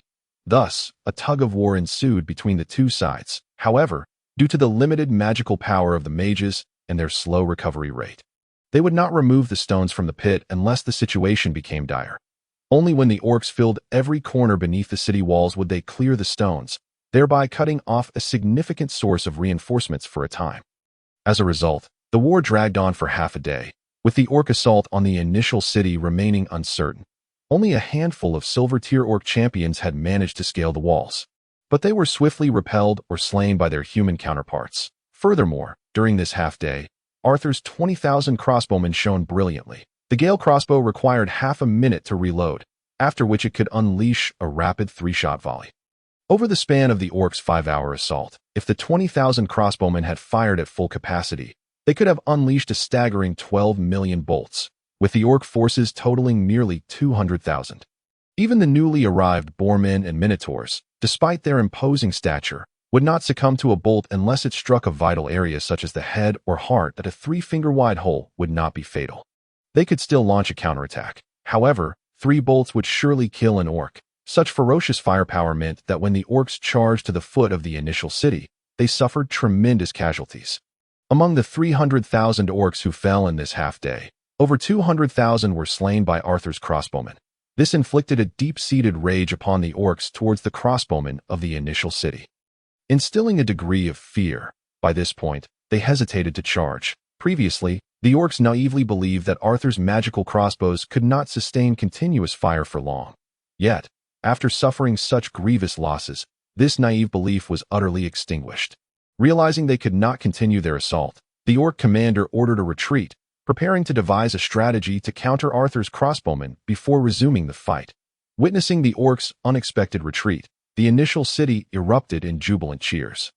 Beside Arthur, the lords, including David, and several soldiers regarded him with adoration, for they understood that the orcs' significant losses were primarily due to Arthur's 20,000 crossbowmen. Additionally, the human death toll was far less than anticipated, amounting to less than 10,000. Apart from the ferocity of the crossbowmen, This was also thanks to the 20 life mages Arthur had dispatched. These life mages, replicated before Arthur arrived at the wilderness plains, were adept healers. With their presence, as long as a soldier was not dead on the spot, they could generally be saved once brought down from the walls. However, due to the ferocity of the conflict and the precious magical energy of the life mages, the injured soldiers were only healed to 60% capacity, preserving the remaining magic to assist more individuals. This initiative significantly elevated Arthur's prestige within the initial city, comfortable under the collective gaze of admiration. Arthur declared, as the orcs retreat, "Let us swiftly arrange the rotation of guards, allowing those who have fought for half a day and expended considerable energy to rest and partake in a meal." Yes, in stark contrast to the jubilant crowd in the initial city, the orc commanders gathered in a massive tent, their faces somber as if mourning their dead. In merely half a day, they had lost 300,000 orcs, which signified that if this continued, they would perish within 5 days. Amidst this oppressive atmosphere, the temporary orc commander, the wolfman Hank, spoke up. "We must devise a strategy to counter the humans' magical crossbows. Otherwise, we will never breach their defenses." The other orcs understood this truth, yet countering the attacks of magical weaponry was no easy feat. Silence enveloped the tent once more. If they possessed resources as plentiful as the humans, they might manufacture massive iron shields to withstand the onslaught. Yet, lacking sufficient metal resources rendered this approach futile. Meanwhile, in the skies above the initial city, Flynn observed with a smile on his face as he gazed at Kota. As if to say, "You old bull, it seems you've bitten off more than you can chew this time." The loss of 300,000 was indeed a heavy blow for Kota, as nearly 80,000 minotaurs among the fallen were his kin. Contemplating this, Kota's eyes began to redden. Were it not for Flynn's presence, he would likely have rushed down to unleash a bloody rampage. The exchange between the two in the sky went unnoticed, but after a lengthy silence, Hank continued, "Since we cannot think of any solution, I suppose none of you wish to return in disgrace. Let us seek aid. I have observed that the defenses of the initial city against aerial attacks are quite lacking. At least, I have not seen any appropriate apparatus. Those magical crossbows are merely lightweight bolts, and I estimate they lose efficacy after firing 300 meters upward. Furthermore, there are no formidable mages. 3 earth mages are not adept at aerial assaults, and there is only 1 fire mage. Yet, a single individual cannot defend the entire sky above the initial city. Therefore, I propose that we request assistance from the Griffin kin. With their aerial superiority, they could attack from hundreds of meters above, rendering the humans utterly helpless, and we would surely capture the initial city. However, seeking aid would mean losing face. The Griffin kin were notoriously proud due to their aerial advantages, and persuading them to assist us would likely subject us to ridicule. Moreover, the Orc Kingdom had only dispatched our 3 tribes. Now, if we seek aid from the Griffin kin, we would surely be the subject of mockery upon our return to the tribe. In truth, the Wolfmen and Boarmen were not particularly concerned about seeking aid. However, the Minotaurs had Sky Knights in their ranks and considered themselves superior. Thus, requesting assistance was a matter of pride, leading to their complaints. In response, Hank simply stated, "Is seeking aid truly more shameful than returning in defeat?" Upon hearing this, the previously disgruntled Minotaur, a formidable Earth-tier warrior, found himself at a loss for words and could only reluctantly fall silent. Thus, no further objections were raised, and the strategy to seek aid was agreed upon as a result. The orcs refrained from launching any attacks in the ensuing 2 days, granting Arthur and his companions a rare respite. Yet, they were acutely aware that this was merely the calm before the storm, and they dared not grow complacent. On the 4th day of the orc siege of the initial city, they once again took formation, appearing prepared for assault. Arthur and the others were perplexed as to why the orcs had regained the courage to attack once more. However, from a height of 1,000 meters, Flynn, with the keen eyesight of a Sky Knight, clearly observed that the orcs had bolstered their ranks with an additional 30,000 griffin kin. Although the majority were ordinary griffins without significant strength, their aerial advantage meant that even a hefty stone weighing dozens of pounds dropped from several hundred meters could inflict substantial casualties upon the humans in the initial city. Unable to suppress a cold laugh, Flynn remarked, "Kota, I never expected you orcs to stoop so low as to seek outside assistance." Kota, the Minotaur, recognized the dishonor in this act, but retorted, humans can seek aid as well. I have not stopped you. With Kote's lack of response to his taunt, Flynn ceased further commentary, fearing that Arthur and the others might be caught off guard by the sudden appearance of the Griffin kin. He quickly conveyed a message through his battle aura to Arthur. Startled by the unexpected voice in his ear, Arthur swiftly realized it was Flynn. Looking up, he saw Flynn nodding and attentively listened. Through Flynn's explanation, Arthur soon learned that the orcs had received reinforcements in the form of 30,000 Griffin kin. His expression promptly turned serious. Facing aerial foes without revealing his Sky Knights would not be an easy task. Considering that Kote was watching from above, Arthur hurriedly called David and the others down from the walls. Subsequently, they convened a meeting in a chamber beneath the walls, even employing a soundproof barrier cast by the mages for added security. David and the others were bewildered by Arthur's sudden demeanor of impending danger, but out of trust for him, they descended the walls together. This conflict with the orcs was proving excessively perilous. Thus, Arthur was accompanied solely by a Knight of the Earth Knights from the 300 Golden Line Cavalry Regiment and Chris A.S. for Corona, lacking the protective safeguard of the legendary Guardian Ring that Arthur possessed. He had been assigned to the castle at the center of the city. The Sky Knights, Victor and Wilson, were also present in the castle, and with their protection, Corona was assured safety at a T this moment. Arthur stood in the center of the room, flanked by Chris and a Knight of the Earth. The only others present were a dozen individuals, comprising the Duke's sons, David and Dennis, along with nearly 10 Marquis sons. As for the remainder, there were too many, over 70, with insufficient strength, and their presence merely added to the complications during meetings, only being summoned for significant events. Thus, the urgent meeting currently convened in the city was limited to the few individuals within this room. Inside the small chamber, all eyes were fixed upon Arthur, who wasted no time in revealing the information Flynn had shared with him. The orcs had received the support of the Harpies. This revelation caused the faces of the gathered individuals to pale, including David and Dennis, the Duke's sons. They were acutely aware that if 30,000 Harpies joined the assault on the initial city, they would be utterly powerless against them, and the city might very well fall. What hope remained for their survival? However, when the despondent David and the others noticed Arthur's remarkably calm demeanor, their eyes brightened with anticipation. "Arthur, do you possess a means to counter the Harpies?" they inquired eagerly. In response, Arthur did not answer directly, but instead posed a question. "David, do you recall the Meteor Fire Rain magical scroll we utilized previously in the Northern Refusal City? This scroll unleashes hundreds of fireballs, each possessing considerable power, capable of striking targets within a radius of several dozen meters upon detonation, and they travel at astonishing speeds if we adjust the angle of launch towards the Earth and direct it skyward. The magic, which manifests at several hundred meters altitude, could potentially project fireballs thousands of meters away. Thus, as long as the Harpies descend below 2,000 meters, we will be able to defend ourselves. Should they remain above that height, their accuracy in attacking us would be significantly diminished. However, we must not discount the possibility of them employing spatial equipment to drop large stones from several thousand meters up. While their aim may falter, should they manage to strike us with even one, the casualties could be catastrophic. Regardless of the realm, air superiority is of utmost importance in this world, where spatial equipment exists.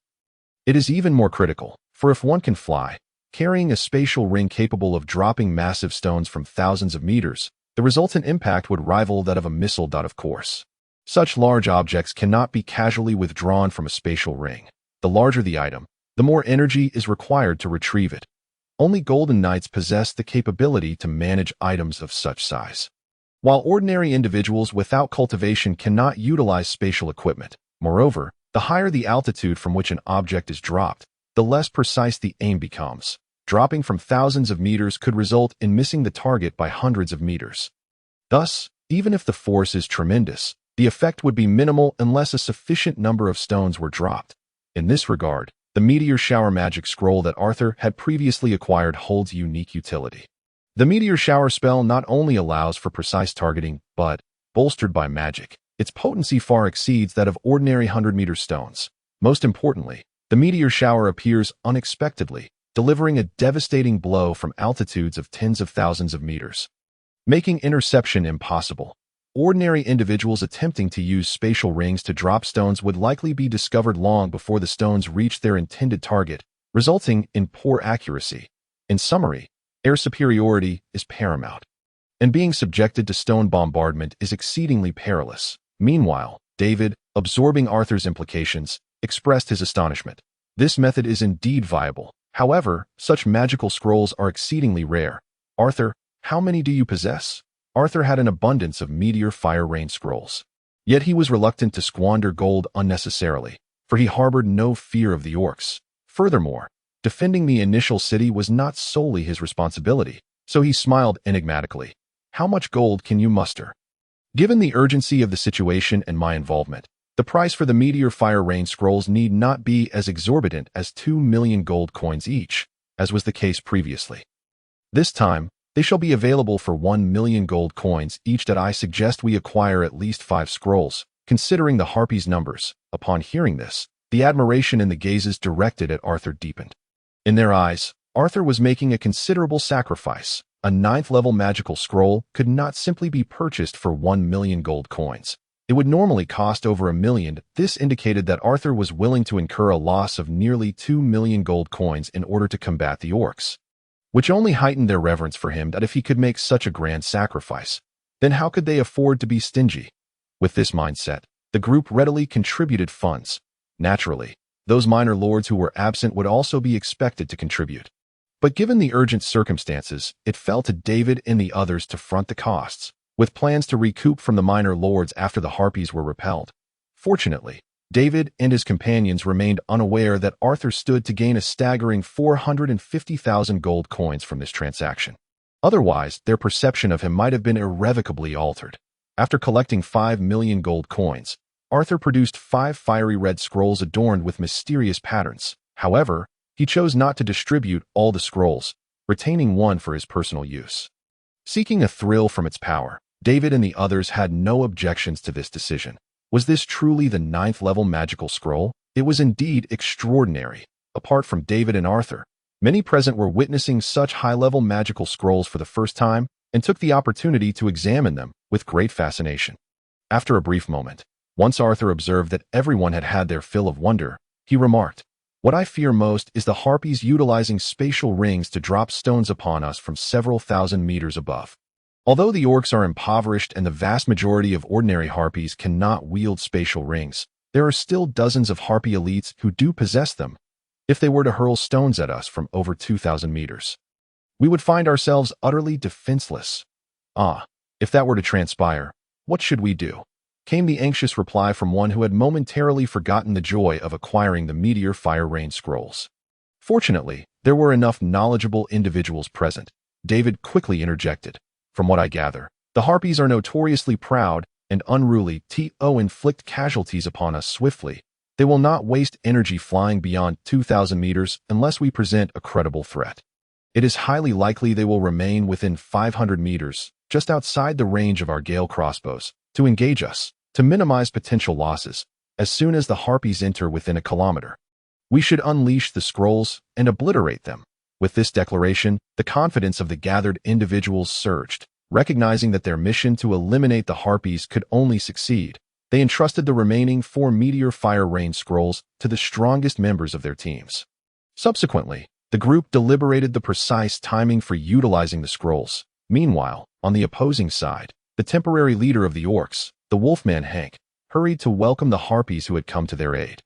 Hank was exhilarated, for the harpies were few in number, their entire race comprising less than 500,000. Given their rebellious nature, he had anticipated the arrival of merely 10,000 harpies to support them.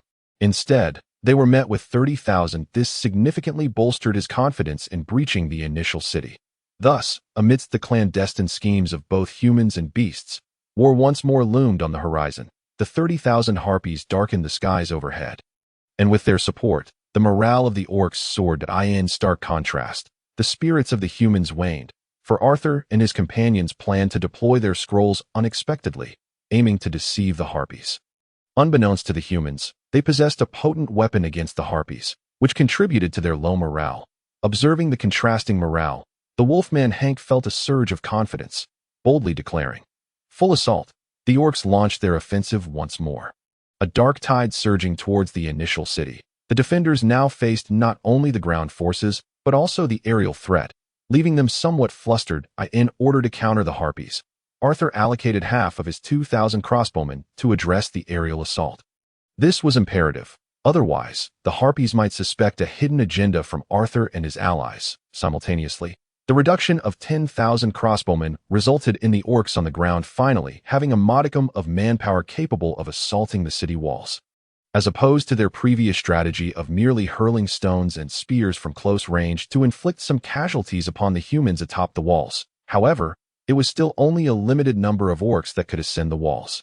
Even with the absence of those 10,000 crossbowmen, coupled with other humans armed with polearms and stones for defense, their numbers were barely sufficient. Meanwhile, the 30,000 griffin riders in the sky refrained from launching an immediate assault on the initial city. They aimed to allow the orcs below to draw as much of the city's firepower as possible, thereby minimizing their own losses when they finally engaged as for the fate of the other orcs. They were of no concern to them. After a brief period of silence from the 30,000 griffin riders, who watched their comrades fall one after another, the leaders of the other three races grew increasingly anxious.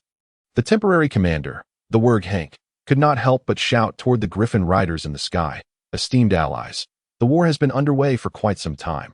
Is it not time to attack?" Upon hearing this, the high-ranking griffins observed the nearly wrathful expressions of the other three races on the ground and realized it was indeed time to strike. Furthermore, the Minotaur chieftain was watching them from above, making it unwise to delay.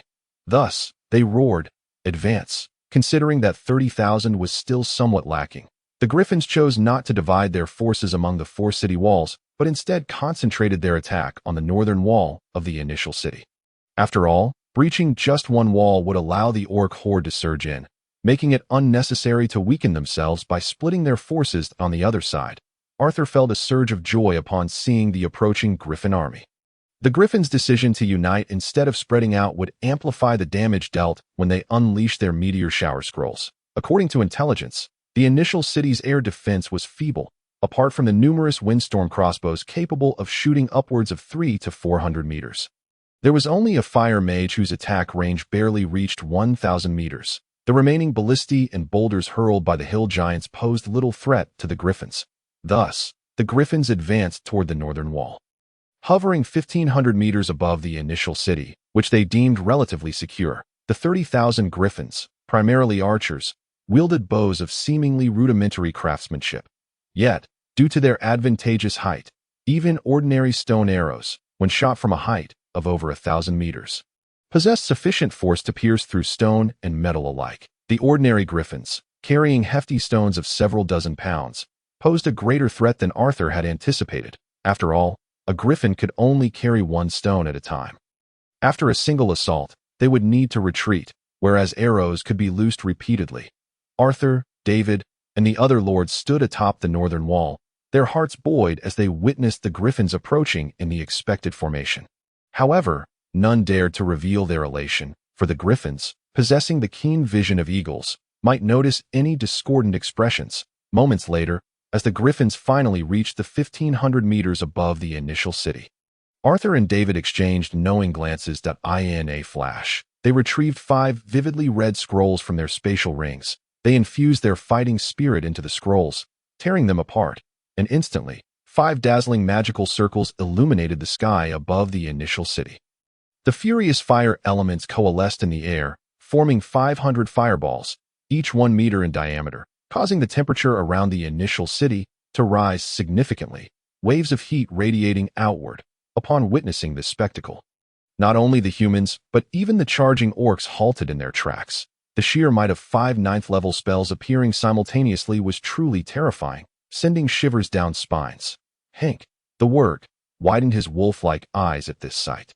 It was precisely because of a meteor shower scroll that his forces had failed to breach the city half a year ago. He had heard surviving wargs describe the horror of such magic, and the current scene mirrored that description.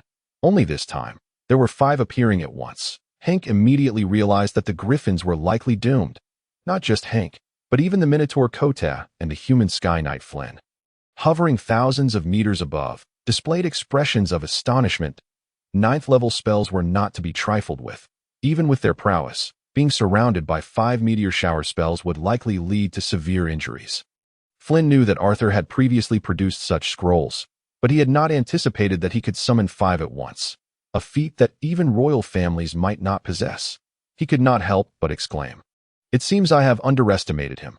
In stark contrast, the Minotaur Kote glared down at Arthur, standing at the forefront of the crowd atop the city wall. His eyes aflame with fury, he understood that this war against the humans would once again falter because of this individual.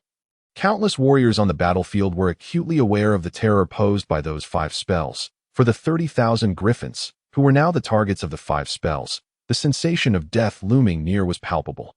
Many griffins succumbed to panic. The first to recover from their fear were the stronger griffins, who soon let out a piercing cry of retreat that echoed across the sky.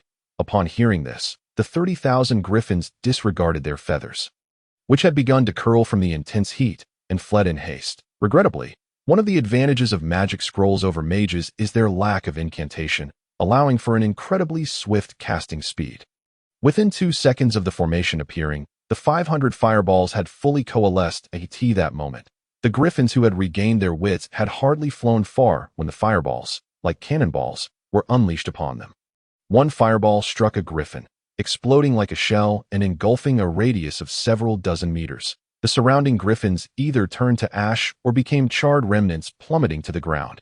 This immense explosion repeated 500 times before the eyes of countless witnesses, resulting in the anguished screams of the 30,000 griffins. However, given their elevation, the griffins were not densely packed. Thus, after the magical assault, nearly 3,000 griffins remained, far fewer than the over 10,000 that had been obliterated by the meteor shower on the ground. However, the remaining 3,000 were primarily ordinary griffins who had been on the periphery of their ranks, with the central strong ones mostly annihilated. Although these 3,000 had narrowly escaped death, they were evidently terrified. Even after the magical onslaught had ceased, they continued to flee, soaring away from the initial city until they had flown 5,000 meters before finally stopping. Trembling with trepidation, the remaining 3,000 griffins cast complex glances toward the initial city, an amalgamation of fear, anger, and even hatred, though the predominant emotion was still terror. Meanwhile, the over 1 million orcs on the ground exhibited expressions of confusion, unsure of how to proceed. Just moments ago, they had been in a seemingly advantageous position, but now their reinforcements, the griffins, had been nearly annihilated in an instant. Their reliance had vanished, and the stark contrast left the surrounding orcs in utter shock, leading to a dramatic decline in morale. In contrast, the humans within the city, realizing they had once again thwarted the orcs' scheme, erupted into jubilant cheers. "Lord Arthur is magnificent. Lord David is magnificent." Since the scrolls had been torn open by Arthur, David, and the other 3, the soldiers rejoicing were predominantly calling out the names of these 5 individuals. Witnessing the surge in human morale while their own plummeted, the orc commanders hastily sounded the retreat. As they beheld the orcs fleeing in disarray, the humans' cheers grew ever louder. Atop the northern wall, Arthur stood alongside David and the others, all of them brimming with excitement.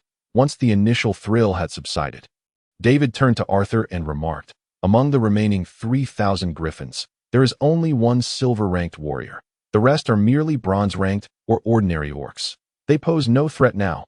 Arthur, you have once again led us to victory against the orcs." Saying this, David firmly grasped Arthur's arm, an expression of total reliance on him to this. Arthur humbly smiled. "It is not so exaggerated. It was merely a fortunate coincidence to possess a few magic scrolls, and everyone's efforts were equally indispensable." However, Arthur's modesty did not sway the others, who once again showered him with compliments. Suddenly, a scene of jubilation manifested on the northern wall of the initial city.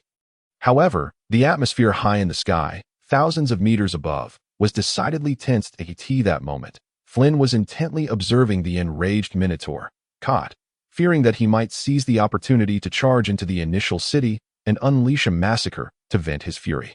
To be honest, Cot indeed harbored thoughts of descending to wreak havoc. He understood that, without the aid of the harpies, the remaining over 1 million orcs would be incapable of breaching the initial city. In other words, they would face defeat. How could this not incite his wrath? Yet, upon noticing Flynn's unwavering gaze upon him, he realized such an action was futile. Ultimately, after exhaling a hot breath through his nostrils, he suppressed his inner turmoil, leaving behind a harsh remark. "Humph, consider yourselves fortunate this time. Humans. With that, he turned and made his way toward the orc encampment below. After Cott's departure, Flynn flew to Arthur's side on the northern wall. Upon noticing the two distinct streaks of light in the sky, Arthur and the others understood that the confrontation between the two Sky Knights had reached a conclusion.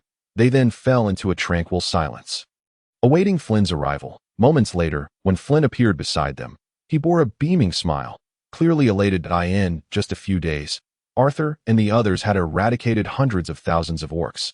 This was splendid news for Flynn, a staunch advocate of the war. Thus, he regarded the group, particularly Arthur, with immense satisfaction. That I have witnessed your commendable performance over the past few days. You have done excellently. That I shall report your merits to the kingdom. And when the time comes for titles to be conferred in 2.5 years, you shall be duly rewarded. That in truth, Arthur and his companions, initially serving as frontier lords, had slain the orcs for self-preservation and were not entitled to royal rewards. However, with Flynn, a Sky Knight, advocating for them, they could expect some form of compensation. Thank you, Duke Flynn. Naturally, upon hearing of the promised rewards, Arthur and his companions expressed their gratitude. After praising the group, Flynn's gaze shifted to Arthur.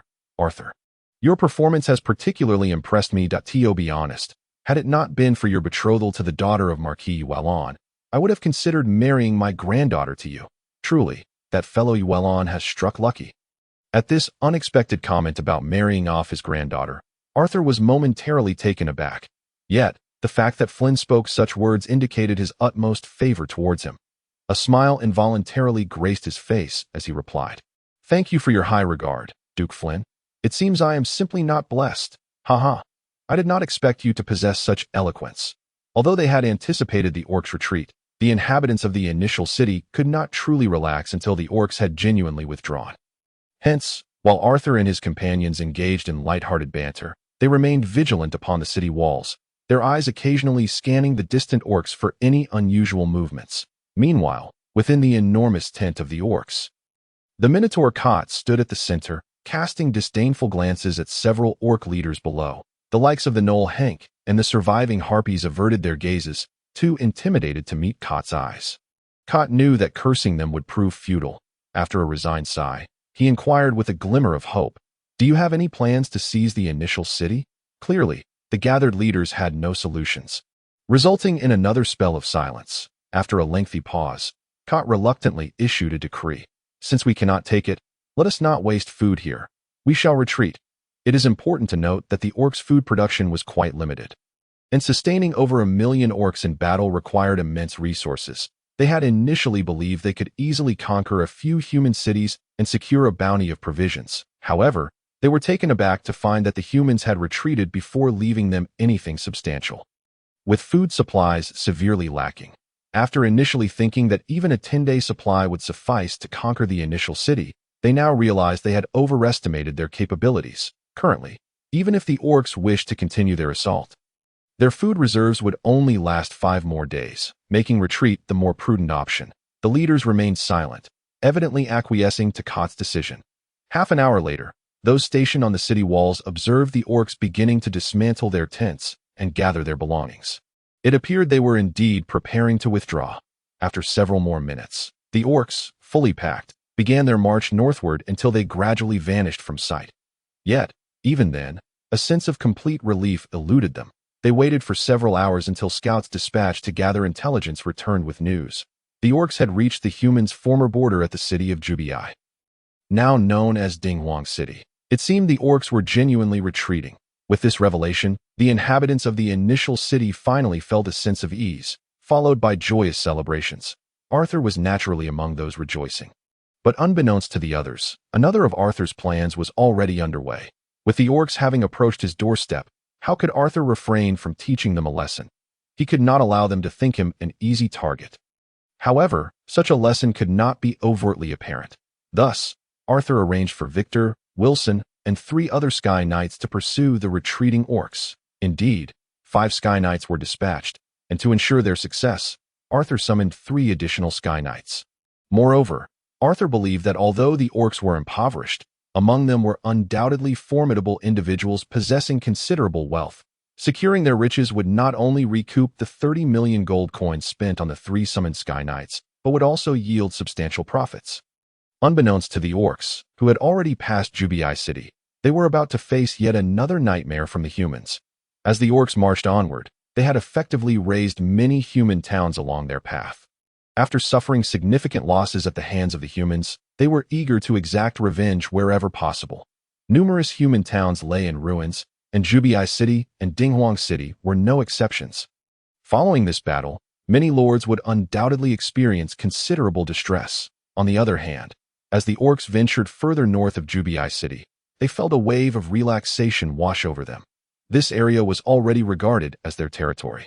Previously, they had feared that the humans might pursue them to exact vengeance. However, it seemed that the humans lacked the audacity to do so.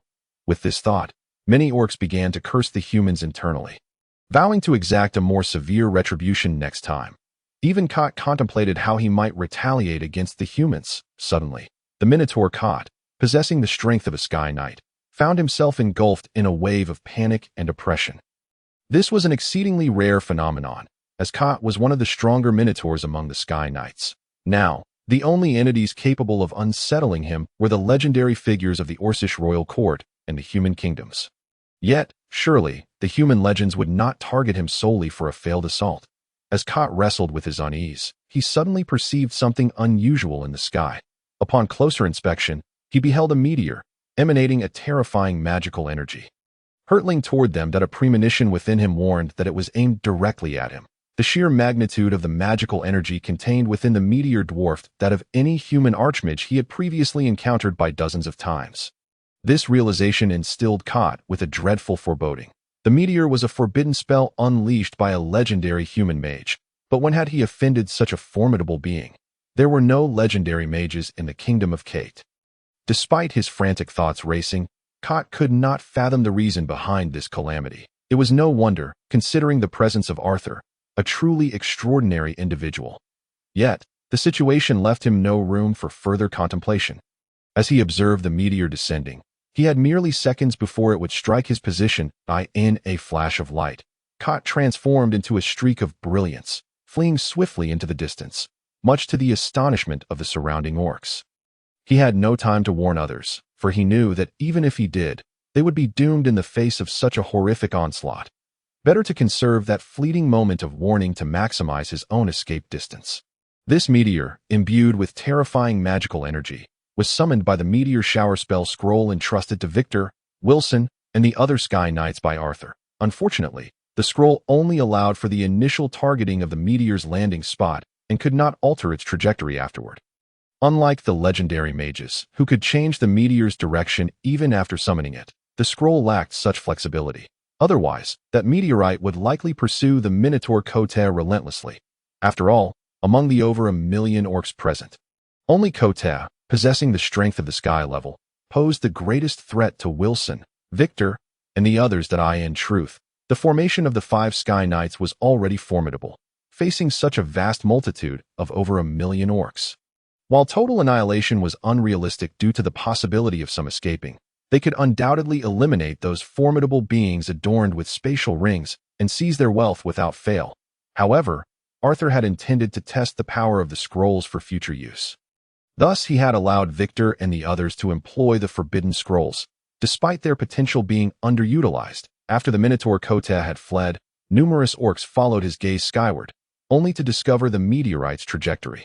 Although the vast majority of orcs could not discern that it was a spell only a legendary mage could cast, even a common meteorite should not be underestimated. The instinct to flee immediately threw the orc formation into chaos, with everyone scattering in all directions. Unfortunately, the meteorite was now merely 10 seconds from impact, and in such a brief span, where could they possibly escape to?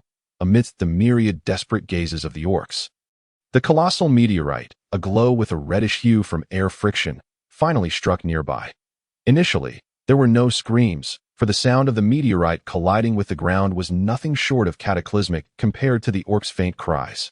First came a mushroom cloud towering over 1,000 meters high, followed by the earth fracturing like a spider's web, splitting into countless fissures several dozen to even hundreds of meters wide.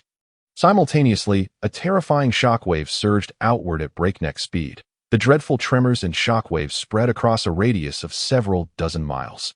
even though the orc army's formation was relatively loose and broad. This single blow would likely result in casualties exceeding 500,000.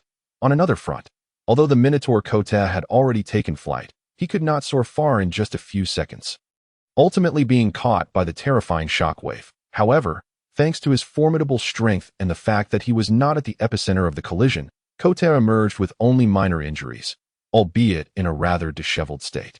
Yet, even these minor injuries left a significant psychological scar on Kota. Having narrowly escaped a calamity, he gazed at the horrific scene not far away with profound trepidation. Had he reacted slightly slower, he would have likely joined the ranks of the countless souls lost. After regaining his composure, Kota was startled once more and swiftly scanned his surroundings. Hoping to uncover some clue, he realized that the individual capable of unleashing such a devastating strike, whether or not they were a legendary mage, must not be underestimated. Given his familiarity with the nature of magical scrolls, however, he was disappointed to find that Victor, Wilson, and the others had retreated at least 10 miles away to avoid the repercussions of the attack.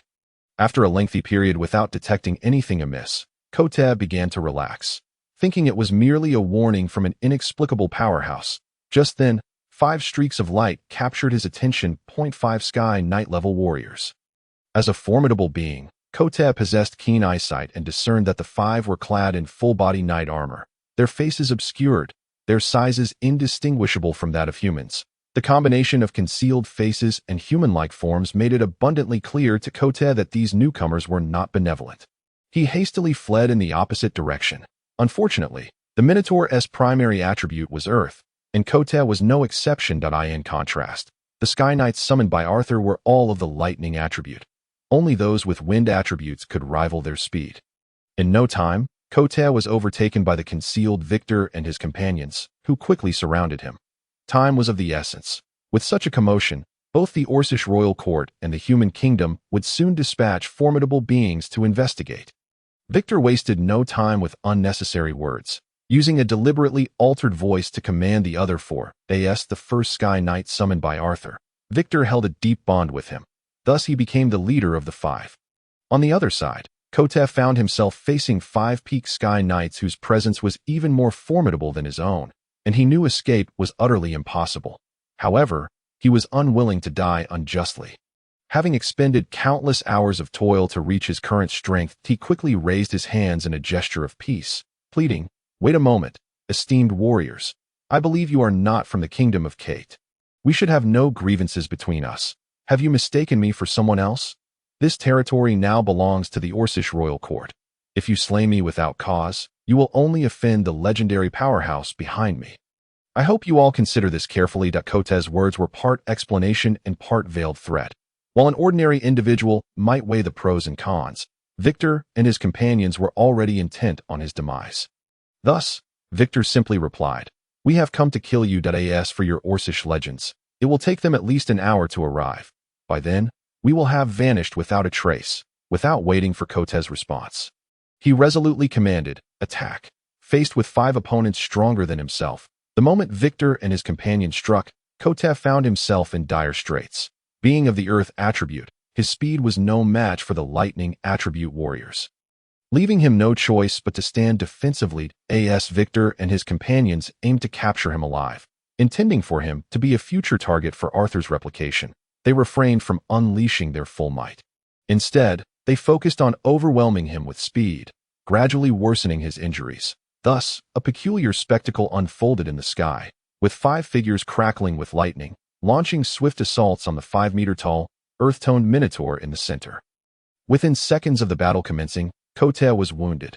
After half a minute, he was drenched in blood and gravely injured. Without a doubt, he was soon captured by the 5. In truth, had Kota unleashed his full power, he could have withstood for an additional minute or 2, as his own strength was already at the peak of the Sky Knight level. However, upon realizing that Victor and his companions did not intend to take his life, a glimmer of hope emerged within him, leading him to resist less fervently. Consequently, he allowed himself to be captured without much struggle. Subsequently, Victor and his companions employed a secret technique to seal Kota's abilities, rendering him, already lacking in resistance, a mere brute reliant solely on physical strength. Even if Kota were to heal from his injuries, Without breaking the seal, he would only be comparable to a ground knight-level warrior in terms of his physical prowess. Devoid of fighting spirit, he could not even fly. After confiscating the spatial bracelet from Kota, they assigned one to guard him, while the remaining four surged toward the still wailing orc army as they approached. Victor and his companions gazed upon the meteorite crater, which measured at least 1,000 meters in diameter, with molten lava bubbling within. Witnessing such a terrifying scene, they were acutely aware of the dreadfulness of the legendary, and understood that lingering here was inadvisable. The arrival of the Orcish legends would spell disaster.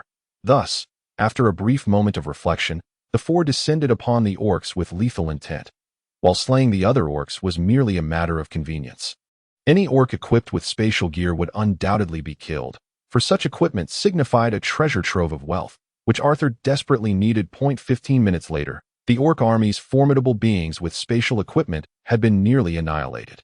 Seeing this, Victor and his companions did not linger, swiftly departing with the defenseless Minotaur Kota toward a more secluded area. They could not yet return to Arthur's location, as the commotion caused by the meteorite's descent was too significant. Both Orcish and Katian powers would surely come to investigate. Heading toward the Kingdom of Kate would risk an encounter with probing forces. Presently, the priority was to conceal themselves and avoid the storm.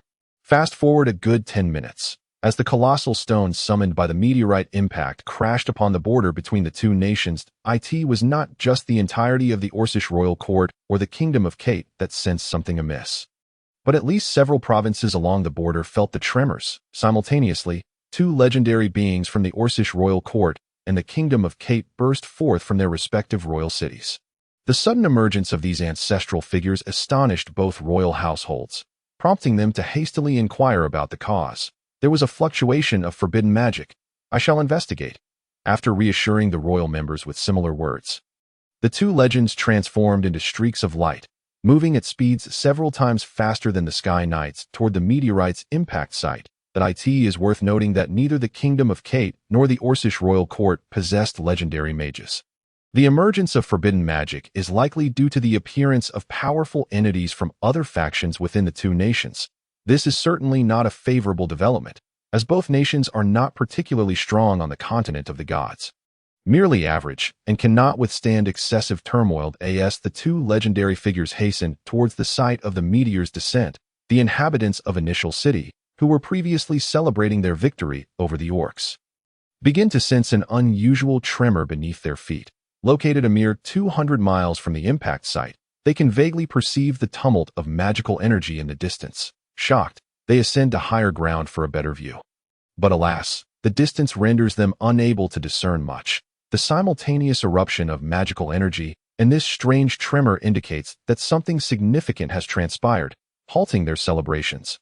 After Sky Knight Flynn instructs everyone to remain indoors, he hastens to investigate the situation. Curiosity peaks among the crowd.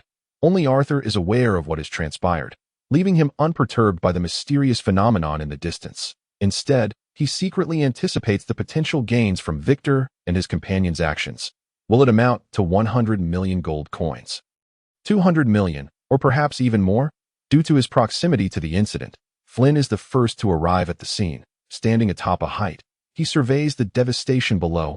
Merely half a day ago, there were nearly 160,000 orc warriors. Yet now their numbers have dwindled to under 100,000. The most alarming is the near-total annihilation of the orc warriors' elite, including the formidable Tauren chieftain.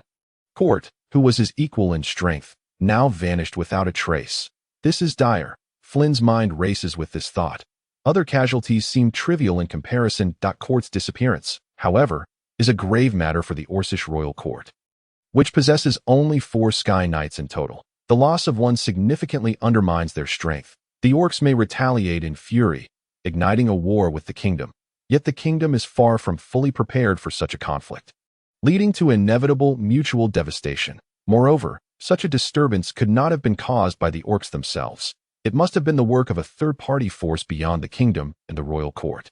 Consequently, the situation on the Doran Peninsula has become increasingly complex. In this predicament, Flynn dares not act recklessly, opting instead to wait quietly for the arrival of the two nations' legends. Of course, before that, he must remain concealed. Should the orc powers and legends arrive first and use him as a scapegoat, it would bode ill for him. Fortunately, the two parties' legends arrive almost simultaneously, and upon witnessing the grim scene below, they furrow their brows as longtime adversaries. They are well aware that this was not the work of each other, so tensions do not escalate. Instead, they tacitly scan the area for clues, seeing the arrival of his own legend. Flynn steps out from the shadows and addresses a robust elder with graying hair but an unwrinkled face. "Ancestor." Upon hearing this, the human legend turns to him. "Ah, Flynn, you arrived before us.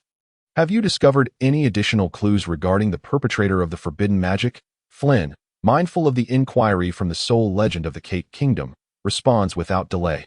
"Ancestor, I too arrived only upon noticing the anomalies. I reached here nearly 20 minutes after the incident occurred. The culprits have long since vanished, and I believe the surviving orcs may possess more knowledge than I do. That is indeed unfortunate." The human legend sighs. Meanwhile, a distant orc legend with a tiger's head also retracts his slightly erect ears, directing his gaze towards the pitiful sight of his kin below. Clearly, he too is highly concerned about the forces at play. Gazing around, the orc legend notes that among the nearly 100,000 orc warriors, only those of the silver rank remain. The golden knights, equipped with spatial artifacts, are certainly absent, leaving only the wealthy among the silver ranks. Thus, the orc army has been reduced to mere silver rank warriors. Thanks to the actions of Victor and his companions, scanning the area, the orc legend spots a silver rank Tauren with a relatively stable demeanor and swiftly flies towards him. Flynn and the human legend do not follow but keep a discreet watch on the unfolding events. The orcs must be familiar with the appearance of their legends, so as the tiger-headed orc approaches.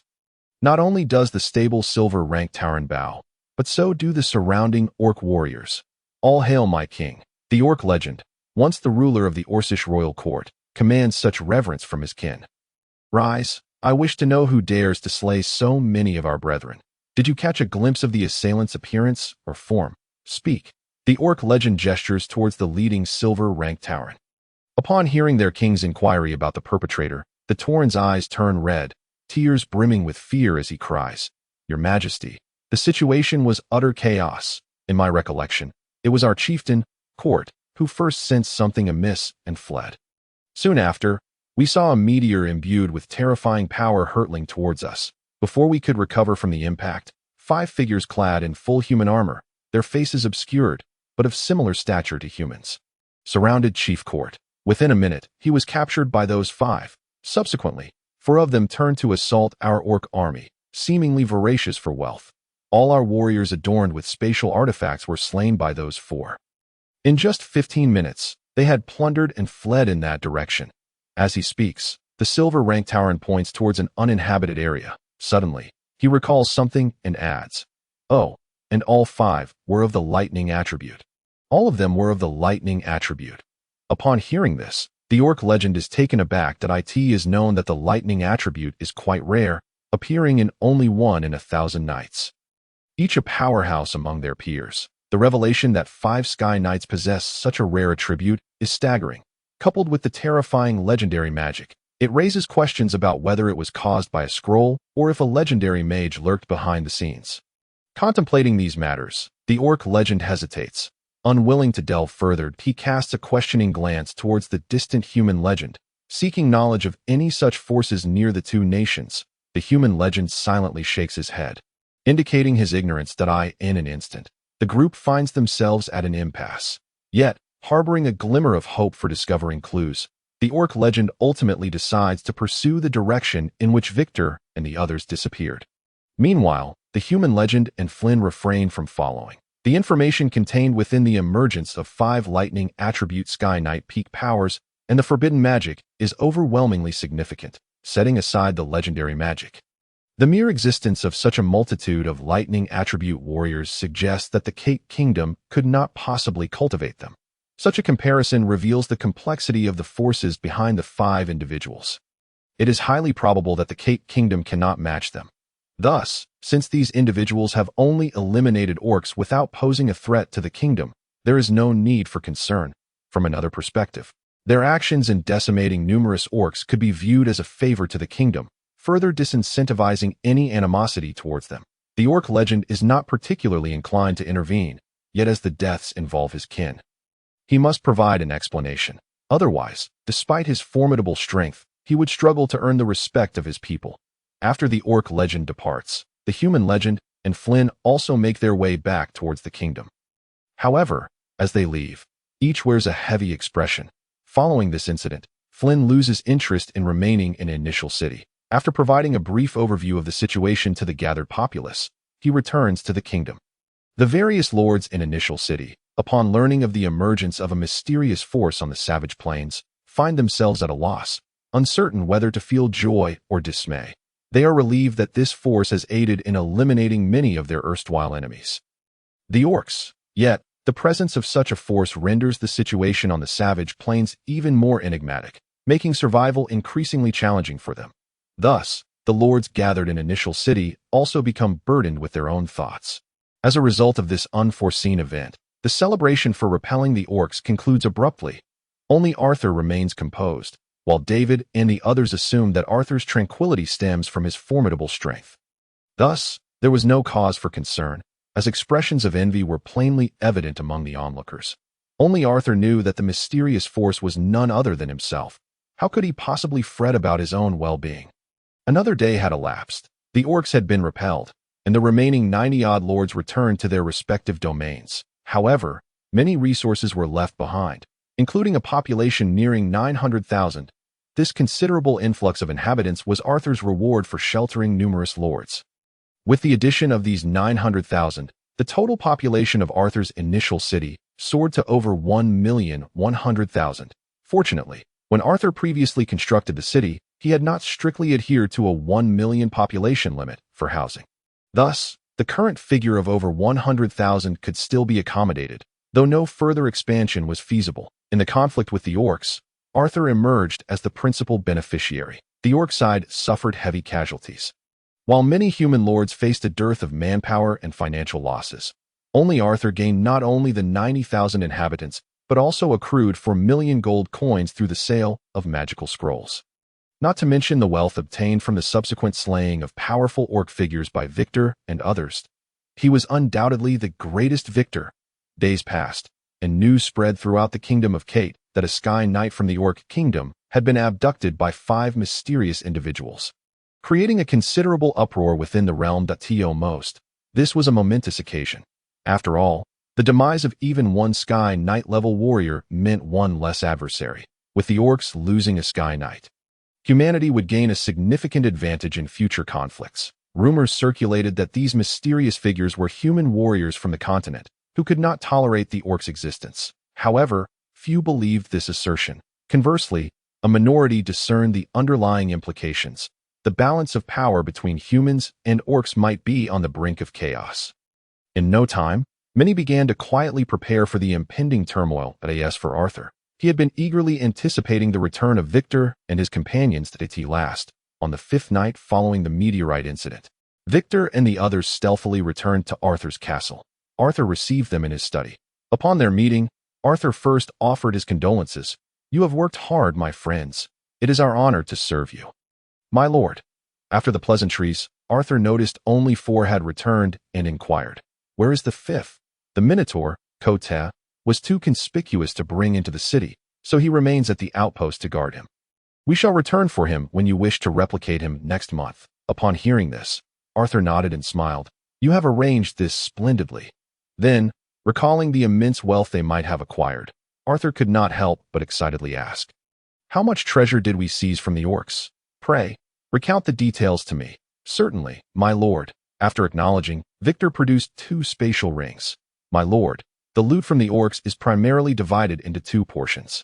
One belongs to Kote, whose storage bracelet contains nearly 100 million gold coins. The remaining various items, such as weapons and armor, are valued at nearly 200 million gold coins. The other 3 Earth-level strongmen and dozens of Golden-level warriors collectively possess spatial equipment containing 50 million gold coins and various items worth nearly 80 million gold coins. Overall, the value of the items is somewhat higher. However, those are stolen goods, and we cannot readily sell them now.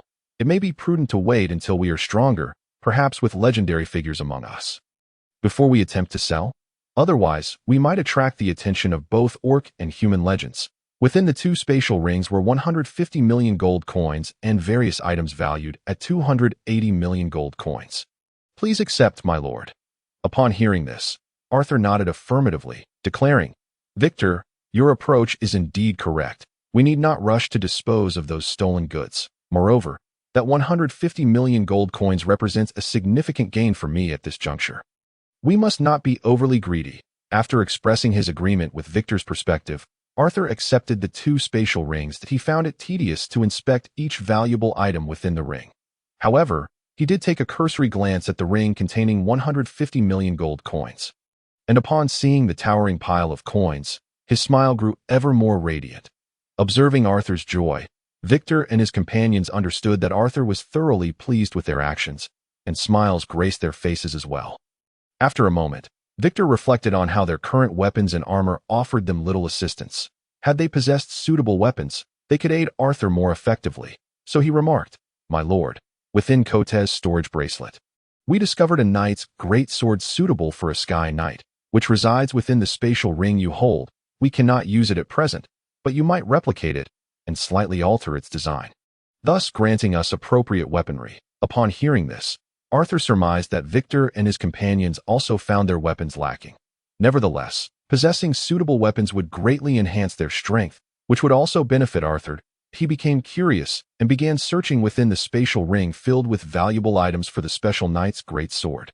Soon, a gleaming great sword came into view, and as he retrieved it from the spatial realm, Arthur initially intended to wield it, only to discover he could not lift it, just as the great sword threatened to crash to the ground.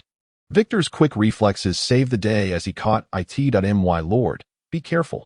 This sword is forged from dark iron combined with various rare materials, though it measures only 2 meters in length. It weighs several dozen tons. Only a golden knight could wield it. It is my fault for not warning you, and I nearly caused you harm. In truth, even if it had fallen, it would only have damaged the floor and created quite a commotion. Arthur would not have been hurt. Moreover, it was Arthur's oversight. He had not anticipated the weight of a Sky Knight's weapon, and he hastily apologized. It is not your fault, but rather my ignorance. I must commend you for catching the sword in time. Otherwise, we would have attracted considerable attention. I am unworthy. Following this incident, Arthur truly grasped the formidable power of a Sky Knight-level weapon. Its sheer weight could easily prove fatal to many. If Victor and his companions were to wield it, they could indeed wreak havoc. Therefore, equipping them with proper weapons was imperative, and he resolved to replicate or purchase them whenever the opportunity arose. With this matter concluded, and the great sword secured, Arthur contemplated how the wealth acquired from a single plunder exceeded what he had accumulated over the previous 6 months, stirring within him a burgeoning desire for further raids. After careful consideration, he addressed Victor and the others. Victor, Wilson, you two shall take turns serving as my guards. Yes, my lord. Subsequently, Arthur turned to the remaining 2 Sky Knights. As for you two, I have a task to assign. We shall give it our utmost effort. Before Arthur could disclose the nature of the task, the two began to vow their commitment, prompting him to pause momentarily before continuing. You both know that I am in dire need of gold coins, and the nobility and merchants within the kingdom possess the most wealth. To seize riches from their hands through conventional means would likely prove difficult and troublesome. Therefore, I require you both to pilfer gold coins from some of the kingdom's less reputable nobles and merchants. Should you encounter any truly nefarious individuals, do not hesitate to eliminate them. Consider it a noble act. However, I do not expect you to rush into action immediately. Rather, take some time to gather intelligence. Once you have ascertained the situation, complete all the looting within a day or two, ensuring the royal family remains unaware of your activities. If you approach them one by one, investigating and robbing each in turn, you may risk detection by the royal legends. Upon hearing this, the 2 Sky Knights solemnly assured him, Rest assured, my lord, we will proceed with caution. Even if we happen to encounter a royal legend, we shall ensure that no information about you escapes our lips. In truth, the likelihood of encountering a royal legend was exceedingly low, given that their actions would unfold over just a day or two. The kingdom could not possibly discern their patterns of movement. Moreover, Arthur had unwavering trust in those he acquired through his personal shop, so he quickly added, I am aware of your loyalty, so you must prioritize your safety. The loss of even one of you would be a tremendous blow to me. "We shall not fail to fulfill your trust, my lord." Seeing Arthur's deep regard for them, the two were moved and once again pledged their loyalty. Subsequently, they conferred on the detailed steps, after which the pair departed from the initial city and made their way to the kingdom. Having completed their tasks, they did not even take a moment to rest. Arthur, too, felt a surge of emotion and gratitude, touched by their unwavering loyalty and fortunate to possess a personal shop that could secure their allegiance. As time passed, 2 months elapsed, and the grand celebration of Arthur's fiancée, Olivia's 18th birthday was now less than a week away. Having promised Paul 6 months prior that he would attend, Arthur had to make arrangements to be present. However, with 5 days remaining, he felt no urgency. Over the course of these 2 months, his shop had introduced 4 new items. First, he selected 2 items for personal duplication, the first being the captured Minotaur. Cot. Since all the powerful beings he could summon were human, adding an orc to his collection would provide a broader scope. After completing the duplication, Cot was subsequently slain. Once the chief of a Minotaur tribe, he possessed Earth attribute fighting spirit and was at the pinnacle of Sky Knight strength. Price: 10 million gold coins. Of course, Arthur's intention in duplicating Cot was not solely to enhance the diversity of his offerings. Since he had dispatched powerful individuals from the human realm to plunder wealth, it was only fitting that he do the same with orcs. Therefore, he duplicated 2 Sky Knight level Minotaurs to gather intelligence on the Orc Kingdom, preparing for future actions. Unlike the human kingdoms, the Orc court sought to understand which tribes were affluent, regardless of their moral standing. After all, it made little difference to Arthur. Now, after 2 months, he had gathered substantial information regarding both humans and orcs. Yet, he had refrained from taking action for 2 reasons. First, to soothe the previous tensions and allow both humans and orcs to lower their guard. Second, Arthur wished to avoid causing any disturbances during the upcoming birthday celebration, planning to act afterward. The second item Arthur duplicated for himself was the colossal sword favored by Victor and others, a sword fit for a Sky Knight, crafted by a master blacksmith over several months using refined dark iron and various rare materials. This sword could effortlessly cleave mountains and rivers. Price: 3 million gold coins. This was a reasonable price, and Arthur equipped each of the 6 summoned Sky Knights with one, totaling an expenditure of 18 million gold coins. The remaining 2 items were randomly summoned by the system, perhaps by fortune. One of the items was a suit of armor that complemented the Sky Knight colossal sword, the Sky Knight armor. Also crafted over several months by a master blacksmith, could withstand 80% of attacks from Sky Knights and Archmages, regarded as a treasure among countless Sky Knights. Price: for million gold coins. It appeared that armor was indeed more expensive than weapons. With weapons in hand, armor could not be overlooked. Thus, Arthur spent 24 million gold coins to equip the 6 human Sky Knights with armor. With both weapons and armor, Victor and his companion's strength surged several-fold, enabling them to combat foes that previously required 2 or 3 of them. Therefore, this transaction proved to be highly advantageous for Arthur. The final random item turned out to be quite commendable for Arthur. He summoned a flying magical beast, which previously posed significant pressure on the inhabitants of the initial city in this world. Flying magical beasts were quite coveted. The 2-headed dragon, possessing strength comparable to the pinnacle of Earth Knights and a measure of dragon blood, was a subspecies of dragons. Not only did they boast high magical and physical resistance, but their close combat capability was also commendable. Most notably, each of its 2 heads could unleash potent attacks, one spewing acid and the other breathing fire. Price: 1 million gold coins. Had the initial city possessed a 2-headed dragon during the war with the orcs, it could have easily routed the 30,000 harpies lacking Earth Knight level strength. Additionally, riding a dragon remains the dream of many on the continent of the gods, including Arthur. Though merely a flying dragon, it is still a dragon. To mount one would evoke awe and splendor. Thus, a week prior, upon acquiring the 2-headed dragon, Arthur exchanged for one and crafted a riding saddle for ease of mount. He savored the thrill of dragon riding, experiencing his first flight in life. Exhilarated to the utmost, from morning until dusk, he flew, still yearning for more. Once he had gained some proficiency, he invited Corona to join him, allowing her to sit before him as they reveled in the joy of dragon riding together. They even soared atop the clouds to witness the breathtaking sunrise and sunset, a truly romantic experience. In Corona's eyes, her affection for Arthur deepened. After all, few young women could resist such a romantic affair. Regarding the acquisition of an additional dragon, Arthur explained to others that it had been a fortuitous encounter, leading them to capture it together, thus becoming his steed. Arthur publicly displayed 3 Earth Knight human warriors, accompanied by 2 hill giants. Capturing a 2-headed dragon lent some credibility to his claims, leaving the onlookers with no doubts. Only Envy.it is worth noting that the vast majority of dragons are known for their unyielding nature. The 2-headed dragon, inheriting some dragon blood, shared a similarly obstinate temperament. Forcing them to become mounts is notoriously challenging. Most would rather perish than submit, and even those willing to obey would typically only serve the strongest. That Arthur, with merely the strength of a silver knight, was able to command a 2-headed dragon as a mount astonished countless onlookers. This further amplified the renown of Arthur's title as the Lucky Baron. The inhabitants of the initial city felt a sense of pride, revering Arthur even more.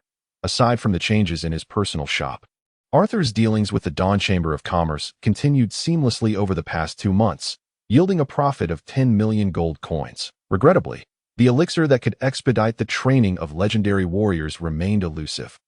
Nonetheless, Arthur's progress in refining silver-grade elixirs continued unabated, and after 2 months of diligent training, he had advanced further towards the mid-silver stage, confident that he would break through within 3 months. 4 days later, the day before Olivia's birthday celebration, Arthur prepared to depart from the initial city with his entourage. Given the occasion's significance, he opted not to bring many individuals. Considering Corona's unique status, he decided against taking her along, as her presence might provoke unwarranted suspicions from the Marquis of Rose. In extreme cases, they might perceive Arthur's actions as an affront. To avoid unnecessary complications, Corona understood and accepted her stay in the initial city. Among those he chose to accompany him, Chris was indispensable, as Arthur had grown accustomed to utilizing his services. He also brought along 101 members of the Lionheart Cavalry Squad, with over 300 individuals forming a battalion. 100 led by an Earth Knight constituted a squad. While bringing a squad of Lionheart Cavalry might seem excessive, Arthur had summoned them precisely to lend him prestige and uphold his dignity. When else would he take them, if not now? Lastly, he included the newly summoned 2-headed dragon, Andal. With such a formidable dragon mount, who would desire to ride a mere silver-grade golden lion? Certainly not Arthur. Additionally, Victor and Wilson, who discreetly guarded him, would also join. In total, this was the ensemble he assembled. After arranging various matters within his territory, Arthur was ready to set forth. Andal, with Arthur's call resonating at the castle entrance, Andal, residing in the castle stables, responded with a mighty roar. Then, unfurling its 20-meter wings, it soared into the sky before turning to fly towards Arthur. Crash! Andal, standing 15 meters tall, landed heavily, sending plumes of dust into the air, accompanied by a deep, resonant thud. Interestingly, Andal was not quite the 2-headed dragon Arthur had envisioned. He had initially assumed that, as a subspecies of dragons, its forelimbs would have regressed, merging with its wings, but that was not the case. Andal's forelimbs and wings were distinct, appearing rather robust, which explained the product description's claim of its strong close combat abilities. "Master, did you call for me?" Upon landing, Andal noticed the considerable cloud of dust he had stirred, which seemed to have affected Arthur somewhat, prompting him to lower his 2 enormous heads in a gesture of greeting. Arthur, however, bore no ill will, for it was impossible for someone of Andal's immense stature to land without causing a bit of a stir. "Indeed, I mentioned the birthday banquet to you a few days ago. Now is the time for us to set off." With that, Arthur leapt gracefully onto the dragon's saddle upon Andal's back. After exchanging greetings with Corona and others from the castle, he declared, "Let us depart." "Yes, my lord." Responding to the command, Andal flapped his mighty wings, propelling both Arthur and himself into the sky, soaring towards the outskirts of the city. Meanwhile, Chris and the others, who had been waiting in formation outside the city, hurriedly directed their golden-ranked lions to follow in Arthur's wake. As Arthur flew above, he quickly outpaced Chris and the others, who were running on the ground. Realizing this, Arthur had no choice but to instruct Andal to slow his speed so that they could maintain a match pace. This was a considerable strain for Andal, who found the sluggish pace quite uncomfortable. It is worth noting that Arthur was not the only member of his family attending the banquet. In fact, all of them were to go. Normally, for such a gathering, the Marquis of Roses, being from the same Mundane province, would only require the Earl and his wife to bring their eldest son, At. However, Olivia's unique status as Arthur's fiancée and close friend to his sister Alina meant that the entire family was compelled to attend her birthday celebration. Consequently, rather than heading straight to the Rose territory, Arthur decided to return home first. With the journey on the swift golden-ranked lions, all of which were at least of silver rank, they arrived at Lionheart City approximately 4 hours later. Around 2 in the afternoon, which was twice as fast as their usual evening arrival, Arthur did not inform his family of his exact return time, only mentioning today, so no one was there to greet him. Given that Chris had previously held a significant position in Lionheart City, Arthur was unconcerned about their group of over 100 being unable to enter the city. Thus, he remained in the air. Although the citizens of Lionheart City had heard of Arthur's conquest of the two-headed dragon, they had yet to witness Andal's form. Furthermore, from their vantage point below, they could not discern Arthur on Andal's back at all. This caused a ripple of panic among the city guards. The giant dragon. Some even cried out in alarm. Fortunately, Chris and his companions quickly clarified from below that it was Arthur atop the dragon. Dispelling the misunderstanding, Arthur then proceeded directly to the Earl's castle. Many in the city gazed in awe at Andal's formidable presence, their eyes filled with envy as they caught a glimpse of the figure upon his back. They began to excitedly converse, realizing that this was indeed the legendary two-headed dragon. How terrifying it appeared. Truly, it was no wonder that Lord Arthur had managed to tame such a fearsome beast. Due to the commotion caused at the city gates, by the time Arthur arrived at the Earl's castle, the Earl and his wife had already come out to welcome him. Upon seeing this, Arthur descended gracefully at the castle entrance. A two-headed dragon.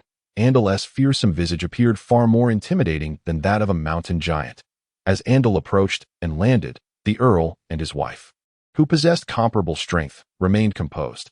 However, At and Alina could not help but take a step back, clearly startled. Once Andal had steadied himself, Arthur swiftly jumped down and greeted the four. Father, mother, brother, sister, it has been too long. It has indeed been a while. That I did not expect that you, my third brother, would be on the verge of breaking through to the mid-silver stage. You progress rapidly. The eldest brother, Ad, was the first to speak. His demeanor steadied. It's merely luck. You and sister have also advanced quickly. Brother, you must have reached the Golden Knight rank by now.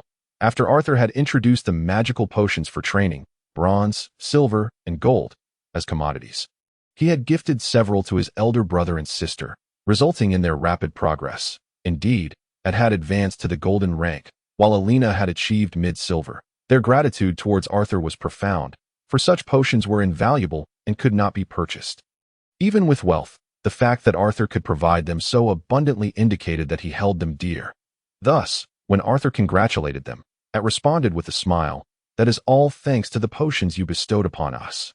Yes, it is indeed your generous gifts that enabled both me and brother to make such swift advancements," Alina chimed in, expressing her gratitude. Meanwhile, the Earl and his wife observed the harmonious exchange among the three siblings, their lips curling into faint smiles. Such camaraderie was rare among nobility, as peers often regarded one another as rivals for territorial inheritance, wishing merely to outmaneuver each other. This rendered their bond all the more precious. After some further conversation, At and Alina could no longer suppress their curiosity and turned their gazes toward Andal. Seeing this, Arthur seized the opportunity to introduce Andal to them. "I believe you have heard about my taming of a two-headed dragon. This is he, named Andal. Although Andal is merely a common adult two-headed dragon, his strength has reached the Earth Knight stage." Andal, being perceptive, took the initiative to greet them after Arthur's introduction. "Greetings, Lord Earl. Lady Earl, young Master At, Miss Alina. I am Andal." The seemingly fearsome Andal unexpectedly initiated a friendly greeting, leaving the Earl and his companions quite astonished, and they promptly reciprocated, considering that tomorrow would be Olivia's birthday banquet and that the journey from Lionheart City by carriage would take at least half a day. They had all agreed to set off today to avoid arriving in a state of exhaustion. Thus, after a brief reunion, Arthur continued onward without pause. Arthur's cavalry unit converged with the Earl's carriage team. As this was a formal occasion, the Earl and his wife opted to travel in a carriage. Meanwhile, the three siblings had their own carriage, but they could not remain idle, preferring to ride alongside one another on their golden-ranked lions. Engaging in lively conversation, Having not seen each other for half a year, the three siblings had an abundance of words to share. Consequently, rather than riding solo in the sky, Arthur rode alongside At and Alina.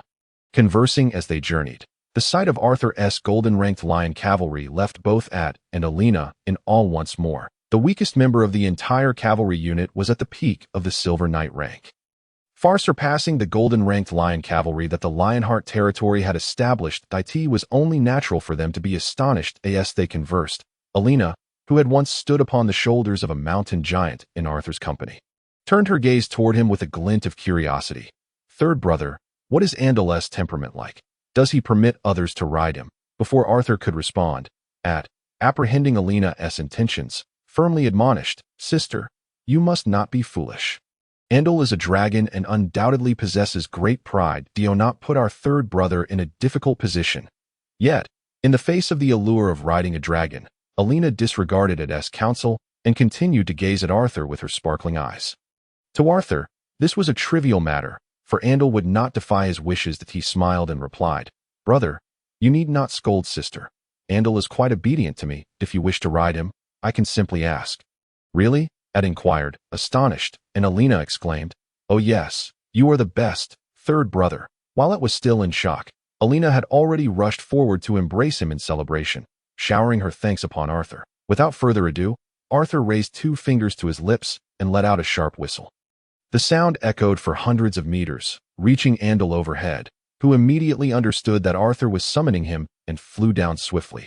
Andal hovered beside the three, ignoring the slight chaos caused among the golden-ranked lions as they settled, and turned his head to inquire, "Lord Arthur, what is your command?" At and Alina watched in anticipation as the massive shadow loomed over them, eager to hear the ensuing conversation. "It is but a small request. My brother and sister wish to experience the sensation of riding a dragon, so I would appreciate your cooperation. It is my honor to carry the siblings of Lord Arthur." Andal's humble demeanor opened the eyes of Yate and Alina, contrasting starkly with the fearsome image of dragons they had previously heard about. They also observed that it seemed as though all the creatures under Arthur's command held him in extraordinary esteem. Be it the mountain giant from earlier or the two-headed dragon now, they both responded to his every beck and call. However, that was Arthur's secret, not theirs to ponder. The paramount concern at present was riding the dragon.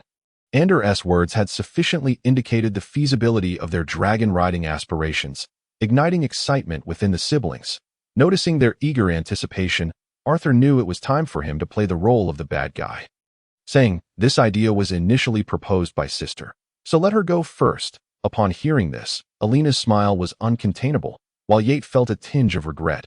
Yet, the thought that his turn would come soon alleviated his disappointment.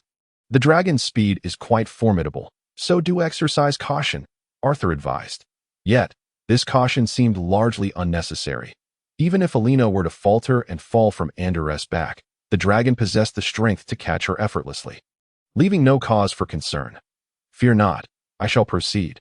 With that, Alina eagerly leaped from the back of the golden lion beast and onto the back of the two-headed dragon, Andal to accommodate Alina, the novice.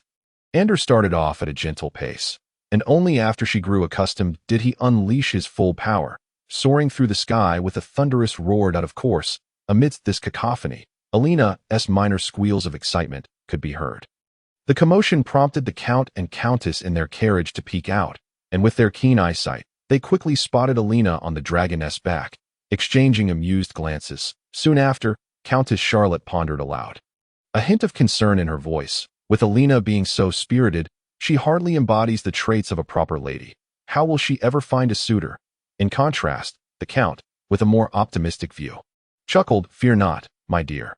Alina is exceptionally talented, and surely someone will be drawn to her. My only worry is that under Arthur's guidance, she may become too remarkable, gaining experiences that render her unimpressed by other young men." "Indeed, you raise a valid point," Charlotte replied thoughtfully. "The bond among those three siblings is quite strong, and as for Arthur's future potential, even we cannot fathom it. He has already surpassed our expectations, with such an exemplary brother.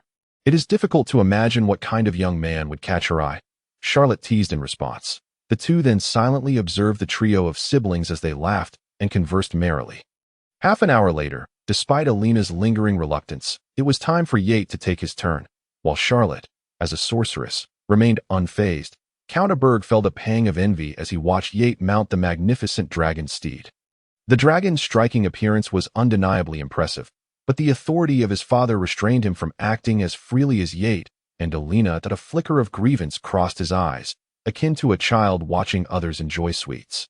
Countess Charlotte noticed her husband's expression and smiled, but refrained from commenting for the sake of his dignity.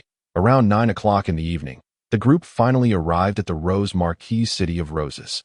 A significant number of guests were present for the banquet, accompanied by hundreds of attendants and guards. While the attendants were manageable, not all the guards could be allowed inside the city, after all. If every noble brought hundreds of guards, they would soon number in the thousands, leading to chaos within the city. This was not conducive to order, hence a large contingent of guards had to remain outside the city. The Marquis' residence had even designated specific areas for each noble's guards to prevent any conflicts. Despite the hour, the Marquis' staff remained vigilant, and upon the arrival of Arthur's party at the city gates, a welcoming team promptly approached them. Due to the poor visibility of the night, the staff did not immediately recognize the entourage from the Lion City. However, the sight of the imposing forms of 150 magical beast mounts within the group signaled that these were no ordinary visitors, prompting them to hastily advance to greet them. Arthur led 100 golden lion cavalry, while the Count brought 50, totaling 150 beast-mounted warriors. The welcoming party drew closer and recognized several individuals. They hurriedly offered their greetings. Lord Count, Lady Countess, I am the steward of the Marquis' estate, responsible for the reception. He exclaimed, if the Marquis knew you were arriving so promptly, he would be most delighted. Your accommodations have been specially arranged within the castle.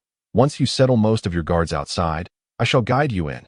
Nobles are particularly concerned about their safety, so it was necessary for the majority of guards to remain outside. Though each would certainly retain a personal guard or two, that the Count had no objections to the steward's arrangements, nodding in agreement. That will be most helpful. Not at all. Subsequently, Arthur and his party were led by the steward to an open area near the city walls. Lord Count, how does this location suit you? Upon hearing this, Aberg surveyed the area and found that it could comfortably accommodate an army of 500. Nodding in satisfaction that no problem, the Count then began directing those who would remain behind and those who would enter the city. Apart from keeping Chris and the Earth Knight by his side, Arthur left the rest outside, including the two-headed dragon, Ander.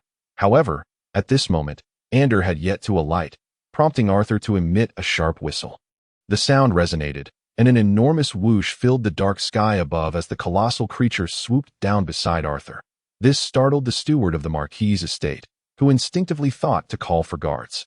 Yet, recalling that the dragon appeared at Arthur's summons, he suppressed the urge born from fear. Simultaneously, he recalled the rumors that had circulated a week prior in the Marquis' domain. Arthur had indeed tamed another dragon as his steed. Now it seemed those tales were true.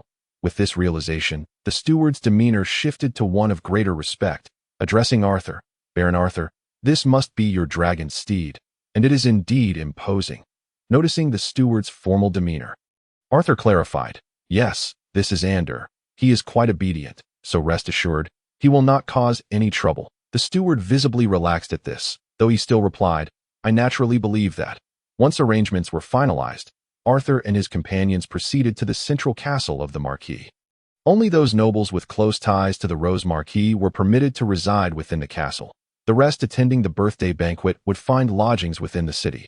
Naturally, Arthur's family qualified for accommodations within the castle. After the group was settled into their guest rooms, the steward bowed once more, saying, esteemed guests, this is the lodging arranged by the Marquis' estate for you. Should there be any dissatisfaction, do not hesitate to voice it. And we shall make other arrangements that I must inform the Marquis of your arrival, so I will take my leave. After leaving a few of the Marquis' servants by the guest rooms, the steward departed. Arthur took a moment to survey his room, discovering that even his alone was a sprawling 200 square meters. Silently reflecting, he mused that such accommodations were likely among the finest within the Marquis' estate. After becoming acquainted with the room, Arthur and his companions were escorted by the servants of the Marquis to the castle's reception hall. Although it was already midnight, scarcely 10 minutes had passed since Arthur and the others settled in the reception hall when 4 individuals briskly entered. The first two, adorned in luxurious attire, clearly appeared to be a married couple. their faces suggesting they were in their early 30s. Though Arthur had never formally met Marquis Llewellyn, it was customary among nobles to gather information about one another in advance. He recognized that these two were indeed the Marquis and his wife. Following them were another pair, a man and a woman, both exuding youthful vigor. The woman, with her striking white hair, was none other than Arthur's fiancée.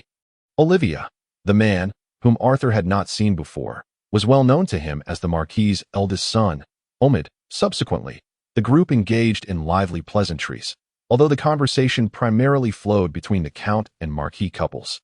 While Arthur and the younger generation mostly listened, not long after they settled, Alina excitedly took a seat beside Olivia, whispering about amusing anecdotes common among close friends.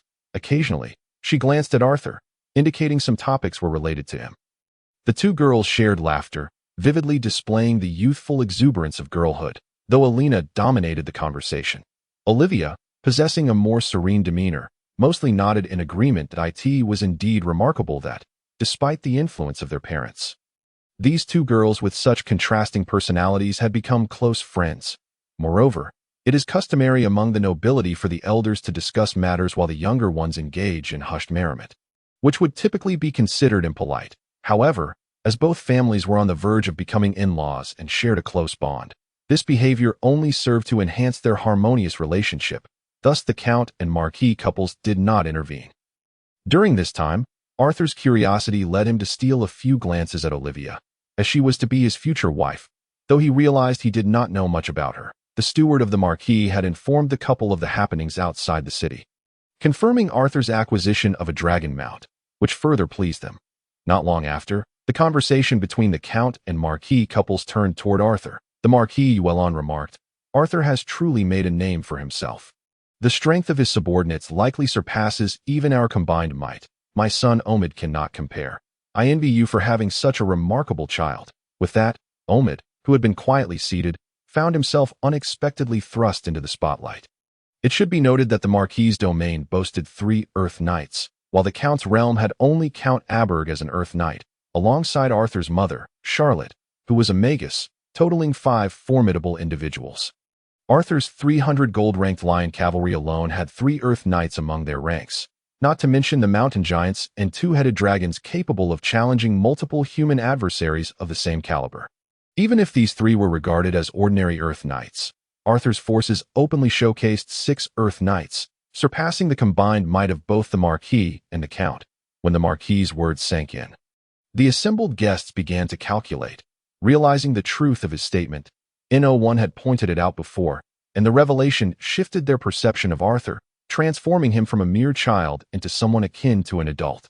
Even a superior, feeling the weight of their astonished gazes, Arthur hastily waved his hands and exclaimed, "It's merely luck, nothing but luck." By the time Arthur and his companions arrived at Llewellyn City, it was already 9 in the evening.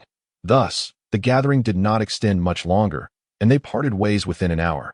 Notably, Alina did not return to the guest room, but instead retired for the night with Olivia.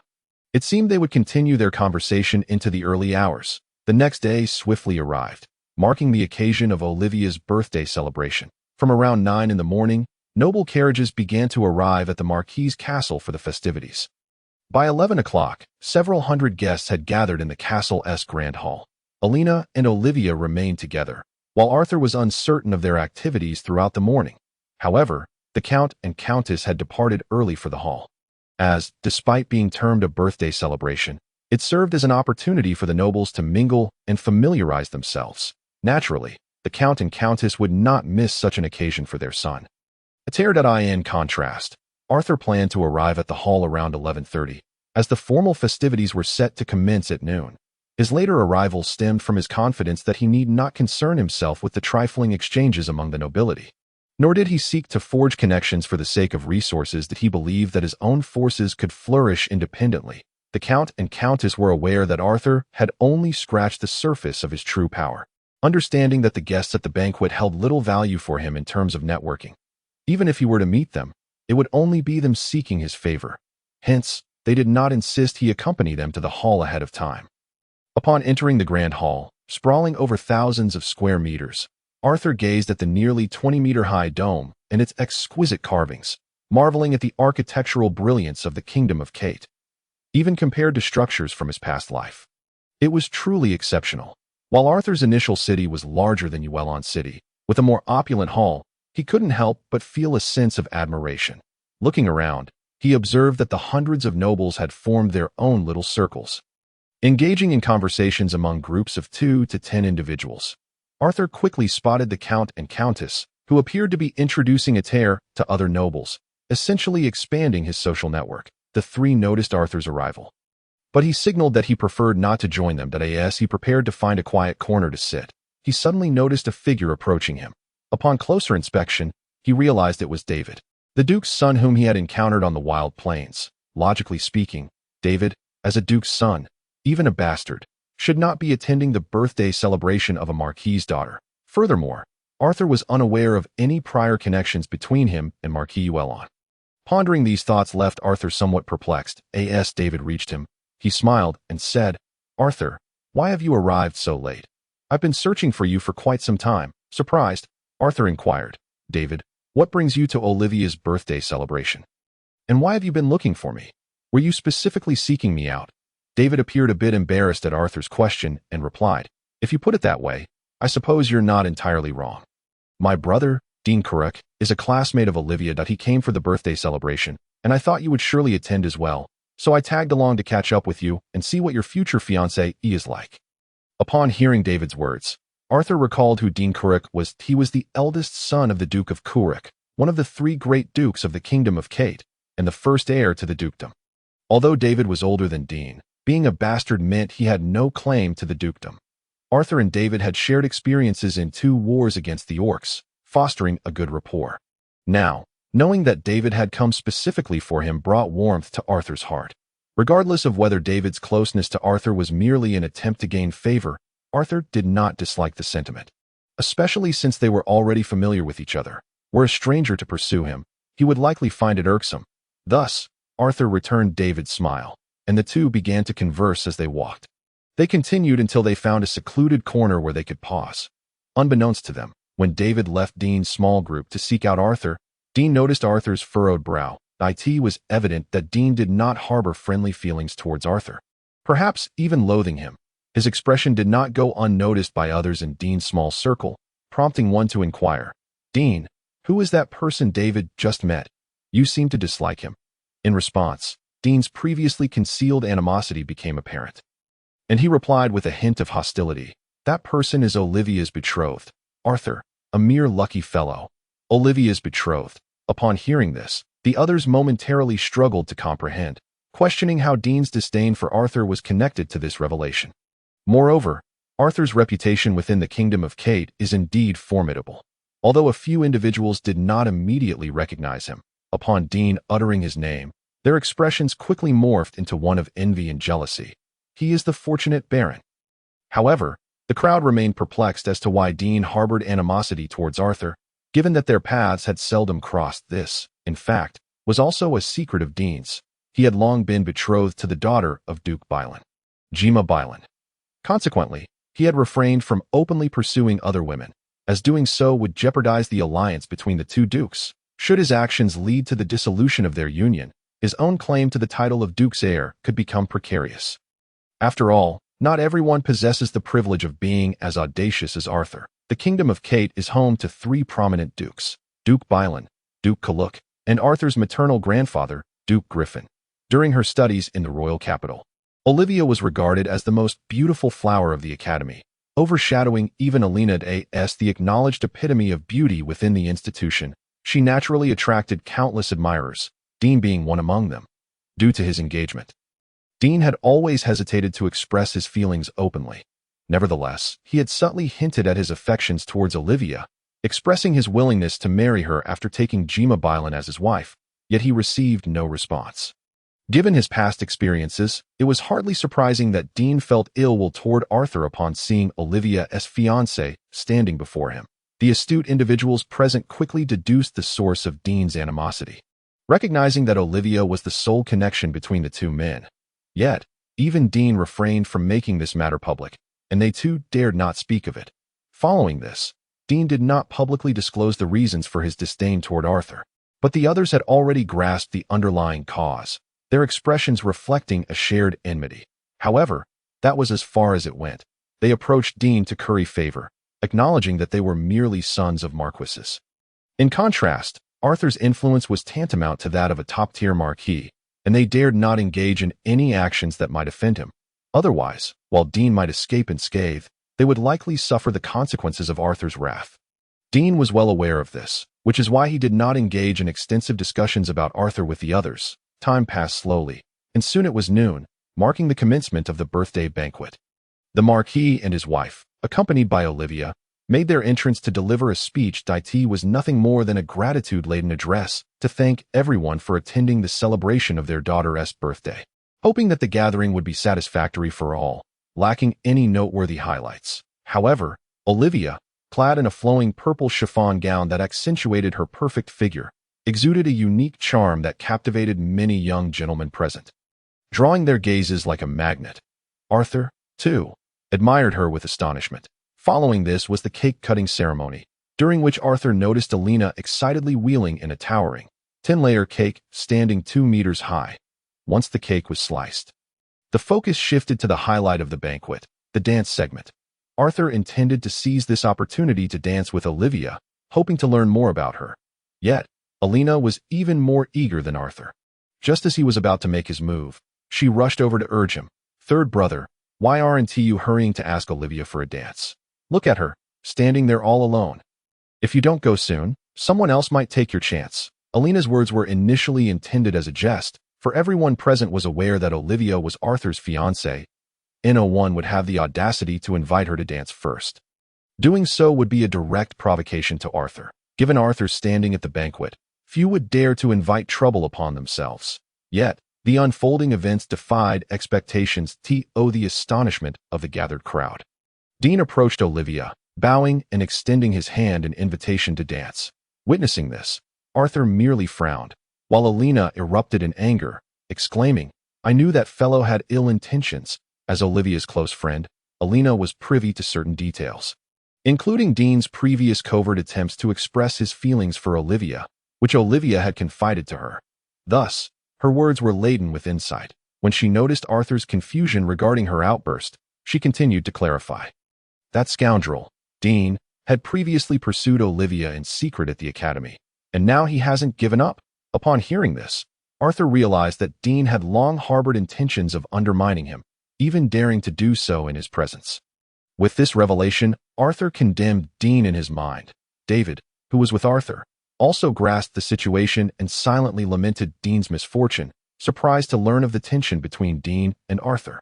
Although he had a moderate relationship with Dean, they were family, sharing the same father, which put him in a somewhat awkward position. He did not wish to lose Arthur, a friend with immense potential, and quickly interjected, "Arthur, I was unaware of this matter. Had I known Dean's intentions were nefarious, I would have certainly informed you. It seems he has been quite secretive. I never suspected he harbored such feelings. After all, he is still betrothed to the daughter of Duke Bylan." Hearing this, Alina retorted with evident disdain, "What does it matter if he is engaged? Dean merely invited Olivia to dance. He did not profess his love in noble circles. Inviting someone to dance is a customary act, not an act of betrayal. It's simply a bit distasteful. I believe he is deliberately trying to irritate you." "Third brother, that is indeed plausible." Arthur trusted David's words, so after responding to Alina, he turned to David and reassured him. "Rest easy, David. I believe you were unaware of Dean's intentions. However, that is of little consequence now. The fact that he dares to provoke me will have its repercussions." With that, Arthur strode purposefully toward Olivia. As he moved, the attention of the crowd shifted to him, their eyes darting between the three individuals as if trying to decipher the unfolding drama on the other side. Olivia, having previously rejected Dean, naturally had no intention of accepting his invitation to dance now. She coldly replied to Dean's overture, "I'm sorry, but I do not wish to dance at this moment." Although Dean understood the slim likelihood of success, the reality of Olivia's icy rejection caused his previously composed demeanor to falter, and he straightened up, saying, "Since Miss Olivia is not interested at this time, then let it be." Arthur observed this exchange with keen interest. Pleased with Olivia's reaction, his earlier irritation regarding Dean dissipated, and he approached Olivia with a smile. ignoring Dean entirely, and extended his hand in invitation. "Miss Olivia, may I have the honor of requesting your hand for the first dance of the evening?" Of course, Olivia, having already acknowledged Arthur as her future husband, readily accepted the invitation. Upon hearing this, Arthur straightened up, taking Olivia's delicate hand, leading her to the spacious center of the hall to dance in time with the music. This left Dean standing in place, his expression now betraying his inner turmoil. Were it not for the potential repercussions of seriously injuring or eliminating Dean in public, which could invite the ire of his family as Sky Knights, Arthur would have acted differently today as it stood. Dean should count himself fortunate that Arthur was currently ignoring him. It afforded him a few more days of life. Dean's visibly distressed demeanor did not escape the notice of the banquet attendees. However, due to Dean's status as the legitimate son of a duke, no one dared to mock him openly. Instead, they cast concerned and doubtful glances toward Arthur. After all, while Arthur commanded the loyalty of several Earth Knights, the appearance of a Sky Knight from the Kaluk family would render those Earth Knights powerless, forcing them to flee.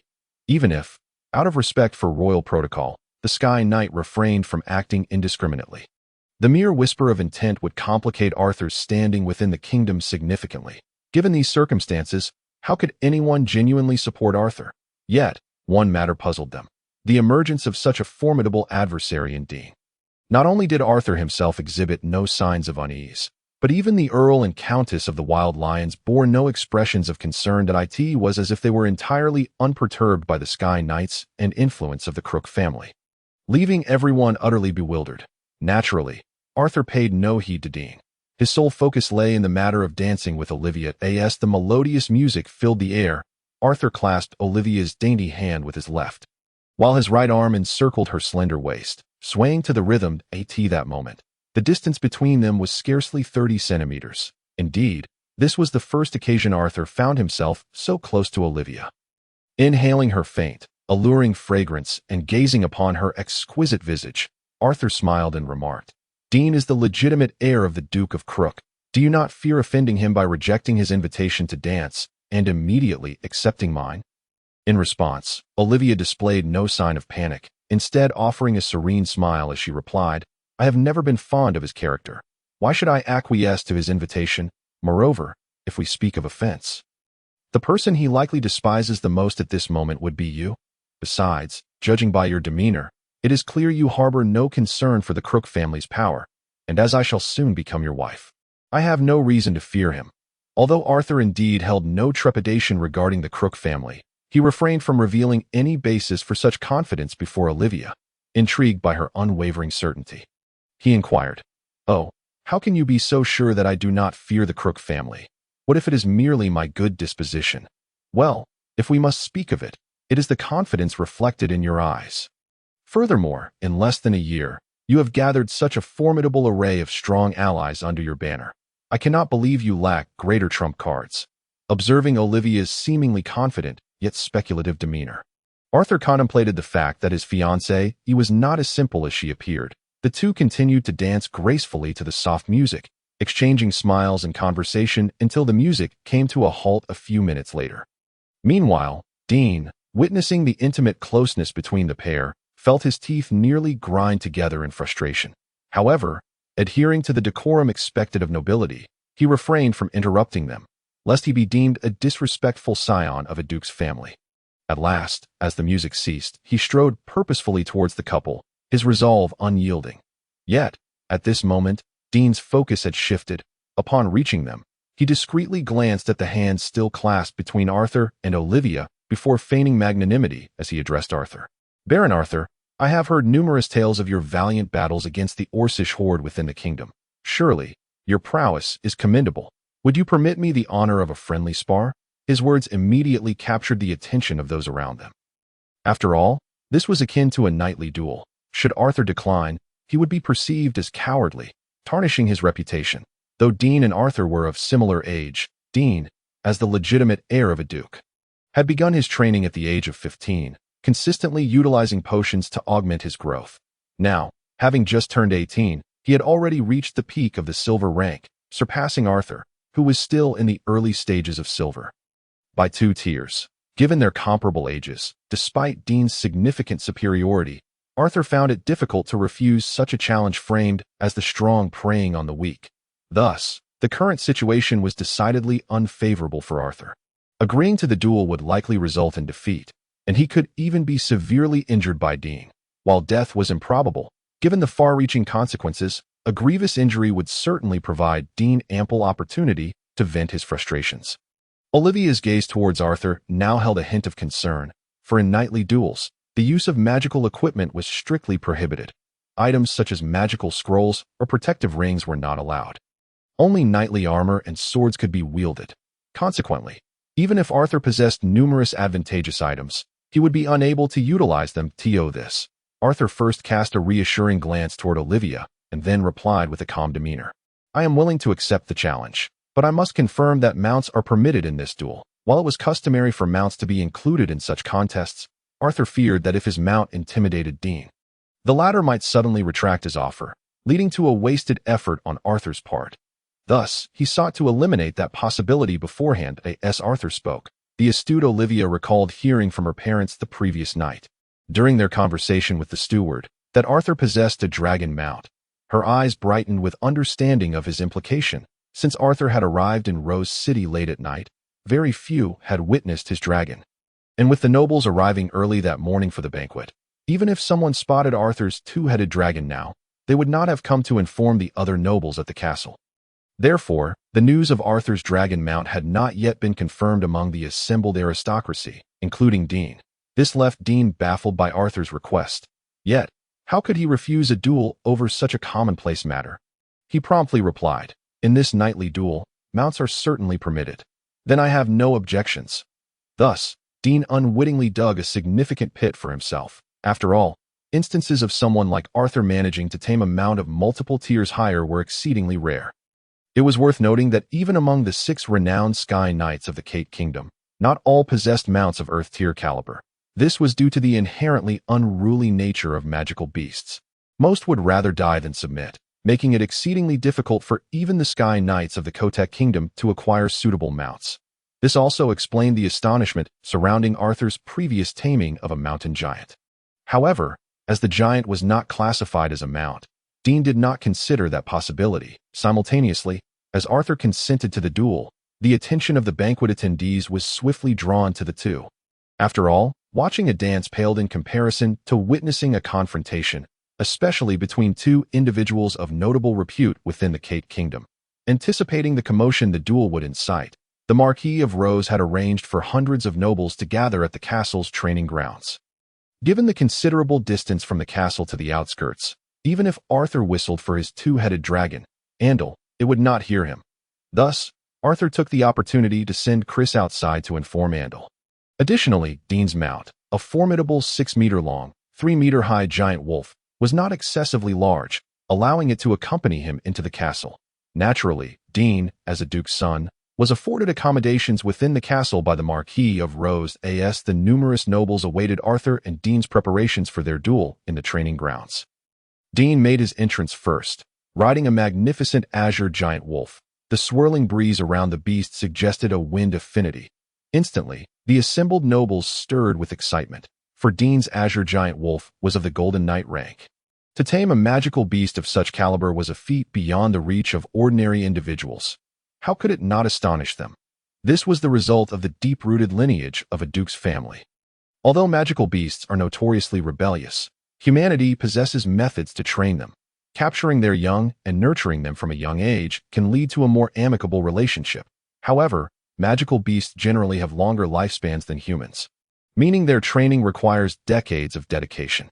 Even with the resources available to Dean's family, it likely took at least 20 years to cultivate the golden tier azure giant wolf. Such a lengthy commitment, combined with substantial resources, was a feat beyond the capability of ordinary factions. This scarcity of silver knights riding golden beasts was a valid reason for the fervent discussions among the attending nobles. Meanwhile, the gathered nobility began to feel a sense of pity for Arthur, who had yet to appear. After all, with Dean's golden tier magical beast as his ally, Arthur seemed destined for defeat, possibly even humiliation. The Earl and Countess of the Wild Lions observed the expressions of the assembled nobles, but displayed no signs of worry, for they were well aware that Arthur possessed a two-headed dragon as his trump card. rendering him fearless. Minutes later, clad in armor and wielding a knight's longsword, Arthur finally arrived at the training grounds. However, to everyone's astonishment, he came alone, without his magical companion in sight. This prompted Dean to scoff. "Arthur, surely you have not chosen to forego your mount, knowing that mine is far too formidable for you, leading you to resign yourself to certain defeat." Upon hearing these words, several nobles in the vicinity displayed expressions of skepticism, pondering whether it could truly be as Dean had claimed. However, this was hardly the conduct one would expect from Arthur, who had repeatedly repelled orc attacks. Surely, he could not be so cowardly. Yet, Arthur remained unfazed by Dean's mockery. Responding with nonchalance, "I never said I wouldn't bring my mount, but my steed is merely en route. There is no need to rush." At this, the many nobles gathered outside nodded in silent agreement, thinking, now this resembles the Arthur who has driven back orcs time and again. Conversely, Dean dismissed Arthur's words with a wave of his hand, believing that even if Arthur were to arrive on horseback, it would merely require him to exert a bit more effort that a few minutes passed. And just as Dean began to grow impatient, yearning to taunt Arthur further, a thunderous roar from a colossal creature echoed through the castle skies, followed by a bone-chilling dragon's roar. Before anyone could investigate, Arthur blew a whistle, signaling the two-headed dragon, Andal, soaring above. Thus, under the astonished gazes of the onlookers, the massive Andal, nearly 20 meters in length, descended toward the arena. In an instant, the dragon cast a tremendous shadow over the training grounds, invoking a palpable sense of dread among the crowd. Almost all present held their breath, with some faint-hearted individuals trembling uncontrollably. Overwhelmed, they could hardly fathom that this dragon had been summoned by Arthur as his mount. Yet, reality soon dawned upon them, for upon landing, the two-headed dragon did not harm a soul. It merely lowered its fearsome heads, nuzzling against Arthur as a sign of affection and submission. This surreal and awe-inspiring sight left the hundreds of nobles present wide-eyed with disbelief. The legendary two-headed dragon, which could rival Earth Knights upon reaching maturity, had willingly submitted to Arthur, who possessed only silver-level strength, becoming his steed. The revelation and spectacle were so astounding that the arena fell into a profound silence. Even Dean wore an expression of incredulity. However, the low growl emanating from beneath him swiftly brought him back to reality. The Azure Wolf, sensing the immense threat posed by the two-headed dragon, could not suppress its growl. A warning and a rallying cry. Regaining his composure, Dean gazed at the 15-meter figure in the distance, his expression darkening. Reflecting on Arthur's earlier request for a mount, he realized he had been outmaneuvered. Had he not acquiesced to Arthur's demand, he could have simply asserted that Arthur's mount was excessive and proposed a one-on-one duel. Yet, he had already publicly acknowledged that mounts were included in this duel, and he could not go back on his word without tarnishing his reputation. His own standing mattered little. The principal concern was that he was the legitimate heir of the Duke of Kuruk. Being out in the world represented the honor of the Duke's family, which forbade him from engaging in actions that would bring disgrace, even if he managed to evade a confrontation with Arthur. Upon returning to his family, he would face severe repercussions that might even jeopardize his status as heir, given that there were numerous siblings eyeing his position, ready to take advantage of any misstep. However, to continue the duel would undoubtedly lead to his defeat, resulting in a loss of face. Dean found himself in a predicament, akin to riding a tiger from which he could not dismount. After a frantic mental deliberation, he resolved that enduring defeat was preferable to fleeing like a coward. Moreover, as the designated heir of the Duke, he did not believe Arthur would go too far with him. At worst, he would be bested. The physical pain should not be too severe, as otherwise, it would only deeply offend the powerful family behind him. Thus, Dean ultimately decided to face Arthur in battle. Meanwhile, Arthur observed Dean as the latter's expression transitioned from shock and fear to confusion and finally to determination. He could not help but regard Dean with a newfound respect. He had not anticipated that Dean would muster the courage to fight after witnessing his two-headed dragon. What Arthur did not realize was that Dean believed he would not resort to lethal force, which bolstered his resolve. Had he known the truth, he might have thought differently. After all, Dean was the one who had attempted to undermine Arthur, and Arthur certainly would not let him go unpunished. Even if it was not the right moment to eliminate Dean, imparting a memorable lesson was essential. Simultaneously, with the entrance of the two-headed dragon, both competitors were prepared for the impending clash. originally Marquis Yuji, as the local lord, was to officiate the duel. However, Arthur, considering the potential for Dean to suffer greatly, feared that the Keurig family might unleash their wrath upon the Marquis. After all, the Marquis was to become Arthur's future father-in-law, and it would be remiss of Arthur to put him in such a position, leading him to decline the Marquis's offer to serve as judge. Dean, on the other hand, was indifferent to the presence of a referee. His bodyguard was a formidable Earth Knight stationed just outside the arena. If any danger were to arise, he trusted that the knight would intervene in time. Thus, the duel between Arthur and Dean commenced without a referee. Seizing the initiative, Arthur spoke first. "Are you ready?" "Of course," Dean replied, his resolve unwavering. But as soon as Dean's words fell, at Arthur's signal, the two-headed dragon inhaled deeply and unleashed its roar skill upon Dean, who stood 50 meters away. The dragon's roar was a formidable intimidation tactic, capable of momentarily stunning even foes of equal rank. Possessing the bloodline of dragons, the two-headed dragon inherited this skill, albeit with diminished potency. Nonetheless, both Dean and his Azure Wolf were at least one tier weaker than the dragon, rendering them susceptible to the resonating roar that permeated the arena, leaving them momentarily dazed. Outside the arena, the onlookers, though only feeling the aftershocks, found their hearts racing, their gazes toward the two-headed dragon tinged with fear. Within the arena, Arthur and the dragon would not let this opportunity slip by. The moment the roar echoed, the two-headed dragon unfurled its massive wings, its powerful hind legs coiling with latent energy. Sensing the effectiveness of the roar, it spread its wings, launching itself forward with a mighty kick from its hind legs. In a heartbeat, the dragon, with Arthur atop, transformed into a blur, charging toward the still-dazed Dean. 50 meters was trivial for the two-headed dragon. In an instant, it stood before Dean. Then, with a mighty swing of its robust tail, the dragon unleashed a sonic boom through the air, a testament to the sheer force of its strike. Under this assault, Dean was likely to be reduced to mere pulp, but this was not Arthur's intention. Thus, the forceful tail swipe did not strike Dean directly. Instead, it impacted the Azure Wolf beneath him. Shattering its skull, protected by his armor, Dean only sustained minor injuries from the residual force of the terrifying attack. Initially, Dean believed the ordeal had concluded, expecting Arthur to adhere to his predictions, refraining from attacking him directly while merely obliterating his mount as a form of punishment. He thought he could then seize the moment to concede. However, before he could even exhale in relief, he was horrified to see the dragon's claw, over a meter in length, reaching toward him, grasping him firmly and lifting him into the sky. This action not only terrified Dean, but also caused a profound shift in the expression of his Earth Knight bodyguard. That a human, unless they were an aerial knight, could not fly. They could merely leap a couple of 100 meters. Akin to a super grasshopper, if the two-headed dragon carried Dean into the skies, it could toy with him at will, leaving the Earth Knight powerless to intervene.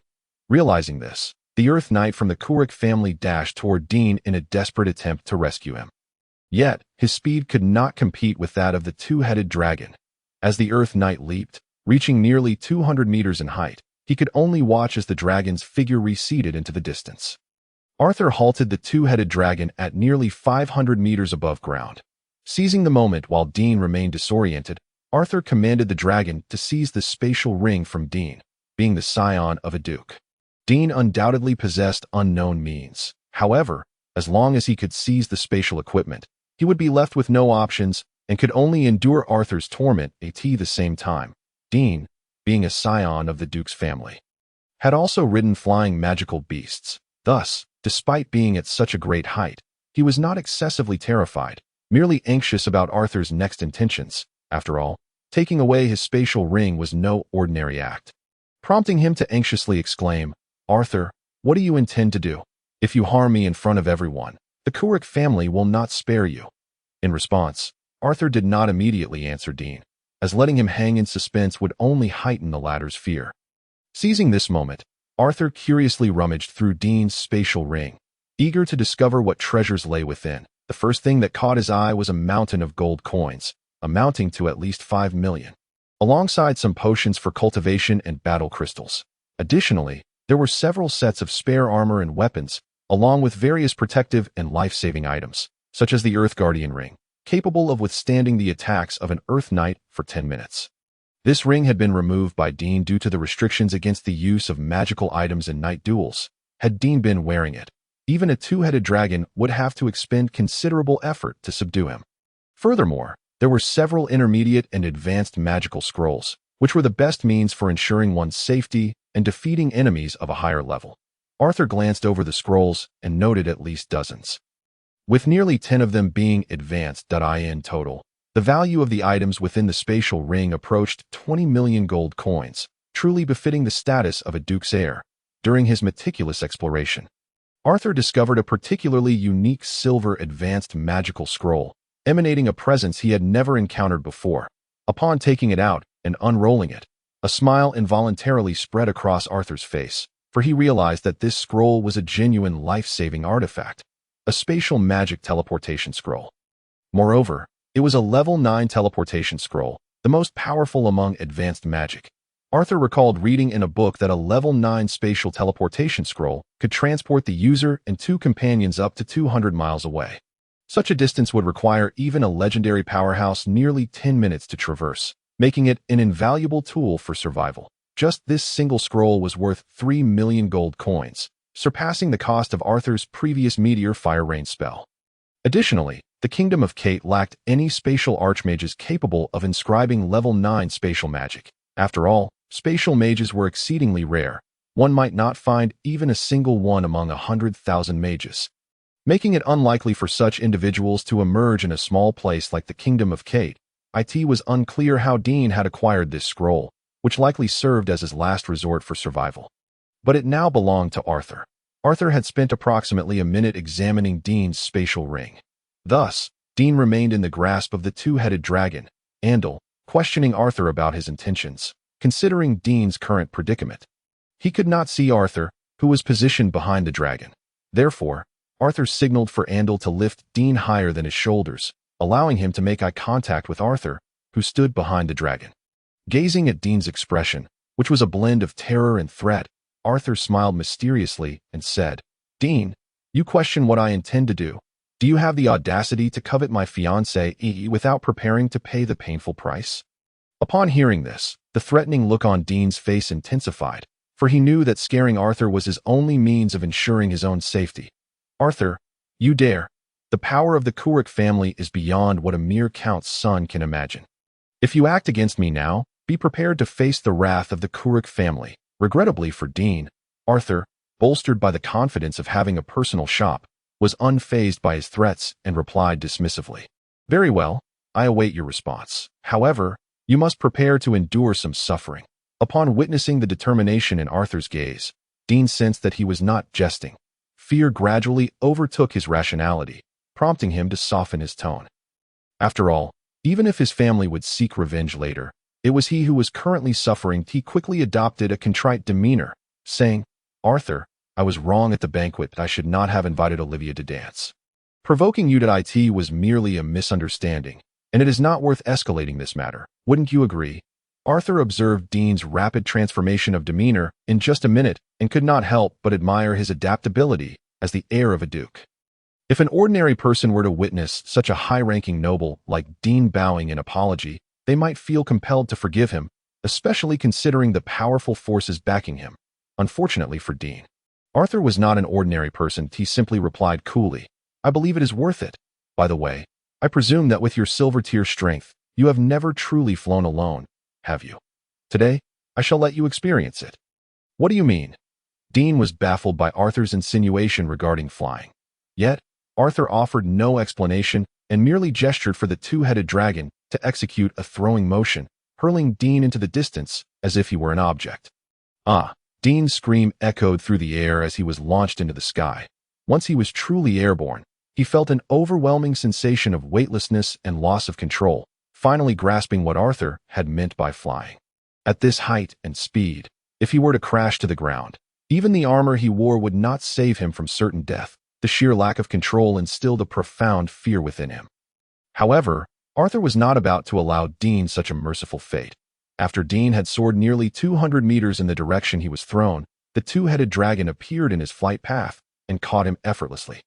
Naturally, the dragon eased the impact. Otherwise, Dean would have met a grim end upon colliding with the dragon's hand.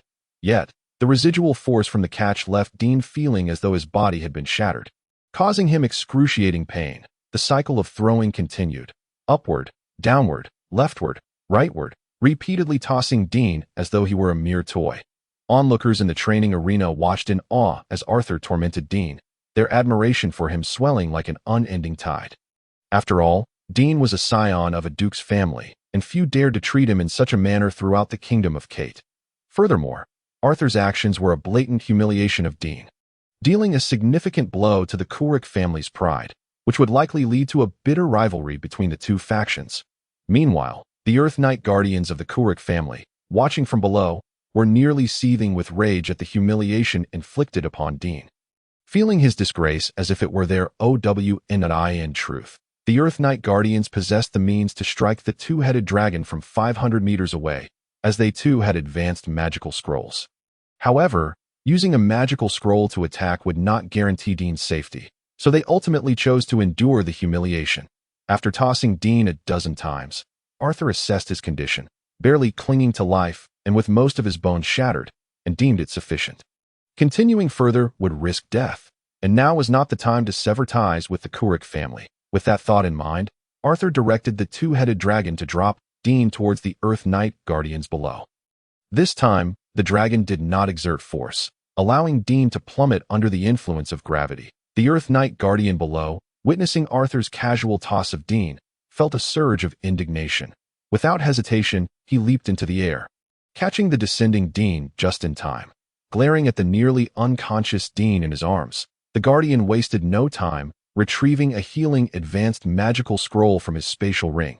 After realigning Dean's bones, he activated the scroll. The life magic surged forth from the scroll, infusing Dean with vitality. His life signs gradually stabilized. Satisfied that Dean's life was no longer in jeopardy, the Earth Knight guardian cast an angry glare at Arthur, who had also returned to the ground. Yet, when he caught sight of the two-headed dragon beneath Arthur, a flicker of trepidation crossed his face. He realized he could not contend with the dragon alone. A wise man does not court disaster, and ultimately, the Earth Knight guardian swallowed the scathing reprimand that had risen to his lips. After all, while Arthur dared not kill Dean, it did not mean he would hesitate to eliminate him. The fact that the Earth Knight did not reprimand did not imply that he was silent. Rather, his tone had softened somewhat. Baron Arthur, while you have triumphed in this duel, do you not feel that your actions are somewhat excessive? Moreover, there is no rule in knightly contests that permits the seizure of another's spatial ring. The Earth Knight's keen eyesight was exceptional, and even from 500 meters above, he had witnessed Arthur's act of confiscating Dean's spatial ring. It is worth noting that the items within Dean's spatial ring were of considerable value. Hence, the Earth Knight sought to reclaim it. How could something that had fallen into Arthur's hands be returned so easily? He feigned innocence, saying, "What spatial ring? I know nothing of it. Perhaps you misplaced it during the skirmish. You should search thoroughly. Do not wrongfully accuse others." Faced with Arthur's unscrupulous behavior, the Earth Knight of the Crook family recognized that Arthur had no intention of returning it. He remarked, "The possessions of the Crook family are not so easily taken." Hearing this, Arthur's expression hardened, and he retorted, "Oh, what makes them so difficult to obtain? Could you demonstrate that for me?" In response to Arthur's bullying demeanor, the Earth Knight of the Crook family was left speechless in his fury. Fearing that Arthur might turn his ire upon him, he ultimately refrained from making any vehement threats, instead choosing to carry the still slumbering Dean away. His expression darkened. If he could not confront him, he would simply bide his time for revenge. Arthur watched the departing figures of Dean and the Earth Knight without attempting to intervene at the same time. He noticed David, after casting an apologetic glance, following the two. Ultimately, David was a member of the Crook family, and with Dean in such a state, he felt it prudent to distance himself, lest he face ostracism from his kin. Arthur understood this and smiled in acknowledgement. Subsequently, he dismounted from the back of the two-headed wyvern, Andal, and approached his parents. The Count and Countess regarded Arthur with expressions of support and mirth. They were aware of some of Arthur's capabilities and had faith that he could navigate the ensuing troubles, thus wholeheartedly supporting his decision to teach Dean a lesson. His elder brother, Atair, and younger sister, Alina, initially harbored concerns for Arthur, being unaware of his strength. After all, dukes were not to be trifled with. However, Their parents' assurances instilled in them a sense of trust in Arthur's abilities, leading them to believe he could manage the situation. This trust transformed Alina into something of a devoted admirer of Arthur, for in her eyes, his actions were a display of valor on behalf of her friend, Olivia, making it all the more impressive. Meanwhile, Arthur felt a tinge of embarrassment under Alina's admiring gaze. Alina, brimming with excitement, exclaimed as Arthur approached, "Third brother, your performance this time was truly magnificent, leaving me in awe. I am certain that Olivia has been utterly charmed by you."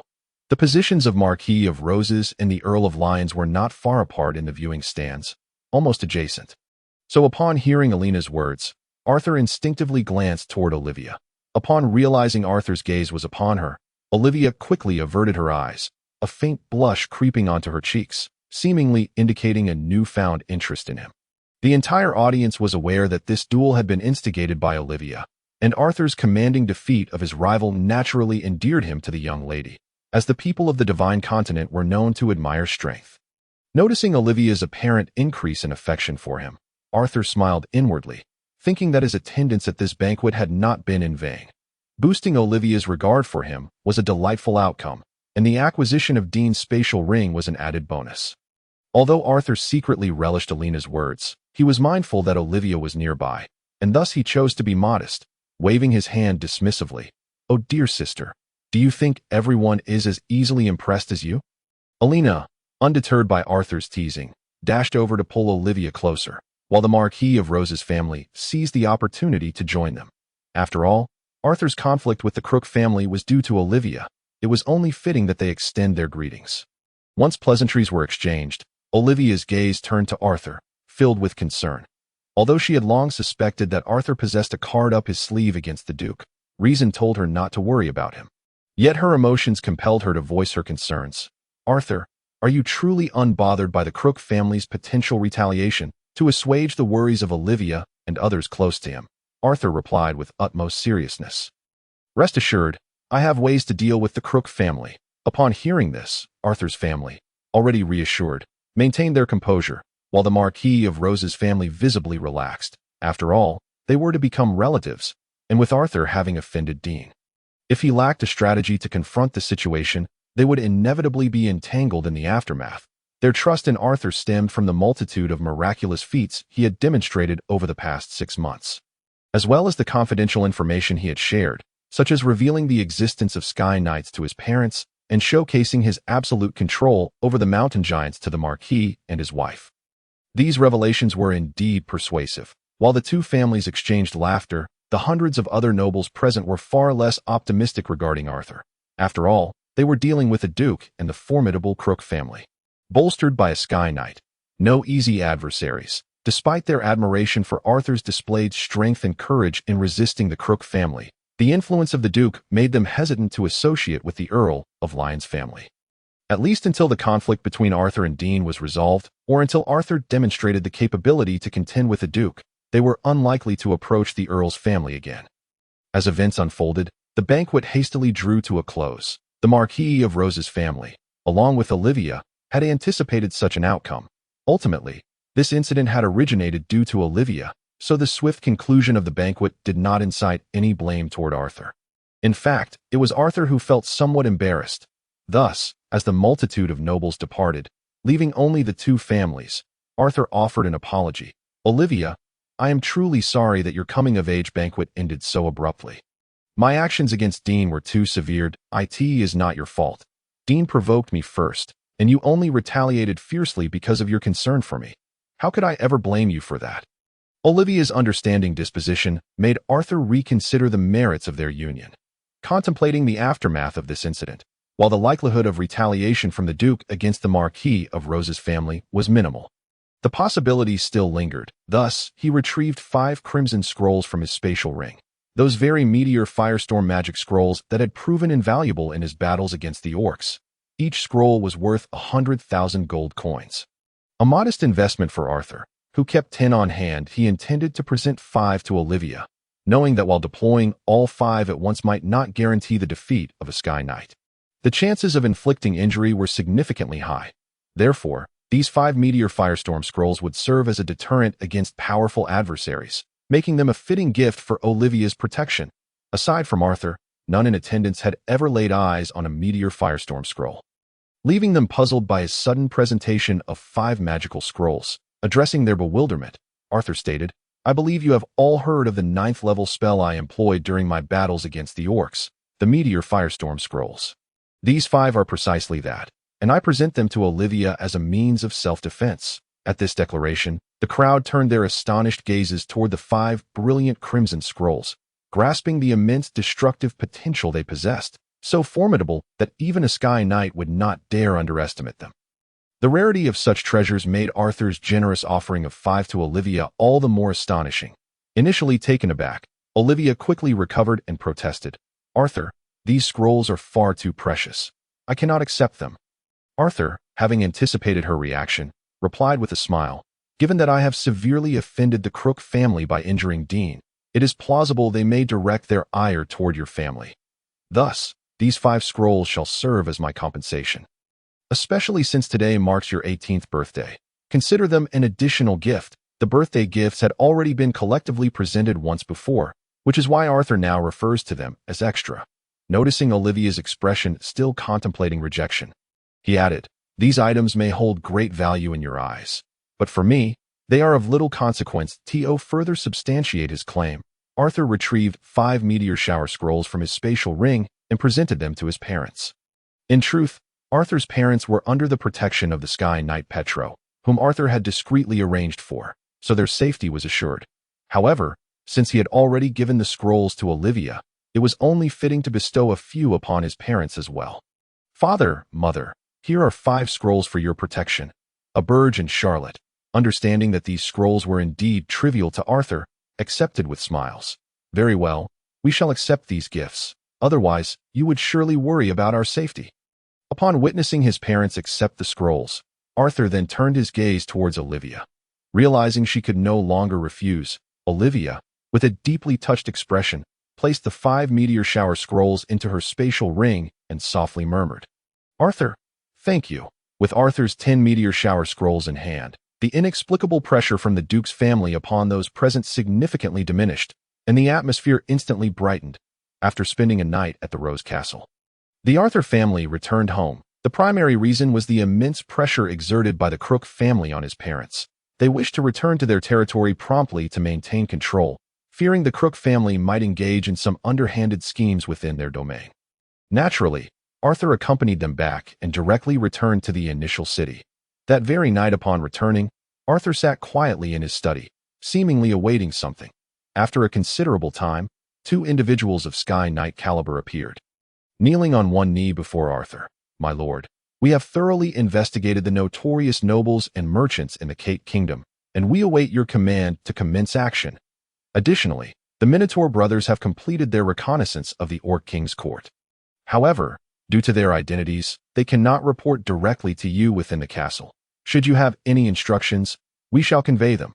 These 2 were indeed the Sky Knights Arthur had dispatched over 2 months prior to gather intelligence on the disreputable nobles and merchants within the Cate Kingdom. With their towering height of 5 meters, the Minotaurs could not even enter the door of Arthur's room. Moreover, should they have ventured in and been discovered, it would have raised suspicions of Arthur's collusion with the orcs. Hence, they had to wait outside the castle. Satisfied with their report, Arthur nodded affirmatively. Everything was in place, though the plan required slight adjustments. "I trust you have heard of the conflict with the Crook family during my visit to the Rose Castle yesterday. Initially, the Duke's power was overwhelming, bolstered by his Sky Knights. To raid such a force would yield severe repercussions. However, since I now harbor a grudge against the Crook family, we must eradicate them entirely. I realize that with just the 2 of you, this formidable task will be quite challenging.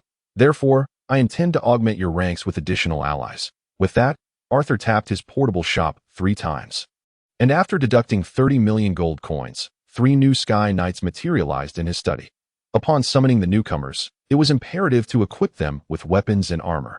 Consequently, Arthur expended an additional 21 million gold coins to procure 3 sets of Sky Knight swords valued at 3 million gold coins each and 3 sets of Sky Knight armor priced at 4 million gold coins each, to be bestowed upon the newly arrived Sky Knights. The Cate Kingdom, including the Mondo province, comprises 6 major provinces: the royal capital, where legendary powerhouses reside, is certainly not a place to approach. After all, the proximity makes it easy for legendary figures to detect any intrusions.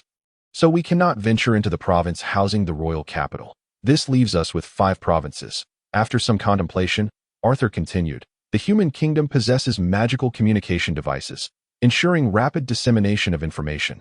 Thus, it would be prudent for you to accomplish all tasks within a single night. I have decided that Victor and Wilson shall also partake in this operation within the human kingdom, granting you a total of 7 members. 3 will confront the Crook family and the province of Ireland, while the remaining 4 will be assigned to each of the other provinces. Yes, my lord. In response to Arthur's directives, his subordinates readily complied. Reflecting on the Crook family, Arthur recalled his acquaintance with David and issued another command. David of the Crook family has a good relationship with me. I recall he has a mother and sister. Therefore, be sure to spare their lives.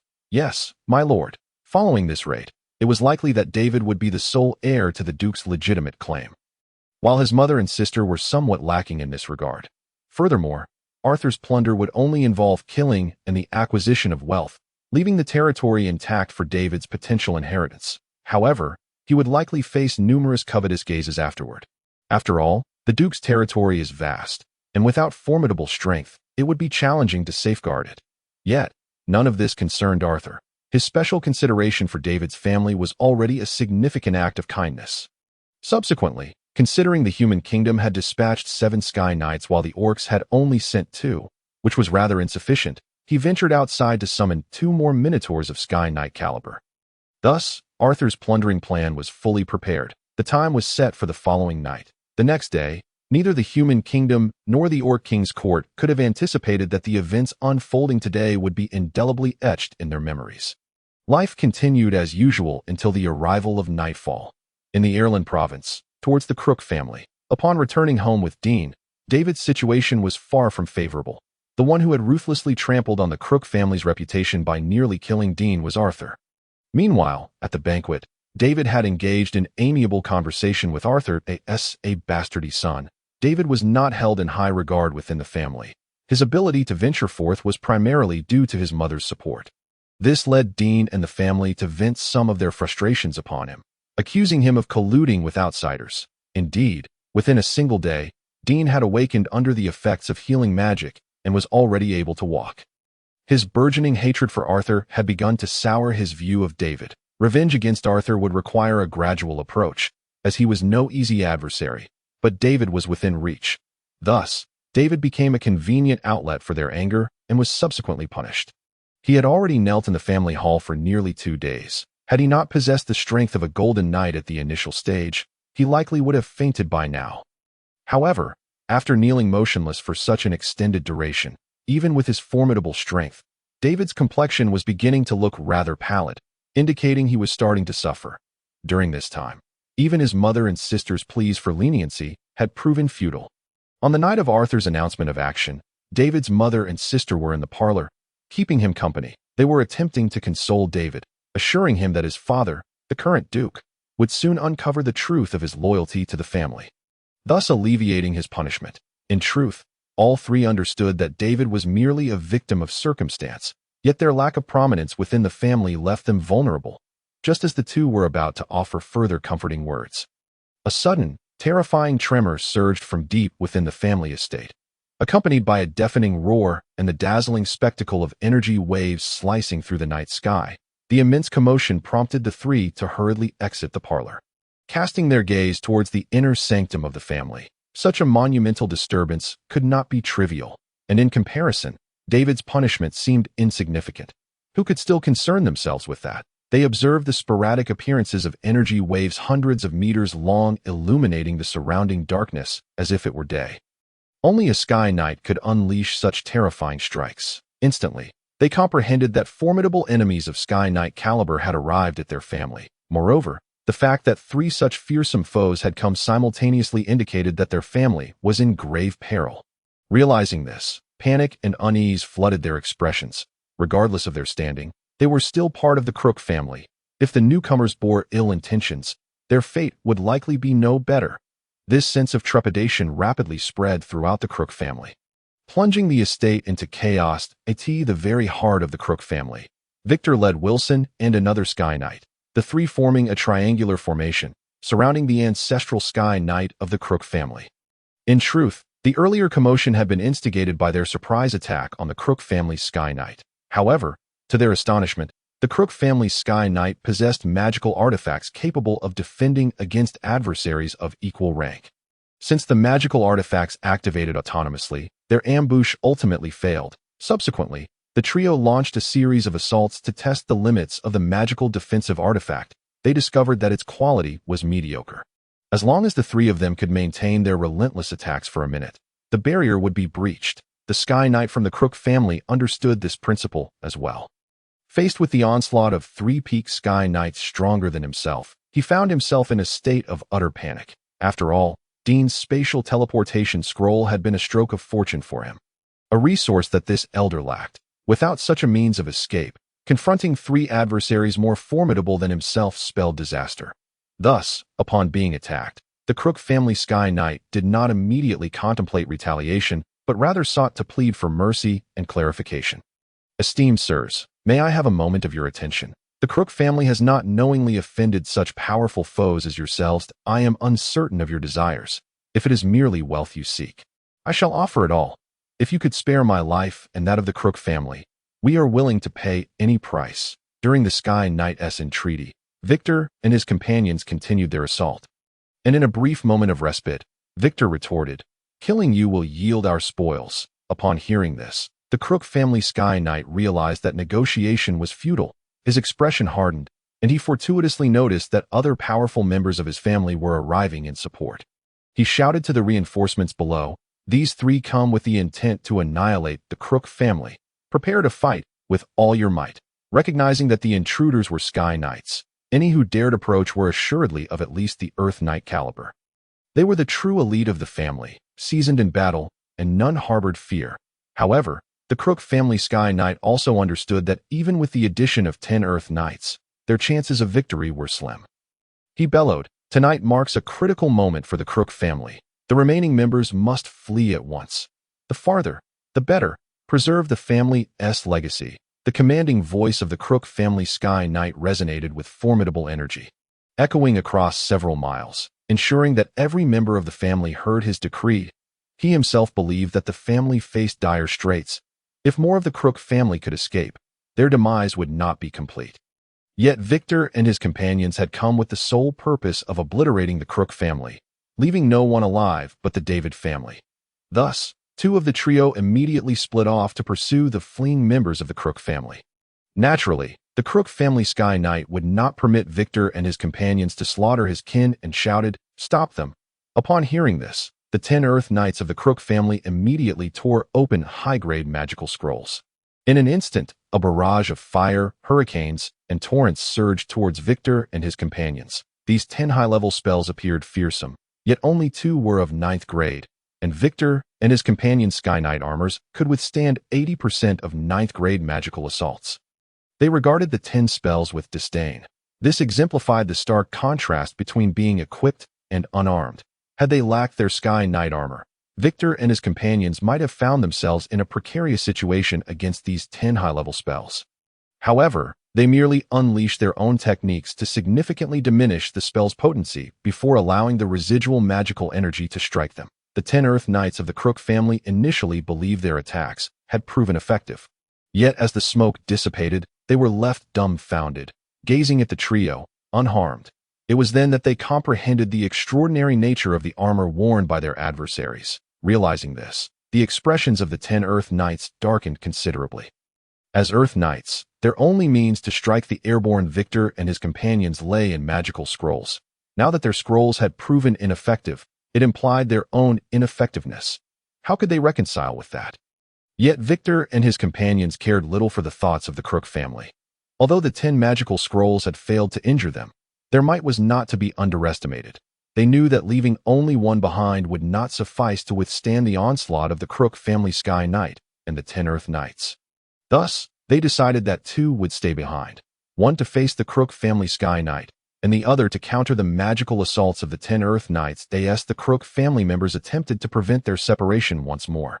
Victor and Wilson each took on a portion of the attacks, leaving one Sky Knight to charge towards those Crook family members attempting to flee. No, damn it. Observing this turn of events, the strong members of the Crook family let out cries of frustration. Then, the situation turned even more unfavorable for them. The separated Sky Knight, now facing the remaining members of the Crook family, resembled a wolf among sheep. The sweeping strike of pure energy cleaved through the fastest of the Crook family's several hundred members, reducing them to nothingness. Thus, the estate of the Crook family echoed with the harrowing screams of despair.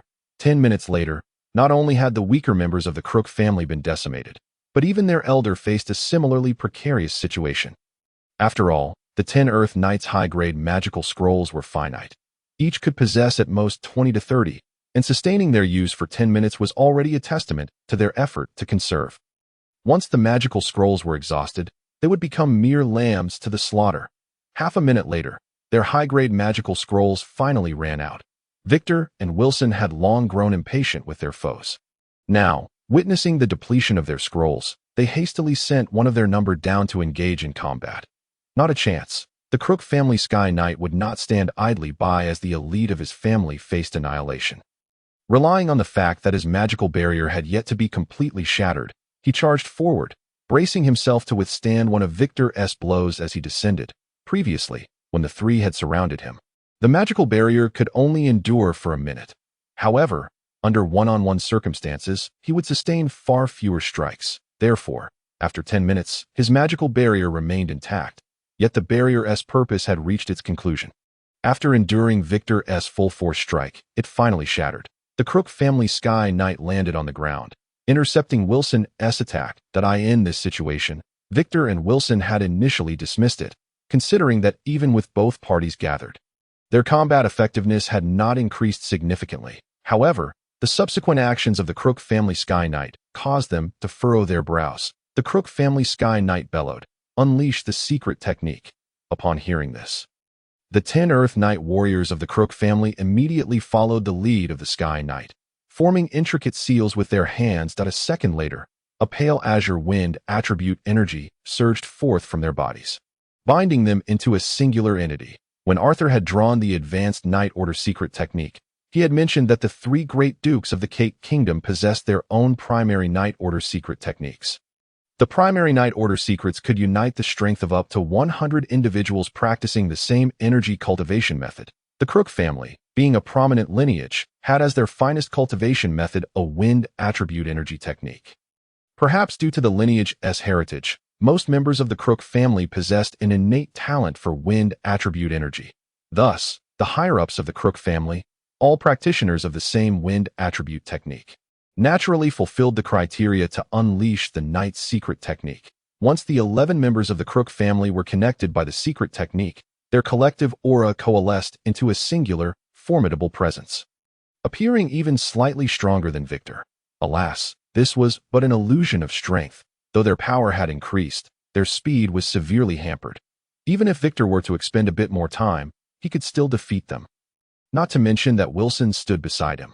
This scenario merely complicated matters. A desperate struggle. With this declaration, Victor and Wilson once again launched their assault. 5 minutes later, the energy required to combat a Sky Knight was immense, and the 10 Earth Knights could hardly sustain themselves for long. Within just 5 minutes, their energy reserves were nearly depleted. This signified that the Crook family's resistance had reached its endpoint. Moments later, the 11 formidable members of the Crook family, including the Sky Knight, collapsed, filled with resentment. Simultaneously, the remaining weak members of the Crook family were left with scarcely a few survivors, having been slaughtered by the separated Sky Knight. The Kurik family, numbering in the thousands, had only left a handful of women alive apart from the David family, as all the male members had been brutally slaughtered. Otherwise, the mere survival of the David family would have cast considerable suspicion upon the three of them. After vanquishing all opposing forces, Victor and his companions wasted no time in hastily gathering various valuables before departing, leaving behind a dozen survivors of the Kurik family, who could hardly contain their relief. The David family surveyed the surrounding ruins, reflecting on how, in a mere span of minutes, the once glorious Kurik family had been reduced to nothingness. The magnitude of this shock left them in a state of disbelief for a long while. Kuruk City, home to over 1 million inhabitants, was plunged into panic as the commotion emanating from the Kuruk family estate reached the city center. After all, the chaos of the aerial knights battle was truly terrifying. Citizens gazed at the inferno blazing in the heart of the city, hearing the ancestral words of the Kuruk family urging their kin to flee. They understood that the Kuruk family, which had stood for centuries in the kingdom of Kate, might very well be extinguished that night. Countless individuals climbed to the rooftops to witness the situation at the Kuruk estate, yet none dared to offer assistance. The general populace was too fearful. And as for the city's military, Victor and his companions had already assassinated their commander to ensure the smooth execution of their plan. Without a leader, the troops were left in disarray. Unable to rally in a timely manner to support the Kuruk family, it was not until several minutes later, when the onlookers beheld the now quiet Kuruk estate, that they realized a grim truth. The tranquility of the kingdom of Kate had come to an end. With an unknown force capable of effortlessly annihilating dukes, how could peace possibly endure in the kingdom? However, what they did not anticipate was that the events of that night were far more numerous than they imagined. Throughout the evening, the magical communication devices of many prominent figures in the kingdom of Kate were incessantly abuzz. Countless individuals placed their hopes on the great personages they believed would intervene during the annihilation. Yet Arthur had dispatched aerial knights. Their efficiency was astounding. The average time taken to eliminate a power and seize its treasures was merely 10 minutes, and that was only for forces of count status or higher. For viscounts and barons, the time might not even exceed 2 minutes, as their wealth typically consisted solely of a spatial ring and its contents, making looting unnecessary. Such brief intervals left no room for reinforcements. And upon learning that the assailants were aerial knights, who would dare to intervene? After nearly an hour of relaying the news to the royal family, the legendary figure of the kingdom found himself at a loss. With 5 out of 6 provinces suddenly besieged by aerial knights, how could he single-handedly prevent the chaos? Moreover, the mysterious force had dispatched 7 aerial knights, even surpassing the number from the kingdom of Kate. It was hard to believe that such a force lacked legends or means to contend with them. If these invaders aimed to lure the kingdom's legendary figures out of the capital for an ambush, they would be playing right into the enemy's hands. Furthermore, it became evident to the kingdom's high-ranking officials that the entities being plundered were predominantly of ill repute. Consequently, the royal family was even less inclined to take risks. They seized the opportunity to eliminate the kingdom's malignant elements, and with this comforting thought, the kingdom's legends ultimately refrained from aiding the other provinces. In truth, Arthur was aware that the pillaging operation was both a lucrative endeavor and a high-risk venture, prompting him to make additional preparations. For instance, he equipped each aerial knight with a magical communication device and summoned several dozen bronze knights to dispatch to major cities within the kingdom for surveillance purposes. Several of Arthur's spies were already positioned within the capital. Should the kingdom's legends truly mobilize, these spies would relay the direction in which they headed to Victor and his companions, allowing the aerial knights in the corresponding provinces to halt their actions. However, Arthur did not anticipate that the kingdom's legends would be paralyzed by their own conjectures and refrain from acting. Consequently, Arthur's arrangements were rendered moot, but this was perhaps for the best, as it would mitigate potential complications. As for the orc side, their communications relied on flying magical beasts, and within a single night, they were unable to respond in time, leading Arthur to refrain from implementing stringent measures as he had with the human kingdom. As time passed, the nightmarish evening finally drew to a close. Before dawn, Victor and his companions had completed their operations, achieving a perfect conclusion. Meanwhile, Arthur had long since made his way to a secret stronghold located outside the city, an underground facility established after excavating the land. Arthur's venture beyond the city was driven by 2 motivations. First, his curiosity about the immense wealth that last night's raid could potentially yield, and second, the fact that the Minotaur aerial knights had been unable to report directly to him due to their considerable size. Now, having returned laden with spoils, Arthur was eager to avoid keeping the Minotaurs waiting outside, lest he offend their sentiments. Of course, their loyalty was unwavering, and such gestures may not have been necessary. Yet, Arthur's approach remained consistent, whether towards summoned entities or those in his immediate circle. After waiting for 2 hours at the secret stronghold, all the aerial knights who had participated in the previous night's operation, both Minotaurs and humans, finally gathered. The delay in their arrival was primarily due to their efforts in organizing the spoils for reporting to Arthur at My Lord. Upon their meeting, they promptly greeted Arthur. Acknowledging their hard work, Arthur hurriedly arranged for them to sit. This stronghold was primarily designed for the comfort of the Minotaurs, with furnishings accommodating their stature, enabling them to settle comfortably. Once everyone was seated, Arthur began inquiring about the events of the previous night.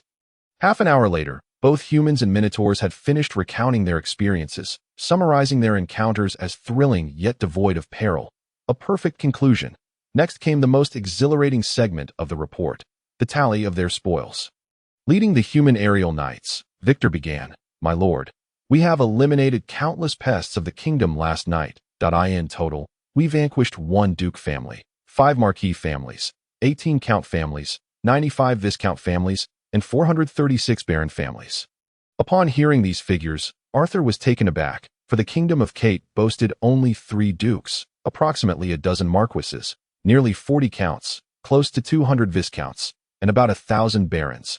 Victor and his comrades had nearly obliterated half of the kingdom's nobility in a single night. It was indeed a staggering revelation. This also implied that the kingdom of Kate, which had endured for nearly 3 centuries, could not withstand the ravages of time, with its internal nobility succumbing to corruption, extravagance, and unspeakable malfeasance. Of course, this referred solely to the wealthy, influential aristocracy within the kingdom.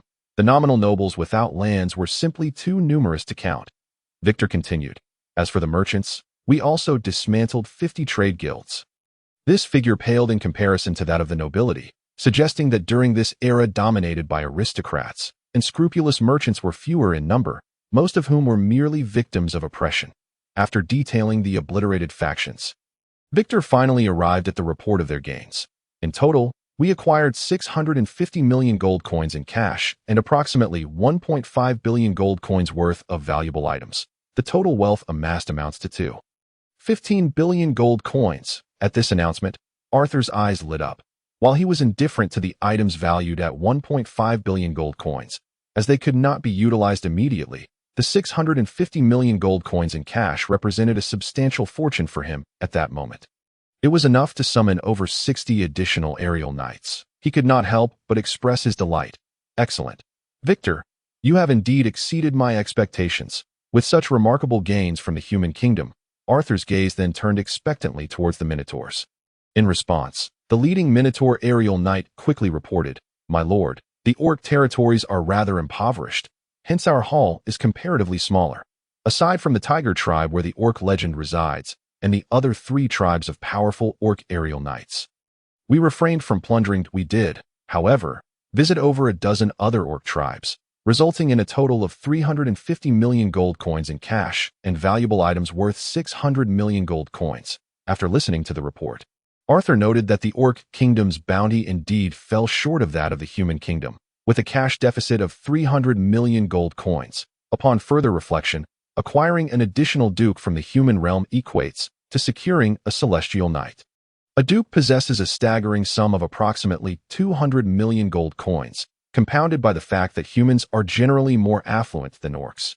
Even if the orc faction were to plunder the wealthy individuals beneath the status of celestial knights without restraint, their gains would still be comparatively modest. Arthur glanced at the slightly anxious Minotaur warrior, whose apprehension stemmed from his own meager harvest, and offered a gentle smile in response. "Indeed, you have all performed admirably." Upon hearing this, the Minotaur warrior's unease dissipated, and he affectionately patted his bovine head, revealing a simple, endearing grin. "Thank you for your kind words, my lord. It is our duty." The human kingdom amassed a remarkable income of 650 million gold coins, while the orc royal court collected 350 million, totaling precisely 1 billion gold coins. With this substantial sum, a plan that had been brewing in Arthur's mind finally found its foundation. It is worth noting that several months prior, he had drawn a remarkable item from his portable shop, known as the Advanced Night Order Secret Technique. This technique allows the convergence of the power of up to 10,000 practitioners of the same martial arts, enabling them to slay adversaries exceeding 3 tiers. The warriors Arthur could summon are merely replicas, and since they cultivate the same martial arts, they possess the capability to wield the Advanced Night Order Secret Technique. Arthur even speculated that, Due to their nature as replicas, their execution of the technique might yield even greater potency. This implies that as long as Arthur can summon 10,000 golden knights, he can surpass 3 tiers to eliminate legendary knights. The cost for summoning 10,000 golden knights stands at 1 billion gold coins. However, this option is not the most optimal.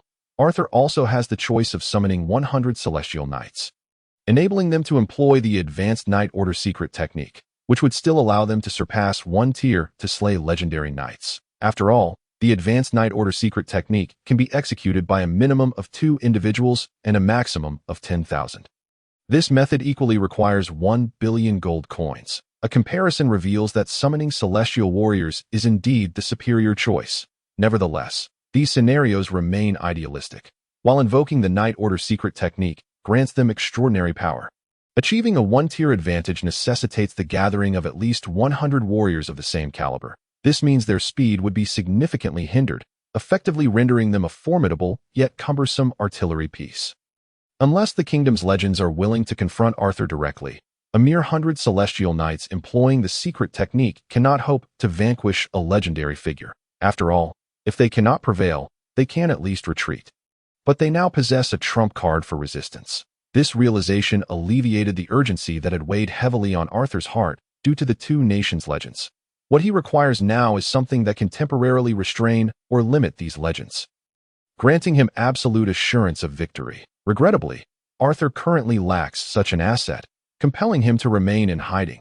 As for his plan to summon 100 celestial knights, he is in no rush to proceed with the exchange.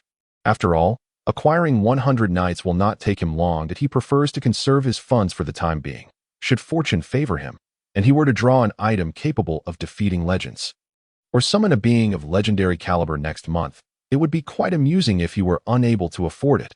With matters settled, Arthur began to organize the destinies of the celestial knights.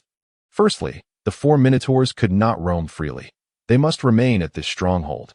Next, the 7 human celestial knights, Victor and Wilson, would continue to take turns safeguarding Arthur. One of the remaining 5 would be stationed at the initial city for long-term defense, ensuring that a strong protector remains when Arthur departs. 2 celestial knights would be dispatched to the Savage Lion territory to protect his family, as relying solely on Petro would be insufficient. Finally, after careful consideration, Arthur decided to send 2 knights to the Rose Castle to guard Olivia.